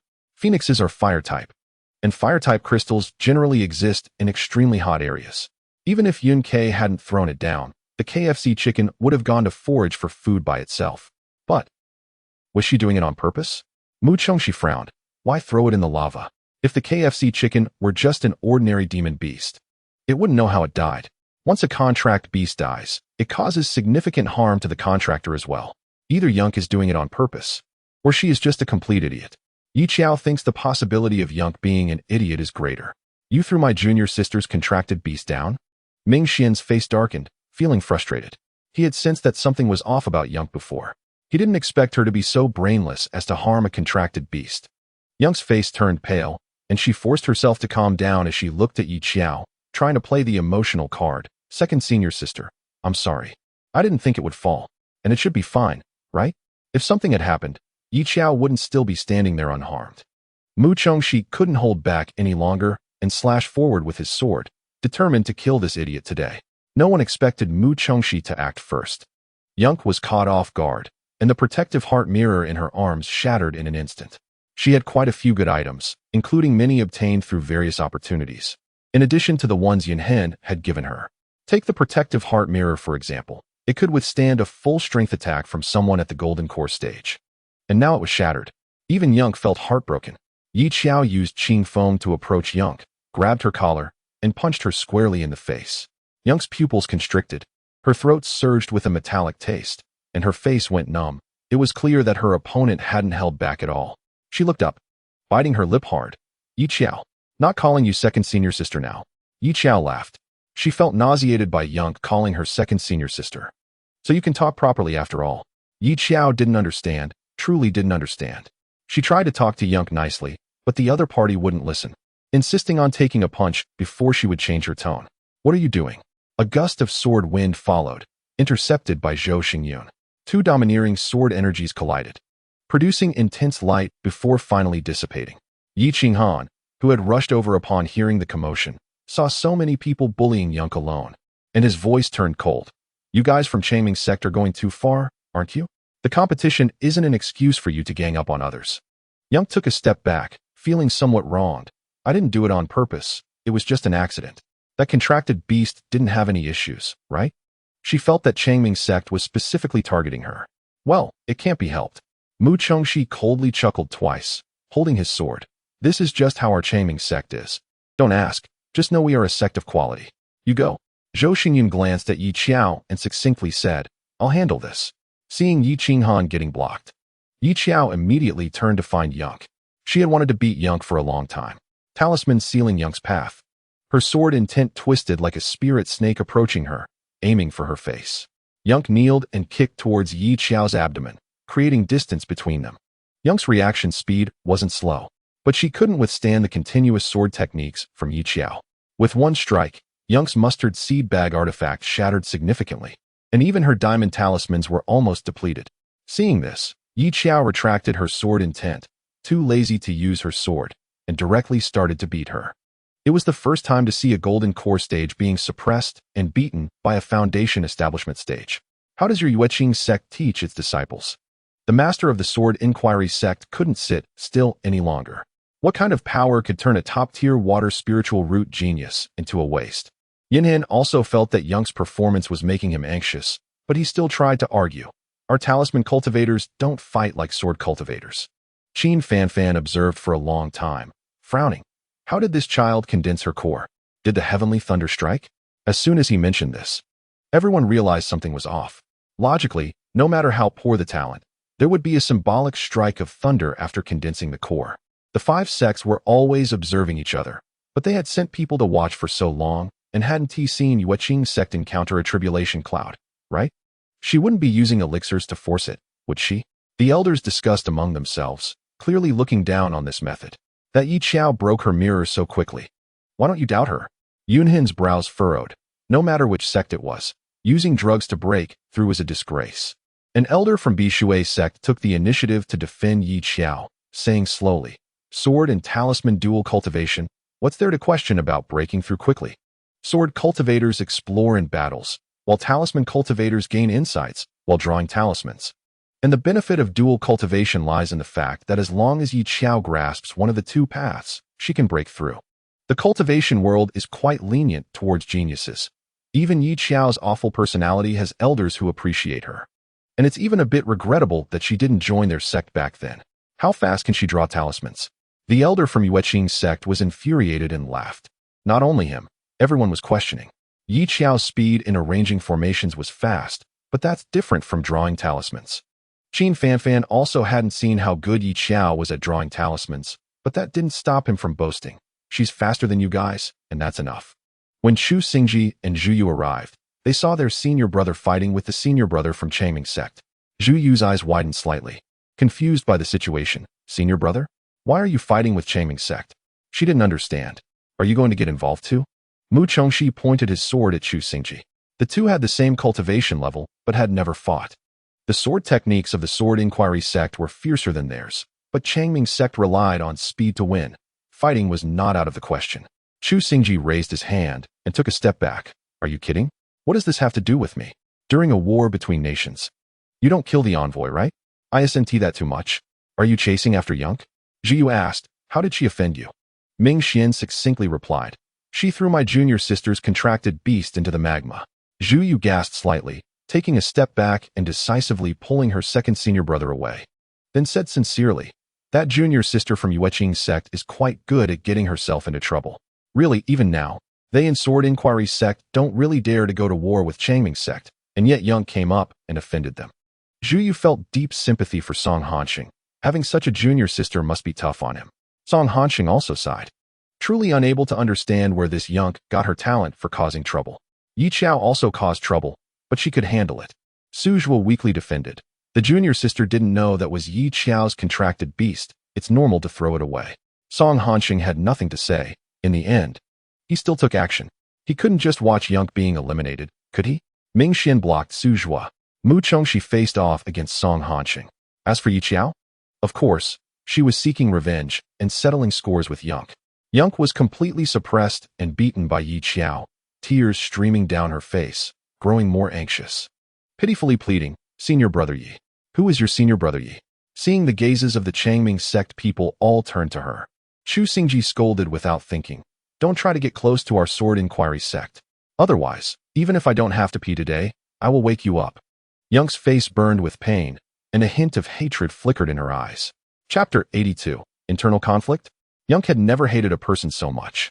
Back on Earth, she hadn't suffered much before being picked up by her master to the sect. Although her spiritual root was damaged, she had also had a smooth journey afterward. No one had ever made her lose face like this. With resentment in her eyes, Yunk lightly shook the bell on her wrist, producing a crisp sound that momentarily stunned everyone in attendance. The Qinghuan bell, a ranked 10th spiritual artifact. She really had quite a few good items. Almost everyone was momentarily dazed. In battle, even a slight mistake could be fatal, and Yunk sought to seize that moment. However, Yi Xiao remained completely unaffected.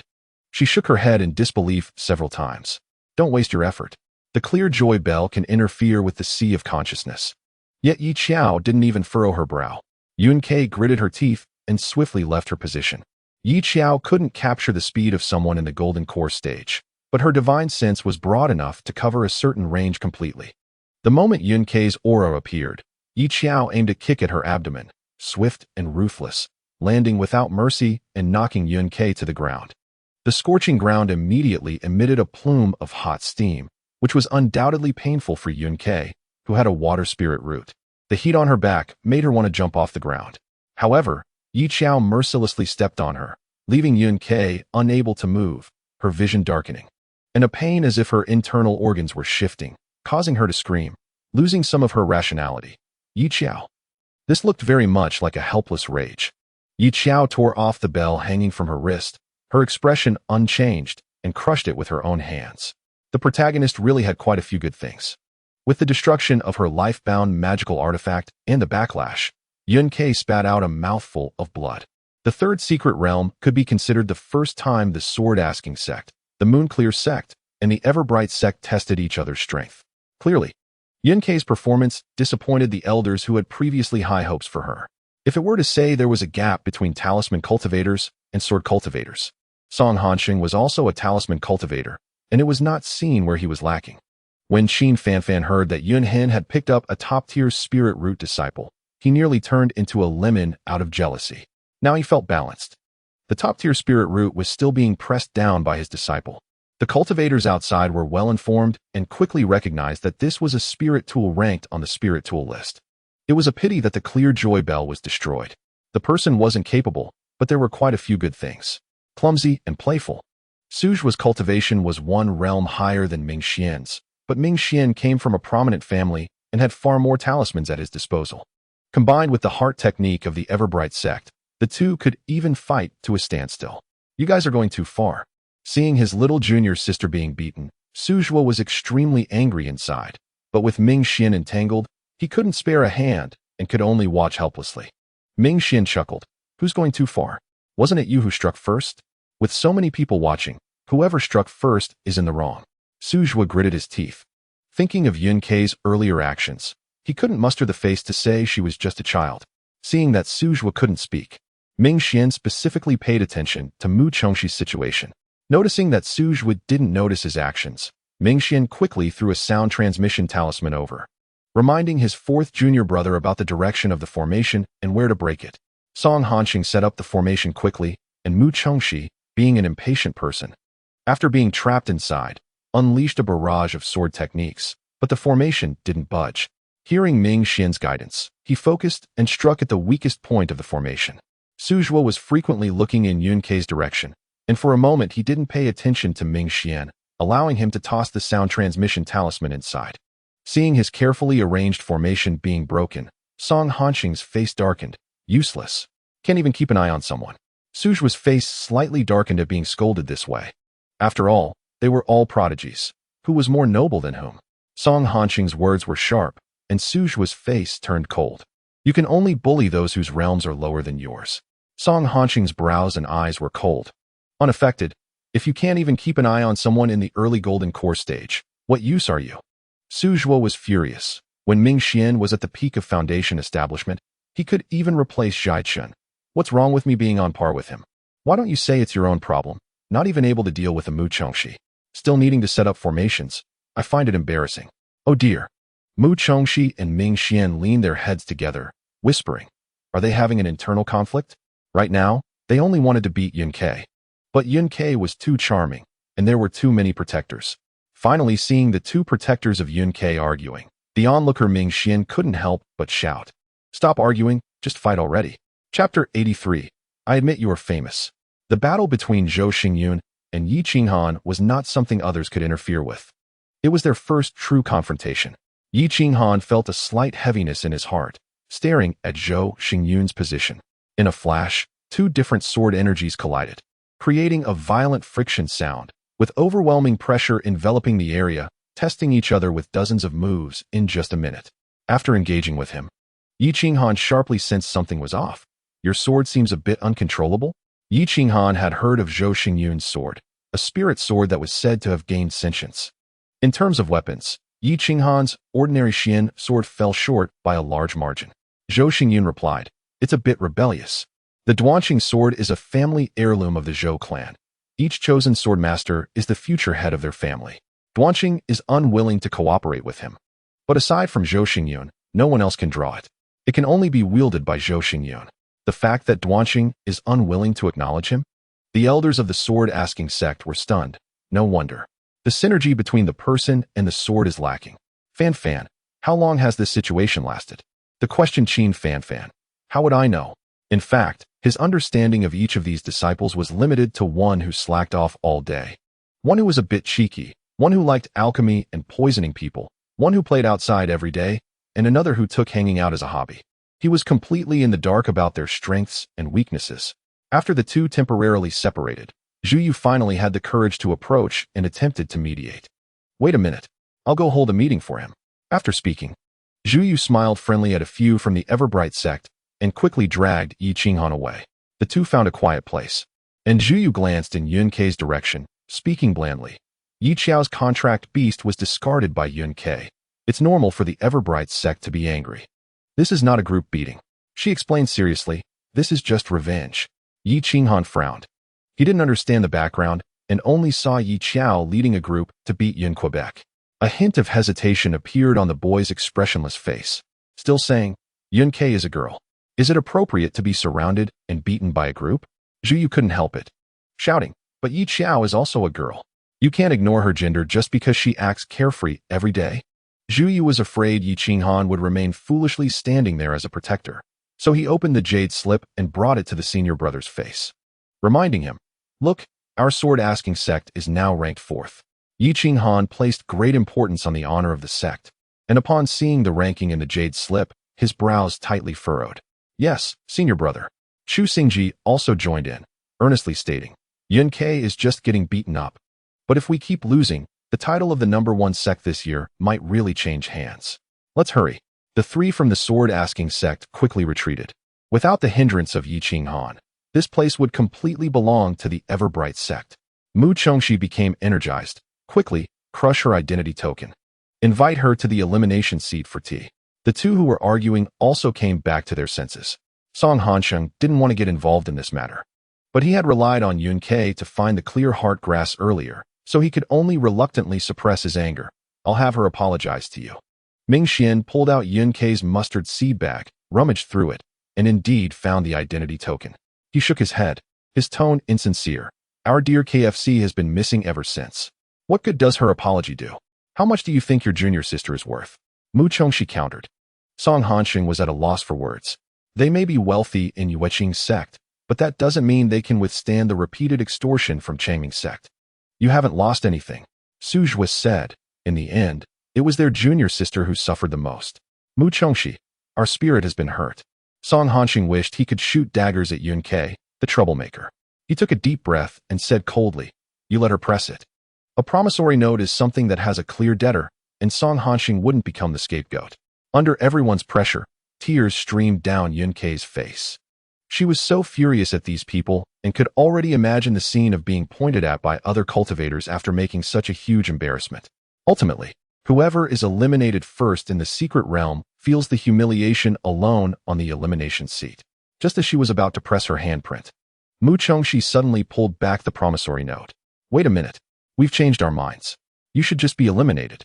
Under Yun Ke's incredulous gaze, Yi Xiao shook the identity token in her hand and said nonchalantly, goodbye.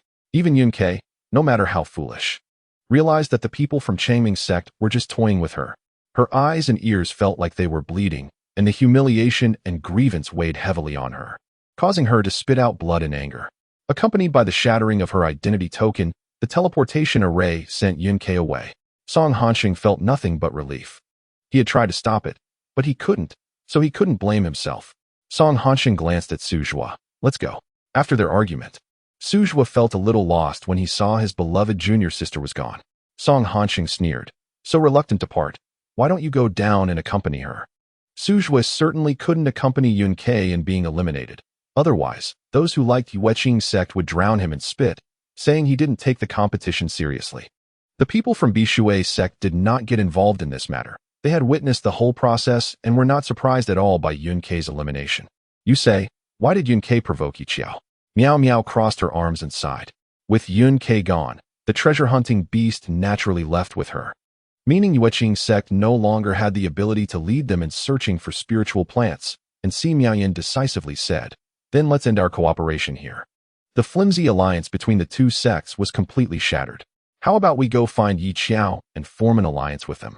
Miao Miao became excited. With Shuiyu gone, couldn't we rise together? This strange idiom left several senior sisters and brothers speechless as they looked back. The fourth senior brother of Bishui's sect spoke. I'll go talk to Yi Xiao about cooperation. No one else had any objections. Yi Xiao was contemplating the original plot. The original character had a storyline about having their spiritual root dug out. Now that she was no longer the tool, how was Yun Ke's spiritual root repaired? With spiritual plants? I discovered a problem. Just as Yi Xiao was deep in thought, Ming Xian spoke seriously. Huh. The few of them tilted their heads in confusion, thinking Ming Xian had noticed something wrong. Ming Xian sincerely said, I found that our junior sister is quite pretty when she doesn't speak. Mu Chongxi rarely agreed. When Yi Xiao stood quietly there, her brows slightly lowered, wearing deep blue robes, her serene appearance resembled that of a cool and ethereal junior sister. Did any of you care about Shuiyu's well-being? Yi Xiao was taken aback, not expecting the topic to veer so seriously. She shook her head and sighed. The world is declining, and people's hearts are cold. There's not a trace of brotherhood. Reminded by her, the slow-witted senior brothers hurriedly took out their jade slips to confirm that Shuiyu was doing just fine. The four from Changming's sect were in a brawl, while Shuiyu was wandering alone. His luck wasn't too good. He encountered people from Chengfeng's sect halfway. Qin Huai, what a coincidence. Shuiyu smiled slightly. Too coincidental. What bad luck. Qin Huai's eyes lit up. He didn't expect to find someone to share his woes. The environment of Fire Mountain had made him restless. Plus, this secret realm occasionally had illusions that confused people. Those with weak or uncertain consciousness could easily get lost. The group from Chengfeng's sect was in poor condition just the next day. They originally wanted to trade with Bishui's sect. But who knew Yueqing's sect was a step ahead. Qin Huai saw Shui Yu like finding an oasis in the desert, his eyes turning green. Do you have Qingxin Dan? Shui Yu decisively said, no, I'm broke. He certainly had some, but he needed to save it for his own sect. And the group from Chengfeng's sect could forget about it. Qin Huai didn't believe him. Let me see your mustard bag? Bah, shameless. Not possible. Seeing Qin Huai eager to pounce and grab, Shui Yu suddenly had a flash of inspiration and calmly said, I warn you, if you force me, I'll show you what it means to die. Saying this, he reached for his identity token to crush it. This suicide warning was something Qin Huai never expected. Shui Yu realized this tactic was useful and quickly began to think of countermeasures. He learned this trick from Zhou Xingyun. If Chengfeng's sect dared to snatch his mustard bag, he would commit suicide to show them. The young man's eyes were clear, and he warned in a low voice, we are all golden core cultivators. You can see if your speed is faster or if I crush it faster. No matter how fast Qin Huai reacted, he couldn't match Shui Yu's stronger consciousness, which could allow him to crush the identity token and be transported away in an instant. Forget about Qingxin Dan. By then, there would be nothing left. Moreover, Changming's sect had 2 talisman cultivators, so Shui Yu absolutely had defensive talismans given by Ming Xian and Yi Xiao. If it didn't succeed, it would be a loss. Qin Huai's smile froze, and his expression became somewhat forced. Calm down, let's talk nicely. Duan Hengdao saw Shui Yu's expressionless face, seemingly unwilling to communicate, and tried to sound more friendly. It's like this, we never thought about robbing your mustard bag. We can exchange on equal terms, can't we? I have all kinds of magical tools here. We can trade. It should work, right? Duan Hengdao felt like spitting blood at what he said. He originally wanted to take advantage of the situation, thinking Shui Yu, as a pill cultivator, wouldn't pose much threat. Yet he unexpectedly played this card. On the other side, since the 3rd senior brother was absent, Yi Xiao and the others prepared to set off to find someone. After losing an ally, Bi Shui's sect also turned their attention to Yi Xiao and wanted to discuss forming an alliance with Changming's sect. Should we form an alliance with them? The 4 began another meeting. Mu Chongxi said, let's forget it, we still have to protect them. Zhou Xingyun, they are pill cultivators. Yi Xiao agreed. If they allied with them, they could score some pills on the way. Pills are quite expensive. The ones she and Shui Yu concocted might not last until the end of the secret realm, but if they cooperated with Bi Shui's sect, it would be different. They could fully enjoy food and drink along the way. Sure. Yi Xiao smiled slightly, and cooperation was pleasant. Miao Miao immediately cheered. Cooperation is delightful. Yi Xiao had previously cooperated with Yi Qinghan, but at that time, they both had ulterior motives, wanting to use each other up before eliminating one another. Back then, even on the last day of the secret realm, they primarily resolved opponents through cooperation. Now, the situation was different. The 2 sects were genuinely cooperating and needed to find a leader to lead the team. The members of Changming's sect, upon hearing this, slowly shifted their gaze to Yi Xiao. She would lead the team. The several senior brothers said in unison, Yi Xiao, I'll lead the team. The 3rd senior brother of Bi Shui's sect stepped forward and introduced himself. My name is Lu Yun. Yi Xiao saw him, looked him up and down, and politely said, hello, Yi Xiao. Lu Yun nodded and said, I admit you are quite famous, but you are not a pill cultivator after all. I know this secret realm very well. Just follow me. Yi Xiao responded perfunctorily, thank you. She didn't even know she was famous. Ming Xian moved his mouth and asked, are you sure? You want to lead the team? Lu Yun scoffed. In this situation, if it's not our pill cultivators leading, could it be you talisman cultivators? Seeing Ming Xian still wanting to refute, Yi Xiao directly stopped him. All right. Anyway, the Bai Shui sect has plenty of pills, so since he wants to lead, let him. Chapter 84. Infernal pills. The 2 sects cooperated, with Lu Yun leading the way. The lazy, well-fed Kent chicken, upon seeing familiar faces, immediately flew over, flapping its wings a couple of times, then found a comfortable spot and lay in Yi Xiao's arms, falling into a deep sleep. It can fly now? Yi Xiao remembered that it used to be a ground chicken, only capable of playing around with her while walking in circles. Mu Zhongxi leaned over and said, it must have found quite a few crystal stones, having eaten for so long. Has there been any change? Considering they had been fighting for a whole day, Yi Xiao looked it over for a moment and honestly said, it has gotten fatter. Previously, it really looked like a chicken, but now its phoenix traits were showing. When it flew, its red feathers were bright and beautiful, and its tail slightly drooped, looking very pretty, though a bit plump. Zhou Xingyun grabbed the Kent chicken, lazily lifting it and shaking it, estimating that when it woke up, its realm should improve quite a bit. Monster beasts and divine beasts were somewhat similar. Beasts could break through realms much easier than humans, and a good sleep could lead to an easy breakthrough. The disciples of Changming's sect gathered around to observe the Kent chicken, while the people from Baishui's sect instinctively glanced over. A phoenix? Miaoyan caught sight of the red feathers on the little beast and that beautiful tail, almost instinctively guessing it was a divine beast. In the cultivation world, divine beasts were nearly extinct. Once discovered, it had to be reported to the 5 sects and ultimately discussed by the sects and the 8 great families regarding its fate. If it really was a divine beast, it could cause quite a stir. What a joke, Ming Xian shouted. This is a chicken. A chicken. As long as they insisted it was a chicken, who would dare to say that Changming's sect was hiding a phoenix? Miaoyan was taken aback by his explosive attitude. Stammering, well, your chicken looks quite nice. The 2 sects took a brief rest, with Miaoyan responsible for distributing pills. Xiao shook the porcelain bottle in her hand. The pills inside were round and smooth, snow-white and pleasing to the eye. She opened it and took a whiff. The scent also emitted a faint fragrance. No wonder it's from a major sect. Her eyes lit up. Ming Xian also opened his and took a sniff, unable to help but nudge Xiao with his elbow. Learn from this. Look at the quality. Mu Zhongxi nodded in agreement. This is the kind of pill a proper pill cultivator can refine. Who would have thought that Xiao was actually a pill cultivator? Zhou Xingyun hadn't experienced Xiao's lethality and didn't know what she refined was like. But seeing his 2 junior brothers speak so highly, he mistakenly assumed that Xiao often failed at alchemy. After hesitating for a moment, trying to comfort his junior sister using others' failures, he said calmly, it's normal for pill cultivators to blow up their furnaces. Does the 3rd senior brother also blow up furnaces? Xiao raised her eyes, vaguely remembering that Shui Yu's last explosion was due to her spicy snail noodles. Zhou Xingyun unhesitatingly revealed Shui Yu's embarrassing past. Yes, when he first came to the sect, he blew up his pill furnace every day. At that time, his hair looked like it had been blown up by cold dust. Shui Yu blew up his furnace every day, causing the sect to tremble like there was an earthquake. Xiao replied, then she has never blown up a furnace. Xiao reasonably speculated that a proper pill cultivator must use a different kind of furnace than the big pots in the cafeteria. And her not blowing up a furnace might be because she used a pot for alchemy. She secretly resolved that once this secret realm ended, she would go to the night market to buy a pill furnace to try. Baishui's sect was quite generous with their pills, distributing Qingxin pills, Huiling pills, and some used for healing injuries. The major sects were quite extravagant, and the 4 of them exchanged glances, seeing in each other's eyes the information that they were foolish and that there were plenty of pills to be had. The Fire Mountain was different from other secret realms.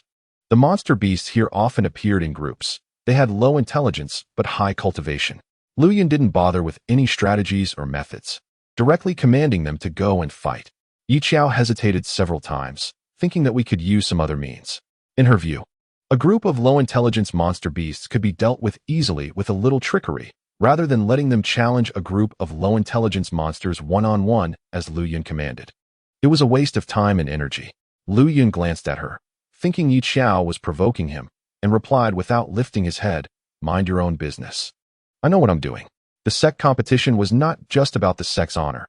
At their age, everyone wanted to achieve fame in one fell swoop. Xiao's rapid rise in just a few months had overshadowed even Yi Qinghan, who was originally the most discussed, making it hard for Lu Yun not to suspect she was deliberately showing off. Xiao lightly clicked her tongue. All right. She realized that the direct disciples of the 5 sects had a bit of a rebellious streak and didn't like having their decisions questioned.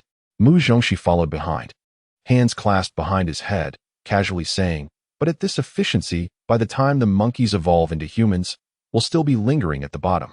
What is the rush? Lu Yun looked at his increasingly dissatisfied direct disciples, trying to soothe them. It's only the 2nd day.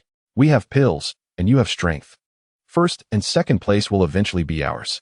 Ming Xian thought to himself that they just wanted to benefit from the pills, not be dragged down to 4th place. If it weren't for the saying that one shouldn't bite the hand that feeds, he would have wanted to end this collaboration right there. What happened on Changming's sect's side? It wasn't that they weren't moving. It was just that compared to previous secret realms, their progress was too slow. There was even a vague trend of coming in last. After the 3rd day, the rankings of the 3 sects were very close. Weqing sect 1st, Wenjian sect 2nd, Qingfeng sect 3rd. Meanwhile, the Changming sect, which they viewed as the biggest threat, had actually fallen to 4th place. Generally speaking, such a situation shouldn't arise. Song Han's voice, who was quite perceptive, sensed something and pondered for a moment before explaining. I think after Yun Ke was eliminated, Bai Shui's sect will most likely seek to ally with Xiao. Although this sounds quite undignified, it sounds probably close to the truth. Now, Changming's sect's situation was quite different from before when they were looked down upon. If Miaoyan were smart, she would definitely seek to team up with Xiao. After the 3 sects met, the disciples' spirits were somewhat low. Song Han's voice was fine. They had previously cooperated with Bai Shui's sect and had received plenty of pills, but without more pills to sustain them, they might not hold out on the 4th day. What are they playing at? Changming's sect had dropped to 4th place. Chu Xingji clicked his tongue. It shouldn't be like this with Xiao around. Song Han's voice replied, having a bunch of pill cultivators around is definitely affecting Changming's sect. They have to protect the pill cultivators while also fight the monster beasts. It's normal to end up 4th. But Xiao doesn't seem like someone who would be affected, right? In Zhu Yu's impression, Xiao was the type to lead the charge alone. Qin Huai and Xiao had some contact, and she smiled faintly as if lost in thought.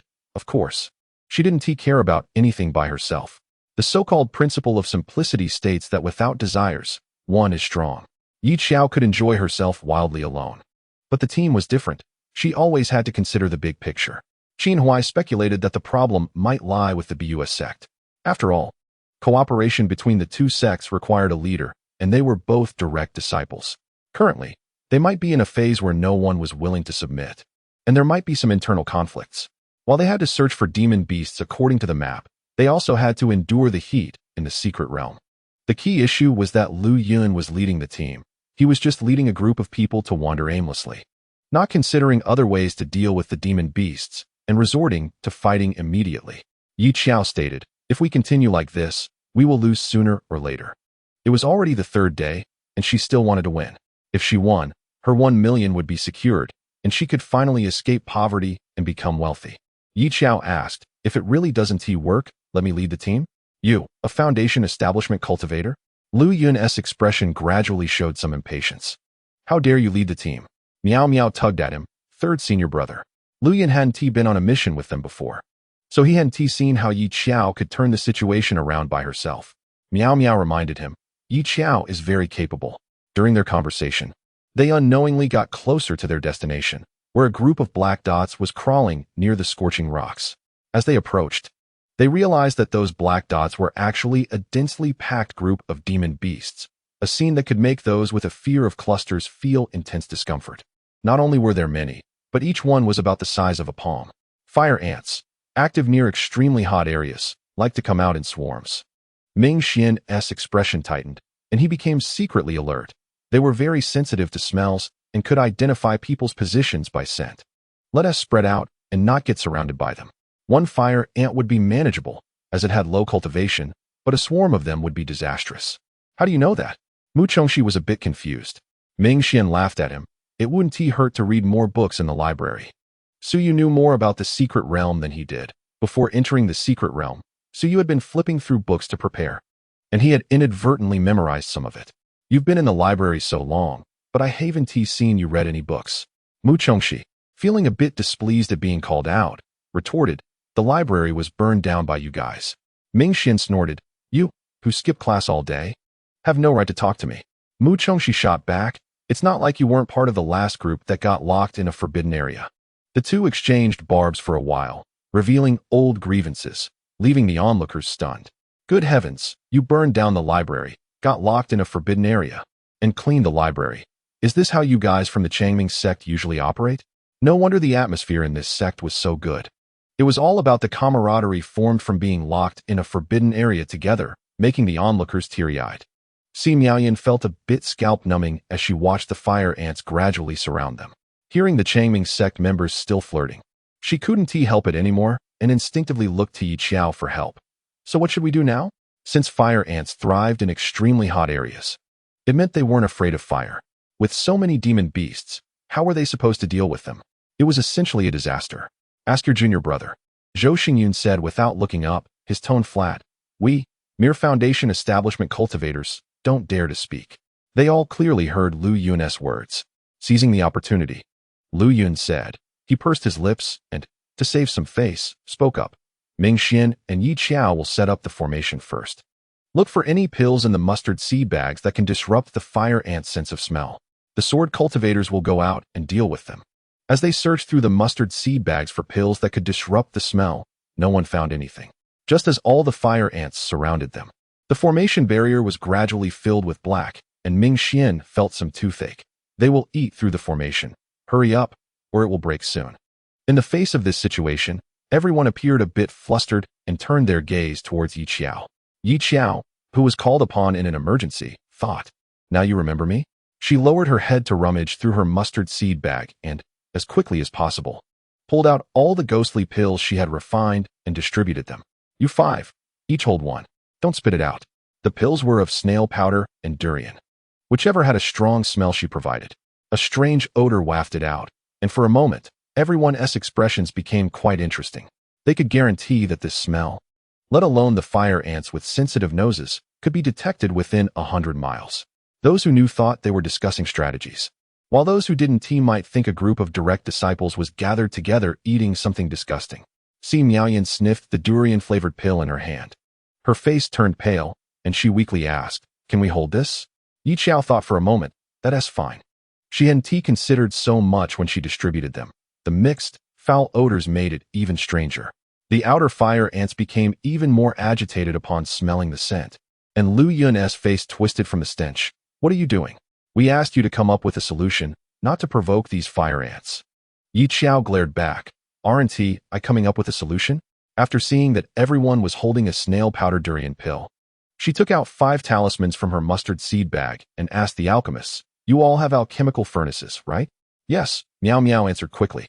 "Without an alchemical furnace, how can you call yourself an alchemist?" "Good. This is called a sealing talisman. Later, you take out your alchemical furnaces, and each of you holds a pill. Then all of you dive into the furnaces. Stick the sealing talisman on the lid of your furnaces to prevent any fire ants from crawling in." Alchemical furnaces were quite sturdy. Some treasured artifacts were expensive for a reason. A furnace worth tens of thousands of spirit stones was comparable to a high-grade artifact. Naturally, it would not be easy for fire ants to gnaw through. Yi Xiao only gave her unpleasant pills to the 5 members of the BUS sect. Zhou Xingyan sniffed the smell. He actually thought it was not too bad. "What are you dawdling for? Hurry up." Si Miaoyan instinctively followed suit. Lu Yun was dumbfounded. He had never seen such an operation. "You want us to dive into the alchemical furnaces? Is that appropriate?" Yi Xiao thought it was quite appropriate. If she weren't so poor that she didn't have an alchemical furnace, she would also want to dive in to draw fire. If she could lie down, why stand up to fight? Under Yi Xiao's command, all 5 of them dove into the alchemical furnaces, and the sealing talismans were stuck on top. Then they lay down comfortably and began to slack off.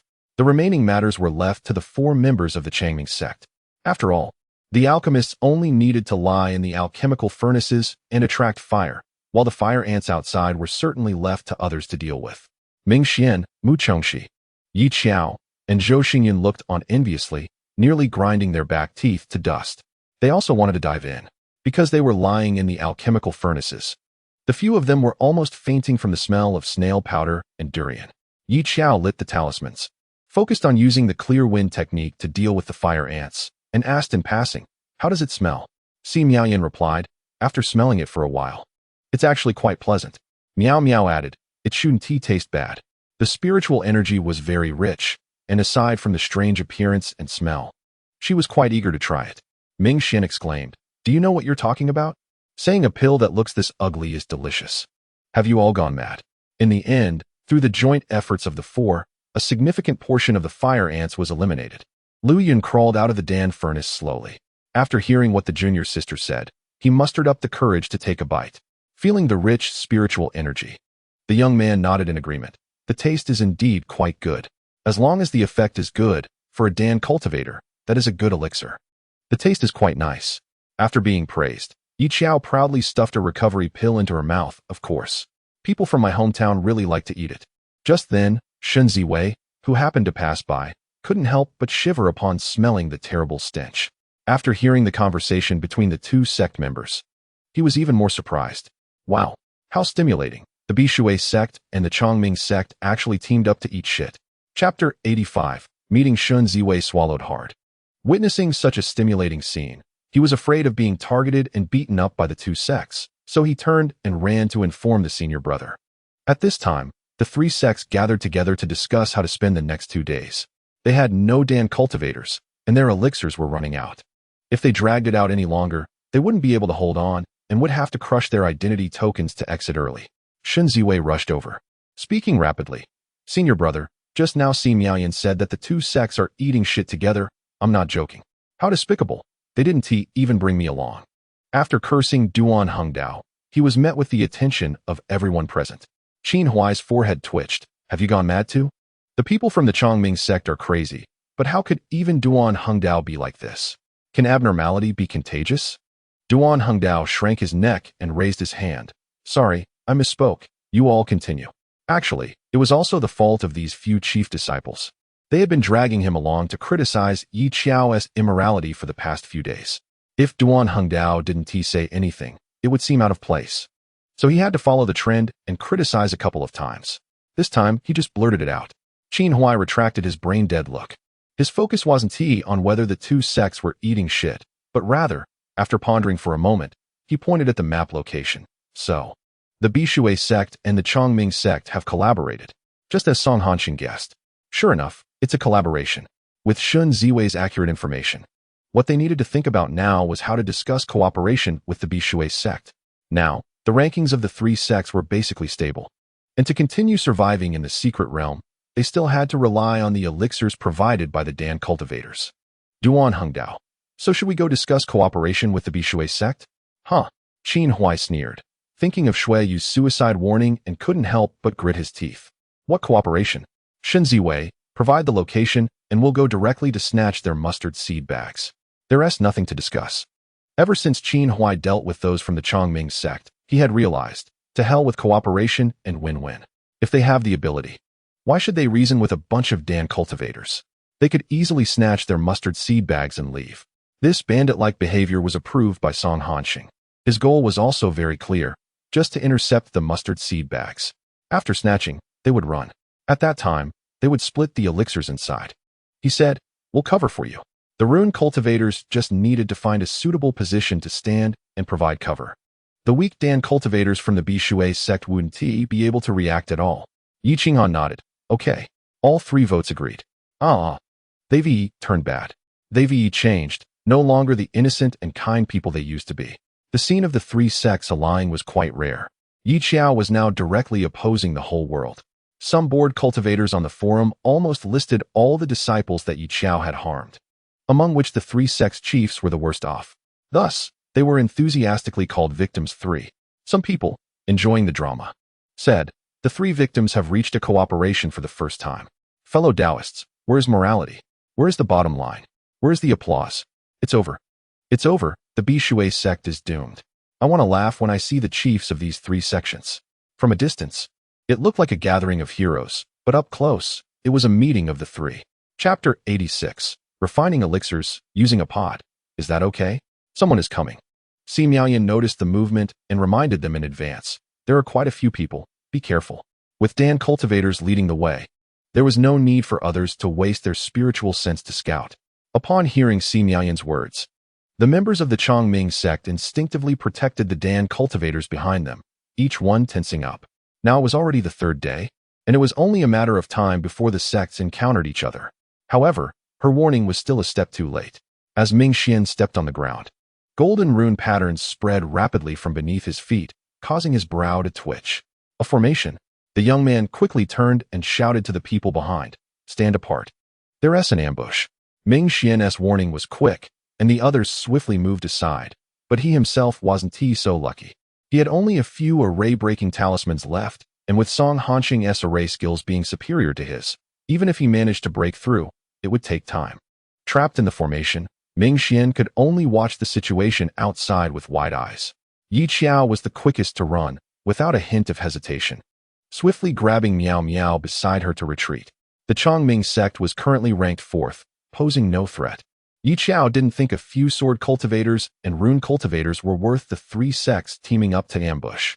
Therefore, their target could only be the Dan cultivators. Yi Xiao was fast, but Yi Qinghan was even faster.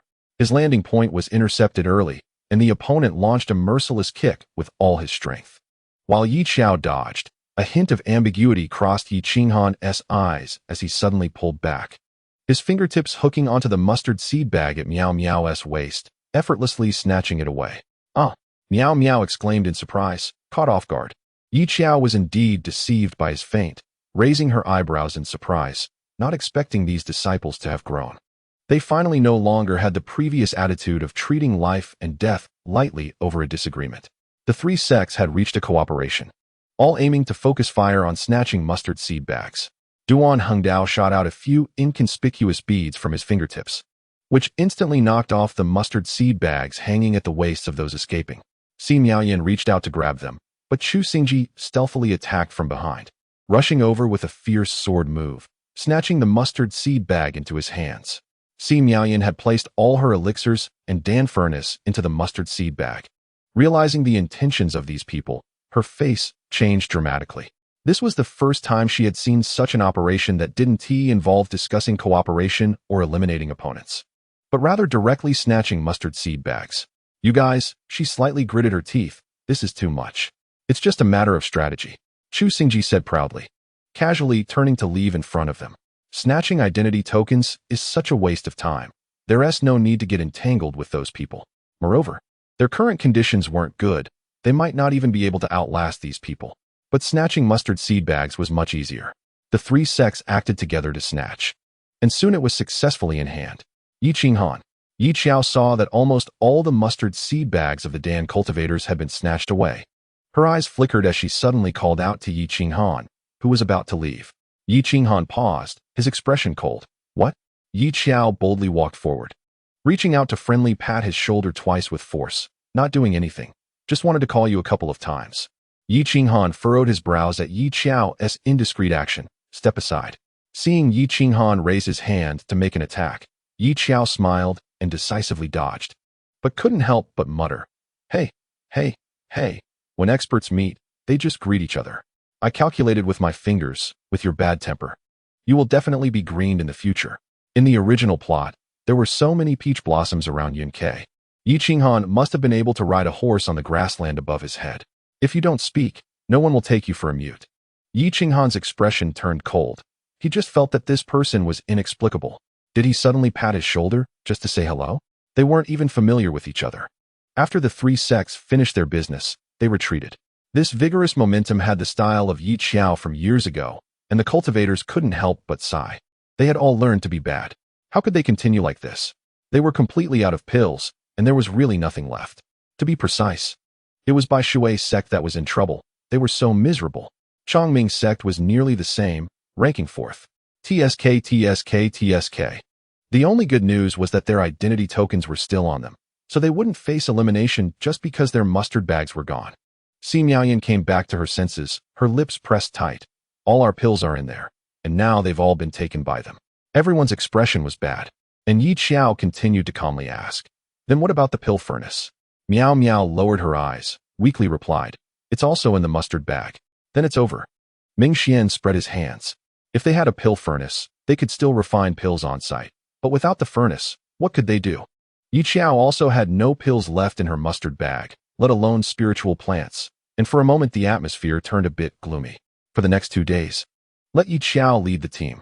Miao Miao broke the silence and spoke softly. Her abilities were evident, and it was clear that Lu Yun was not suitable for leading the team. Mu Chongxi clicked his tongue. "Where were you earlier?" Si Miaoyan gently nudged this junior brother. "Why don't you go apologize to Yi Xiao? Without the skills, don't take on this porcelain job." Lu Yun's stubbornness led to the two sects ending up at the bottom. Lu Yun's expression changed slightly, but he remained silent. "You go apologize, let Yi Xiao come." Miao Miao urged again. Lu Yun felt a bit unwilling. Considering so many cultivators were watching, he bit his lip. What could Yi Xiao change? Who did she think she was? Miao Miao was somewhat displeased by the questioning. With her ability to lead Chongming's sect from the bottom to the top. Is that not enough? The two almost started arguing directly. Lu Yun had heard of Yi Xiao's deeds, but he had never interacted with her. He admitted that she had some cleverness, but he couldn't lower his head first. Lu Yun stubbornly remained silent, seemingly already shut off from the world. Watching the gloomy Chongming sect and Bai Shui's sect disciples, if not for so many cultivators watching. The elders of the other 3 sects would have wanted to laugh out loud. Xiao also has her day today. It's always her leading people to ambush others. And now she's been ambushed. She's flipped, and she deserves it. After experiencing a robbery, Xiao rudely kicked Lu Yun's leg. Get up, everyone. Hey, friends. She jumped up, looking at the downcast crowd, clapped her hands, trying to lift everyone's spirits. I ask you, have you ever turned the tide in adversity? Si Miaoyan reminded her. Although I don't want to dampen your spirits, generally speaking, we are the ones being flipped. Bai Shui's sect had always been hovering around 4th place. They had been trying hard and had never been surpassed. This level of stability was comparable to the long-time bottom-ranking Chongming sect. What's the big deal? Xiao was very optimistic. She had already gained experience now. Winning would make everyone happy, and if they lost, they could just go back to their sect for the new year. Can they still capture us? Xiao's words made the others look up and exchange glances. It seemed strangely reasonable. Let's take a break first. Tomorrow we will split into 2 groups and listen to my command. Xiao shook a small magical item she had casually taken from the demon clan. It was just a small butterfly-shaped gadget that could constantly record people's voices. When Xiao had patted Yi Qinghan's shoulder earlier, she had conveniently placed the butterfly on him. This thing was inconspicuous, and no one would notice it being used as a listening device. The butterfly on Xiao's side quickly flapped its wings, transmitting the voices of several disciples from the neighboring Jian sect. Facing the surprised gazes of several people, she remained calm. It's just an inconspicuous little thing. I put it on Yi Qinghan a moment ago. It can listen to their movements and positions. Everyone was curious about what Xiao had learned before. This casual act of placing something on someone was too skillful. The expressions of the Bai Shui sect disciples were stunned. Not only were the Bai Shui sect surprised, but even Yi Qinghan probably didn't expect that Xiao's sudden pat on his shoulder was to place the magical device and listen to their movements.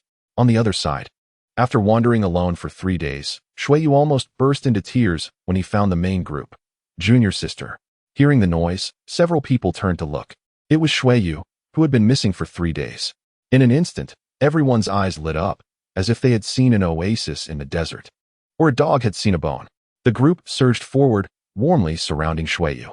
Long time no see, I missed you so much. Ming Xian was extremely enthusiastic. Reaching out to rummage through his mustard bag, they were about to heat up, without any pills to replenish. Ming Xian felt that he in this secret realm would eventually lead to one of their deaths. It was the first time Shuiyu was welcomed so warmly. He was a bit overwhelmed. Just as he was about to say something, he noticed that his dear senior brothers had snatched his mustard bag and were all circling around it, searching for things. There was not a hint of camaraderie. Shuiyu understood after a moment of silence. You all missed my mustard bag, right? 3rd senior brother, Xiao, was also searching, and took the opportunity to ask the owner of the mustard bag, are there any spiritual plants for refining pills left? Yes. Shuiyu, unlike them with their rough nerves, always made some strategies whenever entering a secret realm, and spiritual plants were certainly essential. He looked at these people, wanting to say something but hesitating. Did you get robbed by someone? Except for a few from Chongming sect, the other sect's mustard bags were all empty, resembling a scene after encountering robbers. We ran into the other 3 sections. Ming Xian, feeling bored, said after being robbed. Hey, really, the world is going downhill. And human nature is cold. That's right. Xiao nodded in agreement, not feeling that this was the atmosphere she had brought up. Shuiyu was quite incredulous. So, you guys were beaten up by the 3 sects? What kind of enmity could make 3 sects form an alliance? He truly did not expect that just after forming an alliance, they would face such a situation. Shuiyu couldn't help but ask. So what should we do next? Next? The long night is still ahead. Xiao paused, looked at everyone, and revealed a slight smile. How about we? She dragged out her tone, making everyone think Xiao was about to say something disgraceful. Instead, she loudly announced, let's refine pills together. Everyone, without a pill furnace, how are we going to refine? Miao Miao thought she had forgotten this point and reminded her, our pill furnaces are all in the mustard bags. What's the big deal? Xiao's mustard bag hadn't been intercepted. She still had several large pots in there. Moreover, now that Shuiyu had joined them, it meant that the originally missing spiritual plants were also available. A group of pill refiners gathered together. What else could they do if not refine pills? She immediately sat down and took out her large iron pots from her mustard bag, waving her hand to signal them to look over. Xiao cleared her throat. Speaking sincerely, Does anyone know how to refine pills in a big pot? What? Miao Yan's first reaction was to think that she was deaf. Yi Xiao repeated, refining pills. Using a pot. Is that okay? Since there was no alchemical furnace available, there was no need to be pretentious. They could just use a big pot together. Are you joking? Lu Yan raised his eyes, thinking she was making a joke. At this point, she still had the leisure to joke around. He couldn't tell if it was Yi Xiao's good attitude or if everyone in Changming's sect was so carefree. Yi Xiao replied, I'm not joking. She touched the corner of her lips, feeling a bit helpless. Was her tone not sincere enough? The problem was Yi Xiao. Lu Yan looked at her serious expression. The corner of his mouth twitched slightly. Have you ever seen a pill cultivator using a big pot? Yi Xiao looked at him strangely. You are pill cultivators. Why can't you use a big pot to refine pills? Lu Yan retorted, we are pill cultivators, not cafeteria ladies. Have you ever seen a god use a pot? Yi Xiao suddenly felt insulted and replied calmly, I can. Chapter 87. One's poverty is not worth mentioning. Yi Xiao expressed her deep concern that these pill cultivators wouldn't use a big pot for refining pills. She couldn't believe it. Are all the pill cultivators in the cultivation world so rich? Everyone has their own alchemical furnace? There must be some poor folks like me who use pots, right? Yi Xiao firmly believed that there were always more solutions than difficulties in this world. Without an alchemical furnace, they could still use a pot. However, Bai Shui's sect was left dumbfounded. They had never heard of anyone using a pot. We have several personal disciples, and even the inner disciples have alchemical furnaces. Miao Yan looked at her with a complex expression, not just Bai Shui's sect, but even the elders had never heard of using a pot. The difference between a pot and an alchemical furnace was that the furnace was expensive, made from top-notch materials, and had a success rate that was more than double that of a big pot. Strictly speaking, a pot could work, as the success of pill refining depended on the skill of the alchemist. But pill cultivators were treasures in the cultivation world. Once discovered, they would be recruited by the 8 great families and 5 major sections. They all had money. How could they let a pill cultivator fall to the level of using a pot? Ming Xian saw Yi Xiao's jealous expression and quickly grabbed her. Yi Xiao, calm down. It's just an alchemical furnace. After the secret realm ends, we'll take you to buy one. Yi Xiao was still very jealous. Second senior brother. Have you ever heard a saying? What saying? Yi Xiao replied with a hint of bitterness. My own poverty is not worth mentioning, but my teammates' wealth makes me want to die of hatred. She couldn't understand how, as the same type of pill cultivators, the wealth gap could be so big.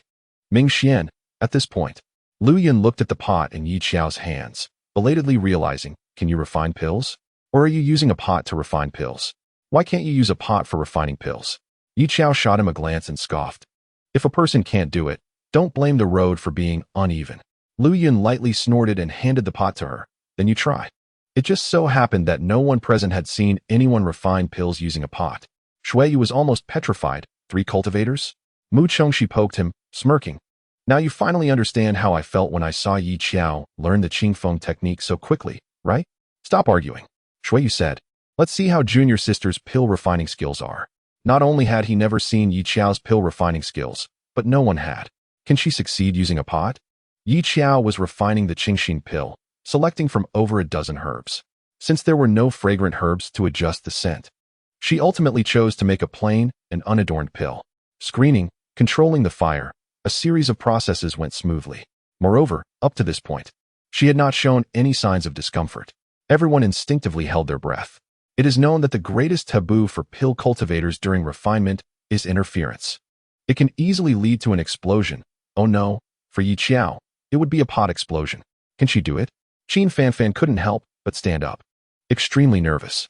Not only was he nervous, but the other 5 sect elders also stood up, staring intently at the recording stone. Some elders who were not on good terms with Changming's sect were secretly praying for her to fail. After all, if she succeeded, she'd be the first in the cultivation world to refine pills with 3 cultivators. Wouldn't Changming's sect be proud of that in the future? The Bai Shui sect elder shook his head. It's hard to say. She seems very skilled, but selecting herbs and controlling the fire is only the first stage. There are still the pill seals, purification, and merging. If there is any mistake, the result would be an explosion. Yi Xiao had no idea how much commotion her unconscious actions were causing outside. She was still pondering how many pill seals to make. Yi Xiao could produce 10 at once, but after making them, she'd need to lie down for a long time to recover, and she might even faint. To ensure she wouldn't wake up after the competition was over, she decided to hold back. Using her fingertips to form seals, and then igniting the spiritual fire with talismans for purification. Senior sister. She made 5 pill seals. Miao Miao almost couldn't hold back her scream, but fortunately, Miao Yin quickly covered her mouth. Be quiet. Interference during pill refining is a huge taboo, especially since Xiao was using a big pot instead of a conventional alchemical furnace. The chances of an explosion were very high. Chapter 88. Above the best is the heavenly quality. Miao Miao whimpered, wanting to wail. Those were 5 pill seals. She could only make 3 at once. The number of pill seals is related to skill and the sea of consciousness. Xiao could produce 5 at once, and importantly, she showed no symptoms of discomfort. She successfully made 5 pill seals.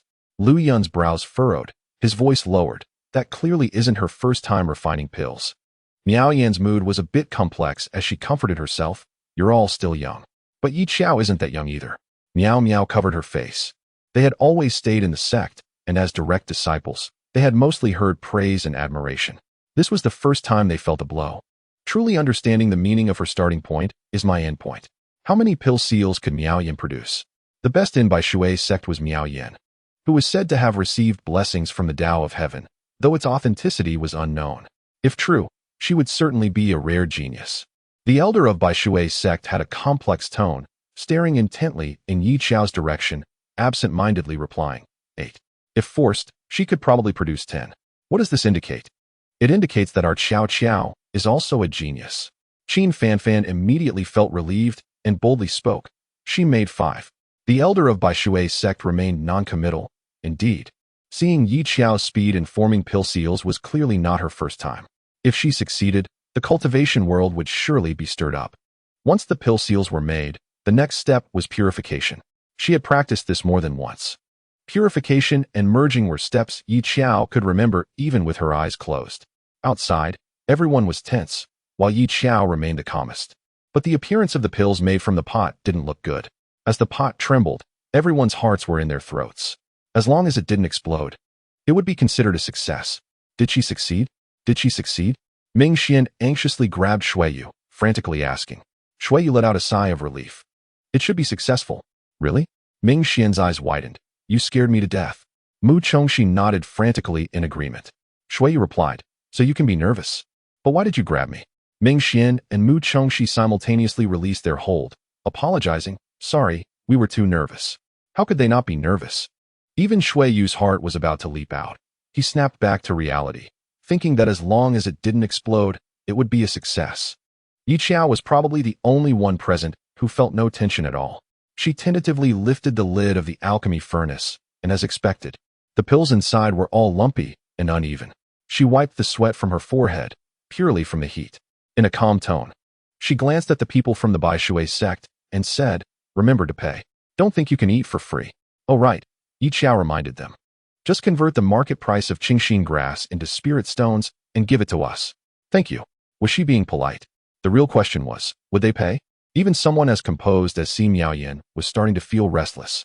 If it weren't for her concern about her image, she would have almost grabbed Xiao's clothes to question her. She exhaled, how can you be so calm? Why are you only saying this now? Xiao took a step back and, after pondering for a moment, shamelessly said, this might be what you call a genius's self-awareness?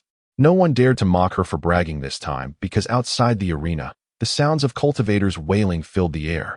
I'm done for. Is the cultivation world really going to be destroyed with one more genius? With so many geniuses in the world, why can't I be one? I'm so frustrated. So this Xiao is the light of your Changming sect, right? Able to refine pills and draw talismans. Oh yes. Remember to treat our Changming light with respect in the future. Woo, the Yueqing sect must be crying to death, letting such a good genius go. No matter how many spiritual roots she has, I guess she can't possibly be of medium quality. So what are those elders and sect masters of the Yueqing sect going crazy about? Isn't it better to keep the genius in their own sect? The fans of the Yueqing sect couldn't hold back, and there was a wave of criticism against the high ranks of the Yueqing sect. That SA genius. How could they just let her go? When Xiao lifted the lid of the pot, everyone rushed over, peering in curiously. A gasp of surprise erupted. So ugly. A chorus of disdainful voices rang out. It's ugly but somewhat familiar. Si Miaoyan suddenly remembered that master. Yi Xiao was not having it. What do you mean ugly? Although it's ugly, it has a beautiful heart. Why do you have to look down on my pills? Inside the secret realm, a group of people was in an uproar, and outside, there were also quite a few surprised gasps. They were all mature and composed individuals, so naturally, they wouldn't judge a pill by its appearance. Several elders knew very well that the ugliness of the pills wasn't Yi Xiao's fault. It was purely the result of her using a pot. The Bai Shui sect cast disapproving looks at Qin Fanfan. You let a precious pill cultivator use a pot for refining? Who do you look down on? Elder Xiao was at a loss for words. The problem was that Yi Xiao never told him she could refine pills. Hey, where did you pick up this outer sect disciple? The Bai Shui sect poked Qin Fanfan. Next time we'll go for a stroll and see if we can pick one up. They had all heard that Yi Xiao had gone from outer sect to direct disciple. They had laughed at Changming sect for being crazy enough to throw away their pride. In the end, it turned out the fools were actually themselves. Qin Fanfan, picked up from the Weiqing sect. The elders of the Bai Shui sect were quite sarcastic. Noticing that Yun Hen's expression had changed, and without caring about his feelings, they called out to the elders from the Jiangwen sect and the Chengfeng sect. Anyone want to join me next time to visit the Weiqing sect? Let us see if we can pick up another 3 cultivation genius. Picking one up is a profit. Yun Hen felt like he was about to spit blood. 3 cultivations. When Yi Xiao was in the sect, he never noticed her talent for drawing talismans and refining pills. It would be a lie for Yun Hen to say he didn't regret it. He couldn't help but blame Yun Ke for being inconsiderate. If she had been a bit easier to manage, Yi Xiao would have listened since she was little and wouldn't have fallen out with him over a spiritual plant. Qin Fanfan felt a bit guilty after being scolded by the pill cultivators, as their eyes seemed to say, "You let such a good genius use a pot. It's like flowers growing in cow dung." Qin Fanfan covered her face, and when the secret realm ended, she had Shuiyu take her to buy an alchemy furnace. Choosing the most expensive one. No one should suffer, especially not the child. Si Miaoyan pinched the pill and smelled it, her eyes brightening, so rich in spiritual energy. Indeed, although it didn't look pleasing, the spiritual energy was truly abundant. Lu Yun poked Shuiyu with his elbow, and he withdrew from his expression that seemed to swallow an egg, gradually coming to his senses. Who spread the rumor that she has medium spiritual roots? Medium spiritual roots can reach 3 cultivations? I don't believe it. If that's the case, please let me also become medium quality. He didn't want this top quality. Shuiyu, it's not a rumor, but it seems we can't measure the junior sister's spiritual roots. He didn't understand why. So what level is she at? Lu Yun speculated. Upper quality? Miao Miao shook her head. If we dare to say. Maybe she is also top quality like us. If we dare to say more, Shuiyu asked, is there anything above top quality? Yes. Si Miaoyan said silently. Above top quality, there's heavenly quality. Not just them. Even all the elders outside were pondering a question. Could Yi Xiao be that 1 in a million heavenly quality? Chapter 89. The Enemy Retreats. Advanced Yi Xiao took the lead in experimenting, using her own experience to tell this group of pill cultivators that true geniuses can refine pills with a pot. She waved her hand, calling out to the group of pill cultivators. Who wants to join me? Lu Yun, I'll do it. Since Yi Xiao hadn't exploded, he believed that after refining pills for so many years, he wouldn't have any problems either. The other pill cultivators felt much more confident, and Yi Xiao politely stepped back, leaving the stage for them to perform. She didn't need to demonstrate a second time after having practiced once. But what Yi Xiao didn't expect was that the latter half of the night was spent in continuous explosions. After Shuiyu exploded, Si Miaoyan exploded, Lu Yun exploded, and then Miao Miao exploded after Lu Yun. A group of pill cultivators took turns. After you explode, it's my turn. Several pots had already been broken. Yi Xiao went from being full of confidence at the beginning to watching like an old man on the subway looking at his phone, only needing half a cup of TS time. Have you all gone mad? Yi Xiao rushed over. Don't touch my pot. Give us another chance, Yi Xiao. Lu Yun spoke quickly. I've caught the inspiration. Trust me, I want to explode again. Finally, after several explosions, the group of pill cultivators managed to grasp some experience. When they succeeded, several of them almost cried tears of joy. Si Miaoyan sincerely said, I've never been this careful when refining top-quality pills. It wasn't that they looked down on the pot. It was simply that the success rate was too low. How many times did Yi Xiao have to explode the pot to reach such a skilled level? For a moment, all eyes were filled with admiration. Yi Xiao didn't understand what they had imagined. The pill cultivators worked efficiently, and soon the pills were all refined. Each person took a bottle, and she reminded the people from the Bai Shui sect, remember to return the used spiritual plants to us after leaving the secret realm. Si Miaoyan twitched her mouth. Got it. After solving the issue of the pills, the group began discussing their next arrangements. Yi Xiao smoothly became the leader. Taking out the map. All right, since it's not dawn yet, let us go find them to have some fun. Shuiyu, Mu Chongxi, Si Miaoyan. She called out the names of 3 people in one breath. You 3 go find the demon beasts. The rest follow me. This time Lu Yin didn't argue. He had been somewhat impacted by the big pot refining pills. He muttered, why are we going out at night instead of resting? Cultivators need sleep too. Everyone has gone 3 days without sleep and is very tired after refining pills. I'll help you turn the tide. Yi Xiao waved the bag of bombs she had stored for a long time. Hi. I don't know if you've heard of guerrilla warfare and fighting ghosts. What is that? Yi Xiao had no intention of explaining. At this moment, she was rummaging through Shuiyu's mustard seed bag.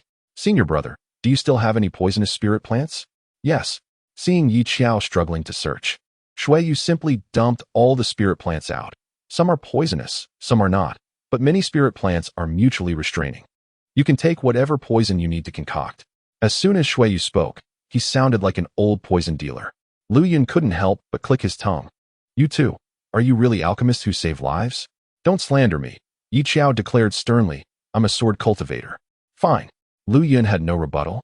You can be whatever cultivator you want. While they were talking, his junior and senior siblings had already gathered to concoct poisons. This was perhaps the most harmonious moment between the 2 sections. It is a skill to make all the direct disciples of 2 sects obedient. If it were anyone else, they would have been arguing by now. After all, it was just a group of direct disciples not willing to accept each other. Are you teaching us how to do things? Who are you to command us? Once the alchemists had concocted the poisons, Yi Xiao also took out quite a few magical tools from the demon clan side, selecting the ones she could use. Remember to return them after use.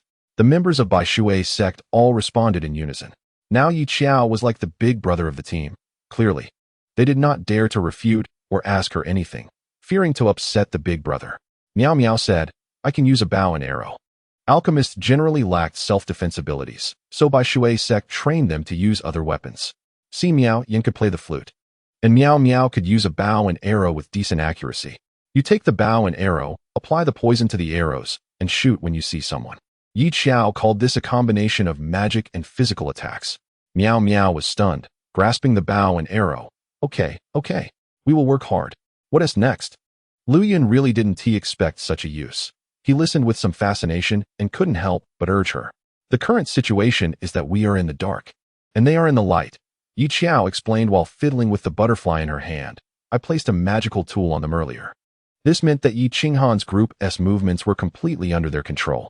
If they didn't set an ambush now, what were they waiting for? They played dirty. And Yi Xiao could play as well. With deep cunning, who took whom seriously? The elders of the other 3 sects frowned. What does Yi Xiao want to do bringing so many people? Who knows? They had given up on guessing this direct disciple. They simply couldn't fathom what she would do next. As the moon rose above the willow tips and the night deepened, rustling sounds came from the secret realm. 2 direct disciples squatted on an inconspicuous tree, sweating profusely from the heat. Yi Xiao had a listening device, making it easy to know where Yi Qinghan and the others were camping. Cultivators don't completely stay awake, especially after exhausting their spiritual power and fighting. They were all physically and mentally drained. At this moment, hearing no sounds from the butterfly, Yi Xiao continued to wait patiently. Soon, someone's snoring could be heard, and she signaled to the others. 2 spiritual arrows aimed at the direction where the 3 sects were sleeping and shot out like a bolt of lightning. Run, hurry. As soon as Miao Miao shot the arrow, Yi Xiao grabbed her and fled. The spiritual arrows pierced through the barrier and struck the ground, waking Song Hansheng, who quickly kicked Chu Xingji awake. Someone's coming. However, when Chu Xingji went out to investigate the situation, the people had already vanished without a trace. Someone was here just now. This subtle movement woke all the direct disciples of the 3 sections. Yi Qinghan rubbed his tired forehead. It should be the people from Changming's sect causing trouble. Let's send someone to keep watch tonight.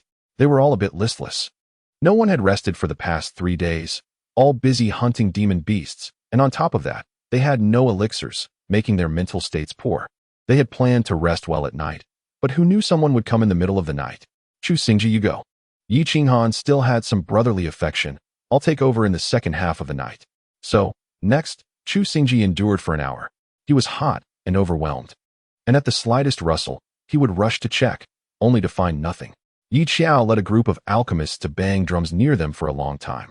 When Chu Xingji got closer, the next second, they all ran away. They ran. Are they crazy? Suzhua couldn't hold back any longer. They're neither sleeping nor awake. They're often startled by sudden noises. It seemed Yi Xiao was no longer just messing with their mentality. She was starting to torment them mentally. Chu Xingji returned with his exhausted body, wondering what they were playing at. They weren't squeezing identity tokens or robbing mustard seed bags. Were they trying to scare them to death with this startle tactic? The artifact cultivators were already sensitive, and Qin Huai was also being tormented terribly. His eyes turned cold. Let us not bother with them. We should sleep. They wouldn't dare confront us head-on. After Yi Xiao came and went 4 or 5 times. They all thought she was just harassing them, and their vigilance dropped considerably. On the other side, Yi Xiao wanted exactly this effect. She silently mouthed 3 words, "We leave." Ming Xian became excited. He had been interested in Yi Xiao's bombs for a long time, but lacked the opportunity to experiment. Taking advantage of these people being asleep, the group quietly approached the main camp of the 3 sects again. Song Hanxing sensed a strange aura, but, having been harassed multiple times before, simply thought Yi Xiao was trying to mess with their mentality again. Unexpectedly, the next second, several small objects were shot in. Thunder erupted in an instant. What the hell? The unprepared direct disciples were blown to the ground. Chu Xingji was so scared he almost jumped up, damn. Caught off guard by Yi Xiao's sneak attack. The 3 sects were completely unable to sleep, gathering together to stay up all night for a meeting. Can you catch up with those people? Yi Qinghan asked. You know it's not possible. Chu Xingji ground his teeth. The people from Changming sect run like rabbits. Not to mention, their techniques were really cunning. They could fight and run. The problem is how they managed to last until the 4th day. Their spirits shouldn't be this good. Zhu Yu frowned. Could there be any stragglers? Is there an alchemist they overlooked? Qin Huai immediately thought of a key figure, Xueyu. He is still alive. Because Xueyu had been wandering alone, they had indeed forgotten about this alchemist. Hearing the commotion from the listening device, Yi Xiao saw that the 3 sects had gathered. We leave. They were not in love with battle. Once they finished, they ran. The essence of guerrilla warfare is to retreat when the enemy advances and to advance when the enemy retreats. If the situation is not right, they should run quickly. Yi Qinghan and the others did not dare to sleep all night, each on guard in their surroundings, only to find that Yi Xiao and her group, who had played with their mentality all night, actually did not come anymore. Oh, I want to kill Yi Xiao. Chu Xingji was about to go mad from the torment all night. Why is there such a dirty person as Yi Xiao in the world? The people outside watched in amazement, laughing to death. Is this guerrilla warfare? Love it, love it. How dare these 3 sects compare to Yi Xiao in cunningness? Your dad will always be your dad. You're still you. Chapter 90. Stealing things the next morning. Yi Qinghan looked visibly more exhausted. Of course. Who wouldn't he be tired after being tormented by Yi Xiao all night? They're like dogs driven to a wall. They can't win against us. So they want to annoy us instead, Suzhua scoffed. Who knows? No matter what Yi Xiao's purpose is, at least she has succeeded now.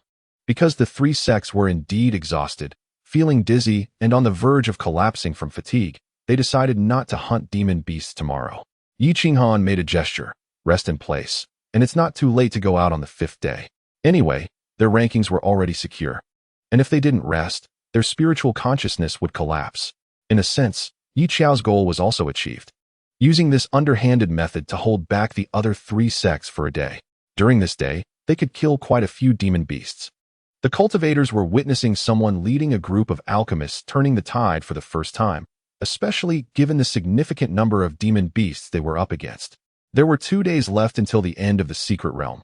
Yueqing sect with 2,000 demon beasts, Wenjian sect with 1,600, Chengfeng sect with 1,300, Changming sect with 900, and Bishui sect with 700.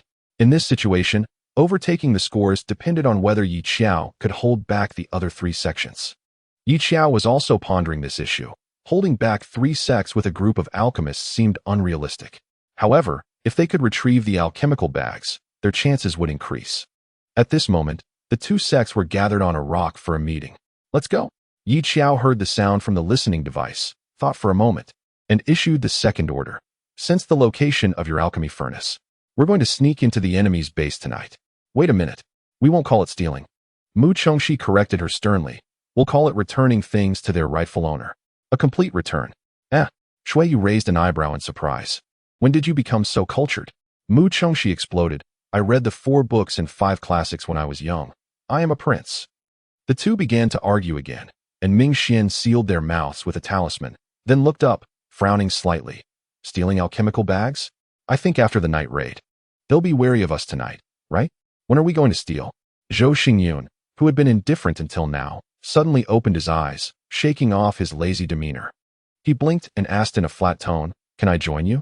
The group of pure and upright disciples, raised on positive energy and chicken soup, had never stolen anything. After Yi Qiao's suggestion, they were all eager to try. Stealing things sounded very interesting. If Yi Qiao were caught while trying to steal, Shuiyu looked at the senior brother earnestly and said, "You can take them and run." Not to mention, among the 5 of them, Zhou Xingyun's taking thing was the fastest. They would definitely be wary of us.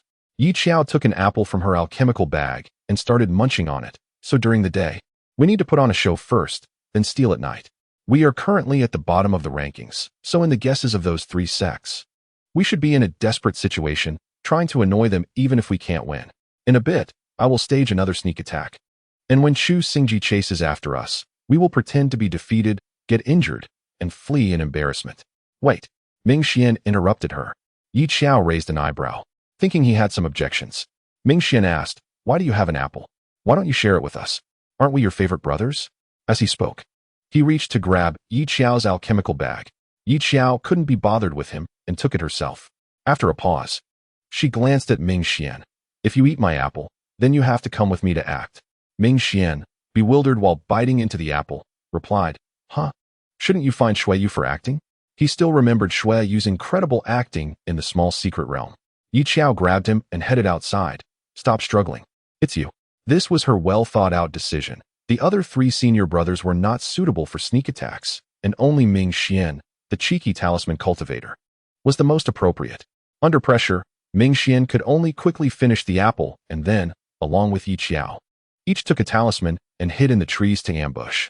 At this time, the disciples of the 3 sects were resting, with Chu Xingji still on guard. He sensed movement and immediately drew his sword to check the situation. Unexpectedly, the next second, 2 talismans flew towards him, one after the other. His brows furrowed as he swiftly sliced through the 2 talismans with the tip of his sword. "Want to run?" Chu Xingji's sword transformed into an invisible blade, striking steadily in the direction they were retreating. The sword light flashed like snow, and in an instant, it knocked the 2 ambushers to the ground. Ming Xian spat out a mouthful of blood, covering his mouth with his hand. What powerful sword energy. Wait, didn't Chu Xingji remember that his sword energy hadn't even touched these 2 yet? The young man couldn't help but lower his head, slowly looking at his hand holding the sword. He had unexpectedly become so powerful that he could target enemies in midair. Chu Xingji was immersed in the feeling of his recent strength, unable to extricate himself, and completely unaware of Yi Qiao's exaggerated acting and Ming Xian's suppressed laughter. So funny. Now the requirements for disciples were this high. Not only did they need exceptional talent, but they also had to be good at acting. Perhaps only Changming's sect was this special. "I can't take it anymore. Chu Xingji, you idiot." The fans of Wenjian's sect were about to be driven mad. This year's grand competition was so lively. Each match was more exciting than the last. Originally, the grand competition was an event that almost all cultivators in the realm paid attention to, held once every 100 years. But the previous ones were too boring compared to the current excitement. "Hey, I just saw someone from Changming's sect." As soon as Chu Xingji returned to the base, he couldn't help but boast to Song Hanxing about his strength, confidently stating that Yi Qiao is laughable. They were already injured and fleeing in embarrassment. "Are you sure?" Qin Huai stared at him. Chu Xingji knew he wasn't very bright, but his strength was indeed not bad, so he wasn't too suspicious. "Of course," Chu Xingji said. "I struck once, and both Shi and Ming Xian fell to the ground. If they hadn't run fast, both of them would have been eliminated tonight." Song Hanxing narrowed his eyes. "Are you sure they were injured?" He felt that this operation seemed a bit familiar. It was very similar to the 3 masked bandits they encountered in the secret realm before. At that time, one of the women handed him a box, and Song Hanxing believed her nonsense, thinking it contained treasures. Later, after 49 days, he slowly pulled out a half-eaten pancake. Chu Xingji originally intended to show off, but unexpectedly, the chiefs of these two sects were all questioning him. He immediately jumped up. You can doubt my character, but you can't question my strength. Song Hanxing barely suppressed his doubts. Indeed, Yi Xiao and Ming Xian were of lower realms, and one was a talisman cultivator. It was normal for them to be injured by Chu Xingji. The audience laughed uproariously. If only they had asked a few more questions, they would have exposed themselves. Ha ha. Chu Xingji, this fool, is so easy to deceive. Unbeknownst to the three sects, who were still having their meeting amidst the laughter from the outside world, Yi Xiao and Ming Xian were injured. Song Hanxing asked, will they come over tonight? They probably won't. Yi Qinghan calmly judged based on the strengths of both sides. Yi Xiao and Ming Xian are both injured, and the remaining alchemists can't make a difference. Let's continue to rest for the night. We can go hunt demon beasts on the 5th day. In the Fire Mountain secret realm, it wasn't just the heat that was uncomfortable, it was also the hallucinations, which over time could greatly harm one's spiritual consciousness. Bisui sect's restorative pills were insufficient, so they could only be forced to rest for a day. Yi Xiao's method wasn't illegal, but it was quite annoying, making the three sects suffer quite a bit. As night fell, several talisman cultivators set up formations around the perimeter. Yi Xiao waited until the middle of the night when everyone was asleep, then stealthily entered with Ming Xian and Zhou Xingyun. After midnight, all the direct disciples of the three sects were in a deep slumber. Yi Xiao noticed that Chu Xingji's foot was about to rest on Sujua's face, and she averted her gaze in disgust, quickly searching for the location of the mustard seed bags. The mustard seed bags from the Bai Shui sect were all placed in the corner, and the three of them moved lightly, coordinating to get the bags in hand. Due to the presence of the array, the two talisman cultivators also dared not act too recklessly and prepared to leave after obtaining the mustard seed bags. Just before leaving, Yi Xiao caught sight of the clothes discarded not far from Yi Qinghan. Seeing this, she casually picked them up. You're such a pervert, Yi Xiao. If it weren't for being in the enemy's headquarters where she couldn't speak, Ming Xian would have almost blurted this out. Why steal someone else's clothes? Whose? It seems to be Yi Qinghan's. What the hell? Mu Chongxi was so startled that he stood up. No, Yi Xiao. Do you have a crush on him? You even took his clothes. You're the one with a crush on him. Yi Xiao rolled her eyes. Who told him to throw his clothes aside while sleeping? Of course, she was going to take advantage of the opportunity. She might even be able to sell them on the forum for some money. She had already thought of a name, personal clothing of the chief of the Wunjian sect. I even left him an undergarment. Zhou Xingyun glanced at her and commented. A bit of morality, but not much. Chapter 91. You are strong. Do as you will, Yi Xiao, friends. She cheerfully decided to ignore the words of the senior brother, turned around, and clapped her hands, signaling them to look over. The elixir furnace is in hand, and your spiritual plants should still be there, right? Miao Miao nodded yes.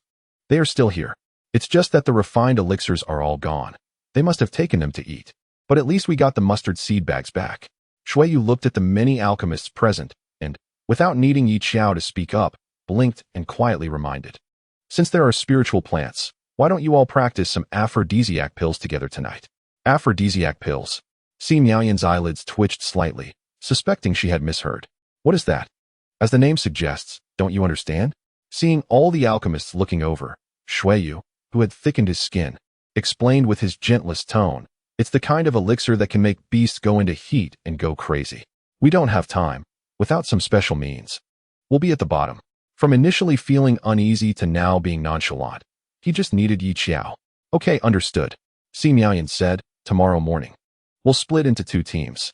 Ming Xian stood up, prepared the talismans, we'll start acting tonight. You use the aphrodisiac pills to lure them in. I'll set up the array to trap the beasts. Mu Chongxi will kill the beasts from behind, and Miao Miao will finish them off.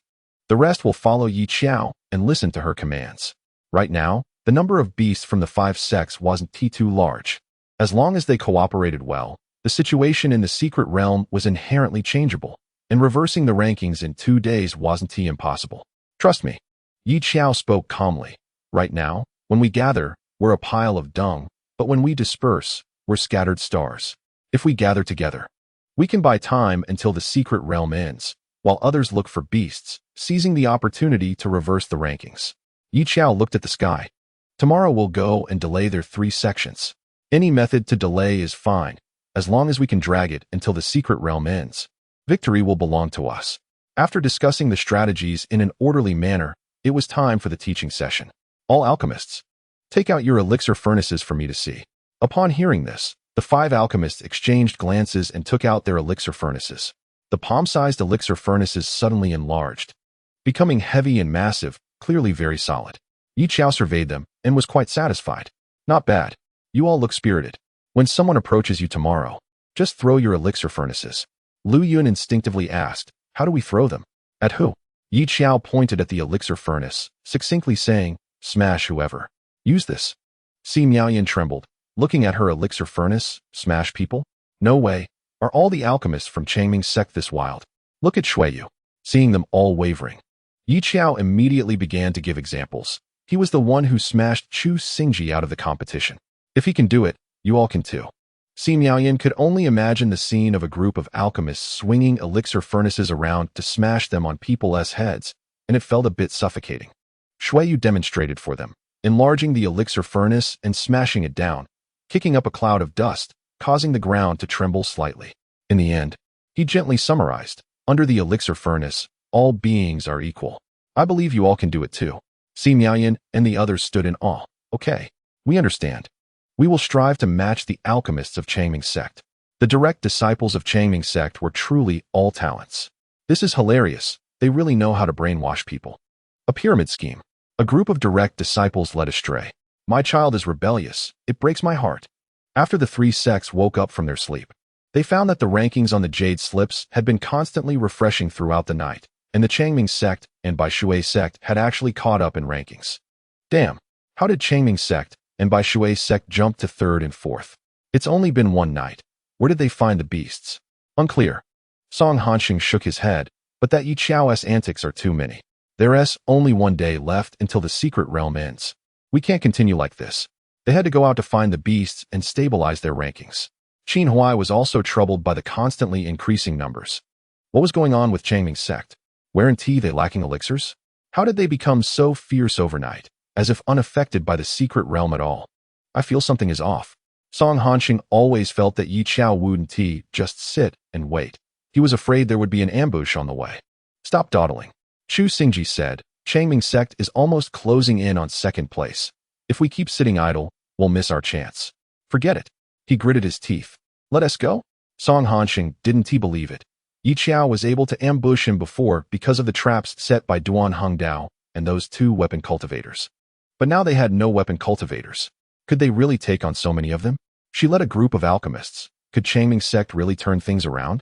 The 3 sects gradually walked out of their headquarters, and along the way, Song Hanxing kept using his spiritual sense to scout the path, afraid of encountering any traps. There are people. After sensing the movement, Song Hanxing immediately said, be careful. An arrow shot out. Chu Xingji broke the arrow with his sword, disdainfully saying, who do you look down on? The next second, Song Hanxing stepped on something, and while he leaned down to check, a loud bang erupted. One of the gold charms in Song Hanxing's arm shattered, and the others were also caught off guard by the sudden explosion, covered in dust. What the hell is this? Qin Huai was about to lose it. Duan Hongdao looked familiar, wiped his sweat, and it seemed to be Yiqiao's thing. She had used this to blow open the belly of a beast, which was still fresh in Duan Hongdao's memory. This thing will explode. Song Hanxing had also seen it before. He had witnessed Yiqiao's operation inside the beast's belly, and the explosion was quick, catching them off guard. Spread out. Yi Qinghan coldly commanded, Su Zhua, Zhu Yu, you 2 go confirm their ambush position. We'll deal with them today. 2 people exchanged glances and released their consciousness to search for the locations of those alchemists. Why alchemists? Of course, it was because they were easier to bully. When Zhu Yu saw the other party, she thrust her sword forward without mercy. Miaoyan took a half-step back, instinctively wanting to run. However, glancing at the sky, she remembered that Yiqiao said to stall for time. Gritting her teeth, she turned back halfway and threw her alchemy furnace at Zhu Yu. Zhu Yu barely managed to react and almost got hit.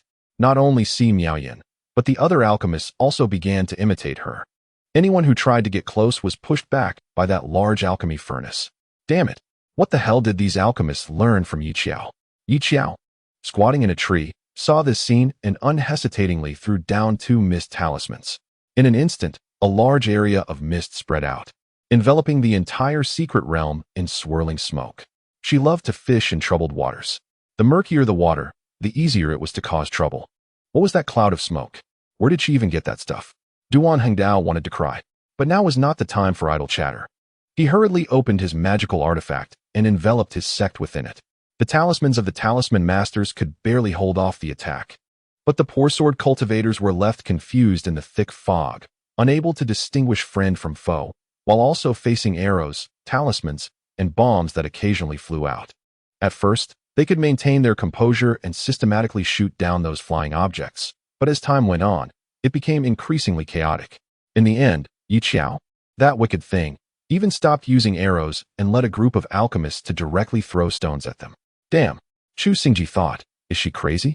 Xiao's ambiguous strategy was evidently effective. They had no idea what would be thrown at them next, and could only desperately block and shoot down whatever came their way, repeating these actions. But it was simply too strange for a group of sword cultivators to swing their swords at an ordinary stone as if facing a formidable enemy. This method not only wasted spiritual energy, but also physical strength. Xiao's war of attrition was remarkably successful. Several of the talismans of the talisman masters were destroyed, and many magical artifacts were also ruined. At the moment when everyone was thrown into disarray, Xiao raised her arm and shouted, "Brothers, it's time for revenge. Attack them." Shuiyu unfolded the map of mountains and rivers in his hand. Those who reacted quickly withdrew to avoid the range of the map, while those who reacted slowly were instantly pulled in. Under the cover of mist, Xiao sent 2 talismans towards Chu Xingji. After being hit by stones so many times earlier, Chu Xingji thought it was just another stone and didn't pay attention. The next second, the immobilization talisman firmly stuck to him. This type of talisman could only last for 30 seconds. But 30 seconds was enough to deal with a person. So, when the teleportation array activated, everyone instinctively turned their attention to each other. Who was eliminated? The unfortunate Chu Xingji hurriedly threw out a line. "I hate all of you equally." After saying that, he was sent away by the teleportation array. Silence fell. It was the cultivation world tonight. Damn, Zhu Yu was shocked. Wait, who knocked Chu Xingji out? Yi Qinghan spat out a word. Others slightly opened their mouths in disbelief. Senior brother. Zhu Yu quickly formed a sword formula with her fingertips to fend off the ambush. Her tone indifferent. Although Chu Xingji is a bit foolish, you wouldn't really kill him during the competition, would you? He doesn't deserve that. Yi Qinghan's emotions were also becoming difficult to control. He forced himself to maintain a cold demeanor. The scene was too chaotic at that time. And Yi Xiao had smoke bombs. Almost everyone was in a state of indistinguishable friend or foe. How could he know that the person standing back-to-back with him was Chu Xingji? Song Hanxing followed up with a critique, saying that even a kicked dog would know to move. So how could he not say a word? Could this be blamed on Yi Qinghan? After being eliminated, Chu Xingji felt a surge of blood in his throat upon hearing these words. Did he want to avoid it? Was it Longming's sect's fault for not dodging a immobilization talisman from some old schemer? He had been caught off guard and stuck with it. It hurt. It hurt too much. With a swift movement, he struck down his fellow disciples. Is this what you call the tradition of the sword sect? Ridiculous. Longming's sect and Bichue's sect were now resorting to any means necessary to win. First, they misled the enemy, then retreated when the enemy advanced when the enemy retreated, put on a show, and finally engaged in a war of attrition. Is this what Yi Xiao meant by fighting against the devils? Love it. I still say, whoever leads in the cultivation world, it's definitely Yi Xiao. The expressions of the elders from the other 3 sects were not good, but only the elders of Bichue and Xiao finally revealed smiles. Yi Xiao's ideas were truly numerous. If anyone else were in her place, they would have already resigned to fate, to be able to fight less with more, and still force the other 3 sects to retreat step by step while leading a group of alchemists. This was unprecedented in the cultivation world. Look. The Jade Slip's ranking has refreshed. On the 5th day, as the secret realm was nearing its end, the rankings had essentially determined which sect would take the first position. Yi Xiao had single-handedly stalled for a full 2 days, giving Mu Chongxi and Ming Xian most of the time they needed. With continuous updates, the first name displayed on the Jade Slips was prominently 3 large characters, Longming sect. Holy crap, they overtook them, it's Longming sect. In just 2 days, they turned the tables from last place. I ask you, who else is there? Longming sect's fans were going crazy with joy. I still say, no matter how strong you are, Yi Xiao is the king of comebacks. Chapter 92. Unregulated chaos. The numbers on the Jade Slips kept jumping, and Yi Qinghan couldn't help but curse lowly. Even without looking at the jade slips, he knew the situation was not good for them. Everyone knew Xiao was stalling for Mu Chongxi and the others, successfully dragging 2 sects against 3. This comeback was exceptionally beautiful. Even Song Hanxing couldn't help but start frantically recalling how things had developed to this point. Xiao, keep stalling. Don't worry about the identity tokens being crushed. If they are crushed, we're out, but it doesn't matter if we die. Others are still in. Hold them back. Xiao and Zhou Xingyun were coordinating. One sticking talismans while the other knocked them away. Right now, the identity tokens were the least important things. The scene became increasingly chaotic. Xiao said, "Let loose and fight, brothers." Immediately, the 5 sects engaged in unprecedented, unregulated chaos. No one could predict what the other would do next. Qin Huai tried to sneak away to find beasts to contribute to the ranking, but was caught by the sharp-eyed Lu Yun. Stop him. It was particularly difficult to run out unnoticed under the cover of the alchemist's consciousness. Qin Huai's face darkened, looking for death. Xiao threw bombs from her fingertips at Song Hanxing, who was scheming sneakily, with precision. Today, no one was allowed to escape. If it weren't for Song Hanxing's sensitive consciousness and prior preparation, he would have almost been hit squarely by Xiao's accurate throws. Now he had no chance to set up formations. Xiao was fixated on the talisman masters, and every time they tried to throw out talismans, they were instantly shredded by her swift sword light. "You're really annoying." Song Hanxing's expression was grim. "Thanks for the compliment." Xiao smiled slightly. Everyone was enveloped in a cloud of mist, and the scene was so chaotic that even the elders could hardly see what was happening. They could only see the teleportation array appearing repeatedly. Su Zhuo is eliminated, Si Miaoyan is eliminated, and Shun Ziwei is eliminated. Wow, are they playing that fiercely? Wait, Xiao is also eliminated. Laughing to death, it's expected. I'm curious, won't she get beaten up after she goes out? Besides Si Miaoyan, who is her ally, the others are all her enemies. It's normal to get beaten. Just look at all the wicked things she's done. Which one of them wronged her? If it weren't for her, how could so many people be eliminated on the last day? This is probably the highest number of eliminations in a single night in the history of the cultivation world. Xiao's tactic of taking everyone down with her was also effective. After all, it's the last day, and nobody should survive. Let's all be eliminated together. It was her first time being eliminated, and as she slowly walked to the elimination seat, the audience's screams nearly lifted her off the ground. Chaming sect is first. We are first, Xiao. Xiao touched her ears, and before she could open the jade slip, she was about to sit down when she sensed something was off. She turned her head and met the death stares of several of her fellow disciples. Xiao forced a friendly smile, trying to calm them down. She felt that if she didn't say something today, she might really get beaten up by the 3 sect's disciples. After thinking for a moment, she said, "What a coincidence. You guys are here at the elimination seat too? No worries, we are together. Let's all sit at the elimination seat." As soon as she finished speaking, she keenly noticed that their gazes had grown colder. "Xiao, it's over," someone shouted. "The secret realm is over." Xiao breathed a sigh of relief. Although she wasn't afraid of offending people, it didn't mean she liked being ganged up on. The end of the secret realm also meant that the other senior brothers had come out. She immediately took the opportunity to slip away. Mu Chongxi had blood from many demon beasts splattered on his face, and his hands were so tired he could barely hold his sword. While Ming Xian was in the same boat, dirty and with some blood stains by his ears. This was the result of overexerting their spiritual consciousness. Did the results come out? Miao Miao asked eagerly. They did. Xiao shook the jade slip, informing them. We are first with 300 points. Weqing sect is second, and Bishui sect is third. Bishui sect climbing to third was purely Miao Miao's contribution, since they had to cooperate. They definitely couldn't let Bishui sect be last. After Mu Chongxi injured the demon beasts, Miao Miao would go for the finishing blow, ultimately securing third place. It was Bishui sect's first time getting third place. Miao Miao was a bit excited. So thrilling. Look, I told you. Following Xiao, we can definitely soar. Next time we team up, the leader must be Xiao, but the other weakling can totally be me. I won't have to do anything the whole time. Qin Huai was the angriest, never expecting that Xiao could lead a group of alchemists to a comeback. Originally, if nothing unexpected happened, they, Feng sect, would have been third. But then Bishui sect jumped out halfway. He coldly mocked, "Did you lick their boots? At least you're an alchemist. How shameless." Most alchemists were quite arrogant, and the people from Bishui sect were always like that. Qin Huai was astonished by Miao Miao's words, but still looked down on her. Senior brother, you're saying this. The problem is, Shun Ziwei sadly wiped his face. Who doesn't want to team up with the first group?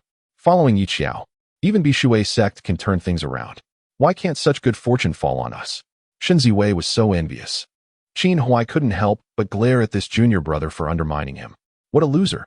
Su Zhua angrily questioned her. You weren't like this before. The tone of questioning a scumbag made Yi Xiao raise her eyebrows. That's because I've changed.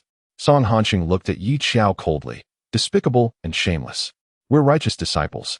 Who would use tricks like you? Ah, right. Yi Xiao nodded randomly. Win, brag, lose, reason. That's how your Yueqing sect operates.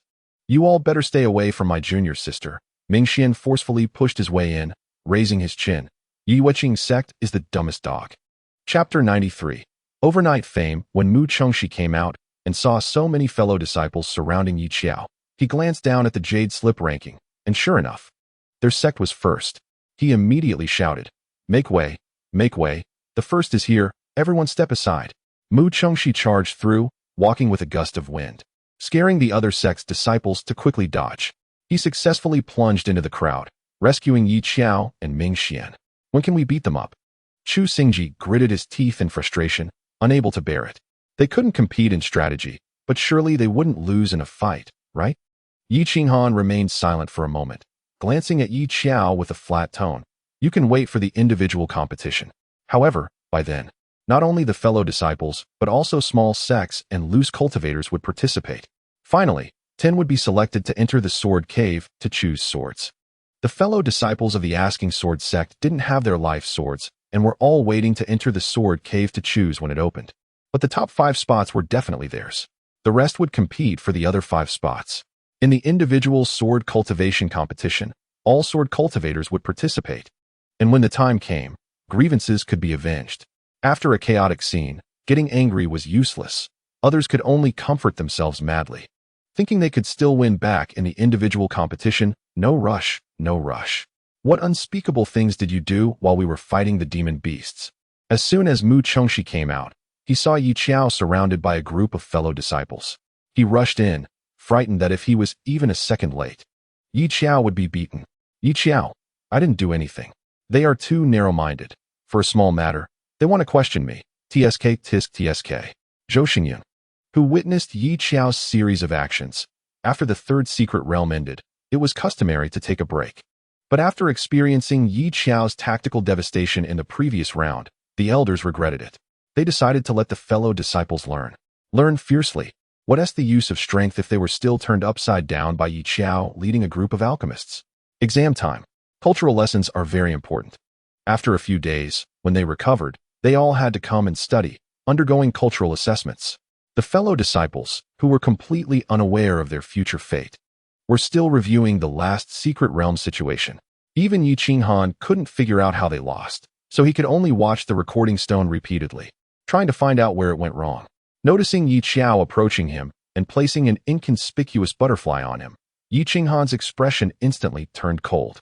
He tightened his lips, took a deep breath, and continued watching. So, after we grabbed the mustard seed bag, it was Shuiyu who came to rescue them. Fine. Who told Shuiyu to wander for so long? They completely forgot about this person. If it were just Shuiyu alone, it shouldn't be able to hold so many fellow disciples until the end, right? Zhuyu raised a point of doubt, suggesting that something else must have happened that they didn't know about. The few from the Asking Sword sect continued watching, and when Shuiyu appeared, they could still maintain understanding and continue watching calmly until Yi Xiao pulled out a big pot, and everyone's expressions gradually cracked. Why can she refine pills? With her medium-grade spiritual root, what gives her the right? This was Chu Xingji's furious response. How good is her pill refining level? This was the question Zhuyu was more concerned about. Not afraid of her having 3 cultivations, just afraid that she is proficient in everything. If her level is low, then she is at most a half-baked practitioner, and they could breathe a sigh of relief. She can refine pills with a pot. The people present were not alchemists and had no idea what level Yi Xiao belonged to. Yi Qinghan lowered her eyes and pondered for a moment. But if even the thoughts and ideas have exploded several times, yet Yi Xiao can succeed on the first try. Her alchemy skills are not low. Zhuyu added. It's also possible that she failed many times in private, after all. It doesn't look like it's her first time refining. The specific level still depends on what kind of elixir Yi Xiao can produce using a proper alchemy furnace. Yi Qinghan felt a headache. We need to observe more. This Yi Xiao is not easy to handle. At first, no one took Yi Xiao seriously. But who would have thought she would become the most difficult one to deal with? Cheng Fengzong is experiencing the same situation. In the next match, whoever encounters Yi Xiao will do whatever it takes to eliminate her. Qin Huai's voice turned cold, a competitor who can cultivate in 3 aspects. If she is not eliminated early, are we waiting for her to become an epic-level powerhouse? You don't need to say it. I guess the other sects think the same way. Duan Hengdao's feelings were the most complicated. He had seen her use talismans, but he didn't expect those were drawn by her. Duan Hengdao felt pained. His good buddy, Yi Xiao, not only hit him hard in the competition, but even kept the fact that she can refine elixirs and draw talismans a secret from him. Qin Fanfan put away the recording stone. Be wary of Changming's sect next time. None of them are good people. Each sect returned to their own courtyards after the match. Elder Xiao looked at Yi Xiao with a complex expression several times and finally patted her shoulder, saying she had worked hard. I didn't expect you to be able to refine elixirs. If I had known, I wouldn't have scolded Yi Xiao every day. Yi Xiao remained silent. Observing with her eyes, Elder Xiao said, since you can refine elixirs, let Shui Yu take you to choose an alchemy furnace. First, let us wander around the night market and see if there is a furnace you like. Most importantly, after today, our Changming sect will be completely different. 3 aspects of cultivation. There have been people who could cultivate in 2 aspects, but 3 aspects is unprecedented. Regardless of whether the cultivators watch the competition or not. Yi Xiao is completely famous now. Everyone wants to see what kind of monster can achieve 3 aspects of cultivation. Qin Fanfan stroked his beard, unexpectedly surprised by his unconventional disciple. He initially thought he had just casually accepted a disciple, only to find out in the end he had picked up a genius. So from now on, whenever an elder from another sect tries to talk to him, Qin Fanfan will show a surprised expression. What? How do you know our sect has a genius who can cultivate in 3 aspects? The elders, the disciples of Changming's sect, who had just experienced a chaotic battle, were particularly tired. By the time they all woke up from their sleep, it was already evening. After Yi Xiao woke up, she was groggily dragged by several senior brothers to the night market to join the fun. She had to choose an alchemy furnace, and it was essential to start with the best. As the top sect, the Wanjian sect's night market was much livelier than Changming sect's. The 5 of them set off in a group to the night market in Fuxing City. They had experience in going out as a group before, but at that time, the competition had just begun, and basically no one recognized them, so they were quite fearless when they went out. To the extent that the 5 of them completely overlooked one point, they were now famous. Mu Chongxi changed into casual clothes and lazily walked at the front of the group. He originally planned to wander around first. The night market was brightly lit at night, and the crowd was bustling, densely packed. Suddenly, someone in the crowd shouted, "Look, it's Mu Chongxi." Wow, the night market stirred. Yi Xiao's brow twitched slightly as she was about to find a place to sneak in unnoticed. "We've liked you for 10 years. A passionate female fan shouted at her. A 10-year-old fan came uninvited. Yi Xiao realized the situation was not right and hurriedly ran away, using her footwork to escape. The others couldn't catch up. Mu Chongxi noticed Yi Xiao sneaking away and instinctively reached out. "Yi Xiao, save me." The next moment, Yi Xiao ran even faster, shouting as she ran, "Don't love me. It won't end well." Mu Chongxi, swallowed by the crowd, damn. Not a bit of brotherly affection. The remaining 4 also scattered like birds and beasts upon seeing this, each fleeing faster than the last. When Mu Chongxi found the main group again, his clothes were almost torn off. Shivering, he couldn't help but exclaim, "These people are so crazy." Mu Chongxi had always envied other sects for having fans. The cultivation world favors the strong, and Wanjian sect has the most fans, while Changming sect seemed particularly neglected. Until today, he experienced the taste of sudden fame and could only say it was terrifying. Yi Xiao was extremely grateful that she ran fast. She didn't want to be stripped of her clothes, requesting a free little gift. "Honestly, I want to write about the palace dungeon, but I feel it should be postponed for a while. Updates will be in the evening. I'm quite busy during the day, and the new year is coming." Chapter 94. Yi Xiao probably doesn't care about you. In the end, to prevent a repeat of the earlier tragedy, the 5 of them wore black masks and secretly searched for alchemy furnaces in the night market. To be honest, I feel like we look like some weirdos going out. Mu Chongxi stroked his chin. Their attire clearly didn't look like good people. "Look, There's an alchemy furnace over there. Xiao pointed them into the crowd. There were basically no people at the alchemy furnace stall. After all, alchemy furnaces are expensive, and there are few alchemists in the cultivation world. So basically, those who come to buy are wealthy individuals. Seeing so many potential customers at once, the stall owner's eyes lit up. Which of you is the alchemist? She. Her hands pointed at Xiao in unison. Seeing that she was a girl, the stall owner cleared her throat and enthusiastically said, "Little girl, what color do you like? How about a pink alchemy furnace? Or do you prefer green?" Xiao looked at the rows of colorful alchemy furnaces, her eyes almost going blind. The prices were not low, and she didn't know how to choose, so she looked to Xiao for help. Xiao asked, "What is the best one you have here?" The stall owner dug out a golden patterned alchemy furnace from her storage bag and presented it to Xiao. "This is a top-quality alchemy furnace. I've only had this one in my years of selling furnaces. It's 150,000 high-grade spirit stones. What do you think, little friend?" Upon hearing 150,000, even though it wasn't her own spirit stones, Xiao's heart trembled. Xiao took it over, examined it carefully, and nodded at her, signaling, "This one's good. A top-quality alchemy furnace is at least of good quality. 150,000 spirit stones can currently be managed by Changming sect." After purchasing the alchemy furnace, the 5 of them decided to head back. Meanwhile, in the courtyard of the Weching sect, Song Hanxing angrily reviewed the match and scolded Yunkei again. "Use your brain a bit. Shake it and listen if it's full of water. Why did you offend Xiao for no reason? Are you floating, or can that group of sword cultivators not pick up their swords? Now, besides Wanjian sect, the most troublesome ones are the sword cultivators from Changming sect. Originally, they had a good hand but played it terribly." Song Hanxing was almost fed up. Yunkei felt a bit wronged, "But they are deliberately targeting me. Who do you think you are? Can they target you?" Song Hanxing sneered coldly. "Can't you see that the people from Changming sect are equally targeting all sects?" But she would have a hard time in the next match.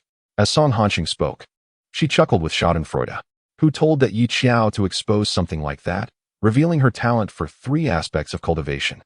Right now, the disciples from all sects are probably thinking about how to get her eliminated on the first day. Yunkei pressed her lips together and remained silent. She now felt an unprecedented sense of crisis whenever she heard Xiao's name. Song Hanxing said, "How is your talisman drawing going?" "Forget it." Watching Yunkei's slow pace, Song Hanxing felt a surge of anger.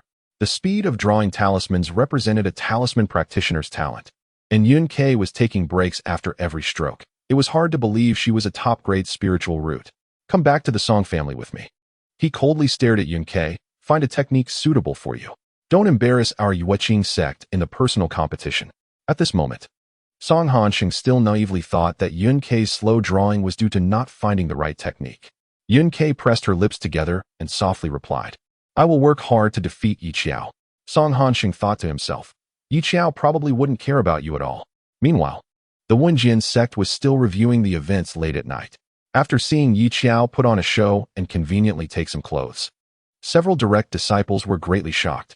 "Senior brother, so your clothes were stolen by Xiao."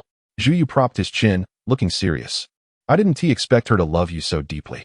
Yiqing Han's temples twitched. "Why don't you say that she's actually a pervert who has been coveting my clothes for a long time?" Chu Xingji rebutted with reason. "But our Wanjian sect's clothes are all the same, right? Why didn't she take ours?" The Wanjian sect's uniforms were all white, and no one saw Xiao taking someone else's. Yiqing Han clenched his fist and punched Chu Xingji away, succinctly spitting out one word, "Roll." Chapter 95. Is this the privilege of a genius? After a few of them bought a pill furnace and returned to the courtyard, Xie was already waiting for them. Hi.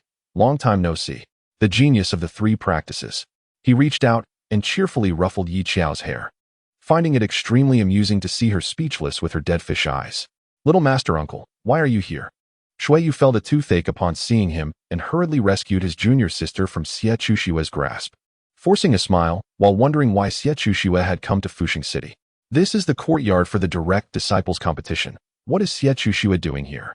"I came to bring you good things." After saying that, Xie patted the mountain of books beside him, revealing a brilliant smile, his light brown eyes blinking. "These talisman books record the long history of talisman cultivation from the beginning to now, and Xiao, Ming Xian, you both need to memorize them all. The exam will be in a month." And Xiao, There's also the development of alchemy over there. Zhou Xingyun, Mu Chongqi, Yi Xiao. Do you see the other stack of books? Your sword path's glorious history is recorded in there. Yi Xiao, who had been called 3 times. Mu Chongqi nudged her with his arm. Reflect on why you were called 3 times. Exam. Ming Xian looked at the books, feeling a bit overwhelmed. Wait a minute. Little Master Uncle, don't tell me that we, so many direct disciples, will be eliminated on the spot for failing the exam. They had never heard of cultural courses in previous competitions, and given Xia Chushue's unreliability, the 5's first reaction was that he was joking. Xia Chushue smiled slightly. It's not just you who needs to memorize. Other sects' direct disciples need to do the same. We'd rather be beaten than memorize. Yi Xiao and Mu Chongqi stood united. Why? Zhou Xingyun was also quite surprised. Sword cultivators need to take an exam too? Yi Xiao casually flipped open a page, and the questions included: who is the founder of the sword path? They had no idea. Another question was, how many categories are the 4 major heart methods divided into? Mu Chongqi raised his hand to answer. I know this one. Speed is 1. What are the other 3? Qing Fengju is a heart method focused on speed. Xia Chushu sighed. Oh dear. A bunch of uneducated direct disciples. Yi Xiao waved her hand. Then this exam has nothing to do with me, right? Why do I also need to take the exam? She had just helped the Bai Shui sect turn the tide, and instead of being praised, they wanted her to take 3 subjects. What nonsense was that? Xia Chushu showed an expression of helplessness. It was decided in a meeting by the elders. All direct disciples must participate. Prepare well. The young man clapped his hands. His tone light. The overall exam will be next month. I hope you can take it seriously and reflect well. In fact, Xia Chushu was more looking forward to seeing this group of direct disciples discover they really had to take a cultural exam, burning the midnight oil and falling into despair. It looked very interesting. The 5 of them exchanged glances, not taking it seriously. The cultivation world hadn't had cultural exams for so many years. How could it suddenly require these things? It must be a joke. At this moment, the 5-man group, who were just slacking off, had no idea that their nonchalance would seal their tragic fate of cramming all night in the future. The holiday was long, and aside from Shuiyu being able to calm down to ponder alchemy, the other few couldn't sit still. After half a month, Mu Chongqi excitedly rushed in with a task. Does anyone want to go down the mountain to do a task? Not going. The 4 answered in unison. Don't be so heartless. Mu Chongqi shook the paper. We can choose an interesting one to play. The Tao is vast. We can't just cultivate every day. At this moment, Yi Xiao was focused on studying the high-grade pills she and Shuiyu had refined together. The success rate of the pill furnace was much higher than that of a pot. At first, she didn't know how to use it, especially a high-grade pill furnace, which was a bit difficult to tame. So Shuiyu stayed with her in the alchemy room for half a month to experiment with various pill effects. When using a pot, Yi Xiao could produce 10 pills, but when she tried with the pill furnace for the first time, not knowing her limits, she produced 15 at once. Then she successfully fainted. Shuiyu rubbed his forehead. How many can you produce? He asked. First produce what you can, and then gradually increase. Instead of trying to produce 15 at once, your sea of consciousness won't be able to handle it. Yi Xiao, but I made 9 the first time. She had no experience then, and thought that more pill seals were better. Shuiyu, all right. He said, I underestimated your level of abnormality. Shuiyu thought her limit was 5. After all, in the secret realm, Yi Xiao had indeed shown 5 pill seals. He pondered for a moment, then became enthusiastic. Since that's the case, why not try refining high-grade pills together? He was just worried about not having a pill cultivator to join him. Yi Xiao was very suitable. High-grade pills generally required being at the late stage of golden core to refine, as the sea of consciousness would widen with the increase in realm. But clearly, Yi Xiao's sea of consciousness was different from normal people. Shuiyu felt that they could completely challenge the high-grade returning spirit pill. The 2 alchemists were holed up together for half a month, and when they finally emerged, both had blood dripping from their noses and ears, looking so pitiful they could star in a horror film. Mu Chongqi paused. Shuiyu, did you get beaten down the mountain? Shuiyu, can't you change your wording? Mu Chongqi, oh, you and Yi Xiao got beaten down the mountain together? Yi Xiao reached out to snatch his task list, yawning lazily and asking, what tasks are there? Should we take them? Mu Chongqi pointed at the tasks above. There are 8 major family commissions, as well as some rumored treasures that are said to appear in secret realms, and some tasks in the human world. Tasks in the human world? Yi Xiao didn't understand. Ming Xian explained. Outside the cultivation world is the human world, where there are ordinary people. Cultivators need to get approval from the elders to go to the human world, and someone will guard the intersection of the two realms. Mu Chongqi came from the human world and was very familiar with it. If we take this task, we can go play in the palace. Wow, the others exclaimed. Your Highness is mighty.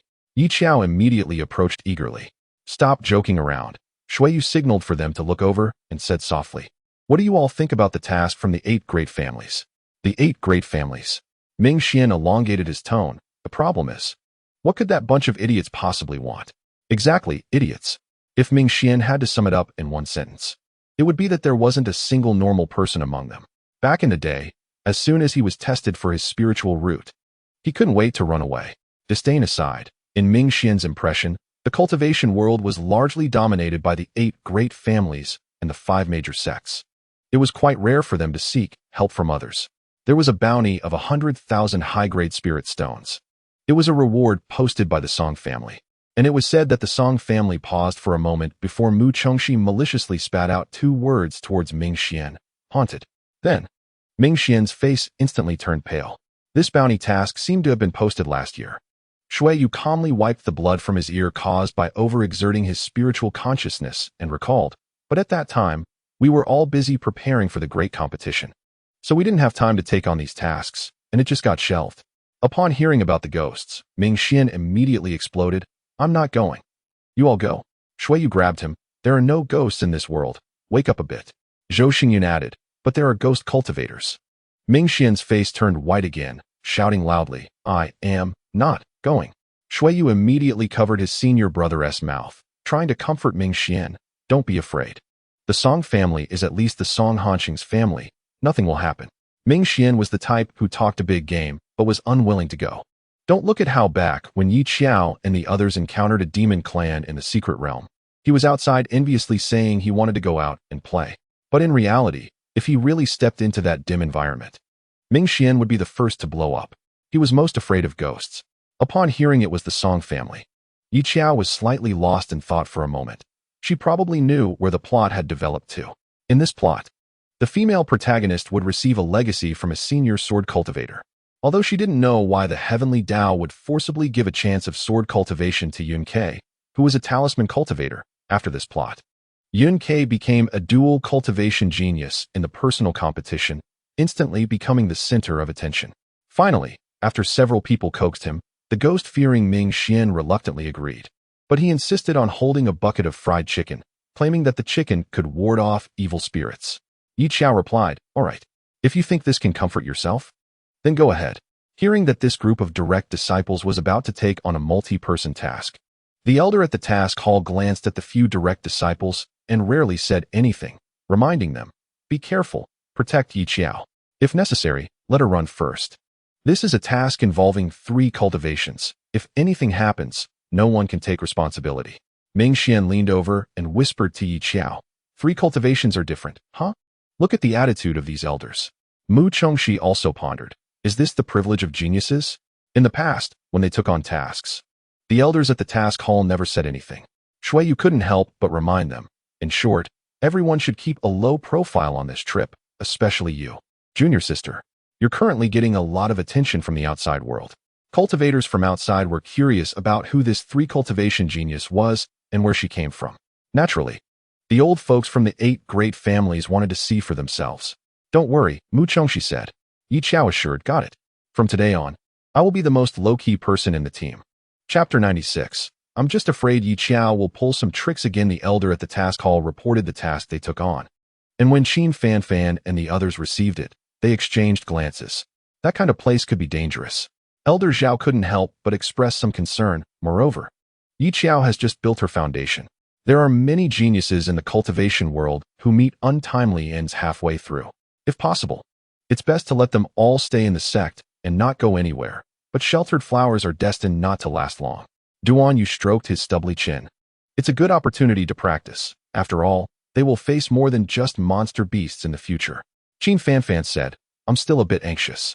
Are you afraid she'll be in danger? Duan Yu thought for a moment. We can send some people to protect them. No, Qin Fanfan replied. I'm just afraid Xiao will pull some tricks again. That makes sense, but it was too late to stop them now. The group had already started enthusiastically discussing how to head to the Song family. I see other sects use flying boats when they go out. Flying boats are too expensive. Mu Chengxi thought for a moment. Let's just use sword flight. Flying boats consumed spirit stones, and they couldn't afford that much. If Elder Xiao saw them, who knows? When they returned, they might be chased down for money. Sword flight won't work. Ming Xian interrupted them. The 8 great families have regulations. Entering their territory prohibits sword flight. Or else it's considered disrespecting their rules. Every place has its own rules, but prohibiting sword flight is just excessive. Yi Xiao sighed. Shuiyu raised his eyes and spoke gently. The ancient and feudal 8 great families. Just get used to it. Strictly speaking, they didn't really like those elders from their own family. They only looked at talent and bloodline. Those with poor talent could only be abandoned, isolated, or bullied. They won't even let us fly. Mu Chengxi scoffed. What are we supposed to do, ride donkeys? Seriously. By the way, can we ride a phoenix? Ming Xian was inspired by Mu Chengxi's words and lifted the bucket of fried chicken in his arms. Now, the bucket of fried chicken had grown and was no longer small enough to nest on Yi Xiao's head. Its beautiful tail hung down as Ming Xian held it, making it very conspicuous. The fried chicken had grown significantly after their experience in the secret realm and had more strength than a cultivator. If it could fly, it wouldn't be impossible for it to carry a person. Yi Xiao rides a phoenix. Our sect also has a red bird and a celestial crane. One for each person. We can definitely make it before dark. Mu Chengxi gave a thumbs up. Good idea. However, the ideal was beautiful, but reality was harsh. Among the 5, only Yi Xiao had rich experience in riding birds, while the others were bouncing uncontrollably along the way, completely out of control. They nearly crashed into several sword cultivators flying by and finally arrived at their destination before dark. How does it feel? Yi Xiao looked at her dizzy seniors and stood aside, leisurely asking. Zhou Xingyun replied, exciting. Following the big group was indeed much more thrilling than being with others. After all, nobody would ride birds to fly around normally. The talisman cultivation families among the 8 great families in the cultivation world were the Song family and the Ming family, each managing a large city. Each family held absolute power and influence in the cultivation world, and the cities managed by the talisman cultivation families were even more bustling. Looking around, there were all kinds of magical tools, elixirs, and talismans. This was something they had never seen in other cities. There were even various pirated goods flying around. But here everything was genuine. Yi Xiao casually glanced around and found that there was nothing she could afford. Yi Xiao said, I suddenly feel like there was a reason why Song Hansheng was so arrogant in the past. Turns out they are all young masters. What a spectacle. The few who had never seen the world before had their eyes lit up. Shuiyu couldn't help but remember not to act recklessly and alarm the snakes. Got it. Got it. Ming Xian casually replied. They had specifically changed their clothes. Since it was their first time coming, the 5 were full of enthusiasm. They saw a group of scattered cultivators gathered around a bounty board, pointing and discussing. Out of curiosity, Yi Xiao also went to take a look and poked a cultivator. What's that about? The other party replied without turning their head, bounty notice. If you catch them, you'll get spirit stones. If you want to get rich, just catch these few people. Yi Xiao's eyes brightened for a moment, and she immediately squeezed in, standing on her tiptoes to scan the board. The next second, her smile froze. Chapter 97. We are all good people. Because the people hanging on it were none other than her senior brothers. Moreover, each person's features were quite distinct. The carefree Ming Xian and the sword-holding Mu Chengxi. Look, we've all been put on the bounty list. Oh wow. Ming Xian leaned over to take a look. Who issued it? Yi Xiao glanced at it thoughtfully. The bounty from Master Brother and Yi Qinghan is the highest. Why am I not the highest? Mu Chengxi was dissatisfied. I am at least one of the 2 people in the cultivation world with innate sword bones, right? Am I not worthy? Yi Xiao looked at the 4th senior brother with pity, pointing out that Mu Chengxi's bounty notice simply read 6 words. Foolish, easy to kill, come quickly. Ming Xian, by the way, why isn't Yi Xiao on it? He didn't believe that Yi Xiao would be lower than them. Maybe it hasn't been posted yet. That's why I told you to keep a low profile. Shuiyu frowned at the bounty notices and said quietly, all direct disciples have bounty notices. The issuer is unknown, but the force behind it is significant. The 5 sects have been investigating for so long and still haven't caught who issued it. If recognized, they might be besieged by cultivators. In short, it's quite dangerous. Hey, what's it like being number 1 on the bounty list? Yi Xiao leaned closer to Zhou Xingyun, her eyes crescent-shaped with a smile. Zhou Xingyun stared at the list for a few seconds, then calmly said, I'm really valuable. Scanning from high to low, They quickly discovered that anyone who had appeared in the grand competition was listed, and each price was not low. Anyone who could be captured was worth over 1,000,000 spirit stones. Xiao stroked her chin and smiled slightly. When I run out of money in the future, I'll report those direct disciples. Then, I'll randomly catch a familiar face to jail. Shuiyu, let's go. Hurry up, don't embarrass yourselves.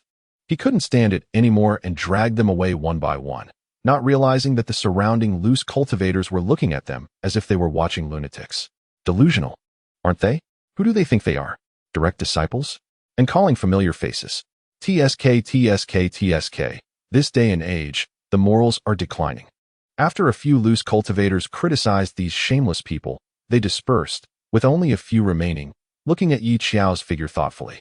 Look at that girl in the dark blue clothes. Doesn't she look like the direct disciple Xiao, who came in first in both rounds of the grand competition? A bit. And there are 5 of them. Even more so. Adhering to Shuiyu's advice to act low-key, they did not repeat the mistakes of the previous mission, daring not to alert the snake, and waited until late at night to quietly sneak in to check the situation. Although the Song family's residence was not as grand as a sect, it exuded the ancient charm of a large family, with intricately carved wall patterns. Before getting close, a few not-so-skilled senior brothers accidentally stepped on the formation, and in an instant, several unfamiliar auras appeared. In the blink of an eye, they were surrounded. Xiao, who stepped on it? The few of them pointed at each other. The guards who rushed out surrounded them, only to find that those little thieves were not panicked at all. They were even chatting as if nothing had happened. The leader was furious. Show them some color. How dare you trespass into the Song family's residence? Who gave you the guts? Hey, hey, hey. Ming Xian lazily tilted his head to glance at them. We're not bad people. We're all good people. Zhou Xingyan added. Bah. The man spat angrily. Get them. A group of Foundation establishment cultivators did not need anyone else to act. Zhou Xingyan single-handedly took them down. And those people didn't even see how he made his move before being piled up like a stack of pancakes. I said. Zhou Xingyan lightly stepped on the person at the top, expressionless, looking down with a calm tone. We are a group of good people. The man nearly spat out blood. Damn it, do you see how you're acting? Does that look like good people? Wait, Shuiyu wanted to stop them, but didn't have the chance. No. Weren't we supposed to act low-key? It was fine if they didn't fight, but once they did, so many unfamiliar auras were stirred up. Who dared to provoke trouble? People like Song Hanxing had a strong sense of collective honor. He undoubtedly loved his family. Hearing that the formation was disturbed, he rushed over immediately. He initially thought it was some reckless little thief, but upon arrival, it turned out to be all familiar faces. Hi, Xiao, unfamiliar with the place. Felt especially close upon seeing Song Hanxing, whom she had wronged, as if seeing a family member, and waved at him, Song Hanxing. Song Hanxing's forehead twitched as he saw those 5 people. Damn it, are you sick? How can I run into you everywhere? He wanted to pretend he didn't see them, but couldn't. His face turned cold. What are you doing here? Is it not enough to have tricked me in the grand competition? Now you're chasing me home? Mu Chongxi waved the task from the task hall. Came to take a task. Heard that there's a ghost haunting here? Is it true? Song Hanxing just wanted to get rid of them, so he explained impatiently. How would I know? Anyway, some unimportant disciples with poor talent have died, so the Song family doesn't really care. He never expected that the task would be taken by the Changming sect. He glanced subtly at Xiao, forcing a smile. Aren't you guys supposed to be cultivating? How do you have time to take tasks? I don't know if these people are overconfident or blindly confident. Ming Xian rolled his eyes. There's only 1 month of rest. Do you think you can cultivate flowers?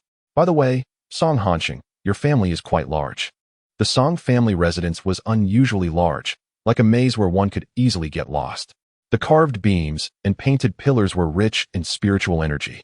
Not much worse than the 5 sections.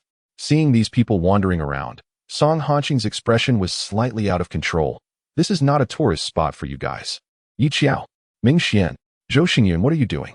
Why? Why can I run into these people when I go home? Song Hanxing was almost annoyed to death. Their leisurely demeanor made it seem like they were in their own Changming sect garden. Mu Chongxi put his arm around him. Song Hanxing, is your family haunted because you've done too many bad things and are facing retribution? Song Hanxing's eyebrow twitched, extremely disgusted. Stay away from me. Don't make me call people to gang up on you. Did he know them so well? Don't be so fierce, Xiao chimed in, smiling as she dragged him to the other side. Let's have a meeting together. Come talk about this task. Forced to be dragged away. Song Hanxing, Yi Xiao and the others didn't dare to alert the snake, so they could only find someone familiar to understand the situation. And now their only acquaintance was Song Hanxing. Reluctantly becoming their acquaintance, Song Hanxing gritted his teeth. It's not a haunting. It's a disturbance caused by evil spirits. Evil spirits? Yi Xiao blinked. Composed of human resentment. Used by ghost cultivators. Song Hanxing rolled his eyes. We've only dealt with demon beasts. But these will also be a mandatory lesson in the future. Don't you listen to the elders in class? After saying that, he suspiciously glanced at the five of them. The five looked at each other with blank expressions. They basically just slacked off in class. Zhou Xingyun was even too lazy to attend. Who knew there were so many intricacies? Compared to their lack of learning, Song Hanxing was practically a model student. He glanced disdainfully at these people and said, I advise you to return home early, otherwise if something happens, don't blame the Song family. Why is it that no other family is haunted? And only your Song family is special? What wrongdoing has your family committed? Song Hanxing felt that if he continued this conversation, his blood pressure would rise. When the Song family chose the old residence, they picked a place where many powerful beings and cultivators had once fallen. The resentment is heavy, understand? Understood. Shuiyu lowered his eyes, pondering for a moment. So, someone is deliberately hiding in the Song family, using the resentment here to nurture little ghosts? Ghost cultivators rely on some insidious methods to tame little ghosts and elevate their own power. The stronger the little ghosts, the higher their abilities. Since you know this so clearly, why not eliminate the person hiding in your residence? Isn't it better to get rid of this troublemaker than to leave them to cause havoc? Because the ones who have had problems are just some collateral branches. If they die, they die. Zhou Xingyun spoke blandly. Those with impure bloodlines are completely marginalized and suppressed in the 8 great families. Song Hanxing couldn't bear the slander from these people, and his expression turned cold. How do you know we haven't sent anyone? That ghost cultivator is elusive. We can't catch her at all. As for the mission? In fact, after hearing about the haunting, many cultivators have been deterred. Ghost cultivators, just hearing the term sounds sinister.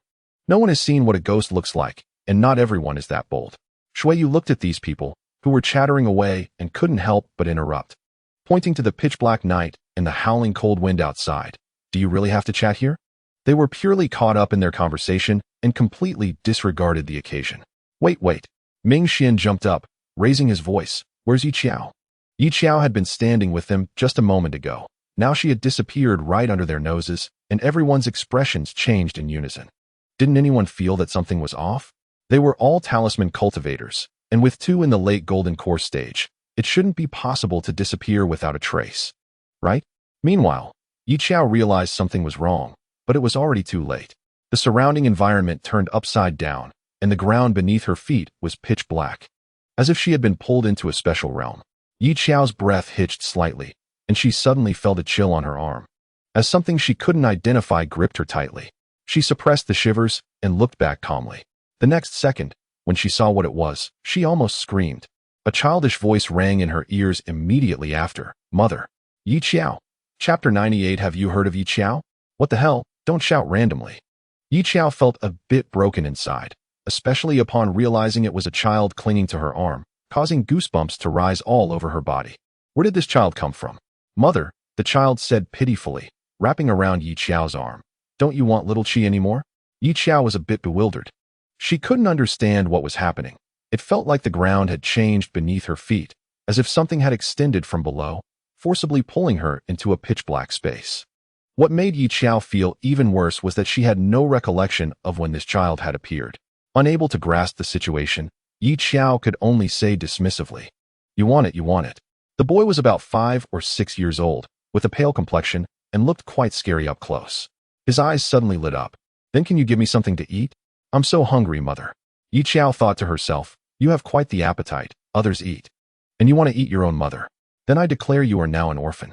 After realizing that this ghostly infant was not friendly, Yi Xiao blurted this out and ran. Goodbye. This place was very strange, completely dark, and the fire talisman Yi Xiao ignited was of no use at all. The entire space was eerily silent, like a beast waiting to devour. Mother, what is your mother's name? Yi Xiao shouted while running. I'll go tell her right now that you lost your son. The ghost infant chased her relentlessly, as countless hands reached out around her, seemingly trying to drag her down. I treated you as my son, and you actually want to eat me. Yi Xiao quickly dodged and shouted while running. My heart hurts so much. I feel like I will never love again. While she shouted this, her movements were precise and swift, turning back to give the little ghost a sword strike. Evil spirits are formed from lingering resentment. Such things are difficult to deal with, and after one strike, they will gather again. Being chased, Xiao was about to vomit. She remembered Elder Xiao mentioning in class that in a realm, the one on the other side is the rule maker. And this little ghost chasing her and shouting mother was the one making the rules. It turned out that paying attention in class was useful.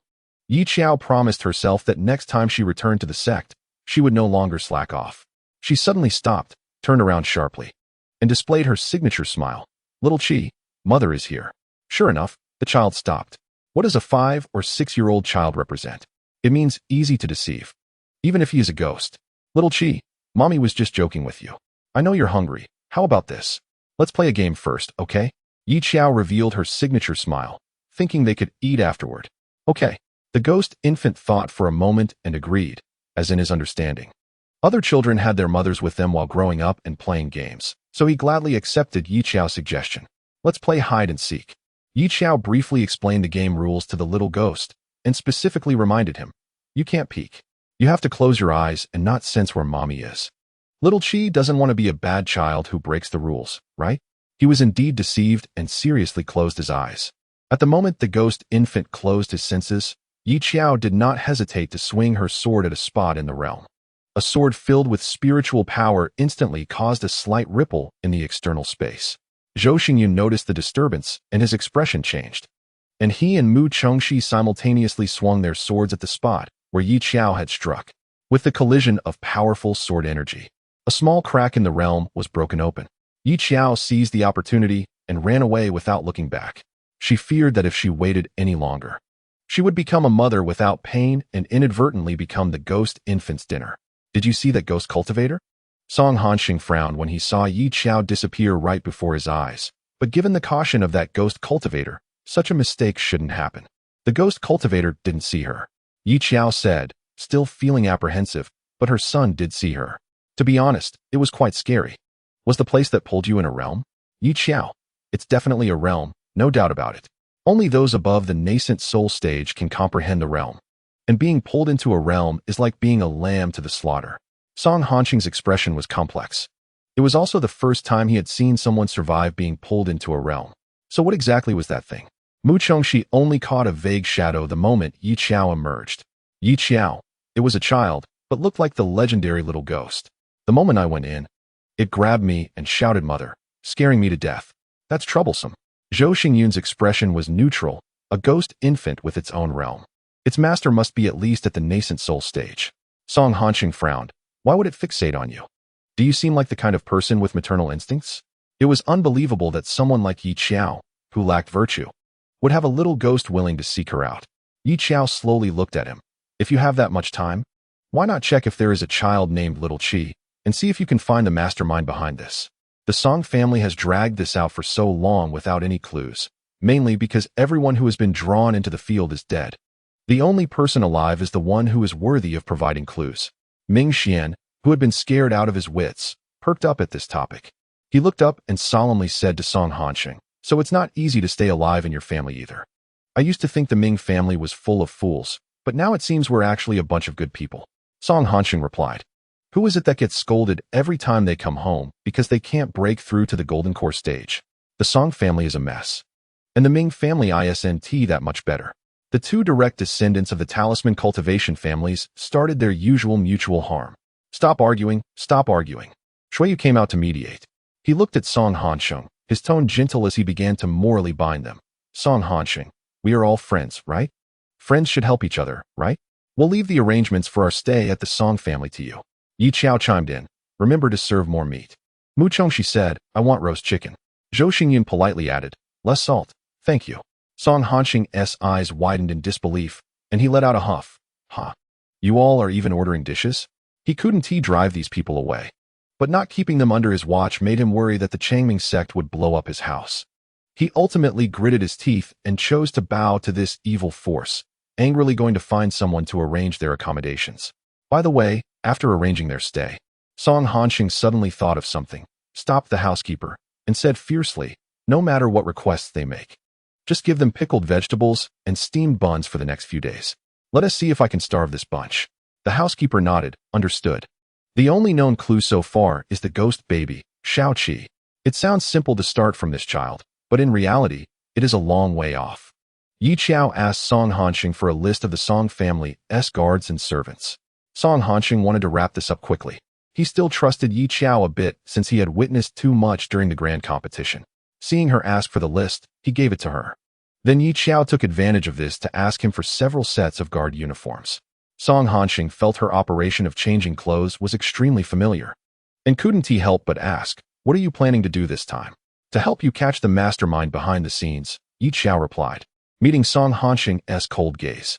She shook the jade slip in her hand. "If you really don't feel at ease, you can wear it. We can communicate through the jade slip, and you just need to listen for the sounds." In the past few days, many cultivators had come to the Song family, claiming to take on tasks and do charitable deeds. With so many people around, it was easy to create chaos, and chaos was good for extracting information. "Who are you? What are you doing here?" Xiao first put on a casual outfit. Facing the guard's questions, she answered confidently, "I'm a cultivator here to take on a task. Can you tell me more about this task?" She lowered her voice, a bit shyly. "To be honest, I'm a little afraid of ghosts." The guard stared at her for a few seconds, sighed. "All right. I also know very little about the Song family's matters. I heard that the little ghost targets female cultivators, and after incidents, they all disappear without a trace. Is there no way to deal with it?" The guard pondered for a moment. "I've heard that the stronger the spiritual fire, the less they dare to approach." Xiao immediately understood why that little ghost sought her first. It wasn't just because she was female, but also because 3 of her senior brothers had top-grade fire spiritual roots, and the remaining one was half a step into the nascent soul stage. Although she had no fire, she had KFC. After gathering information, Xiao casually turned around and left. Song Hanxing was speechless. Were they all out of their minds? Didn't they listen to anything the elder taught in class? He thought these common-sense things were known by the Changming sect. Xiao said, "Sorry, I was too busy harming Ming Xian and cleaning the floor at that time. I didn't absorb anything from the class." She changed into a guard uniform and confidently stood at the door. At noon, many cultivators came to the Song family, all claiming to come to complete tasks. Xiao expressed skepticism. Previously, there hadn't been any cultivators for a year. So why did so many suddenly appear at the Song family? Xiao changed clothes and guarded the entrance for a whole half an hour before finally spotting several high-level cultivators passing by. She suddenly raised her voice. Hey, what are you all doing?" Her outfit was very eye-catching, and when they saw she was a guard from the Song family, several cultivators exchanged glances and became friendly, chatting. "We are outside cultivators." Knowing that the guards of the Song family were generally hard to get information from, it was rare to meet someone who took the initiative to greet them. The cultivators lowered their voices and moved closer to Xiao. "Can we ask you something?" "Fellow Taoist," Xiao replied, "ask away." Upon hearing her so easy to persuade, their eyes lit up. "Have you heard of Xiao?" "Oh." Xiao calmly looked at the guard uniform she was wearing and asked coolly, "No? Is she very famous?" "Quite famous. Recently, she has been a hot topic in the cultivation world. In 3 grand competitions, she toyed with golden core cultivators with her foundation establishment Cultivation, a newly rising genius of the Changming sect. You didn't know?" Xiao maintained her composure, not blushing or skipping a beat. "I haven't heard of her." The man looked a bit disappointed. "Then how about this? We're staying in the courtyard here. If you hear any news about someone named Xiao, please let us know." Xiao smiled slightly. "Sure, no problem." She casually assessed the number of enemies and allies, lightly clicking her tongue, vaguely guessing that these cultivators were all coming for her. More accurately, they were coming for the bounty. Moreover, her price wasn't low. It could attract so many cultivators eager to catch her. They must have invested heavily. Seeing Xiao change identities twice in just a few minutes, Song Hanxing felt a bit suffocated. She told the guards she was a cultivator, and to the cultivators, she said she was a guard. Xiao didn't speak a single truth, right? Back at their residence, several senior brothers were lying around. When they saw Xiao return, they finally showed a bit of spirit. Regarding the Song family, Ming Xian sat up seriously from his chair. "I've summarized the following 2 points. First, why aren't we getting meat to eat? Second, it's definitely that shameless Song Hanxing targeting us." Shuiyu exclaimed, "This is outrageous. How can they treat us like this?" "Exactly," Mu Chengxi exaggeratedly agreed. "We are direct disciples. This group was all getting really into character. Xiao sat down and got back to the point. I just went out to gather some information. I can basically confirm that the reason that Ghost Cultivator has been able to operate without being noticed by so many cultivators is all thanks to the little ghost she raises. A little ghost with its own domain is simply a perfect assassination weapon. You have to know that a domain is something rare and only attainable when reaching the nascent soul stage. Whether one can comprehend their own domain relies entirely on personal talent. In terms of rarity, that ghost baby is practically a treasure. If that child hadn't died, they would also be an exceptional genius now. Ming Xian felt a bit regretful. Xiao asked, by the way, has anyone paid attention in class? What is the relationship between the ghost baby and that ghost cultivator?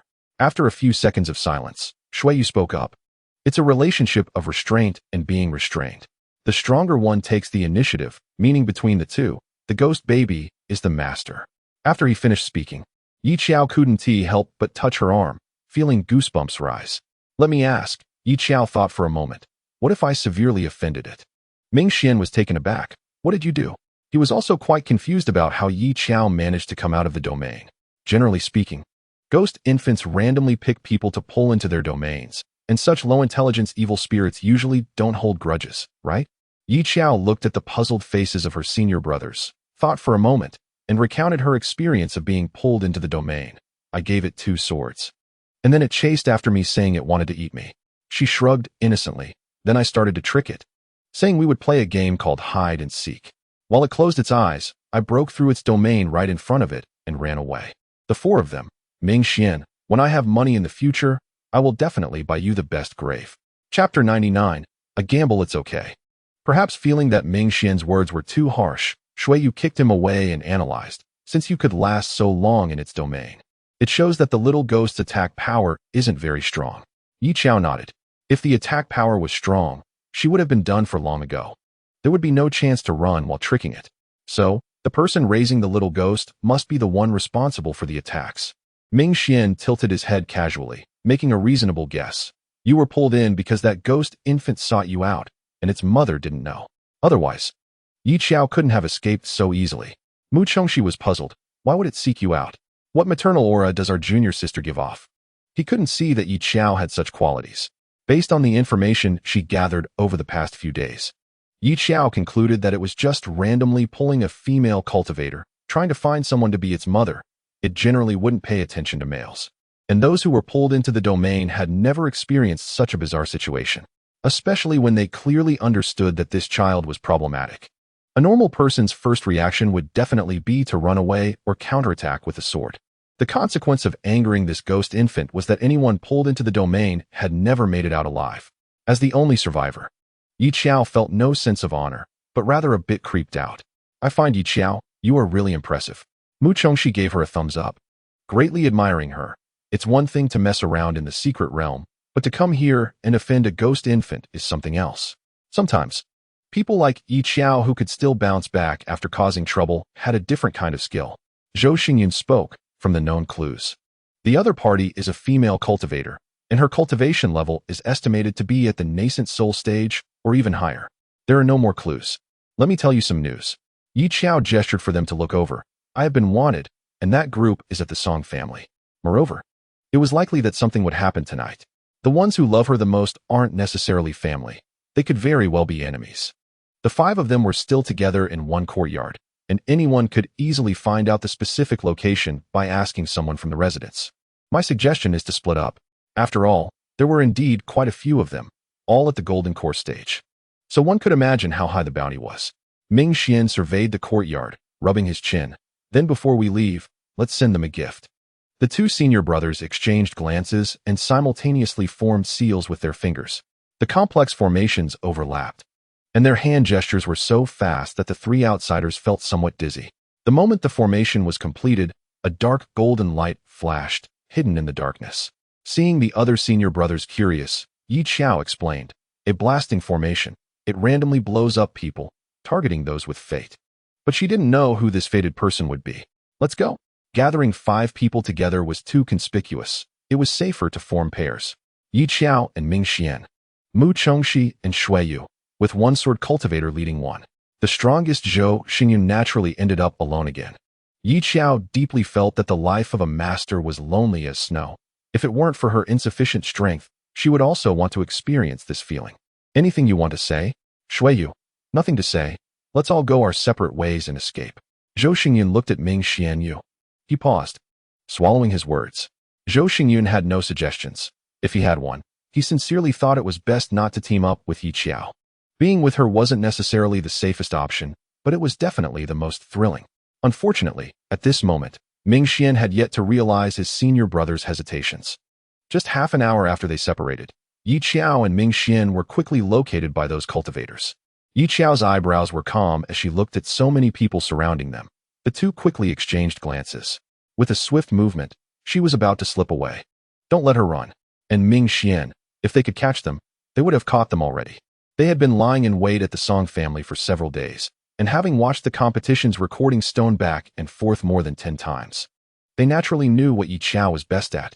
Mid-stage foundation establishment, focusing on speed in her techniques, making her difficult to deal with, and her moves were numerous. But this was not a secret realm.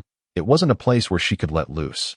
6 golden core cultivators surrounded them, making the scene even more thrilling than during the competition, and these 6 chasing after them were all sword cultivators. It's over, it's over. We're going to flip. Yi Xiao. Ming Xian turned his head and threw out a few talismans. When I die, remember to buy me the best grave. Thanks. My dad has money. Yi Xiao. Then the most rudimentary grave next to yours is definitely mine. While speaking, the two were tossing talismans with their fingertips, continuously bombarding those cultivators, making them somewhat irritable. Yi Xiao raised her hand and took out a cultivation version of a gun, shooting out several talismans. She was somewhat confident in this cultivation version of the gun. She could hit Qin Huai, let alone these scattered cultivators. A large handful of talismans shot out. As long as they hit, they could buy some time. Buy some more time. Yi Xiao observed the sky. I have a way to avoid these people. Ming Xian. What else could he do? He could only trust Yi Xiao. The 6 against 2 had not only consumed a lot of spiritual energy, but had also failed to catch a single one. The scattered cultivators also realized the gap between their personal disciples and ordinary cultivators. Indeed, none of them were easy to deal with. At the moment when one of them's long sword collided with hers, Yi Xiao's arm went numb for a moment, and another sword energy followed closely behind. The 6 surrounded the two completely, and Ming Xian was drenched in cold sweat. This time, they were completely doomed. But glancing at Yi Xiao, he found the girl was completely unfazed, clutching the KFC in her arms. Her lips suddenly curled up, and she spoke. Xiaoqi, do you miss mommy? Everyone paused slightly. Ming Xian's pupils trembled. What nonsense are you talking about? It's this time. Didn't you understand? Yi Xiao's defensive artifact shattered, evading the opponent's sword light as she replied, I'm calling you my son. She deliberately dragged it to the late night, which was when the Yin energy was the heaviest. The time for the domain to unfold was regular, and that ghost infant was definitely in the Song family residence. At this moment, when Yi Xiao called him, he would definitely be able to hear. At this moment, she could only take a gamble. Let's see how much hatred that ghost infant had for her. After Yi Xiao finished speaking, several scattered cultivators couldn't help but sneer. Your son? That ghost infant? Who do you think you are? His biological mother? Since they could infiltrate the Song family, it was enough to prove that they had prior knowledge of the situation here. As for the existence of the ghost infant, they couldn't provoke it nor dared to. Anyway, the task was just to capture Yi Xiao. However, just after the loose cultivators finished mocking, a pitch-black shadow gradually spread across the ground, silently engulfing people within it. Yi Xiao had been observing the surrounding environment with her spiritual sense, and upon realizing that a familiar domain had unfolded, her racing heart finally calmed down. She quickly pulled Ming Xian over, and in the blink of an eye, the two of them disappeared without a trace in front of everyone. What is going on? What the hell? How did a perfectly fine person just vanish? A well-informed cultivator furrowed his brows. It seems to be a domain. How could a domain, which is said to appear only above the nascent soul stage, show up here? The loose cultivator's voice trembled. Are you saying that the direct disciple named Yi Xiao offended a powerful being with a domain? The other party nodded gravely. If nothing unexpected happens, then yes. No one had anticipated Yi Xiao's maneuver. They had seen people courting death, but never someone actively seeking their own demise. Even KFC was stunned, unable to comprehend where Yi Xiao got the ability to provoke others and still remain lively. It was a miracle that she had survived up to now. Ming Xian didn't react at all when Yi Xiao pulled him in, staring blankly at the pitch-black environment. Where is this? Yi Xiao, the domain of the ghost infant. How exciting, right? Ming Xian's face turned pale. He thought Yi Xiao meant stalling for time to wait for reinforcements. He didn't expect it to be a reckless venture into the domain. Ah, are you crazy, Yi Xiao? If the situation weren't so dire, Ming Xian would have transformed into a furious leader and grabbed her collar to roar. Don't be afraid. He hates me the most right now. Yi Xiao reassured him. You're at best a gift. She wasn't scared at all. Ming Xian, thanks for your comfort. While they were bickering, a strange aura appeared behind them, and both of them instinctively dodged. Mommy. The boy stared fixedly at Yi Xiao and asked, Were you looking for me? Yi Xiao calmly replied, No. You heard wrong. Why don't you want me? He looked pitiful, chasing after Yi Xiao. You promised to play with me. Yi Xiao ran away frantically without looking back, shouting loudly. Our plastic mother-son relationship is shattered. A forced melon isn't sweet. You're lying to me, lying to me, lying to me. A series of voices relentlessly pursued from behind, sharp and piercing, making Yi Xiao's head throb with pain. The speed of the clear wind in this domain was reduced by more than half. What's even more ridiculous was that Ming Xian was also shouting, Help! There's a ghost. Yi Xiao, what the hell? I want to go back to the sect. The two of them took turns screaming at a high pitch. Yi Xiao was almost driven mad by the noise. She had persisted until now purely through her iron will. In the domain, she had tried the first style of the clear wind technique, clear wind opens, and the second style, clear wind bright moon. However, whether it was a single target attack or an area attack, she couldn't inflict any damage on this ghost infant. As she was about to be caught, Yi Xiao gauged the opponent's strength and figured out some things, immediately shouting, KFC. In an instant, bright flames erupted in the domain, a blinding light. The fire control talisman was unable to ignite the domain, but the Phoenix's innate fire could. He covered his burned hand, immediately feeling wronged and crying out in pain. As soon as the words fell, the boy's aura turned cold, staring fixedly at Yi Xiao, lunging at her. KFC sent another ball of fire over, but this time, due to both of them dodging each other, it missed. Yi Xiao took a deep breath. Damn it, little Chi. At the moment he lunged at her, she suddenly grabbed the boy's hand. Sorry. At the same time, Yi Xiao discreetly transmitted a message to KFC. If he tries to eat me, you give him a ball of fire. Aim well, thanks. KFC. The boy was somewhat confused by her reaction. He instinctively wanted to open his mouth to bite Yi Xiao and eat her. After all, she had deceived him. Mommy didn't mean to deceive you. Yi Xiao hurriedly started her persuasion before he could explode. I just want to be with little Chi forever. Upon hearing Yi Xiao's words, he indeed paused for a moment. What? With a child's brain capacity, he truly couldn't comprehend. Yi Xiao, maintaining a calm demeanor, stroked his head, skillfully brainwashing the naive little ghost. What I mean is, if you eat mommy, then mommy will be gone, right? Just like everyone you ate before, all disappeared. The ghost infant fed on resentment, and the resentment from the cultivators he had eaten gathered and lingered, providing him with a constant source of food. Having done this kind of persuasion once, she felt even less pressure the second time. Seeing him in deep thought, Yi Xiao continued softly. Mommy just wants to be with little Chi forever, so what's wrong with me running out? I just love you too much. Ming Xian. The boy stared at her expressionlessly for a moment. Really? His pitch-black eyes met hers, carrying a cold meaning. And at that moment, Yi Xiao was sweating profusely. But she remained calm, saying, Other children will eventually be replenished by mommy. But if you eat me, we won't be able to be together forever. Yi Xiao spoke with heartfelt sincerity, her tone exceptionally gentle. Although I can't give you the best, I will always be the one who loves little Chi the most. After her words, the 6-year-old ghost infant looked stunned. Since he became aware, he had been forced by his mother to eat all kinds of resentment, and after each meal, she would coldly make him continue. But Yi Xiao was different. She was gentle with him. Although she had deceived him the first time, she would stroke his head kindly, coax him softly, and wouldn't torment him for doing something wrong. Moreover, she even said she loved him the most. The boy's previously cold aura receded for a moment. No longer as manic as before, the boy stared at her with his dark eyes for a few seconds. Mommy, will you always like me? She smiled slightly, radiating a maternal warmth. Of course, no matter how well you behave, I will always love you. At that moment, the ghost infant was clearly swayed. He stared intently at Yi Xiao, perhaps considering his previous experience of being deceived. His expression remained emotionless as he looked at her. Then you make a contract with me. Xiao had been waiting for this sentence. First, she made him waver and touched his heart, then made him think of his previous experience of being deceived, and finally tricked this little ghost into making a contract with her. Xiao had been waiting for this sentence for a long time. Xiao, however, still hesitated for a moment on the surface, revealing a hesitant demeanor, nodding, okay, as if she had made a tremendous concession. Her pained appearance made Ming Xian stare in shock. Damn it, I've seen people deceive others, but I've never seen anyone not even spare ghosts. Xiao, Equipment 1 Chapter 100. Can't be more outrageous. Cultivators can sign multiple contracts, but first, their spiritual sense must be strong enough. Otherwise, they will suffer backlash. Since the ghost infant could support a domain, it meant his spiritual sense was stronger than hers. The moment the contract was established, a familiar sense of spiritual exhaustion washed over her, and blood dripped from her ears and nose. She looked down and calmly wiped it away. The moment she confirmed the contract was established, little Qi unhesitatingly hugged Xiao, leaning onto her shoulder, happily cheering, "Mommy."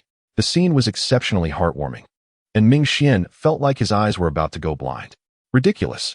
Outrageously ridiculous. Xiao. KFC beside her exploded, rushing towards Xiao furiously, directly questioning, "Why don't you even spare ghosts?" It was infuriated. Its contractor was doing just fine, although she could be a bit reckless and loved to court danger. At least she was previously alone. As a result, now she had contracted with a little ghost, which made Kendeji feel that its position as the main consort was seriously challenged. "Can you talk?" Xiao had heard that divine beasts could gain intelligence much earlier, but she had always thought it was mute. "Kendeji, I just learned. After returning from the secret realm of Flame Mountain, it took a nap and learned. But it was too lazy to argue with these people before. Don't think it didn't know. The people from Changming's sect were all chatterboxes." Little Qi's eyes lit up. "Chicken." Kendeji's bright golden pupils gradually became vertical, a sign of a beast's anger before it attacks. "You're the chicken." It looked quite scary. The boy shrank his neck. Expressionless. "Not like me. I only feel sorry for my mother." Originally scared, Ming Xian looked over in surprise. At such a young age, he was so cunning. The future looked promising. The green tea lineage would have successors now. A bright flame suddenly ignited, instantly raising the temperature in the domain significantly. It was the phoenix's innate fire. Little Qi's pitiful expression also vanished, and the temperature in the domain turned icy cold. Relying on a ghost baby to have a good temper was definitely a wrong choice. When a ghost and a beast met, it naturally led to a fight. The principle of the brave wins when the narrow road meets. The two creatures kept adjusting the temperature, making Xiao in the domain experience the feeling of being caught between ice and fire. "Are you both some kind of intelligent air conditioner? Hot one moment and cold the next. Tell me the truth, Xiao." Looking at the two rare species fighting fiercely, Ming Xian poked her arm, his lips twitching. "Did you trick those poor demon clans like this back then?" Ming Xian. Xiao turned to look at him, stroking her chin, filled with confidence. "Did you see my earth-shattering performance just now?" She deeply believed that the Oscars' failure to invite her to the stage for an award was simply their loss. Ming Xian admired her greatly because he could never predict what would happen next with Xiao. He pointed behind her. "Your backyard is on fire, Xiao." The next moment, a fireball was hurled aggressively toward Xiao. She dodged and turned around to see her phoenix attacking her child. "What the hell?" Xiao's pupils trembled. "Wait, little Qi is still a child. Kendeji, don't argue with him." Little Qi was not to be underestimated. Never underestimate the mischief a 6-year-old can cause. He grabbed the phoenix and reached out to pull its feathers, determined to pluck it bald and make it understand who was in charge of this house. Xiao snapped. "Don't pull its tail. That's a phoenix's tail, very expensive." Two rare creatures were fighting, but the entire domain was filled with Xiao's wails. After a chaotic scuffle, the two siblings finally managed to catch one each and barely controlled the situation, allowing Xiao to have time to inquire about the outside situation. "How long can your domain last, little Qi?" Little Qi, perched on her shoulder, thought for a moment and answered in a childish voice, "It will dissipate in an hour." This meant that the domain could not be maintained indefinitely. Even a ghost baby could not confine someone for long. Ming Xian frowned. "But if we go out now, won't we be surrounded by the group outside?" The reason the ghost baby could kill silently was suspected to be because little Qi and his previous mother worked together. Outside, there were 6 golden core cultivators. Even with the domain's help, They couldn't take them all down at once. Xiao did not deny it. A siege was certain. She turned to Ming Xian. However, I have another plan. Do you want to hear it? What plan? Ming Xian asked. It's dark and windy now. And knowing there's a problem at the Song residence, everyone's spiritual senses will be several times more sensitive. Even a little disturbance will be enough to scare them. Xiao looked at him earnestly. At this time, you just need to take little Qi and make a strange, maniacal laugh, and they will be terrified and flee. Ming Xian's heart trembled slightly. To send someone afraid of ghosts out with a ghost baby to scare people, he felt he might not survive. Heaven will bestow great responsibilities upon this person. Xiao reached out and picked up little Qi, presenting him to Ming Xian. As the saying goes, if you do not enter hell, who will? Second senior brother. She tried to encourage him. Men should be a bit stronger. Ming Xian and little Qi exchanged glances for a moment, considering that if they didn't go out soon, the domain would dissipate. He finally nodded in agreement. However, his back seemed to carry a sense of melancholy, like a hero going to die without return. Little Qi sensed Xiao's intention and obediently opened the domain. The cultivators who had been lurking outside, ready to see if Xiao was dead, were startled back a step when a living person suddenly appeared. Who is it? Ming Xian hung his head, not answering. The leader subtly shifted his stance, ready to flee at any sign of trouble. Who are you? The other party's face was unclear in the night, but he was holding a child. The white clothing looked particularly eerie in the dark. Big brother. The nearby loose cultivator's heart raced. He had just popped out of nowhere. Ming Xian remembered Xiao's words. He forced out a smile that looked worse than crying, and then let out a laugh. He lightly asked, who do you think I am? Since you're here, just stay. As soon as the words fell, a group of cultivators chasing Xiao was instantly struck with fear. It's that ghost, the ghost cultivator. Everyone broke out in a cold sweat, feeling a chilling presence behind them, making their hands and feet go cold. Wasn't it said that the ghost cultivator hidden in the Song residence wouldn't easily show up? How were they so unlucky? Run. The leader gritted his teeth. Trembling as he spoke, run quickly. Aren't we looking for Xiao? Some were still unconvinced, glancing back at the domain's position. Xiao was worth quite a bit. You at Xiao, she might be dead already. The man's face darkened. Those who could survive in the domain were few, and compared to Xiao, they were more concerned about their own lives at that moment. Xiao, watching them scatter like birds and beasts as she stepped out from the domain, couldn't help but curve her lips into a smile, leisurely chasing after them. Occasionally, she would let out a villainous laugh. Little Qi was also happy to cooperate, emitting a clear, tinkling laugh as the two of them chased after them, making all of them scream in terror. At this moment, all it took was to occasionally throw a stone back at them, and those suspicious cultivators would instantly scream, using various techniques just to fend off the ghost cultivator's assassination. The few of them were having a great time. When Song Hanxing discovered that his courtyard had been blown up, he was utterly bewildered. The Song family was wealthy, and a single courtyard was not worth his anger. What made Song Hanxing furious was that the courtyard housed people from Changming's sect. When he angrily returned to the Song family's library, Yun Kei was reading A Heart Method. What's wrong? Hearing the noise, Yun Kei raised her eyes in confusion. Song Hanxing said gloomily, my house was blown up. It was probably Xiao's doing. If anything goes wrong, and the reason is unknown, it must be Xiao who didn't run. Yun Kei's eyes flickered slightly, as if casually asking, what is Xiao doing here? Although she didn't want to admit it, Yun Kei always unconsciously wanted to inquire about Xiao's situation and then quietly compare herself to her. During these days at the Song family, an old man had come to her in a dream, saying he wanted to pass a legacy to her. Yun Kei might have hesitated for a moment in the past. She didn't think she would practice swordsmanship. After all, sword cultivation was exhausting and involved fighting and killing. But now, with Xiao as a comparison, Yun Kei agreed without hesitation. The inheritance sought those with the best innate talents first. Why hadn't they found anyone else? It only indicated that her qualifications were high. Song Hanxing, who knows what she has done now?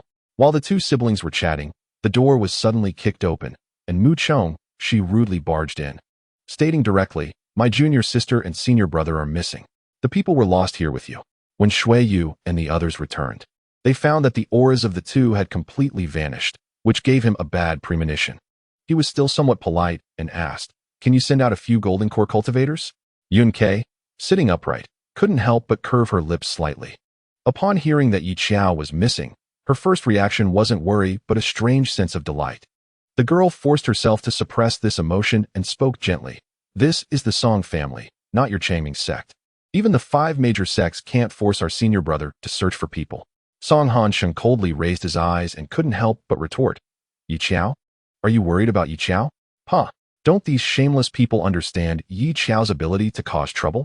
Worrying about Yi Xiao is less useful than worrying about whether his family can hold on until they leave without being blown up.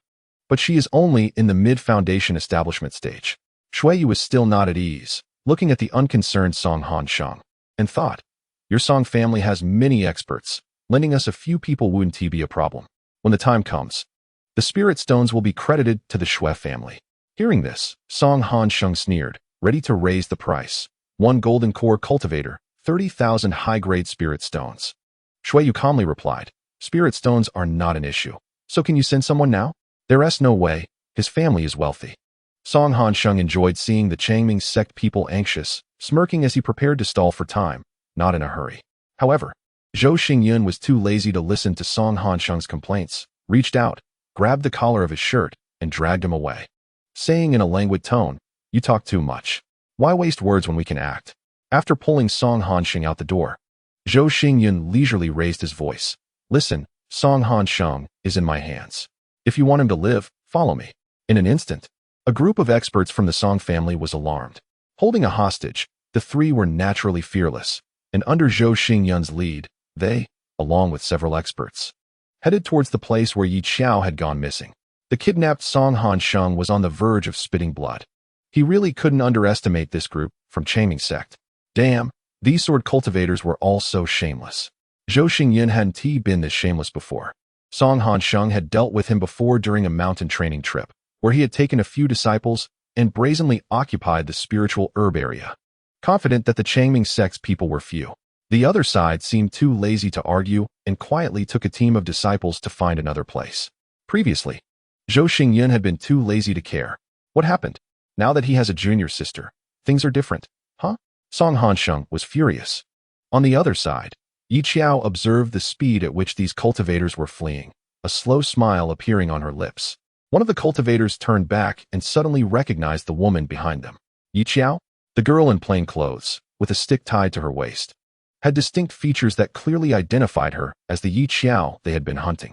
She had teamed up with that ghost cultivator. Everyone suddenly realized, their expressions darkening as they concluded.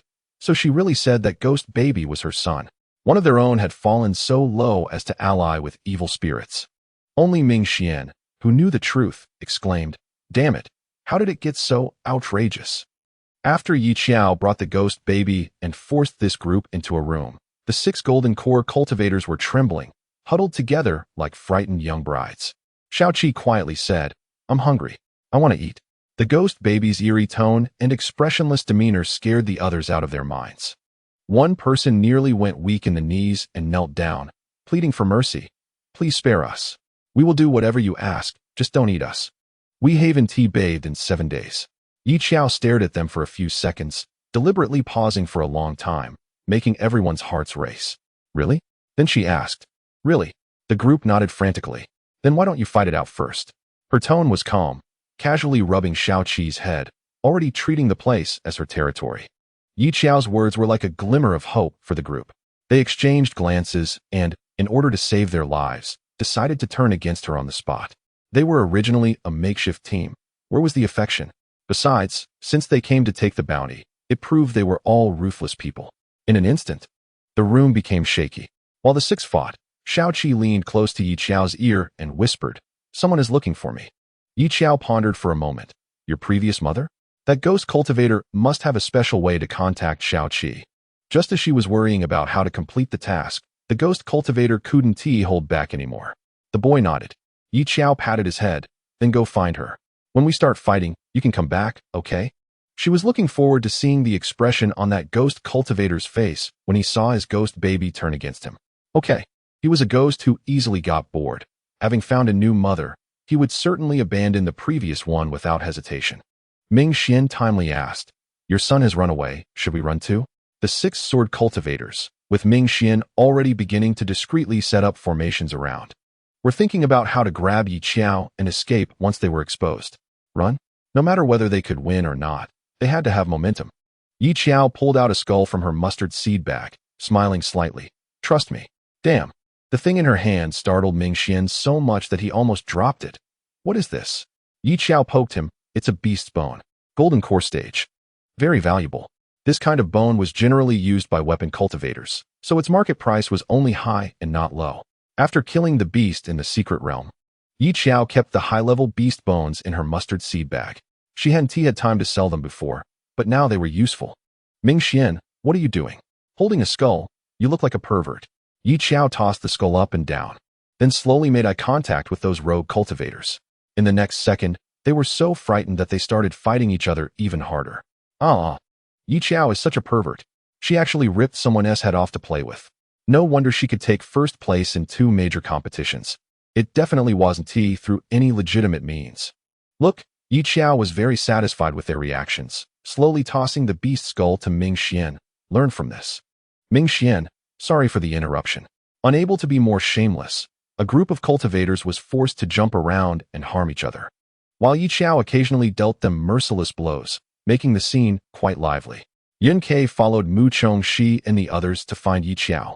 And the moment she sensed the aura, she bit her lip and said softly, Senior sister Yi Xiao running around like this is really troublesome. Seeing no one paying attention to her, Yun Ke pressed on. And she is only in the foundation establishment stage. Senior brother Ming Xian must be dragged down by her. Who says it isn't? The cultivators who rushed over had similar thoughts.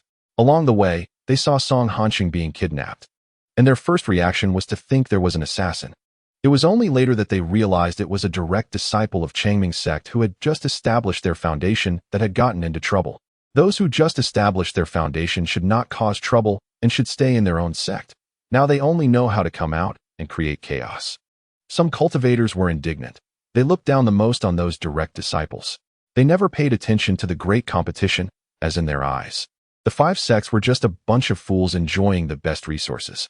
Mu Chongxi and the others couldn't be bothered to listen to these people's complaints. They circled around the aura that had appeared and finally locked onto the location. Hurry up. He had already imagined the scene of Yi Xiao and Ming Xian being bullied. When the time came, he would definitely mock them fiercely. Oh no, he would comfort them properly. Yi Xiao, we're here to save you. The door was kicked open with a bang by Mu Chongxi, accompanied by the sound of it hitting the ground. The next second, the scene before them silenced everyone.